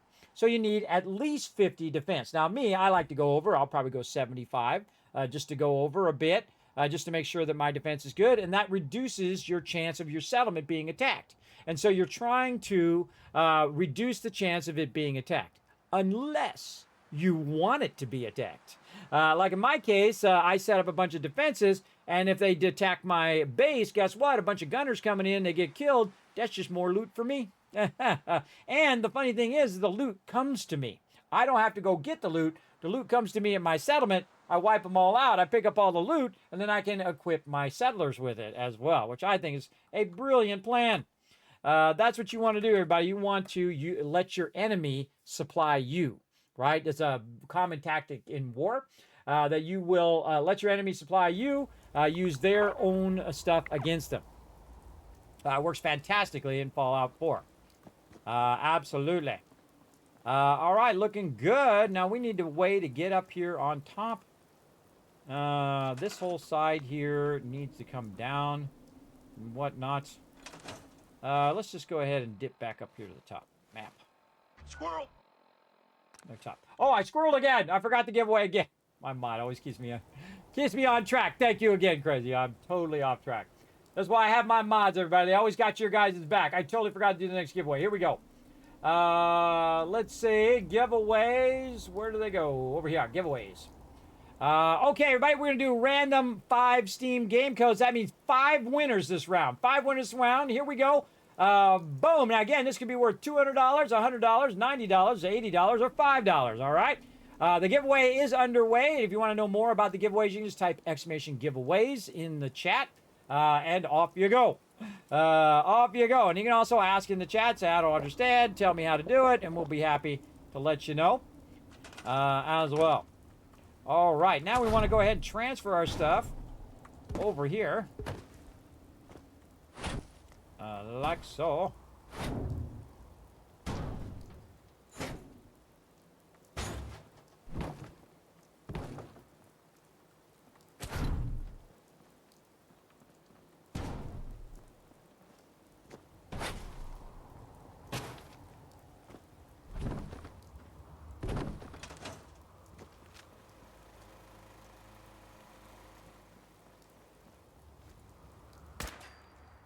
It's rainy. You can do this in real life, everybody. Every time it rains. Change the weather. Weather changing firework right there, which is awesome. All right, we got to move these power armors. And we're going to put our power armors in this upper main area. Right here. Now, never leave the fusion core in there, everybody. You're just asking for somebody to jump in your fusion, in your power armor. So take that fusion core out of there. I take it out every single time, so I don't forget. Like that. Very nice. And then again, we will... Oh, probably good to save in case we crash. I find the most crashes happen in Fallout 4 whenever you're teleporting. So if you save before you teleport, you're usually pretty good. But then sometimes it just happens randomly. All right, we're going to move all these power armors out of here. We're moving them into our giant museum that we've made in the shape of a giant heart. Pretty fun. There we go. Looks cool already. And we also have stands that we can use as well, which I'll get to later. But right now, we just want to move all the power armors like so. Might want to just put some ladders in here too, make this a little easier. Just to make this go a little faster, that I'll just take out later. Let's just use our basic ladders. I love the concrete kit. It's one of the best kits in the game. It's so incredibly great, especially when you want to just do something real quick, like snap a bunch of these together. Why the Vault Tech kit doesn't just snap like this? This makes it so much easier. I can just run up there. I don't have to keep running around or teleporting up here every time. We'll double check all of these to make sure that I don't have any fusion cores in them. I'm going to forget one or two. I think I might have just forgot that other one. There we go. Yeah, you need a space. There you go. Look, Crazy's backing you up in the chat. Thank you so much, Crazy. I appreciate you. And thanks for keeping me on track, Crazy. That's why you got to have some good peeps backing you up, everybody. Have some good peeps backing you up, and you hopefully not go wrong. I mean, things will go off the rails here in the stream, but at least we won't go wrong. Go off the rails because of me. Let's go. Now, power armor, unlike in Fallout 76, you can't just pick it up and move it. I actually like the Fallout 6 way of doing power armor. Now, it's not very realistic to take power armor and stick it in your pocket, but this is obnoxious when you have to just kind of pick it up and then move it and pick it up and move it and pick it up and move it. Again, it's much more realistic, but it does take a lot longer and really doesn't have that big of a benefit to have to manually move it each time. So I think that's actually an improvement to the game in the fact that you can just pick it up, put it in your inventory, and then put it down wherever you want. Very cool. You can just RP in that you went and you have it set to like auto find you. So wherever you are, you just press a button and your power armor flies to you. Kind of like Iron Man armor. It just flies to you with the jetpack and lands nearby you, and then boom, there you go. Lore completed. Up and down we go. And again, this just takes one at a time. Again, before I got all these other power armors, I'm glad that we're going to do this first. And again, we're mega building, everybody. Mega building. I love doing these massive builds. They're very, very fun to do. Highly recommend as well. Yeah, Nathan, go exclamation loot in the chat, and it will let you know how many you have that you can actually spend on tickets. There you go. In fact, let me give you a whole bunch of caps in the chat for everybody.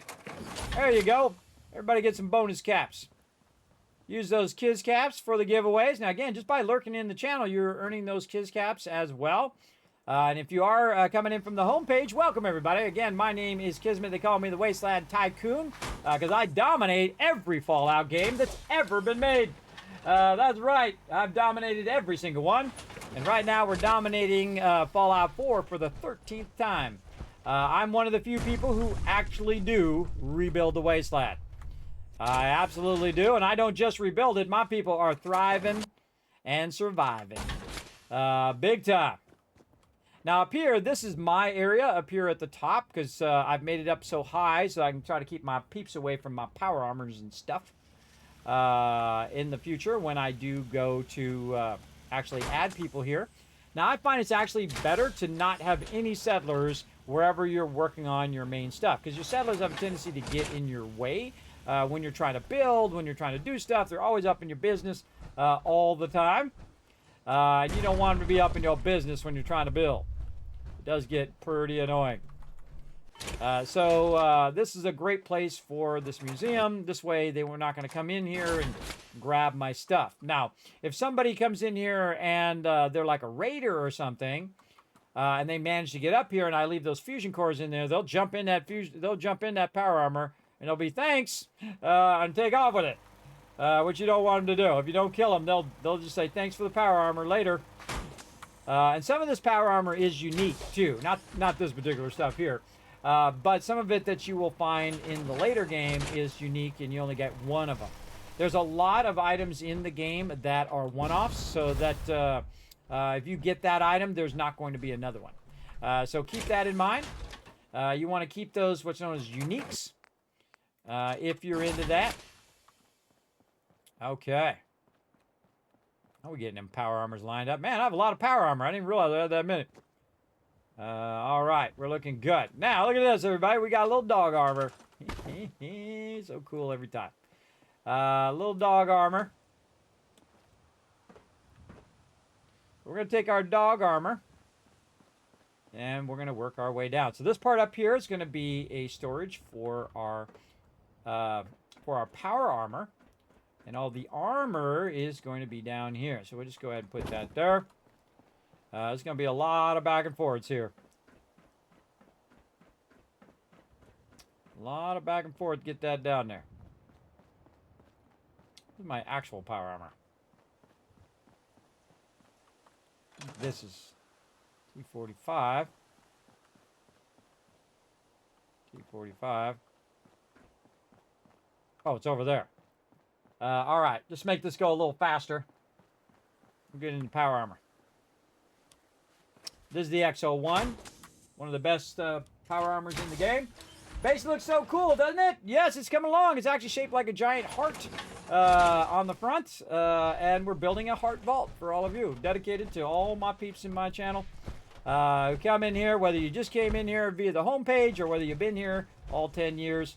We're having a good time celebrating 50 years of gaming. Very, very fun. All right, now we want to make this go a little bit faster. We can take up all the things and then store everybody. But what I'm going to do is go ahead and just store the workbenches. We can store the decontamination arch. We can store all this generator. We probably don't need that generator anymore, actually. See how we can just hit store on there? Now, if I hit store on this, it's going to put all of these outfits in the storage. Now, one of the things that I like to do is actually rename items, right? So I can take the mechanist item out of here, and then I can go ahead and say, okay, I'm going to go in and put down one of those benches I think I just got rid of. Armor workbench. Where's that? Doesn't see like I've got two. Okay, yeah, we're just going to put the armor bench down. Now, to use the bench, I can't do it while I'm in power armor. We're going to go ahead and craft on the bench. Now, what we want to do is we want to modify this armor. But you can see that we can't actually do that. The armor does not show up in there, so I can't rename it. And this is a great improvement in Fallout 76, is the fact that you can go in, and you can go right in the Pip-Boy. You don't even need the thing. You can go right in the Pip-Boy. You can go right to, say, the Mechanist armor here, and you can rename it, right? Rename right in the Pip-Boy. Maybe there's a mod for that. Maybe we can just add a mod to add that to Fallout 4. There's always a mod for something, everybody. Again, if you think there's a mod for it, 100% chance or 99% chance there's already a mod for it. So I'm going to go look on Nexus mods here, and we'll add another mod to our mod list. Let's go look it up. And guys, you guys can look it up as well. Let me know if you already know what it is. But it is rename in Pip-Boy. Let's try that. Pleasant UI, work in progress.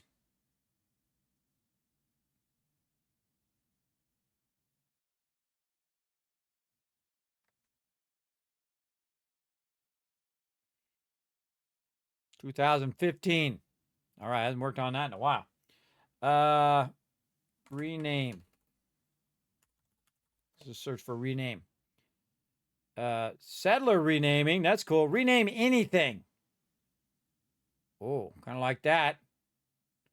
Last updated 2017. I always try to look for one that's the most recent. We're going to talk a bit about mods here for a second.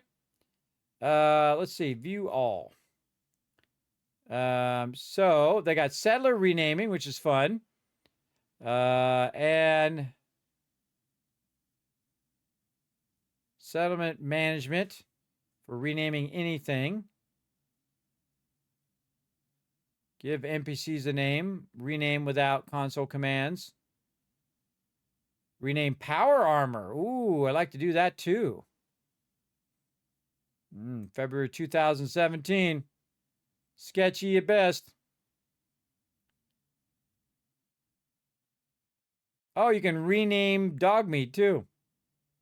Again, I'm looking at Nexus over here. You can rename dog meat to Daisy. All right. Well, what if I could sort this by, like by 1 year ago?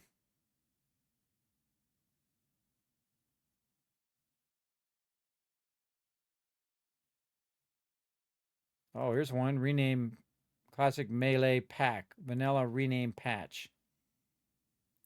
This renames some weapons here to fit in the vanilla weaponry to avoid overlap in naming schemes. No, I don't think that's what I'm looking for. Yeah.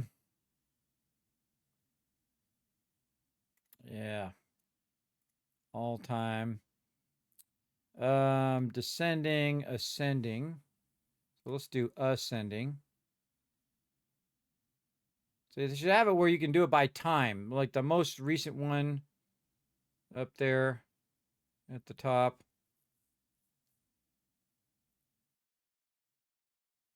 Maybe they have it. Oh, they have it by how many people have downloaded it. All right, rename anything. We'll go with that one. Okay, now to get to add mods, everybody, you want to go ahead and save would be the first thing I do. Save, and then you go ahead and you drop out of the game. So I'm going to go to desktop. Drop out of the game. Then we're over here on Nexus, where it has a bunch of people dancing around in the corner or whatever. So annoying. And you can see that it says rename anything. Now I'm going to add this to my mod list as well. So rename anything for Fallout 4. So we're going to go ahead and get my mod list over here. There we go. And we're going to say that we are going to add this on 211 right there. We're going to grab the get out of there. We're going to grab the link here. Their ads on here is just way too obnoxious. I mean, hey, you got to make a buck, sure, but don't make it obnoxious. Okay, and then we put it over here. It's power armor pieces with full durability can be renamed in power armor station. Okay. Can we rename anything else? Just power armor.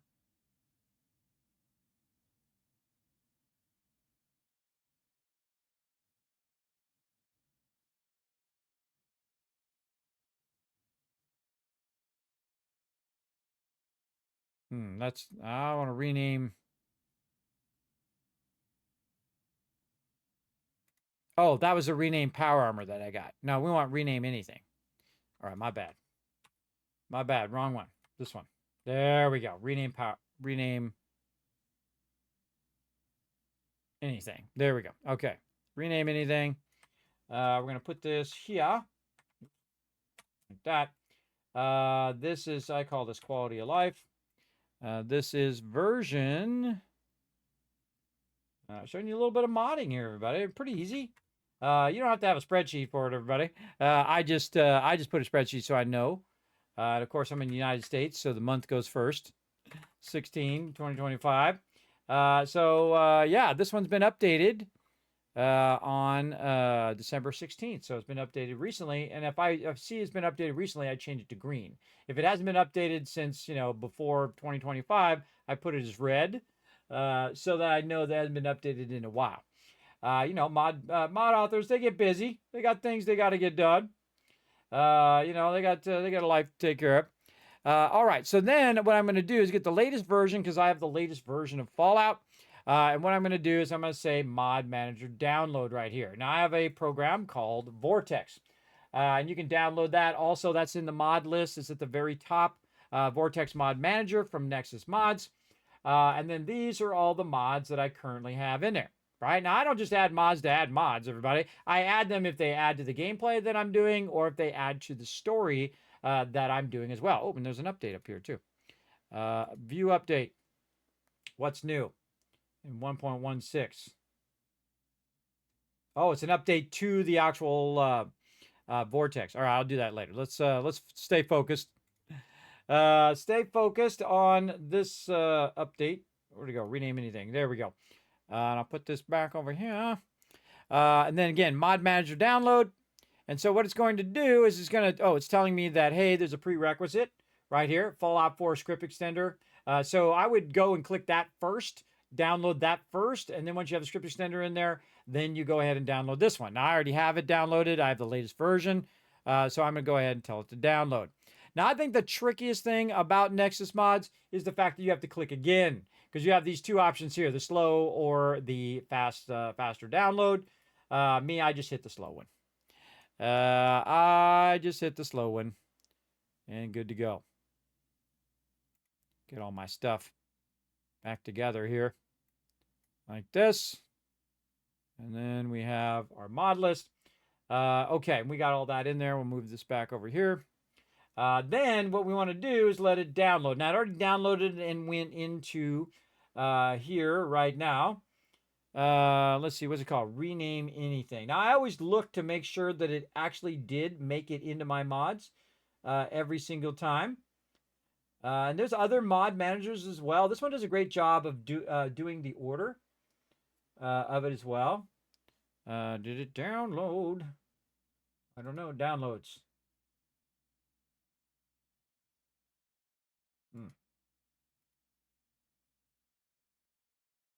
Maybe I'm just not seeing it. Mod name. Rename. Rename anything. All right, there it is. Yeah, it's working. Okay. I didn't even see it in there. But what it is not alphabetical, if you notice, everybody. The reason why it's not alphabetical is because it says, oh, wait, this mod should load before this other mod. Otherwise, they'll conflict with each other. Right? So it actually, oh, it's all the way at the bottom. So it says this one should load last. All right, now that we did that, what it did is it put the files into the actual Fallout folder. No longer need that. We can close out of that. Then again, you can see I'm launching via the Fallout 4 script extender loader. This is in the Fallout 4 folder. The way you add that is you go right down here to this. You click this. You say add non-Steam game. You go into your Fallout folder. You add this loader. Now, what this does, it loads all the mods before it actually launches Fallout 4 or during the launch of Fallout 4, depending on what the mod is. And it will basically let some of them run. Some of them will not run if you don't use the loader to load it, all right? So I keep that on Steam so I can then just load it up. I'm just going to hit the play button and we're going to get into it. Let's go. I did find these that look like they could be multi-story AI pathing. Settler Sandbox expansion, more NPC Sandbox expansion, multiple floor Oh, that sounds cool, Rescuer. Throw those on my Discord if you don't mind. I'll go ahead and throw that link in the chat. You probably already know, but I'll just throw that Discord link in the chat for you. There you go. Actually, I need to change that Discord link. Yeah, I should change that Discord link.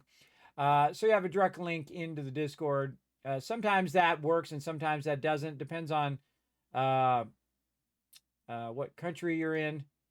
Let me go ahead and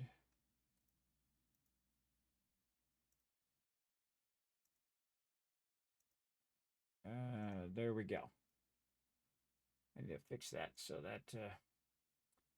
that that works properly. All right. So what it's doing is it's doing my discord.gg/Kismet. I do have my own direct link like that, but I have heard from several people that sometimes it doesn't work. So I'm going to go in here and I'm going to fix it. Let's fix it right here so we don't have to think about it in the future. All right, there we go. Let's try that again. Ba-boom. There you go. Okay, follow that. Yeah, all you have to do is go onto the Discord. There's actually a section on my Discord. Let me go ahead and close out all this stuff. There we go. All right.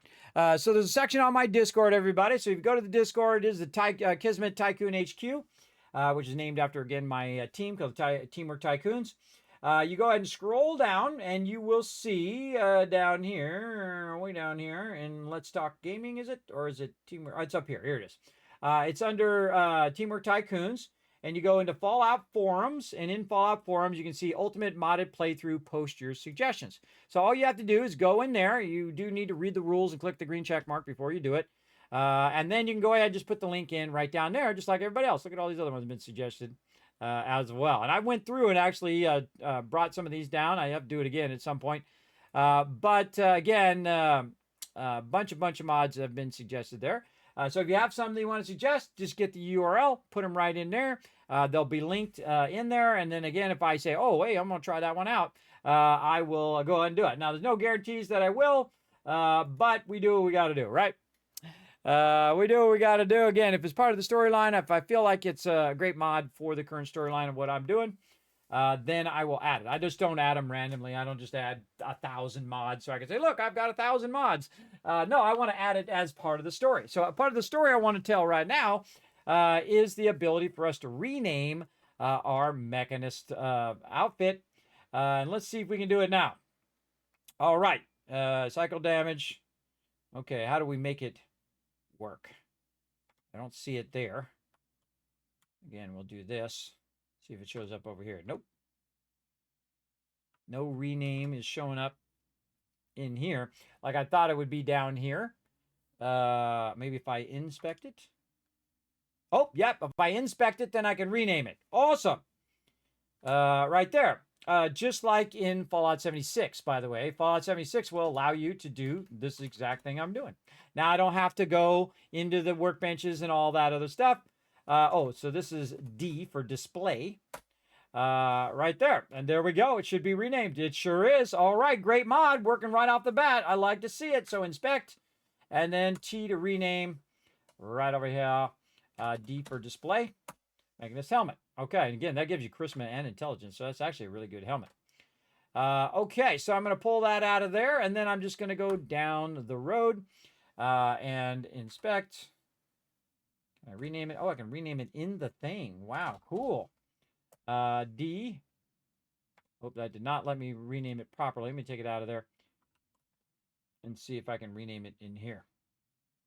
Inspect, rename. All right, there we go. Now, the reason why I put a D on it is for display, right? So I'm going to display it in there. Now, that will allow me to go through and take out all the mannequins like this, and now allows me to go in, grab this out, Triggerman Bowler. In here. So we'll go in and say dirty trench coat. Now, if you don't know that that is from the Vault-Tec rep, you wouldn't know. You just get rid of it and you wouldn't know it was a unique item. So you should basically go in and name it straight away so that you know that it is a display item. Now, this Triggerman Bowler is not necessarily a unique item. Like the Mechanist armor, that's a unique item. Kello's outfit, unique. The trench coat is unique because the Vault-Tec originally had it, and I took it from him, and I gave him a nice new trench coat. He's actually in a brand new trench coat. Because I think the things that are pre-war would be way more valuable than like an old dirty outfit like this. Absolutely. It'd be worth an absolute fortune in these days. Yes, you can. You can put it all on top of it, and you could use a rug to move everything at once. I've done it many times. But I do want to go in and rename all my stuff because I'm about to put it on display. So that's basically what I'm showing here as well. So again, mods are really fantastic for that. So we have a press cat, and we have a red leather coat. And we'll get out of there. And again, this is thing. Now, I could go in and, put Piper's name on it or whatever I wanted to do. But I'm just going to put a display because I know what that's for. And then the press cap that she was wearing. Again, this is like a memento, right? So it's a memento of your journey. And I'm just putting numbers or letters on there so I know what it was for. Notice my armor has a Z on it, everybody. So it drops alphabetically to the bottom. And so if I'm putting this stuff away in the workbench, I don't accidentally put my stuff in there. I know you've done it. I've done it many times. And that's why I came up with that whole entire thing where I could just rename it so it would not be in the way. All right, over here, here's Kate's outfit, corset, which we already have a D on it, and we actually put Kate at the end of it. Look at that. We actually did that earlier. Very nice. Utility overalls, we know whose that is. Let's go in and fix that right here. So we're going to just rename, inspect first, then rename. Display utility overalls. Now we know who that is. We don't need to put Sturgis on there, but you can if you want. And I was just showing you that you could put the name on there in case you forget. And this one already has D on there, so we know that is a Preston's. And then in here, we've got our vault suit. And we got our vault suit and fashionable glasses, vault suit here. There you go. All right, now these are easy, everybody. These are just outfits. So these are really easy just to store all these guys back into the workbench. Now, if you want to do one that's just in case you don't want to pick it up and move it all, we're going to do the trick that he just talked about in the chat, where I can go in and find some floor stuff. Where'd my floor stuff go? Right here, decorations. Floor coverings. So what I'm going to do is I'm going to go ahead and put down a big old floor covering like this, right? Then I'm going to go ahead and take this person. Oh, I got a vault suit over there too. And put them on there. Then take this one, put them on there. You get the idea. Like this. Now, depending on my mods, let's see if it moves everything together. There you go. So very easy to do. We can just move everybody over there, and we can just group all of these together. And actually, this is what I'm going to do with my power armor. Because my power armor are actually the 3 different levels of power armor. Like right here, you can see that we have some light or left armor, or what's known as light armor, for raiders, or your standard armor for the raiders there. Now, next to this one is our sturdy raider armor. So your regular, sturdy, and then, of course, your heavy raider armor. So I'm basically collecting the different levels of armor and then putting them on display. So we can just go ahead and group those onto the rug like so. And thanks for the reminder, by the way. Right there. And then off we go. See how much easier that is? And those will forever be grouped if you just move the rug and not the thing above it. So let's go through and see if we can get these all organized together like this. All right, so this should be leather armor. This is heavy leather. This is just regular metal. And this is sturdy metal. Okay, so that means leather's over here. This is regular leather, sturdy leather, and heavy leather. Notice I've got it all named, right, with a D, arm, right, heavy leather. See, again, I try to do it. That's how I think it should have been done in the beginning, everybody. If I could make a mod, I would make a mod that does that automatically.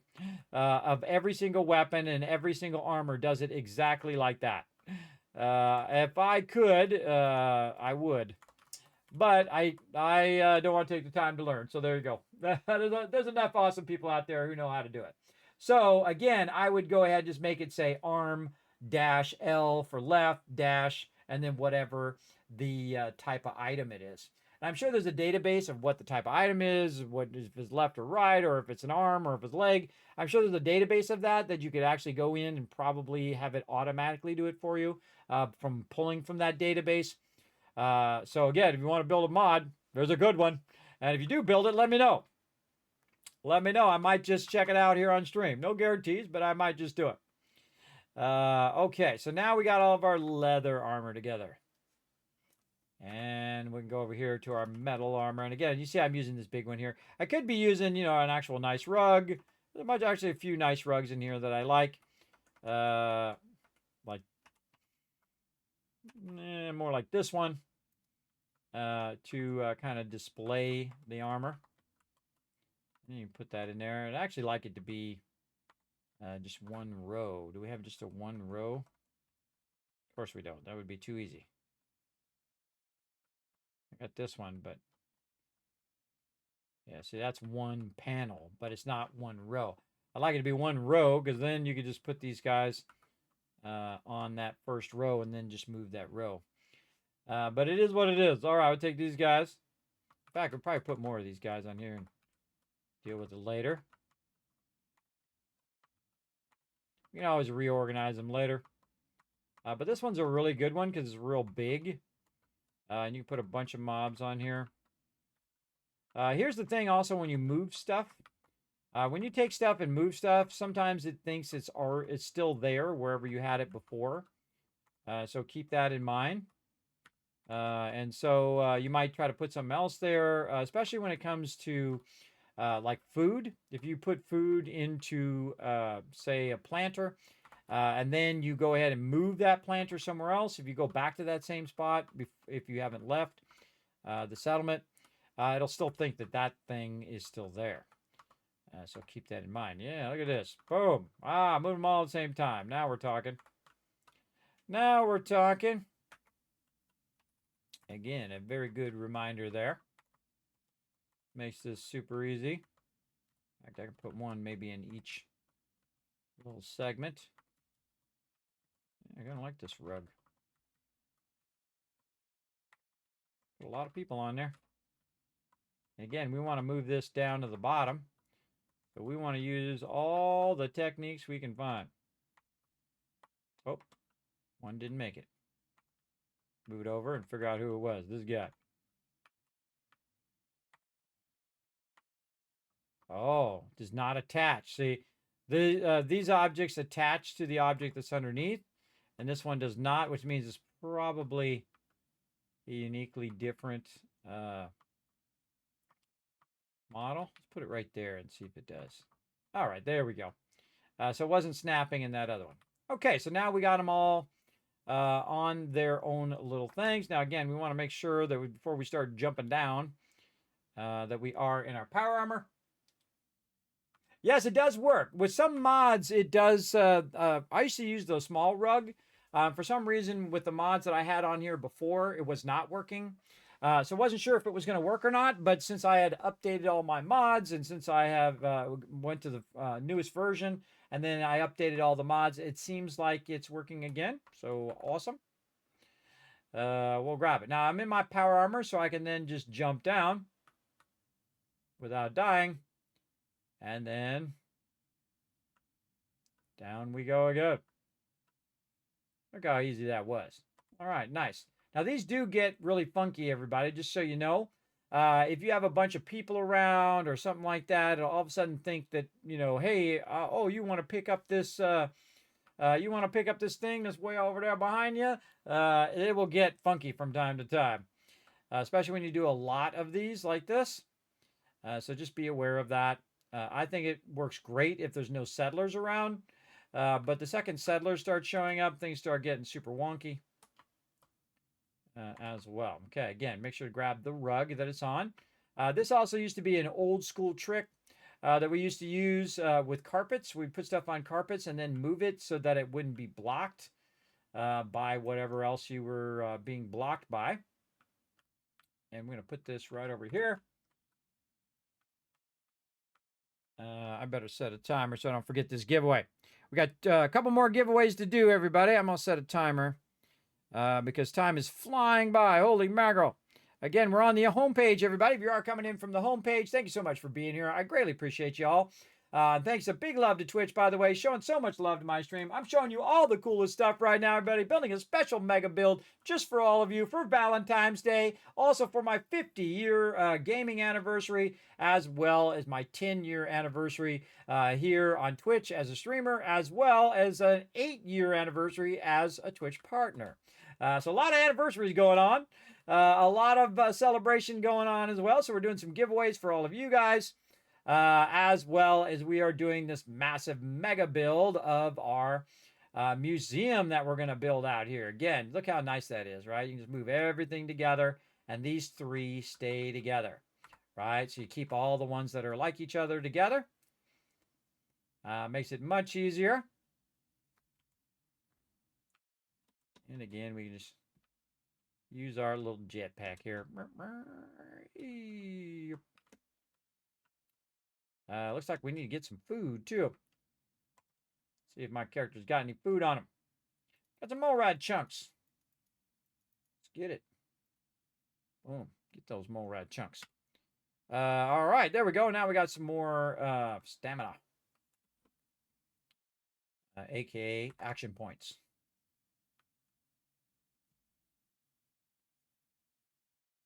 Deedle-deedle-deedle-dee. Again, I can actually play games completely without any sound, everybody. I don't even notice that the sound's not on until I get into battle. I typically have the sound off because it's just a whole lot of me walking and a whole lot of me jetpacking back and forth like this when we're doing building. But sometimes I turn it on. There you go. But I didn't even notice it was off. Because I'm in the zone, everybody. That's what you call when you get real focused and you're working on stuff. I call it getting in the zone. When you're in that zone, you want to stay in there. It's like being creative, everybody. You're being creative. You're building out your bases. You're doing all sorts of killer stuff. You just want to stay in that moment because that's when you're at your most powerful, when you're in that creative moment. And those are difficult to stay in that moment because you know what happens. Somebody comes along, they need the thing, your kids are asking you for stuff, or your neighbor, or your friend, or your parents, or whoever, and they're constantly knocking you out of that zone. Or you get a phone call, or you have to go and check on whether your car is still going to be shooting antifreeze into the thing, like me later. You know what I mean. Again, and then finding some way of putting that across about 5 credit cards. Because I can't have it spraying antifreeze at my kids. That's not good. Very not good. All right, I think we got all of this done, and now it's time to decommission all of this. We got this done. Very, very cool. And we'll come back and probably take these supports out. Yeah, just take them out now. Now, what I'm doing, everybody, is I'm not scrapping. You never want to scrap stuff until you're at the very, very end of your build, and you're like, okay, now I want to go in. Now, this actually was to lift that up from over there. Can't quite grab it from here. I could jetpack down there and grab it, but I can always get it from below. Now, what I'm doing is just storing all of these so I can reuse them later. Now, if I don't need them here in Fallout 4, you have to put them back down again to scrap them. In Fallout 76, you don't have to do that. They have actually made an interface for the storage where you can just look at it on the side there, go in there and say, oh, scrap all those things. So you can scrap 300 foundations in just a moment, where in here you'd have to put 300 foundations back down and then scrap them. I know, that's crazy. And you don't know the difference until you know the difference, you know what I mean? Again, when you're working up this high, everybody, good to keep your power armor on. Just in case. And you know what we might do one day, everybody? We might even look for my son. We might do that. At some point. We might do it. That's the whole point of Fallout 4, by the way. You're looking for your boy. And every playthrough I've ever done, usually my last priority. My top priority, get the loot. All right, there we go. Now we got that done. Good time to save. All right, so that actually is going to stay there. So we want to go ahead and work our way down from up there so we can just use a ladder. Now, all this stuff is always up for grabs, whether you want to leave it or change it or whatever. But again, I just suggest to build it out a bit, see if you like it, whatnot. Do that so we can then snap the ladder to the bottom of it. Just like that. There we go. Nice. All right, now we got access to that upper part. No longer need all of this. And all right, now this part here is actually going to be open. The top of it's going to be open for now. And then, again, that'll help us with our lighting. Look at this sunset or sunrise. I'm not sure. What time of day is it in the game? You can find out what time of day it is, by the way, by the map. There we go. It'll tell you right down here. So it's actually nighttime as the sun set. It's a beautiful sunset, everybody. Of course, we're going to build a nice area over here for my settlers just to chill, watch the sunset. It's going to be super cool. I love some beautiful sunsets, everybody. Lately, I've been watching a lot of sunsets and sunrises. You have a bigger appreciation for them, I guess, the older you get. I think. The beauty of the planet that we live on. It is quite beautiful if you look. If you take the time to look, for sure. Again, since I've been walking more and working out more right in the fall, I was watching a lot of sunsets and sunrises because I'll be out either a very early morning or out very late at night because I stream the rest of the time. So I'm streaming until the early morning, and then when I stop streaming, it's early morning. I go for a walk, or I've streamed, then I sleep, then I get up in the evening, and then go for a walk. So a lot of sunrises and sunsets. I highly recommend a nice walk in the sunrise or in the sunset, everybody. I like to walk early before it gets too hot, and I like to walk at night when it starts to cool off, right? You walk during the day, you're basically going to catch fire. At least that's what it feels like, for sure. All right, so we got that done. Man, we got a crazy ton of stuff done today. I think we absolutely nailed it. Let's go down here and take a look at this at nighttime. Oh, yeah, look at that. All shaped like a heart, everybody. Very cool. I'm digging it. I'm digging it. Let's go ahead and take a few of these away so we can back up. See all your guys' names. Oh, and there it is. There it is. Yeah, see? Maybe a little bit more forward.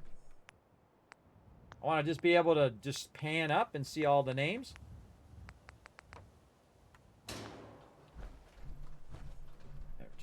Just a little bit lower there.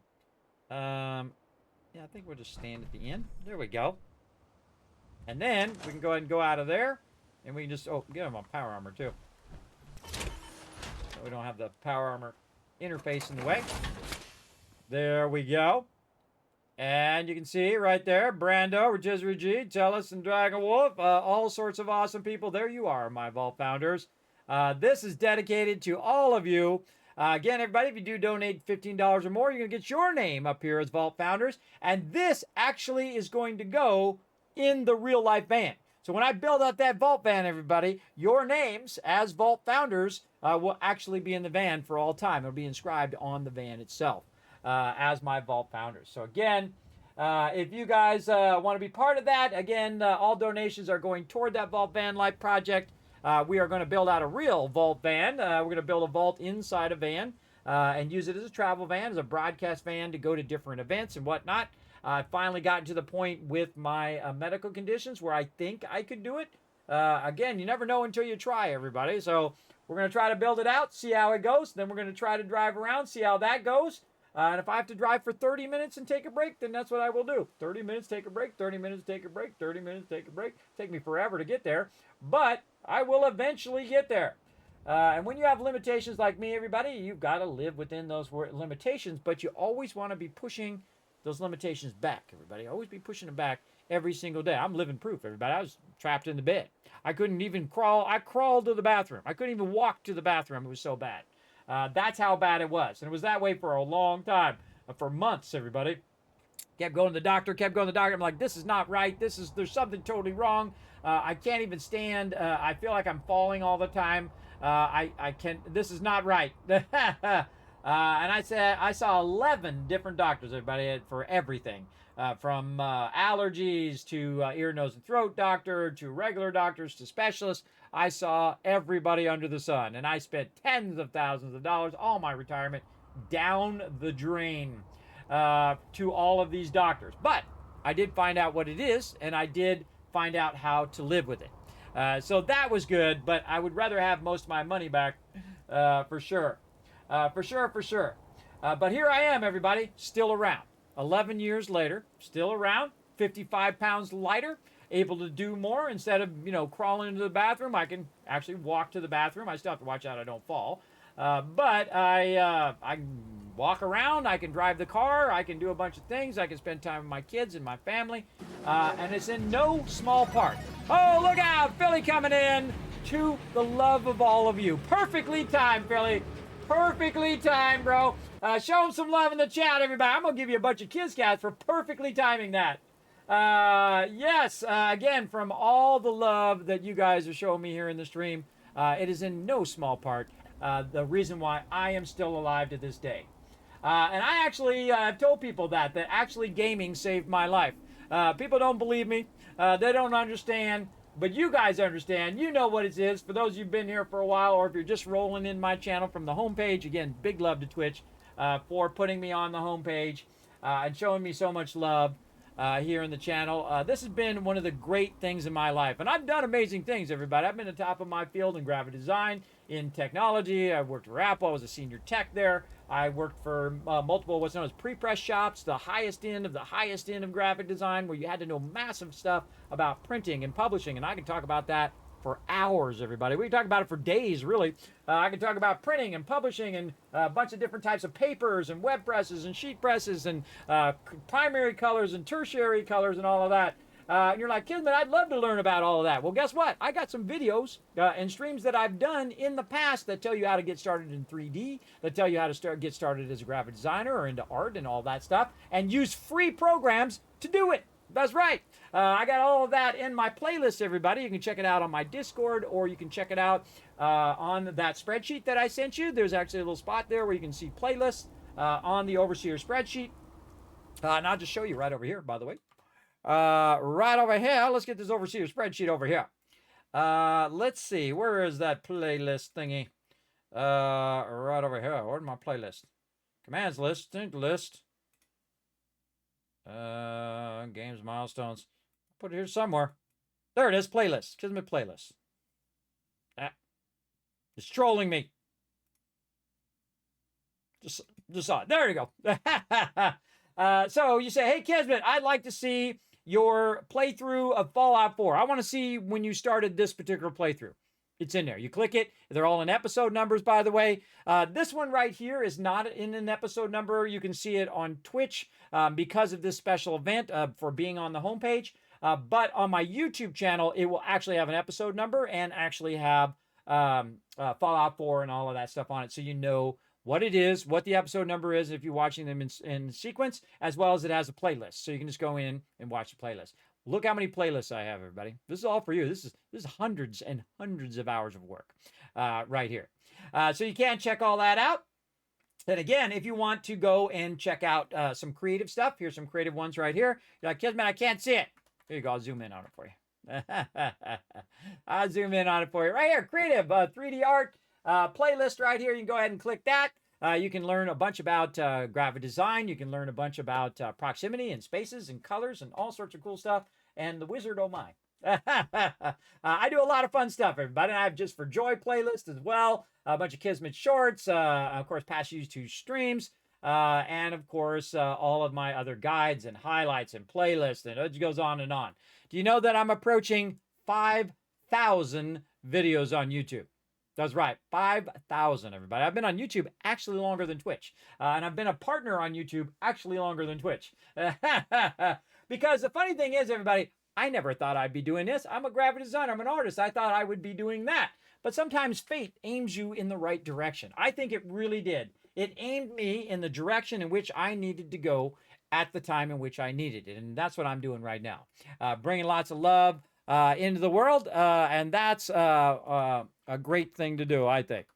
That is a great great job to do, everybody. Is, again, just bring a little fun and entertainment and enjoyment into your day. And that's what I try to do every single stream. Again, look at all those awesome peeps up there, everybody. Again, that turned out awesome. Turned out awesome. Now, I think we should go about, how long? We should go about another 20 minutes till the top of the hour. And then we're going to do the giveaway. And then we'll start another giveaway.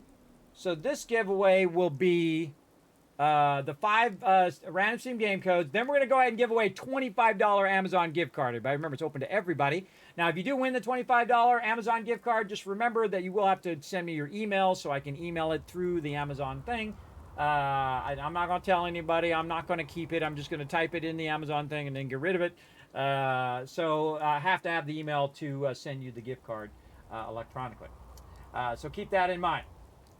I'm very sensitive with people's information, everybody. Like when I send stuff out, I'll send stuff out to you and I'll delete your information. 100%. I just put it on the label, send it out to you, delete it. Again, I don't need to keep all your personal information. In fact, if you win something else, I will ask you for it again. Again, I'm not like these bonehead companies that like leak everybody's information. I'm not that. In fact, I don't even keep your information on either of my machines that can be seen on the stream. I actually keep it on my other machine over there, which is off stream. My little Mac over there. That's for sure. For sure. Gaming in peace, exactly. That's all you want to do. You want to chill, have a good time. All right, that turned out awesome. Let's go. Now, again, we're just getting started, everybody. We're just building the outside thing. I think it's time to switch a little gears here, get into a little bit of action. There you go. Oh, I like cookies. Chocolate chip cookies? Is that what you're saying? I'm all about them chocolate chip cookies. All right. Whoa, look at that. Even cooler in the rain. Man, that's turning out great. And again, we're going to keep adding to our museum here. I'm going to go ahead and teleport back up to the top. And we'll get this going. And we are going to go ahead and take our vault trunk and move it down here. And this, again, is going to be my little spot here out of the rain. There we go.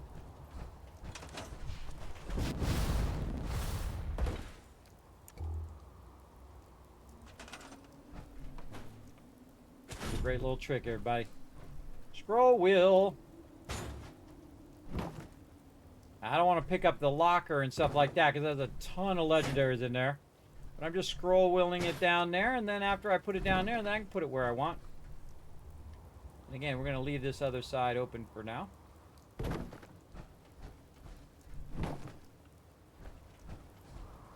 Putting our gear into spot.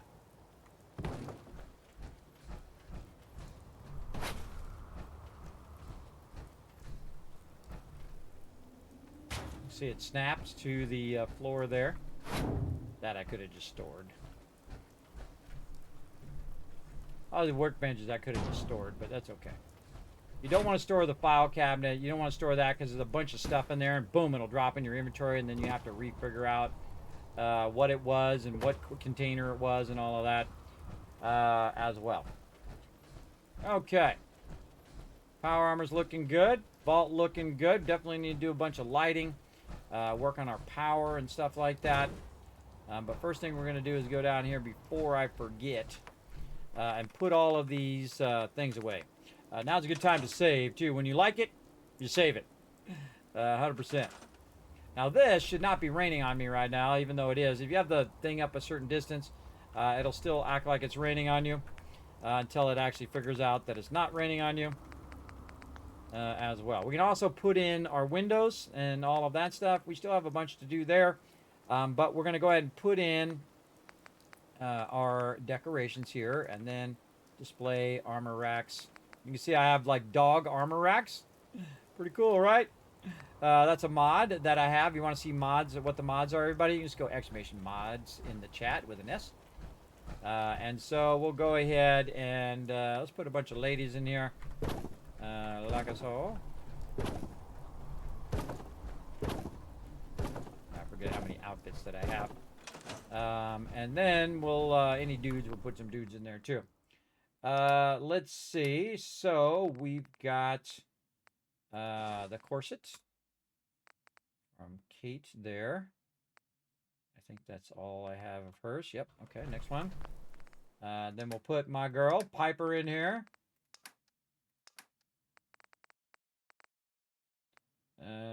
Where'd it go? Breast cap.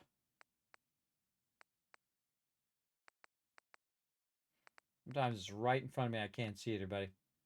Leather trench coat. There we go. Piper stuff. And, oh, I think the rest of these are actually male. Guess it doesn't really matter. You can put it on there however. I'm going to put the vault suits on this one and then hit T to equip it. And again, this is what's so nice about naming them so you can see. So vault suit. I should probably put the other vault suit here. And again, we'll come back and we'll organize all of this.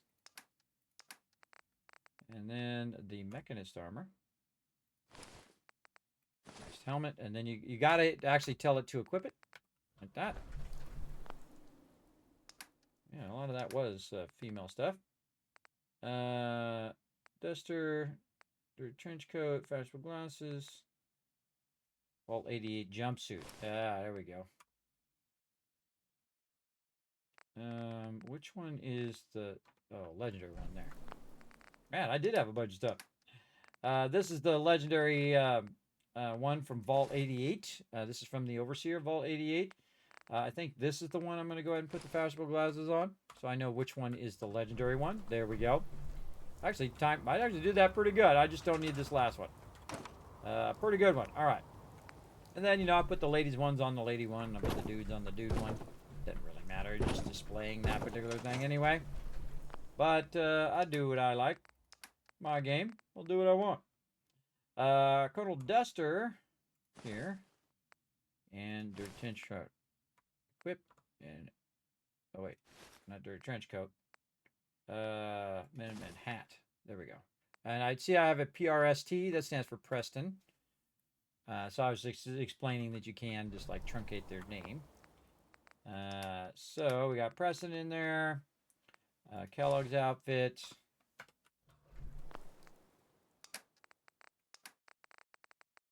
We got the dirty trench coat with the bowler. I just put the bowler in there because the bowler's fun, along with the trench coat. And then till the overall. Wow, I actually just randomly guessed the exact amount that I needed. I love it when that happens. That's it. Yep, it's a complete random guess. Nice. Okay, so there we are, looking good. Now, one of the things that we did is we took out our little weather changing machine. I was itching. So what we want to do is have the ability to just shoot that off when we need to, and we're going to do it right here because we're probably going to use it down here from time to time. So let's go ahead and take this part out of the vault. In fact, we just add a door there. We'll just add a door. There we go. And then go to hangout here. And then because we stored it in the workbench, we don't have to use up our resources again. And I'm just going to go ahead and make this independent since I have this little thing here. And then here in switches, all the way to the end, you can see there's a 1 at the bottom. So basically just stored it and put it right there. And then we want to go miscellaneous. And I like to use the one that's at an angle right there. And you can see that's the one we used last time. So generator to fire target pulse, and then to our fireworks mortar. Then what we want to do is put under miscellaneous, if we have any more. Apparently we don't have any more. Really? That was amazing timing. We shot the last one. Because normally it'll put that back into your inventory, or maybe it's in the workbench. We'll go ahead and put down a workbench here.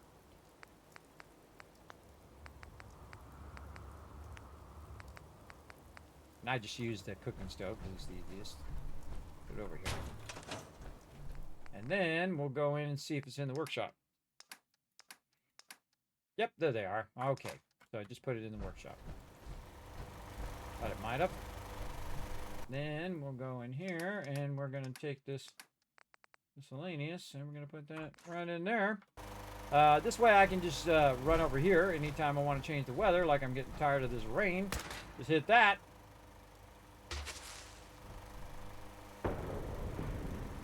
And there we go. So, whoa, it's cool. The moon was right behind it. That's neato. So now we have a beautiful night to enjoy the stars, everybody. Very nice. Very, very cool. Probably being also a good idea to put a bed down here. Now, I like to put a bunch of beds around so I can utilize it myself. I typically use this, what I call the Vault-Tec bed, really. There's actually ones that look like Vault-Tec beds, especially if they have a bunch of them in Fallout 76 that are pretty awesome. All right, let's go ahead and forward time. So we're back to the daytime, so we can take a look at the interior here during the daytime. And we are going to get some action in, everybody. Oh, yeah, look, it's like a museum cathedral in here. Oh, that's awesome. Now, what's cool about this, everybody, is that you could put them also up on top. Oh, hold on. Here's some action. Hold on, we got to get out there. I'm Kevin. So you can put them on each of the windows. So that's really what this is all about. Putting each and every one of these with windows with a little backdrop. We got to get down there and see what's up. Or we can snipe them from up here. Oh yeah, look at them running in. Who's that? Bunch of raiders in power armor.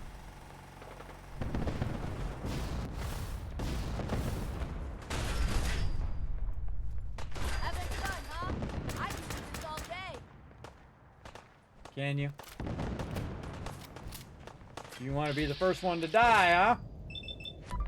Gonna fucking pay for that! Not really.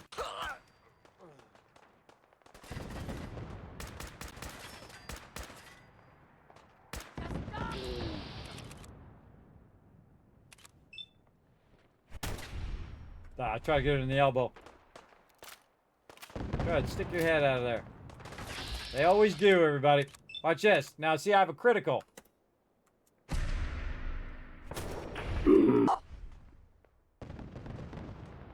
All right. I got my robot over here, Jezebel. He's doing some of the work. Look at them all. Go for the easy ones first.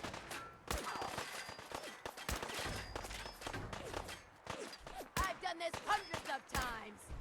Well, that'll be your last time. That's a legendary raider right there. Now remember, everybody, I'm in the survival mode, so you can have a lot more legendary mobs.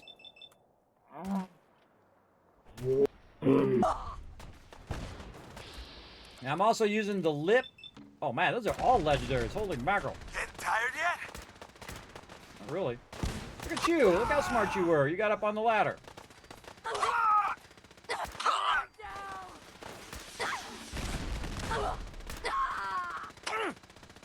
Oh, look at you using a stem pack. It's not going to save you. That's enough excitement for Whoa, look at him go. All right, anybody else want to bring me some loot? Again, everybody, very, very fun. Wait till I build the Kismet kill box, everybody. They're going to get instantly destroyed. But we're not to that yet. But man, these are some tough mobs, everybody. Look at that. Some Raider power armor level 2. Man, these mobs are stepping it up. They really want to come over here and check out my museum. Hey, I would have let you come through for free. But then you had to get all feisty. And you can see I got another one down here, too. I got 17 in there. Yeah, look at that. Now, you can't get the power armor frame unless you pickpocket them and take out their fusion core. If you do, though, you can actually get the power armor frame itself.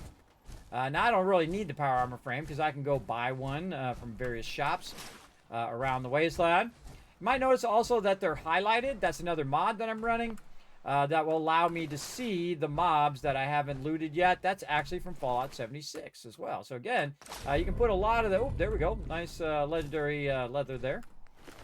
You can actually roll back those things back to Fallout 4 by using mods.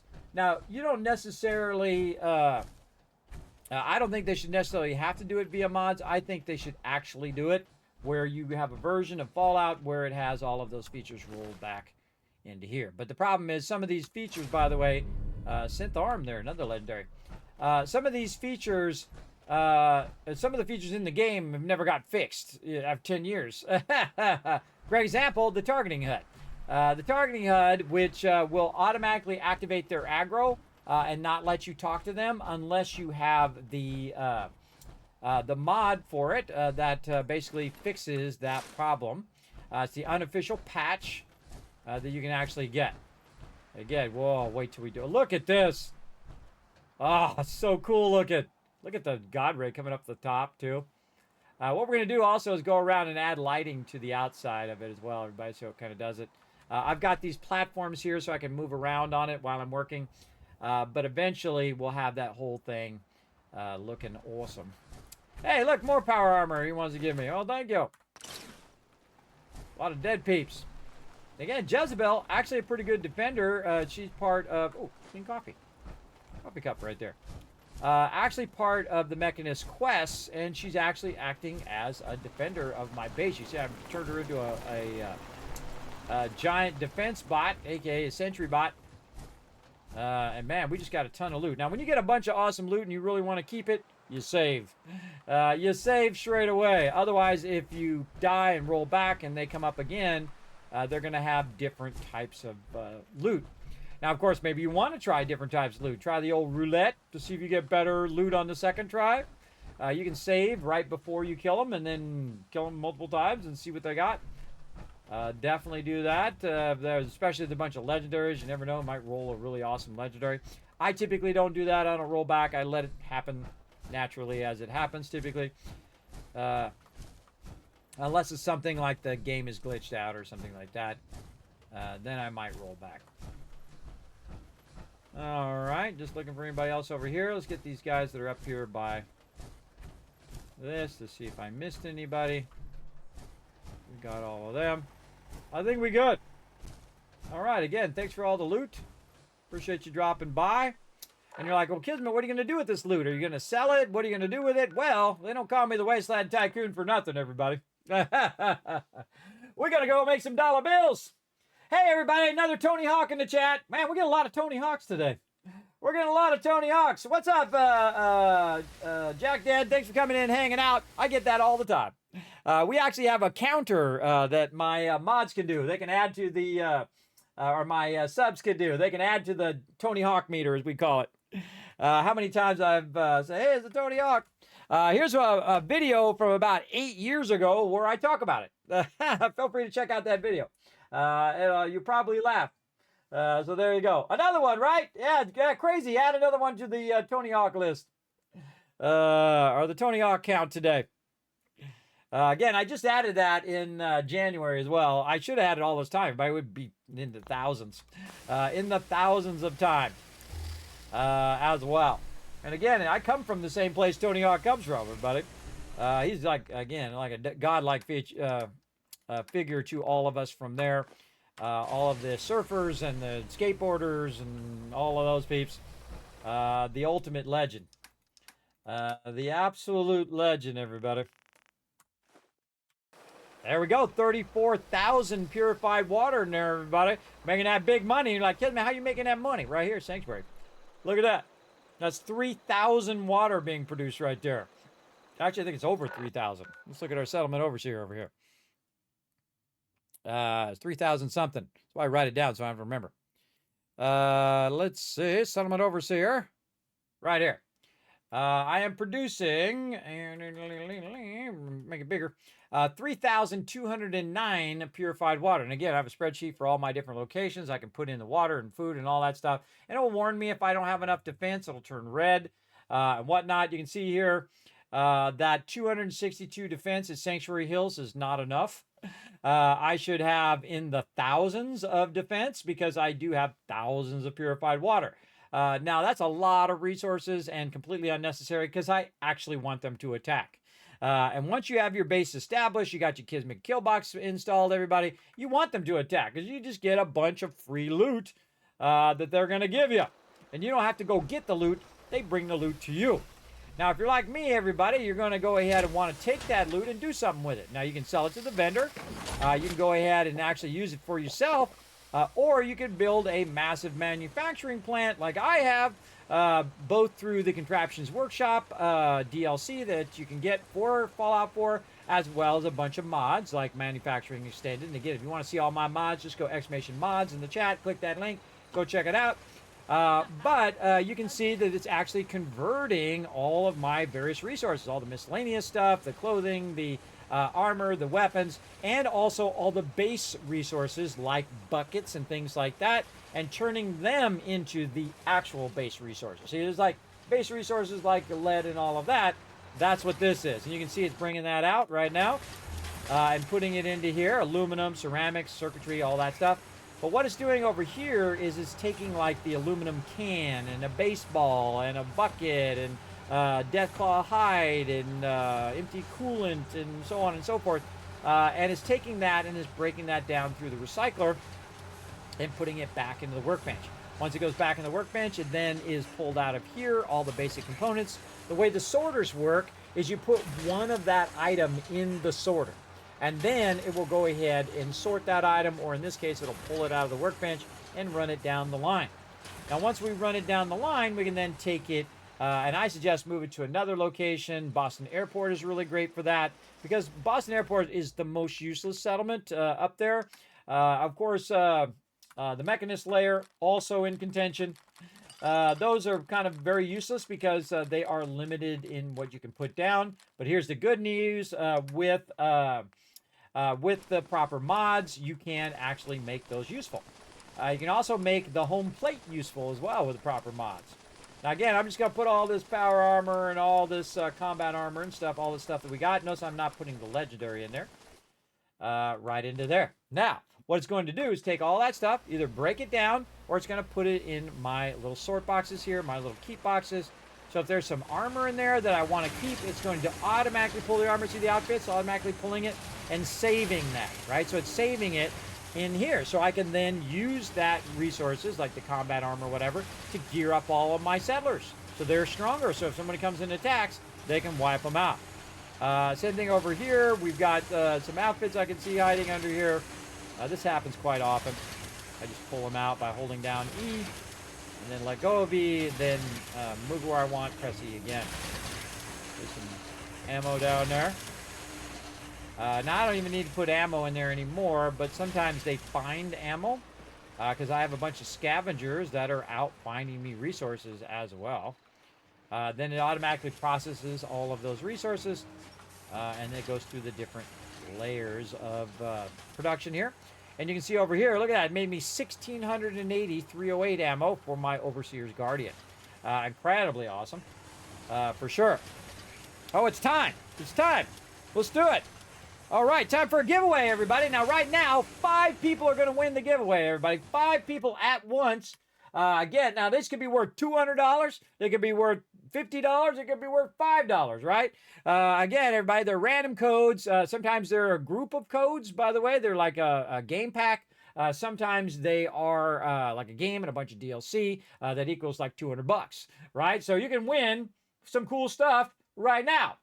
So here's what I'm going to do, everybody. I'm going to go ahead and bring up Saltbot so I can save my voice. He's going to tell you how every single person in the chat right now can be part of the giveaways, because I love to return that love right back to you for all the love you guys have given to me here in the stream. We take the love, we amplify it, and we send it right back out again. Here we go. Saltbot, tell them about it. Thanks, Kismet. I'll give them a quick overview. Hi, I'm Saltbot. Let's talk about what are Kiz Caps, how to earn them, and how to enter Kismet's giveaways. What are Kiz Caps? Kiz Caps are loyalty points for watching Kismet's stream. Use them for contests and giveaways. How do you earn Kiz Caps? You earn 1000 Kiz Caps by hitting the follow button, plus get free emotes to use in Kismet's channel. Work together with your fellow Teamwork Tycoons in chat. Type !RT, then click the last link. Hit the like and retweet buttons and everyone gets 1000 Kiz Caps for every 5 retweets. For those of you who want to go above and beyond, you can donate to the stream. The more you donate, the bigger bag of Kiz Caps you get. Plus you can subscribe using your Twitch Prime or choose one of the 3 levels of sub support for 5000 Kiz Caps. This also unlocks all the awesome Kismet emotes, holiday emotes and animated emotes. Plus while you are lurking in chat, you're earning 3 times the Kiz Caps and have 3 times the chance to win giveaways. How to enter Kismet's giveaway? First type !loot in the chat to see how many Kiz Caps you have. For every 10 Kiz Caps you can buy 1 ticket. Here are several ways to put in tickets for the giveaway. Type !ticket space max to enter as many tickets as you can. This can only be done upon first entering the giveaway.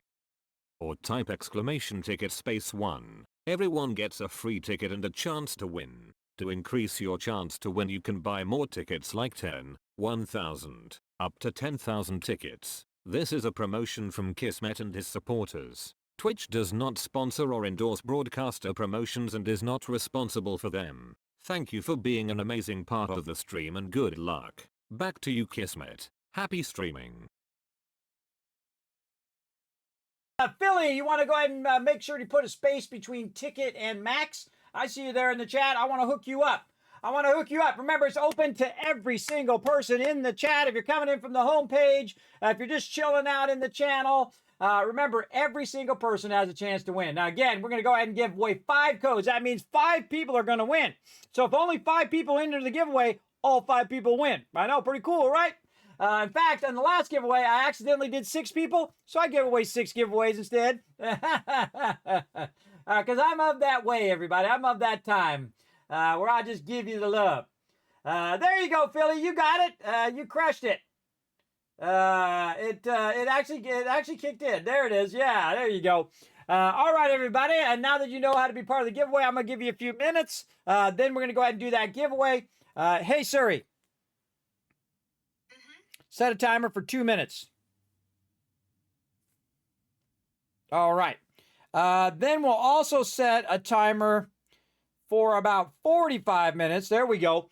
And in 45 minutes, I'm going to give away $25 Amazon gift card. So you go get yourself something cool on Amazon, everybody. Or you could give it away as a Valentine gift. Or you could go use it to buy a Valentine gift for your significant other or your girlfriend or your boyfriend or whoever. And you never know, my one little giveaway here might help you on the whole rest of your life. You might find that special someone through that. One of the things I did, everybody, again, here on the stream, as I talked about that I got a bunch of candy bars from Fraser, one of my awesome sponsors, to give out at TwitchCon. So I gave 1,000 candy bars out. And then I did that for 3 years in a row. So that's 3,000 candy bars I gave out for free because they awesomely sponsored the channel. And they're like they're the true Willy Wonkas of candy, everybody. Fraser over there. If you have not had some of their candy, it is so good. Especially the Kismet candy bar. It's like orange and chocolate. Oh, it's like the best mirror of candy ever. I can eat a whole box myself, but I gave them all out. And I also got a bunch of giveaways that I gave out at TwitchCon as well many years ago for free desserts. So I thought, here's a great idea. I say, hey, here's a free dessert. And I say, hey, do you have someone to go with? And they're like, no. And I was like, here, find somebody, and you go have a date with somebody and have free ice cream. So look, you never know, everybody. I could have had a bunch of people meet each other, and because I don't know, I didn't ask them to follow up on it. And so I was giving out multiple desserts to people who were interested in asking other people out. So I thought that was awesome. Or they could have 2 desserts, whatever they want. But I was doing a little matchmaking there, everybody. So here, take one for you and take one for your significant other as well, or someone who might become your significant other, right? Again, then there's no pressure. It's free. You can go out and have yourself one of the greatest desserts in the world, the Pizookie at BJ's Restaurant and Brew House. There's no pressure. You didn't have to spend any money. And, if it works out, it works out. If it doesn't, it doesn't. Just like that.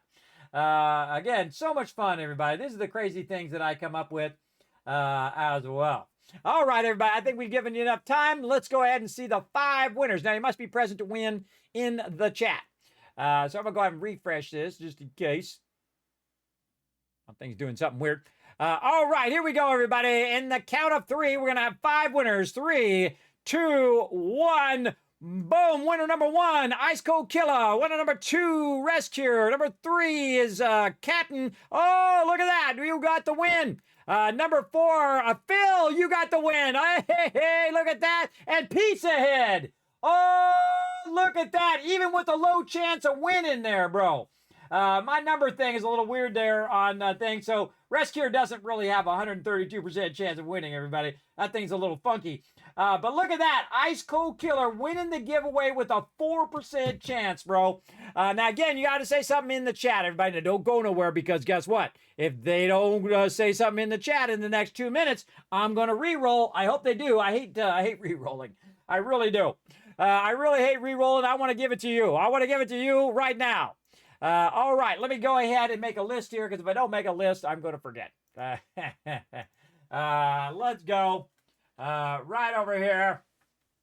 And let's double check all these people are in the chat. Now, while you're waiting, everybody, let's put some GGs in the chat. Let's show that love. Let's be a good sport. And the more love I see in the chat, the more GGs I see in the chat, the more Kiss Caps I'm going to give to you so you have a chance of winning the next giveaway, which again is a $25 Amazon gift card.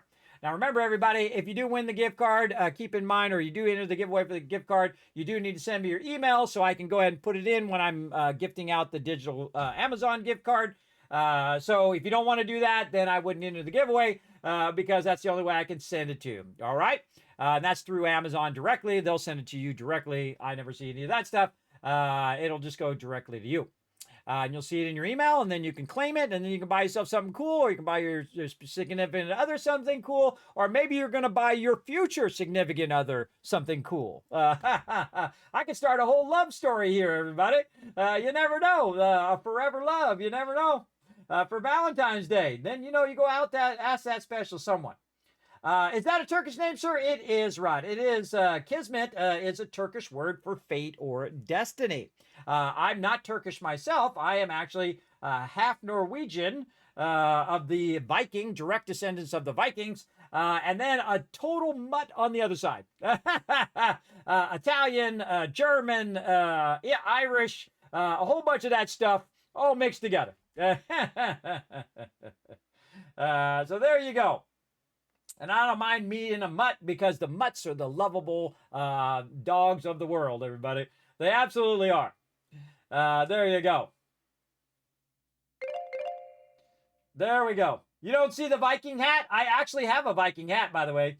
I do have an actual Viking hat that I do wear on stream from time to time as a bit of fun. There we go. We got 5 out of 5. Oh, ho, ho. We got some winners up in here, everybody. Let's go check it out. Yes, I see Ice Cold Killer in there.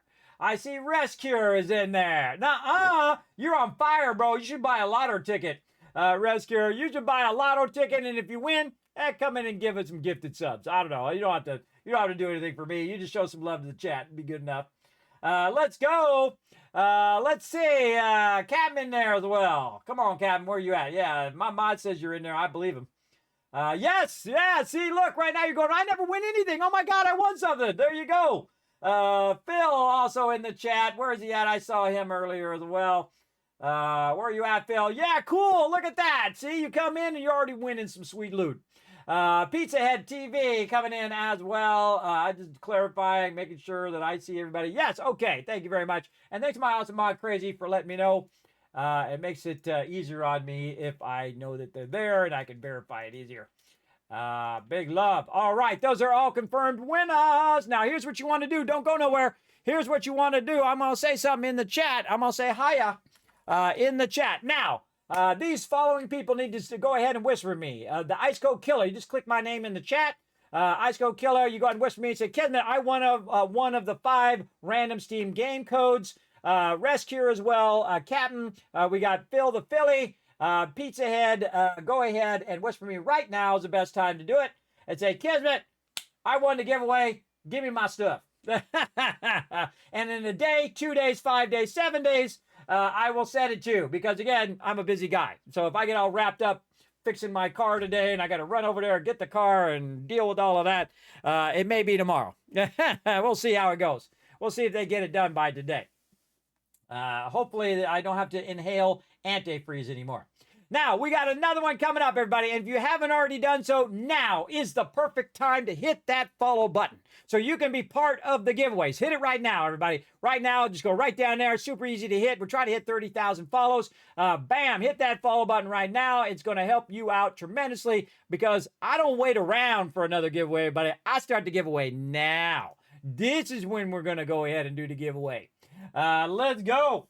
We're going to hook you guys up. Here we go. $25 Amazon gift card. And I give out stuff all year long, everybody. My accountant thinks I'm totally insane. He's like, you're just losing money. What are you doing? And I'm like, well, I'm not in it for the money. That's it, everybody. Again, I'm not in it for the money. I don't care about that anymore. I mean, you got to have enough to live. My wife also works 6 days a week so I can do this crazy stuff and bring a bunch of love into the world. That's what I try to do, everybody. I don't know how much time I got left, but I'm certainly not going to spend it being a horrible person. I'm going to go ahead and do the best to bring a lot of love into the world. That's what I'm going to do. My time is winding down, everybody. I'm in my 50s, pushing to my 60s now. This is what we're going to do. We're going to give away 25 Amazon gift card, $25 Amazon gift card right now. Remember, it's open to everyone. So here's your chance, everybody. You can go exclamation ticket space loot. Or loot, exclamation ticket space max to just enter as many tickets in as you can. In fact, before you do that, hold on. Let me go ahead and give you a whole bunch of Kiss Caps that are going to help you on the next giveaway for being a good sport on this giveaway. Give it a minute, everybody, so it takes a minute for it all to kick in. Then you can go exclamation loot to see how many Kiss Caps you have, and then you can go ahead and start entering that giveaway, all right? And again, $25 gift card. Remember, you do have to send me your email via Whisper. Don't put it in the chat. And then I will go ahead and send out that $25 gift card to you via that email that you choose. All right. Remember, if you are going to enter the giveaway, remember that is a requirement of it because that's what it requires on Amazon. So there you go. Off you go, everybody. Again, thanks for the follows as well, everybody. I forgot where I left off again. Let's see. Mongrel, we got Bubs, we got David. If I say your name a second time, oh well. Baghead, Nolistic Bum, we got Philly, Phil the Philly. There you are. You just won, bro. You just won. Sir Covenant, Tingles, we got the Norton Patient, Converse, Rot, Lurch, and Sticks. Thank you very much for the follows. I appreciate each and every one of you coming in. Remember, this is for all of you, everybody. Again, I have been very, very lucky along the way. I've worked very hard at it, but also very lucky in the fact that I was able to become a Twitch partner, which basically is like a 0.01%, everybody. When you're 45-year-old disabled man, you know how low of a chance that is? Like 0.01% chance. If it hasn't happened for you yet, everybody, keep working at it. Keep working at it. The reason why I got to where I am today is that I am relentless. I never give up. So when people say, when do you give up? I say never. Never do I give up, ever. I just keep going, and that's how you get there, everybody. And the funny thing is, I've noticed in my lifetime, everybody, most people stop right before they're about to be successful. The people who are actually successful are the people who don't stop, who keep going, who keep trudging through those tough times to get where they need to be. And that's the thing. Let's see. Yeah, that'd be, I think it might be US only. I don't know. I've sent it all over the world now that I think about it. I think it's going to send it to you and then you'll be able to use it wherever. But you let me know if it's not. If it's not, then I'll go and I'll figure a way of making it work. All right. So again, it is open to everyone. So you go for it. And if there's an issue, we'll work it out. Because I'm that guy. In fact, I might give if the $25 gift card doesn't work for you, I might just do another giveaway and give that one away and then give you the gift card that's appropriate for your particular country. How about that? Again, you won't get that guarantee from any other streamer other than me. Because I care about whether if you won that you get the thing. There you go. I wouldn't do that. I wouldn't gamble your life savings. I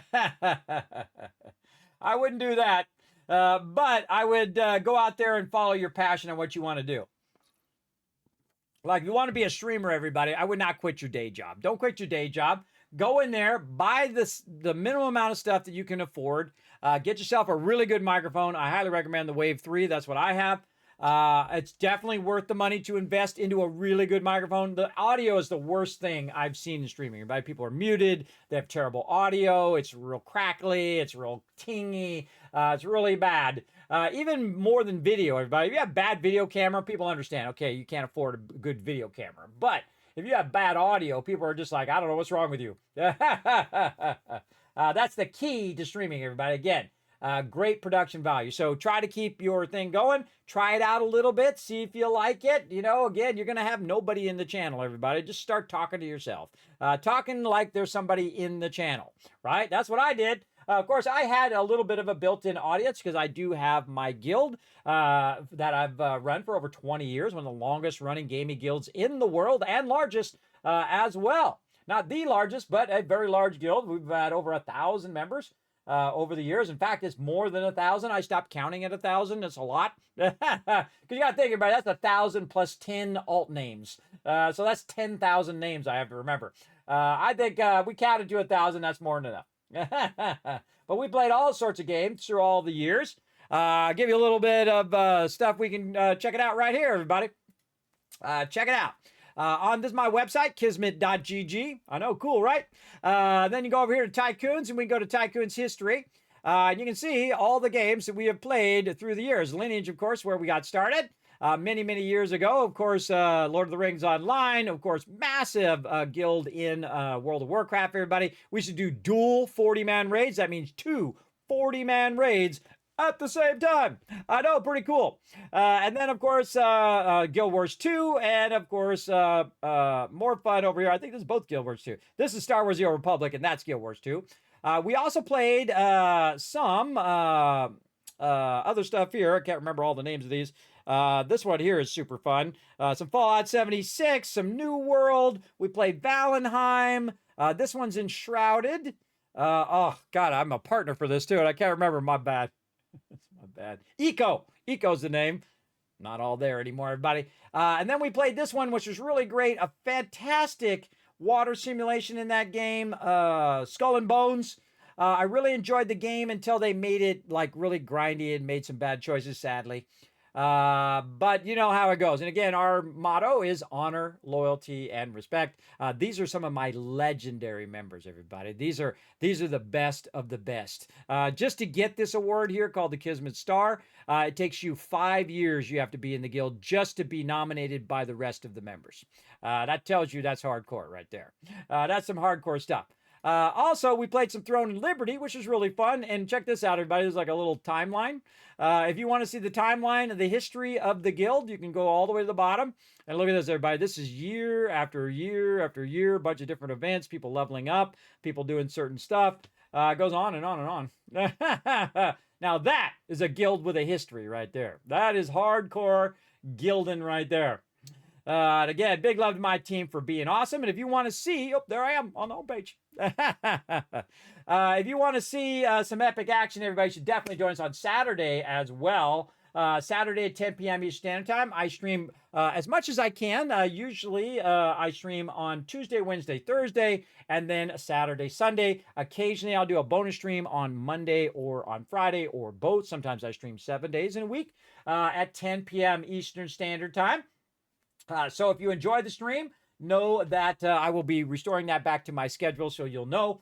But pretty much that's it. I usually play Satisfactory. We're doing a mega playthrough on Tuesdays, but today we overrode it, of course, for the homepage, for so much love from Twitch, as well as we also overrode it so we can give you guys a little bit of Valentine's love before we get to Valentine's Day. I know, get a little early love here again in the giveaways. And stuff like that. So again, this is what I love to do, everybody. It really does, light you up inside, or if you find something that you really enjoy, because I know how much enjoyment it brings to people when you win a giveaway, or if you see a funny moment, it makes you laugh, makes you feel a little bit better. Maybe you've been having a bad day or whatever. Maybe the spouse is crazy. Maybe your boss is crazy. Maybe both are crazy. Maybe even your dog is crazy. Maybe you're crazy and they're the ones who are not crazy, right? They're the ones who are sane and you're the crazy one. However it works out, everybody, I do like to come in here and entertain you in the best way I can. But the timer's not going. The giveaway is wrong. Oh, the thing over there, I probably have to refresh the thing over here. Sometimes I have to refresh it. Let's see. Reload those overlays. Ba-bam. Is that better now? I don't know. It's real small for me. I have it shrunk down. It should be about 8 minutes or 9 minutes. Yeah, no, it's at 9 minutes now. Okay, there we go. Look at all my little biddies coming in our little vault van, everybody.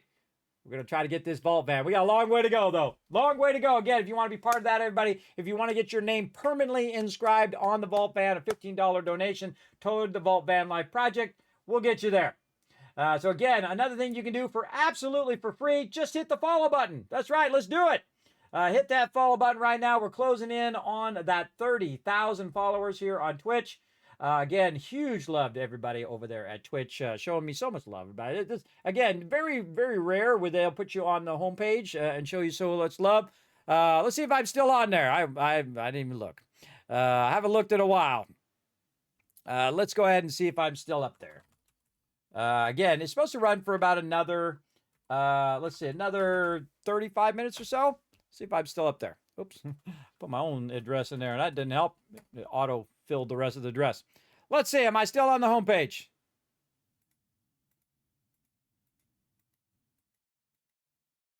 Me chatting. Yep, I'm still on the homepage.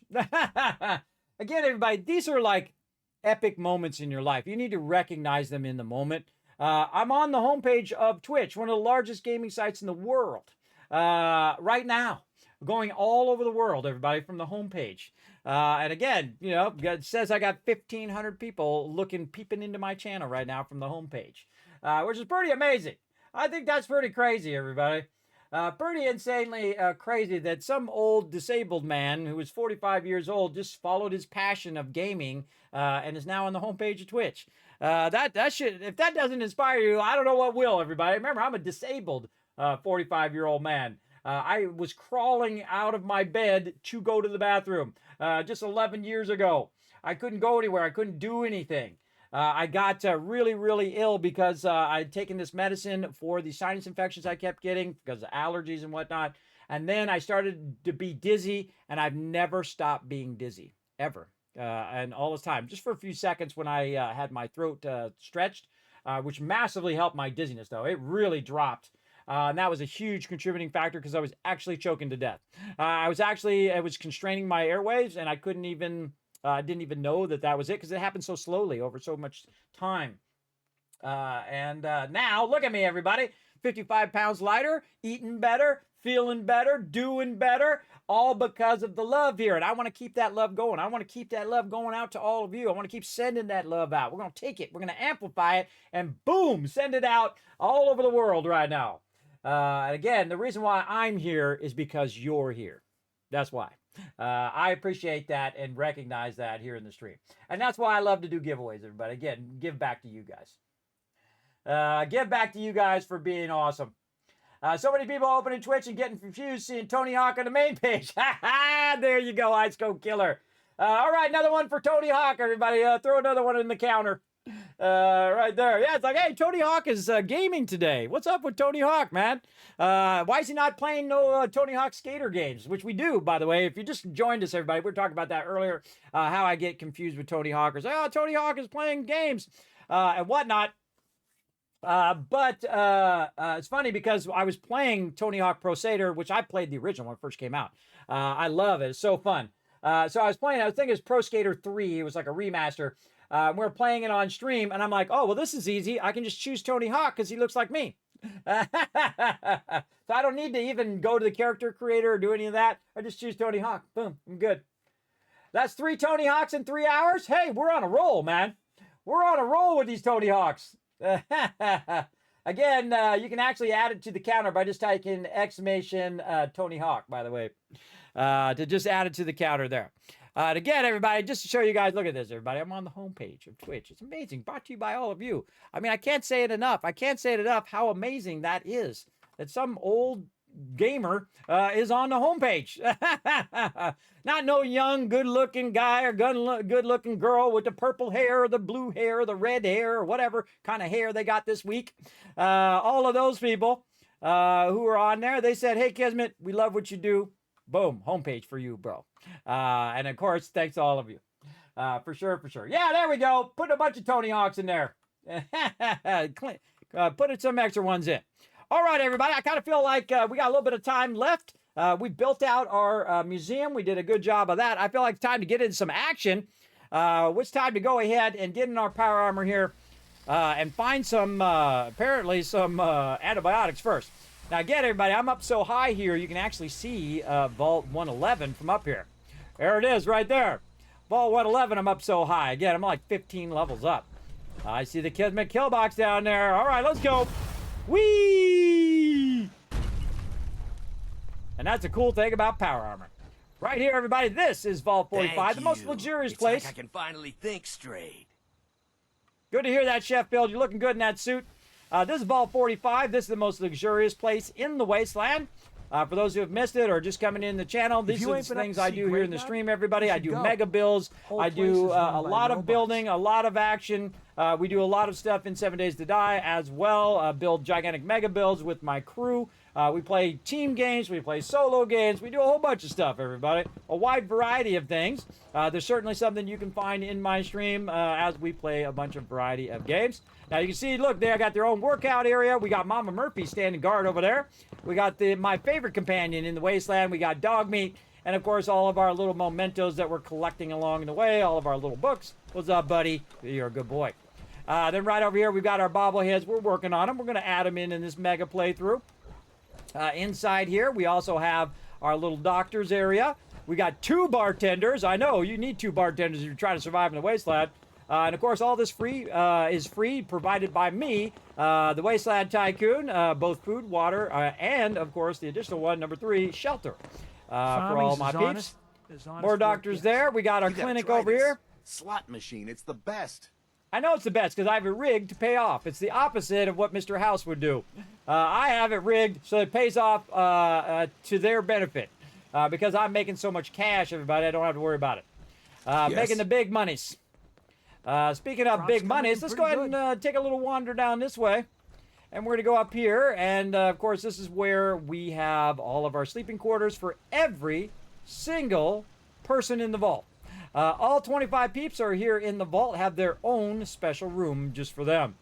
So very cool. We can also go out here and check out the Kismet kill box over here. We've got our turrets up here in the corner, so if anybody starts to get rowdy, look at this, everybody. Check out this purified water. Now, this is the most purified water I've ever put down at Sanctuary. This is over 3,000 water being extracted. And basically, this is about 50,000 caps every couple days in game. I don't just make millions. I don't just make billions. I'm talking trillions of caps, everybody. So many caps you couldn't even transport them. You would need one of those gigantic sized dump trucks. Just to visualize that many bottle caps, everybody. That's a lot. You can see that I have tons and tons of purified water here. I've used the medium level purified water extractors so that I can put them closer together and extract more purified water. But awesome. This is also using massive sums of power. Of course, I have up here in the top of the vault one of the gigantic power generators that does over 500 power. And I actually have 2 of them up there. That's how much power I need to use. And again, this is like the beacon of the wasteland, everybody. You can see this for miles as well. And again, if you're cool, come on in. If you're a raider or a gunner or someone bad, you're going to get wiped out by the Kismet kill box. Don't do it. Don't do it. I wouldn't do it. You're not going to survive. Absolutely. And check it out, everybody. If you didn't know this, I'm going to tell you another little gaming secret for Fallout 4. It's Cogsworth. Cogsworth is actually my provisioner. If you didn't know, Starlight Drive-In needs our help. We're going to get in some action. So you can actually use your companions as provisioners to have them go back and forth. Of course, he's going between Sanctuary and Red Rocket. I also have Piper going between Oberlin Station and going over to Hangman's Alley, which is by Diamond City. So she goes back and forth. Now, before we go over and we help whatever that was, what was that? Starlight Drive-In. I'm just speaking of Piper. Another mega build that I've done, I want to go ahead and show off to you guys since we haven't looked at it today. Since we are on the home page, maybe inspire you to go do your own mega builds right over here. Earlier, we also showed off the build at the Lighthouse, the Kingston Lighthouse. You can check that one out on the VOD. But this one is a special gift of love to my special Piper, who is my romantic companion. In fact, all the ladies are my romantic companion because I'm that guy in the wasteland anyway, not in real life. I've been with my wife 34 years. The anniversary of our 34th original date on Valentine's Day coming up on Saturday. I don't know about you, everybody, but that's pretty tough. Pretty tough for her to put up with me. Pretty tough for her to put up with me. See, that's how you stay together, everybody. You watch what you say. You don't say the first thing or the second thing, you say the third thing. Really fantastic comedian called Michael Yo. I'd look him up. Incredibly fantastic comedian. I've been watching him on YouTube. Very, very funny. And that's something his dad told him. You never say the first thing. You never say the second thing. You always say the third thing you think of when your significant other does something dumb. So there you go. A fantastic one. Now, if you look here, everybody, you can see it says public occurrences, right? And this is a giant mega build. This is Oberlin Station. We got our Kismet kill box there, but check this big boy out. We got a massive, massive location. This is the corporate headquarters of the new public occurrences, so she don't even need to go to Diamond City, everybody. This is Piper's dream right here that I've made real for her. We've got some guards in case some people get upset about whatever they wrote right over here. Then up here we have our next level up, which is all of our vendors, and of course they're there usually during the day, and then they take a break at night. Up here we have the bar, we have a bunch of seating places, we have food for everybody and all the different types of food as well, and of course some slot machines if they want to rock that right over here. But my favorite part is coming up right after this. We can see we've got bunk-style beds here for everybody. A bunch of peeps are sleeping right now. And this is my favorite part right here. This is the newsroom of the Piper News Network. That's right. So we built a gigantic mega build. Now, as someone who's been in graphic design for many, many years, everybody, I have actually been in newsrooms. That's right, real newsrooms where they actually produce papers and things like that of the old days. Not too many papers around anymore, everybody, but there's still some around where you would have the news delivered to you by a paper that would come into your lawn in the morning. I know some of you are like, yeah, I know that. But there are people in the world right now, everybody, who are growing up and will never know what it's like to either deliver a newspaper as a kid, which my brother did, by the way. He was a newspaper, and he was terrible at it, so we had to keep going and helping him because he would forget. We'd have to go and deliver all the papers. As well as a graphic designer, I've been to a bunch of newspapers and whatnot, and to help them with production or delivery or whatever it was that they needed. And so I've rebuilt a actual newsroom here, which is pretty cool. Now, this also leans into the story of the rise of the Tycoon Empire, and that's what we're building, everybody. That's what we're using our mods for, is we're using it for the story of the rise of the Tycoon Empire. And that is what we're doing right now. And we can see right here that we have some printing presses that they can use, a bunch of desks that they're actually, putting their news stories together and stuff. It really makes me feel like home, by the way, because this is my thing here, everybody. This is my thing as a graphic designer. I was always working with newspapers and working with people who are printing stuff and advertisers and all that kind of fun stuff. I love to watch a printing press run. That's what actually got me inspired to be in graphic design. I saw a printing press was about 7 or 8 years old. And I saw a printing press running, and I'm like, whoa, what's that? And they're like, oh, that's a printing press. What it does is it actually puts the ink onto the paper, and that's how you get the newspaper. And I'm like, oh, wait, who are those people that are in that air-conditioned room over there? And it's like, oh, they're the ones who designed the newspaper. And I'm thinking, be super hot out here where the printing presses are, or be in that little room where all the people are in the air conditioning. I thought, no, I want to be in that little room. So that's what I did, everybody, and I was the top of my field, everybody. I'm not bragging. I'm just saying that you could go and do whatever you wanted to do. If you put your mind to it, you can go to it and get it done. Look at this 45-year-old man, Twitch partner, YouTube partner, and on the Twitch homepage. You know the low probability of that actually happening. All the little tumblers that have to fall into place. It is nothing short of a miracle, and I appreciate this moment, everybody. Appreciate these moments. They do not come along that often. Do you know that I did not appreciate my success when I was young? I didn't know that everybody else didn't, make lots of money and get to do what they love to do all day. I didn't know because I didn't think about anybody when I was young, because that's what happens when you're young. You're afflicted by self-involvement. Got a dangerous look about you. You ain't here. Now, the cool me. thing about this, everybody, is we're going to actually integrate this into the story, that they're out right now researching and finding clues to where to find all the bobbleheads and all the magazines and all of that stuff. And so once they do that, then we'll add a mod, or once we say they've done it, we'll add a mod that actually tells us all those things. And then we can go find it on the Pip-Boy and go around and find all of those hidden things, which I think is super cool, everybody. Super cool to actually integrate the mods as part of the story. And that's why I don't just put random mods in. I put it as part of the story that helps progress that story. So again, another mega build. And if you want to see more mega builds and see all sorts of cool stuff, we got a lot more to do. Make sure to hit that follow button as well. Wherever you're watching me, everybody, just go ahead and hit that follow button. If you are watching this in the future on YouTube or something like that, make sure to hit the subscribe button over there, which is basically the follow button over there as well. So this, again, is public occurrences. Pretty awesome. One of my favorite builds that I have done. A giant vault just for Piper as well. I don't see her walking along the road, but she does walk around this road here, everybody. And she walks all the way up to the Hangman's Alley or whatever it's called. I always forget the name of that. Did I get it right? Yeah, Hangman's Alley. I actually got it right. And then she walks back to Oberlin Station. So she's over here by Diamond City, and she just walks back and forth as a provisioner, bringing those resources back and forth. What are you guys doing down here? Why are you sitting down there? You work, you eat. It's as simple as that. This is 100% true. 100% true. All right, there we go. Another big mega build for you guys. Now, what do we need to help out? We need to help out Starlight Drive-In. Well, guess what? We got another mega build over Starlight Drive-In. I'm going to dazzle you. Let's go. Let's go, and let's get into some action as well. You're going to see the Kismet kill box, probably what I'm most known for in Fallout. I invented it 10 years ago, and it is still incredibly deadly to this day. Here we go. Let's see what kind of crazy person wants to come rolling up on the mega build here.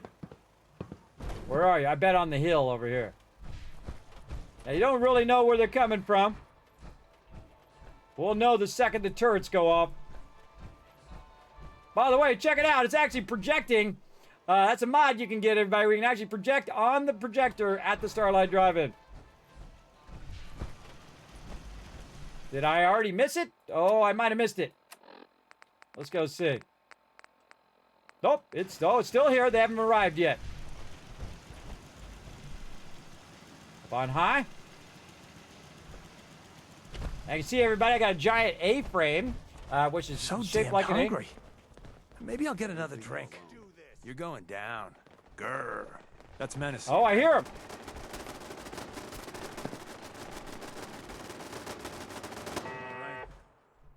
Kismet Killbox doing his job. Check it out, everybody. You can actually watch the movie from up here. And again, we just defended it. I didn't have to do anything. You have the Kismet Killbox. Boom. That's the turrets that are on the side, everybody. That's why we call it that, especially the turrets that are up on top like that. You elevate your turrets, and they're in the kill box. They're the one in the bad spot, right? Because they're at a disadvantage because they're at a lower than you've got the high ground, basically. If you ever watched Star Wars, you know that the high ground is where it's at. The high ground is what gets you that extra advantage to wipe out all the baddies. You can see that we've got a big old bar up here. This dude's got no clothes on. Somebody steal your clothes, bro? What the heck? I don't know. All Where the does soda Tidy you Whitey's can to work? drink. Yep, all you can drink. Go for it. Over here, Yes? this lady. This is Rocking delicious. those Raider gear there. Now down here, you can see we've got several places for them to sleep. Over here and over here. Oh, there was Nick Valentine walking around. This soda's then up better here- than Nuka-Cola. Try it. You'll see. I know, crazy, right? Then over here, we got people scavenging. We got people working on food. Of course, we got our Brahmin up here, everybody. Up here, nice and safe, away from the baddies. Oh, look at this. Look who it is. This is Lady Asylum, because this is Lady Asylum's mega build that I did for her. Because she did donate toward the Vault Van Life Project, I actually will build a mega build just for you. If you want to know more about that, everybody, you can check that out on my Overseer spreadsheet. It will actually tell you the different levels and stuff. And actually list all the Vault founders. And if you donate $15, you become a Vault founder. If you donate $25, you can claim a settlement that's not already been claimed. As well as you can found a settlement, name a settlement. You get the idea. You can check it out right on there. You can just click the tab Vault Founders and see what level you'd like to be. And if you'd like me to build you a mega build on top of supporting the Vault Van Life project that we're working on. Again, we're going to try to build out a vault called Vault 45 inside the van and use it for broadcasting from different locations. So it's the biggest project you've ever worked on, everybody. I think it's pretty cool, but remember, it's never required here in the stream. You can always come in and hang out and have a good time. Look at this big bad boy. Very cool. You can see we've got some artillery up here. We've also got the Overseer's office in here just chilling out. Beautiful shot of the downtown Boston here. Very nice. Can see whatever action is going on. Bunch of various stuff here. Now, again, I have overridden the build limit, so I can build as much as I want. Down here, we built an arena so we can capture death claws and bears, yaoguais, and all sorts of crazy stuff and make them fight each other. So there's a big old arena down there where they can fight and go into crazy frenzy mode and wipe each other out.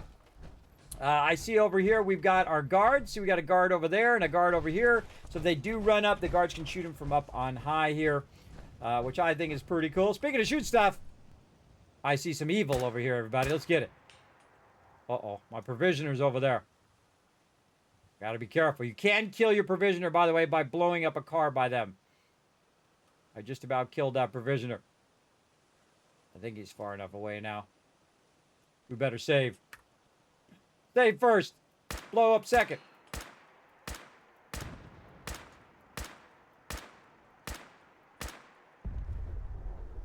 There we go. If you like explosions, you're in the right stream.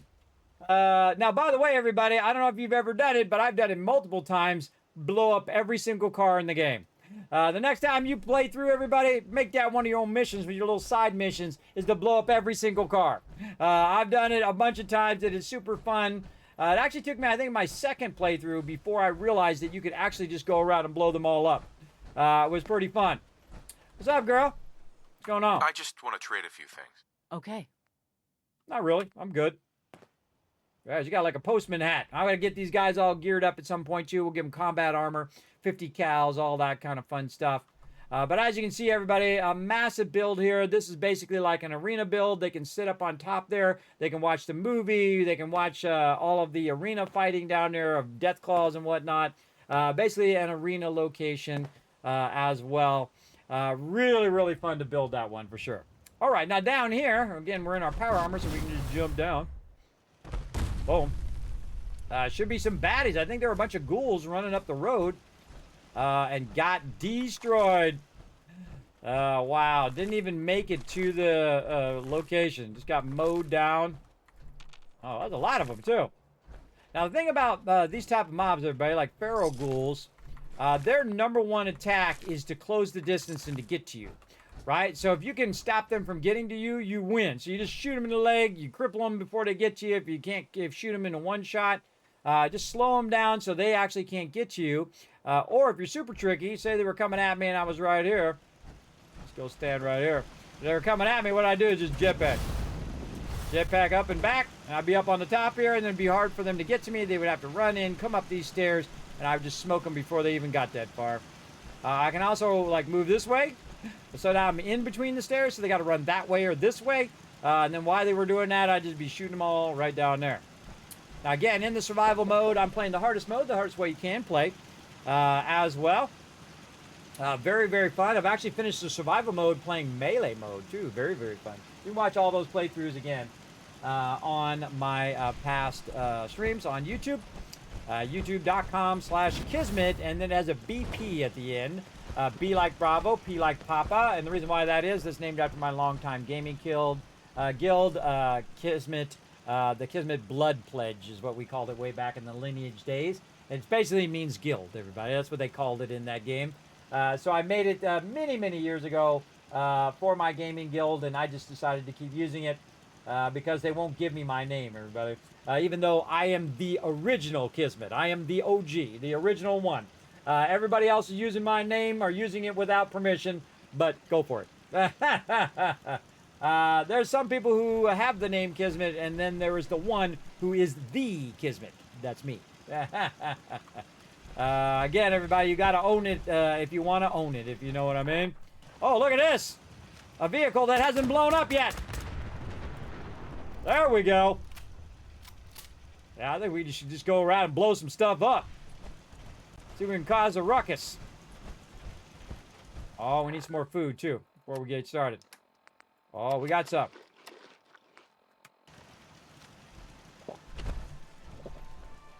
I just love the fact that it projects onto the screen. You can actually see the projection, too, if you move closer. That's a mod, everybody. Again, you can check out my mod list just by just going !mods in the chat. If you want to know more about the Vault Van Life project, you can just go !Vault Van Life. And of course, you want to know more about the giveaways, you can just go !giveaways right there. That's why I have it in the title, make it easy on you guys. All right, I say we go and say hello to the peeps at Corvega over here, see what they're doing. I love walking the wasteland, everybody. If you played the game a bunch of times like I have, and you're like, hey man, I don't really know what to do, just put your feet on the ground, start walking.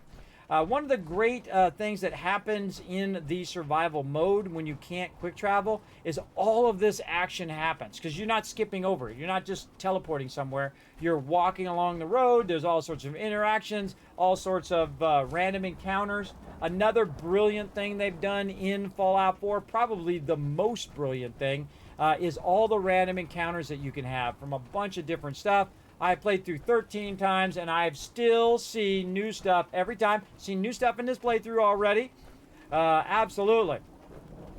So we're just going to run along here. See what kind of trouble we can get into. I say, oh, we should go up on top here, blow up some cars, and then teach these people at Corvega a little bit of something, something. Let's go. Let's have some fun.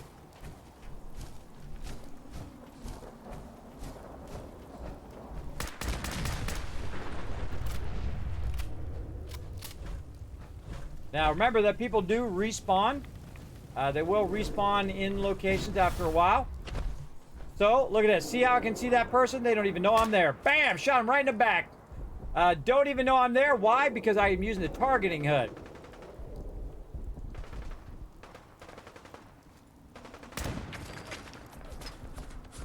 Oh, someone tried to snipe me from way up there. Lucky I don't have a crit. But, all I need is the Overseer's Guardian. Overseer's Guardian! Oh, look at you. You think you're Mr. Big Stuff, huh? Ooh. What are you shooting at? He's not actually shooting at me. Somebody else shooting at me up here.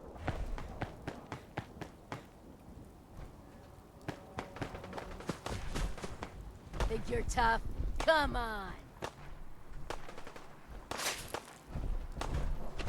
I love the sound of it going. Shh. Oh, they woke it up the beast!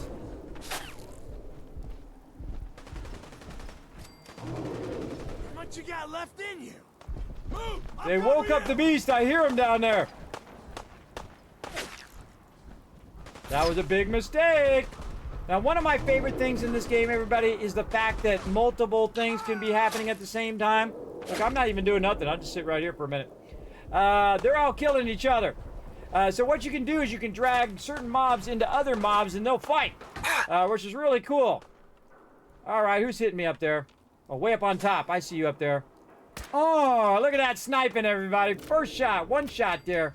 If you notice that I reload after every time so that I know I have enough bullets. I say we just fire. Oh, look at there he is, big boy. Let's drag him over here. Not hiding well enough. I say we drag him. What?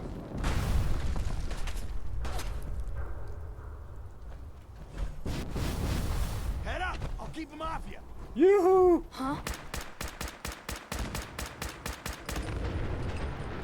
Shoot him! Shoot 'em all! Bring it, you tin can! Want to move out of the open? Wonder if you can close this again. The answer is no. Where's Big Boy? Here he comes. Let's go up here. I can't close it.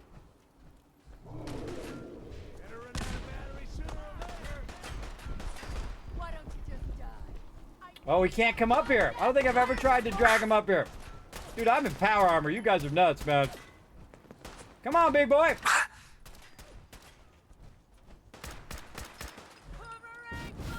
He's just waiting for me to run down there. Yeah, I do it. Behemoth, come on. Let's go right up here. Oh, he can't come up here. Let's do this, middleman. Oh, wow, what a throw. All right, you guys run down here and try to get me. Something before they blow your head off.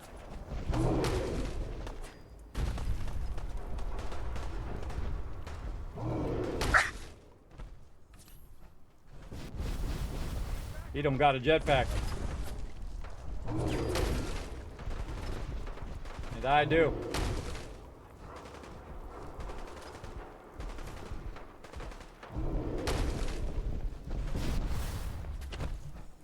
Try to see if they run to the end and try to get me, and I can turn them back around on them.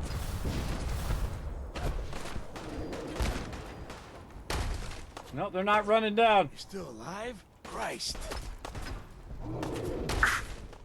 Look out, I actually dodged in real life. You see that?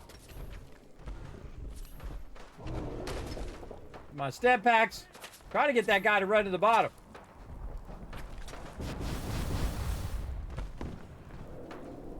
Oh yeah, look at that. He aggroed him.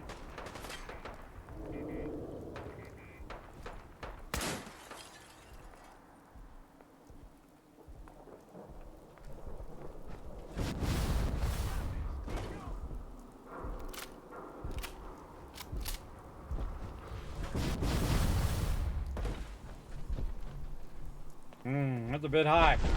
Whoa, look out! Loot on you better be worth it.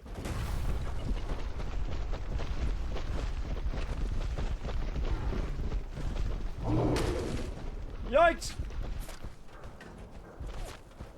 He died! Oh, ow! Yeah, he can't make it up here. He can't make it up here. All right, just causing trouble over here at Corvega, everybody. I've already been through here before. But hey, if they want to give me some free loot, I'm all about it. All right, next person shoots at me is going to die. Who is it? Up there on the top. Go for the headshot. I don't need no bats. I don't need no stinking bats. I'm old school. You too, hiding behind the thing. That is not good cover. I'm just telling you. Bam. You're toast. Somebody up there in the window. This is why you don't mess with Kismet, everybody. I'm a crack shot. Wiping those baddies out.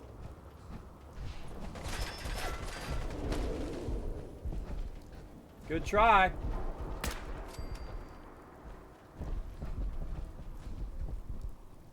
I like how they ran into the behemoth down there. Again, if I could kill that behemoth down there, I just think it's kind of fun to let them wander out there. All right, again, we're going in for some action here, everybody. Clearing Corvega a little bit, just for fun. There's somebody to the left.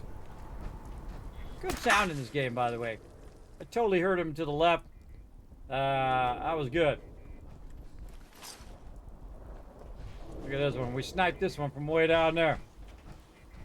See, I like them when they aggro the behemoth because the behemoth throws that rock and usually one-shots them.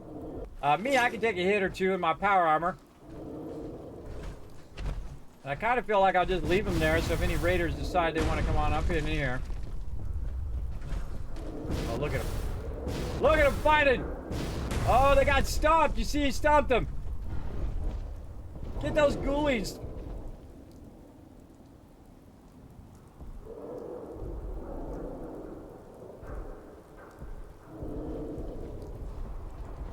All right, Behemoth, time to duck. Whoa, you see him go flying? Oh, he went flying. Free loot. More free loot that the Behemoth was nice enough to kill. Over here, more free loot. Let's go. And, oh, bunch of loot on there. Look at all that loot. Nice. Die, evil car. Rather blow it up right there when I'm not by it than when I'm standing next to it. All right, that was some crazy stuff there, everybody. Again, see how that interaction, and that could be different every time you play through. Sometimes the Behemoth will not activate on these mobs. Sometimes it will. Sometimes the Behemoth will activate on the middle, whatnot. I love doing that, everybody. I love just having this kind of randomness that goes on as well. It's pretty fun. Pretty fun for sure. Oh, we're overburdened now. All right, I think that's good. Let's go ahead and put some more stuff back at our mega build of Vault 45 here at Sanctuary. We're going to put some stuff there. And again, that's it for me on the homepage. If you haven't already done so, everybody, make sure to hit that follow button. Appreciate everybody coming in, showing the stream some love. Again, pretty amazing for them to show me so much love and allow me to be on the homepage big time. And I appreciate everybody coming in and just kind of peeking in from the homepage. Who's this Kismet guy? Each and every one of you come in and hit that follow button. I appreciate you. Showing you all my gaming secrets, everybody, after 50 years of gaming, 10 years of streaming, and, of course, 8 years as a Twitch partner. Again, big love to them for showing me some love today. Big love to all of you for coming in today and saying, okay, I'll give this Kismet guy a try. I know that's what you're thinking. You're thinking, okay, I'll take a peek. What's this Kismet guy all about? So I appreciate you coming in. I appreciate you hanging out as well. And we had some fun here. We had some big fun. Look at all that loot. Let's put some more loot in here. Let's get it processing. Right over here. Again, I super loot everybody. I get all the loot. We got to put some legendaries away. We got some stuff right over here. And I do like to go and look and see what we got done today. So we'll go back to our mega build we're working on. See, look at all this junk here, clipboards and beakers and all that. We'll put that in there. And watch this, everybody. It's going to start pulling it out of the workbench. Again, this is a mod called Manufacturing Extended. Oh, there it goes. Oh, yeah, a bunch of stuff coming out of there. And so what it does, it takes it, oh, Deathclaw, and it'll break it down into its base components like this, bone, and put it back into the conveyor workshop, into the actual workbench itself. And then that workbench will then go ahead and pull just the base resources, the raw stuff, right here, acid, adhesive.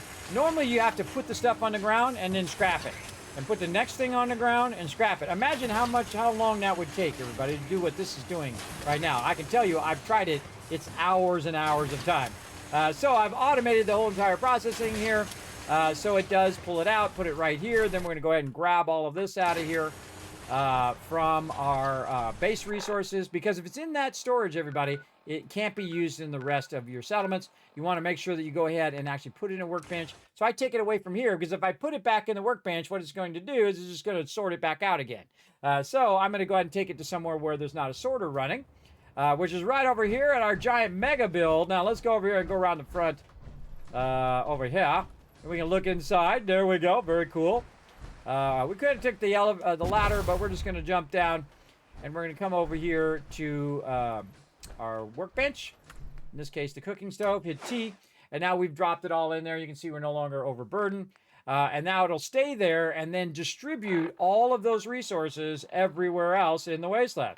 Okay, all of the other settlements now have access to all of those resources, and I can use it to rebuild the wasteland. I'm one of the few people who actually does it, who actually rebuilds the wasteland, everybody. Not just do the storyline, not do whatever, but actually go through, rebuild all the settlements, rebuild the wasteland for the betterment of all. I buy out Baltec. I make the kid who's the purified water manager, I turn him into the mayor of Diamond City. I buy out all the other companies, Robco, all of those, and consolidate them all down in a trust to help the future of humanity. I actually do it. There's the people who say they do it, and there's the people who actually done it. I'm on my 13th time doing it, everybody. And I love every second of it, because that's your mandate, everybody, is to rebuild the wasteland. Look at all of our cool outfits we got down here. Again, we're going to be working on some more of this as we go through our various adventures.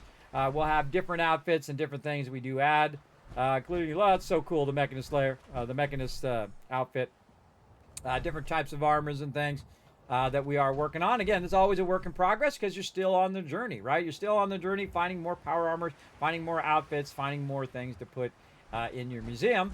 And you can see we have lots of room here. We can do multiple levels of museum. So see where all the windows are? Each one of those is going to be a separate item. Right, everybody? Every one of those will have a separate item. It'll be a giant museum of various stuff. And then over here, same thing. And these will all be power armors up in here. And you can just visualize it in your head and see the future of all that fun we're going to have with that too. So again, make sure to hit that follow button and have a great time joining us in the future as well. Again, if I suddenly go off the homepage, because it's about that time, I appreciate them showing me so much love. I want to say one more thing before they do kick me, and that is thank you to Twitch. Twitch is the greatest place, everybody. It really is. And it's made great by the community, I think. The same thing when it comes to Fallout. The community is what makes Fallout great, and the community at Twitch is what makes Twitch great. And when you don't appreciate that, that's when you've failed. And I appreciate it greatly. Greatly, because it has massively been a great thing in my life, for sure. Both for my love of all the peeps who love Fallout, just like me, and all the peeps who enjoy watching Twitch and come in and show the love, whatnot. And then, of course, Twitch themselves, all the awesome people I've met over there, and all the kind people who said, all right, we'll let this Kismet guy go on the homepage. So I greatly appreciate them as well. It's been one of the great moments of my life, by the way, everybody, to become a Twitch partner and to become a streamer as well, which I never thought that would happen. It never even crossed my mind. But I thought I'd just be a graphic designer and work at Apple forever. I was a senior tech over there, everybody. My job was to do a whole bunch of Black Ops stuff, which I can never tell you about because some of that stuff still hasn't come out. They're still working on it. Let's go ahead and fix the thing. That was many, many years ago, everybody.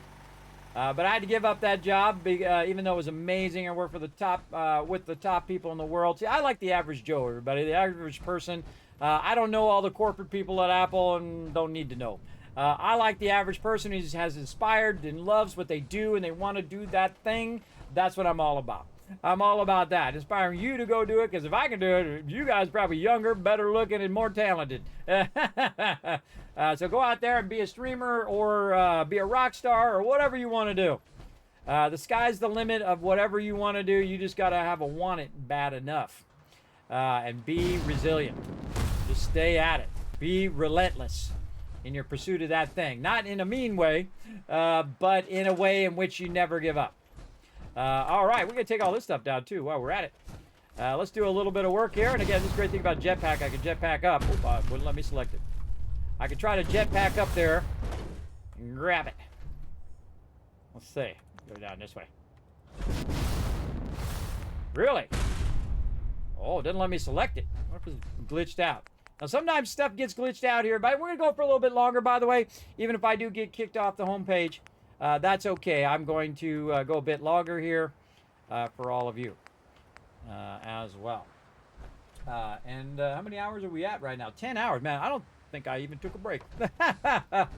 And that tells you I'm making progress, everybody. Again, it used to be like 30 minutes, everybody, and I had to take a break. I had to lay down.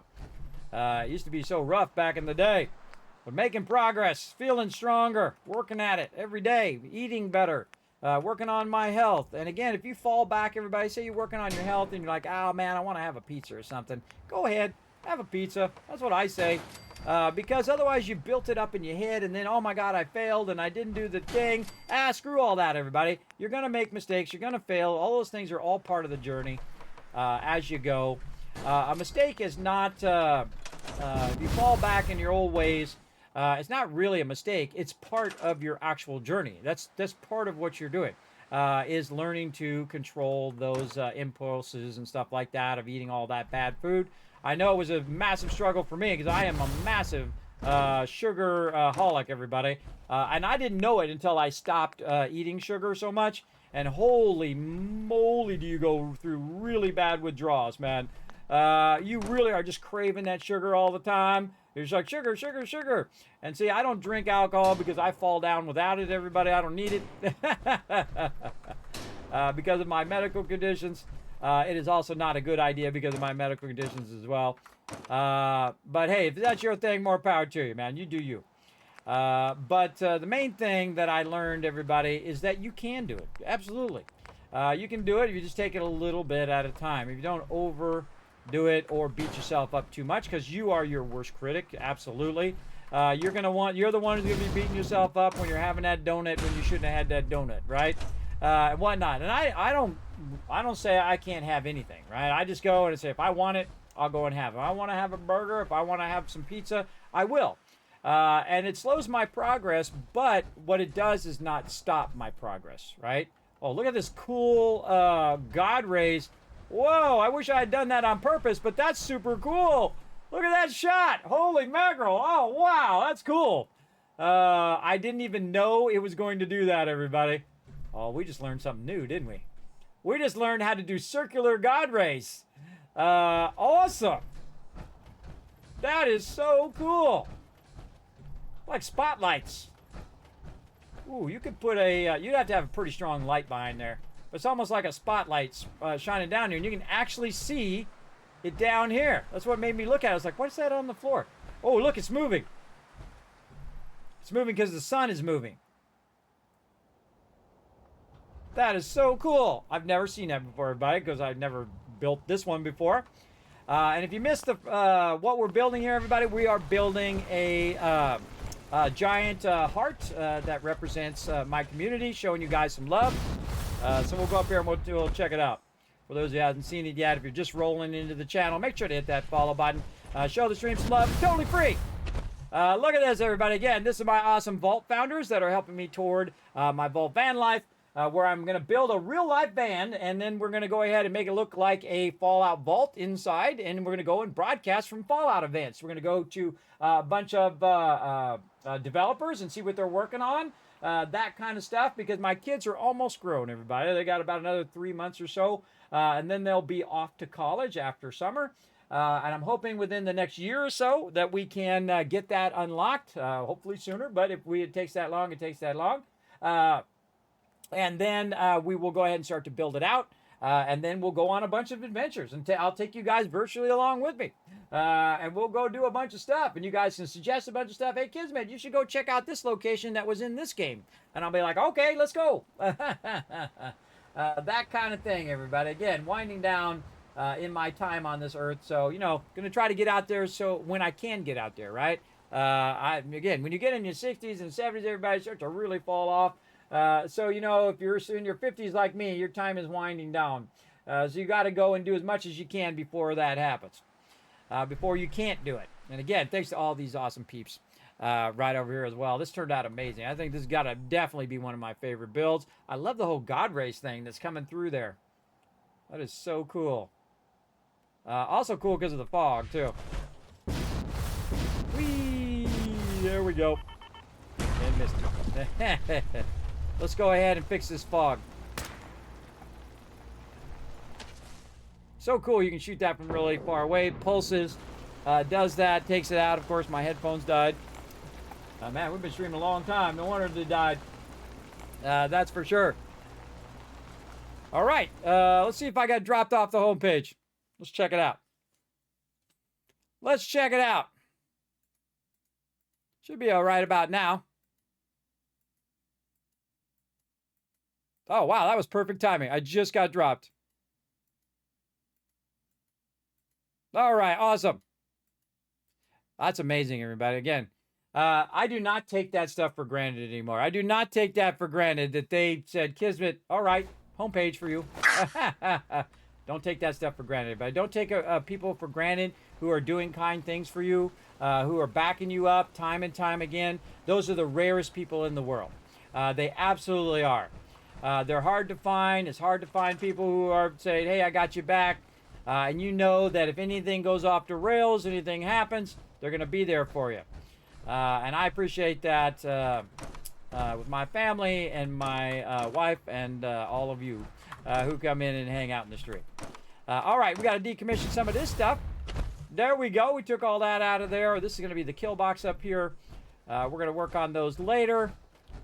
We've got our thing there. Wow, look at that, man. We got so much done today. Holy moly. We got so much done on that vault. Now, again, we're going to put supports under there, rework all of that. But we're going to have a bunch of kill boxes up here where we're going to have turrets on the top. And if anything comes rolling up, everybody, it's just going to fire a stream of defenses down there. Maybe I should show you how to very easily put turrets up on the top there. You ready? I'll show you guys real quick here.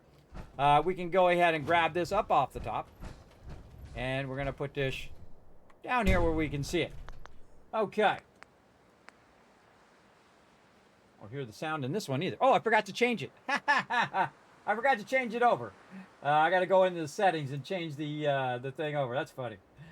Just sit here for like an hour and say, well, my headphones aren't working. There we go. There we go. All that kind of silly stuff happens all the time in this stream, everybody. Let's get some defenses. We're going to go ahead and get some turrets, and I'll show you how to build a Kismet kill box right here. So we go ahead and put this right here on the top, like so. And we're going to put it on all the corners. And it doesn't really matter which way you turn it, by the way. The turrets will turn in 360 degrees if it detects any enemies. And try to get those enemies. Now, here's the thing. See, it's attached to that piece. So we can move that whole thing around. They're all on the top, everybody. It's called linked, where they're linked together.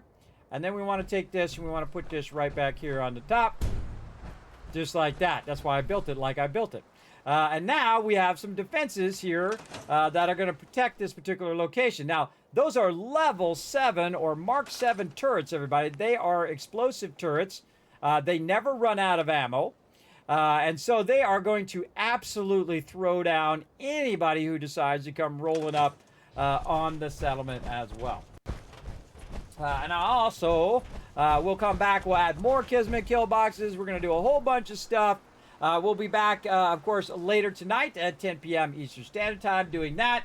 Let's go ahead and go up to the Kismet Love Train. I think that's a great spot to go ahead and roll on out of here. Let's go, everybody. And I think we're... Hey, Crazy, can you find me a raid? Find me a raid target. I definitely want to pass this love on, all right? Let's go to the Kismet Love Train.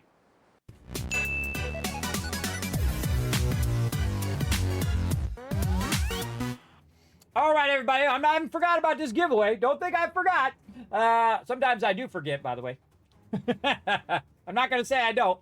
But we're going to go ahead and give away $25 game gift card or $25 Amazon gift card right now. Here we go, everybody. In 3, 2, 1. Boom! Walking away with the win right here. Who is it? Captain. Oh, double win. Look at you go, bro. You should buy a lotto ticket.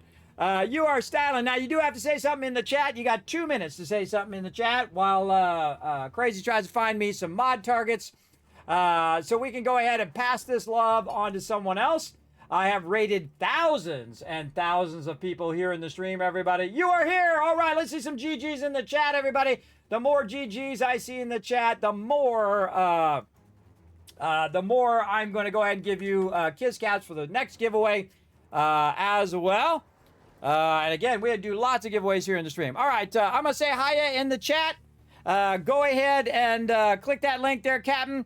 And say, Kismet, I won the $25 Amazon gift card. Make sure to include your email.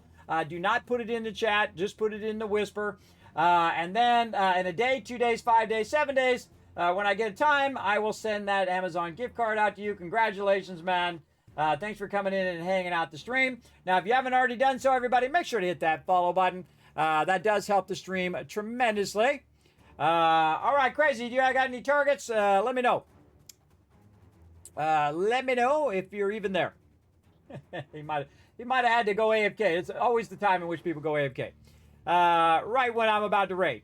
Now, thanks to all these awesome people right over here, everybody. And thanks, of course, all my Patreon supporters down there as well. It's the greatest way to help support the stream. If you're like, Kismet, tell me which will be the best way to support the stream. Patreon.com/Kismet is always the best place, everybody. It does help a lot.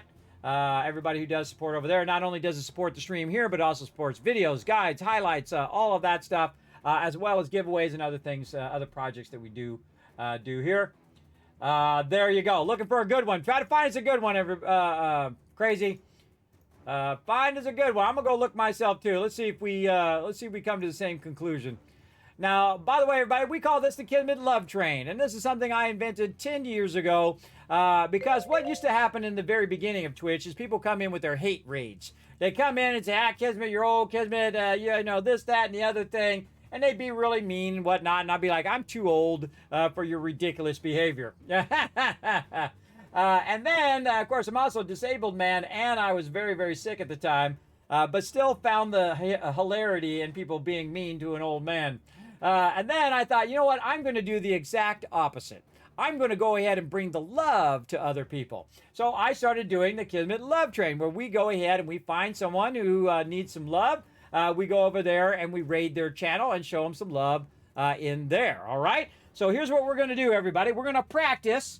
I'm going to go ahead and see if I have the love train here. Where's my love train button?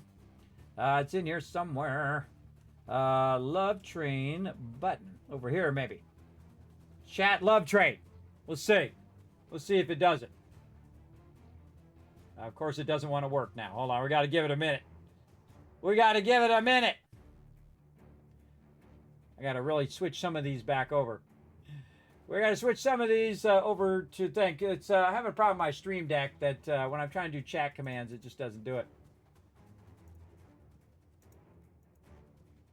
It just doesn't do it. Aha! There we go. It only did the one.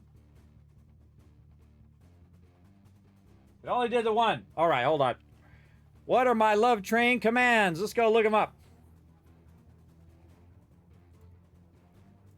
Gotta love it, everybody. So stick around, everybody. We're going to go show some love right now. In fact, I'm going to go ahead and give you a bunch of caps right now for being good sports on that giveaway as well. There's a bunch of caps for that. I also give away a bunch of Kids caps for hanging out all the way to the end of the stream and joining us for the Kismet Love Train.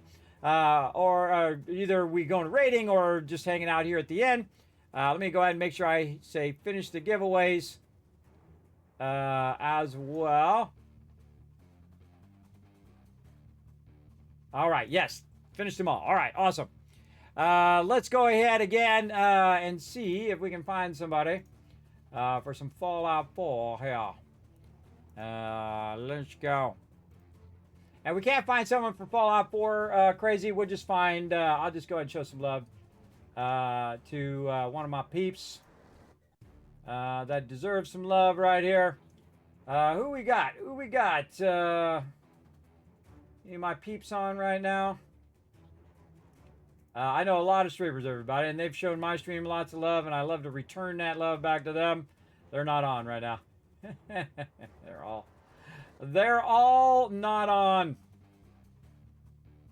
And again, I don't raid really big streamers, everybody. I try to help out the smaller streamers. That's just my jam. That's what I like to do. Yeah, trying to find some here. And Crazy, of course, will give me some suggestions as well. Been a while, Crazy, since we do it. Just put it in the thing. Raid targets. Yes, there we go. There we go. Oh, okay. We got some. We got some. All right, let's go look.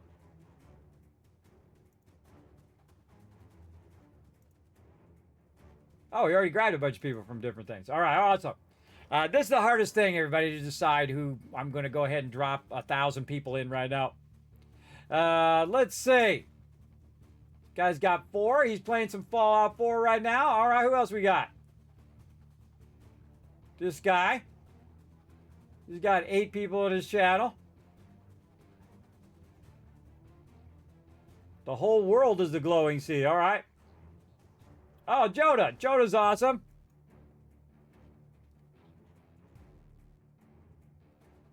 All right. That's a truck simulator. That's a good one. That's a good one. So hard, everybody. I haven't rated Jonah in a while, but I do love to show some love to the underdog, everybody. Oh, man. This is a good... okay, this guy, I like his tagline. Let's see. Yeah, I think this guy, just because of his tagline. His tagline is, I like to play games and talk to myself. So why not stream it? I like that. All right. We're going to go show this guy some love. His name is Jones right there. Again, we've rated Jonah before. We'll show him some love another time. So let's go ahead and show him some love, everybody. We're going to go ahead and start up a raid. I'm going to go ahead and press a lot of buttons and flip a lot of switches, because that's what I got to do to make this work. All right, here we go, everybody. Again, I'm going to go ahead and set up this raid. I am on the wrong machine over here. Raid, and then totally not what I just tried to copy. Let's try that again.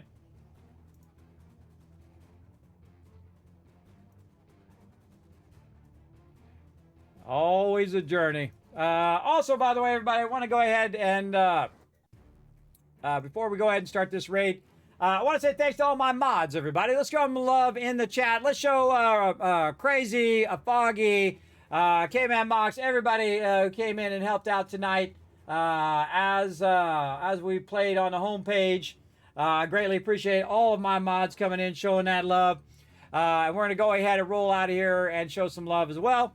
Now, again, you can also help the stream, everybody, by going to all these social medias right here. I'll go ahead and throw them in the chat right over here. There they are. You can go to these social medias, everybody, and follow my stream. Again, you go over... Oh, wrong button. I'm going to have them scroll up here for a second. We can go ahead and follow us over to youtube.com/KismetBP. Hit that subscribe button, which is basically the follow button. You can also become a member over on YouTube and support the stream over there as well. I can go to twitter.com/KismetBP, hit the follow, check out the Discord, check out the website, and especially check out patreon.com/Kismet over there. You can be like those awesome Patreon supporters way at the bottom there. So thanks to them. Thanks to all these peeps right here, and congratulations to all these peeps, by the way, who did get a free sub tonight. So thanks to everybody for showing the love. Thanks for coming in and being part of this special moment of being on the homepage. And now it's time to roll out the Kismet Love Train. Here we go. Oh, wait, I forgot to do the Love Train thing. Hold on. We got to put the actual Love Train in there again. Let's try it again. Yeah, there we go. Okay, everybody. And so if you are a follower, the first part, you can just copy that and put that in the chat. If you are tier 1 or tier 2 sub, the part that's in the parentheses, you want to have them grab that. Or if you're tier 3 sub, you can grab it. Or you can make your own Kismet love train. So we're going to practice first before I start this. So I'm going to show you here in the chat how to do it. Oh, other keyboard over here. And I got to go and over here. There we go. Where is it? Over here. Oh. And there we go. See, that is the Kismet love train right there. So what we're going to do is we're going to take that, we're going to copy it, we're going to paste it into my chat right now just as a practice. Let's see how many peeps we can get going. Let's see how many peeps we can get going in my chat right now. Go ahead and highlight it or make your own Kismet love train. Just go ahead and use different emotes. And we're going to bring that love over to this person who right now has 8 people in his channel. He's about to have 800 to 1,000 more. Because we're about to throw down, everybody. So again, you can go ahead and just copy mine. I'll also go ahead and I could have sworn I put these separate in here as well, but apparently I did not, or this one is not updated, one or the other. It could be that. Let me see. Maybe I changed the command names. Let's go see.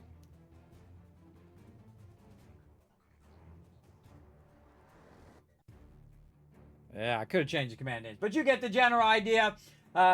Just go in the channel, everybody. Throw a bunch of love in there. Hit the follow button.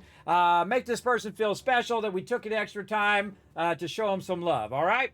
All right, here we go, everybody. We're going to start this love train up. Right over here. And away we go. Right over there. Okay, so it's off and running, everybody. We're going to go ahead and wait for everybody to get ready. Right over here. There we go. We're all ready to rock and roll. Okay, I'll be back tonight. Let's see. Tonight is Wednesday. We're going to be back Wednesday night, 10 p.m. Eastern Standard Time for some more Fallout 4. We'll continue to work on our questing, work on our mega builds, all sorts of fun stuff as we continue to dominate the wasteland. All right, rolling out of here, everybody. Here we go.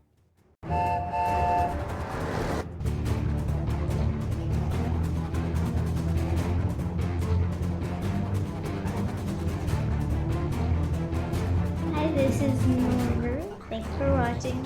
Hit the subscribe button. We'll see you all next time. Bye.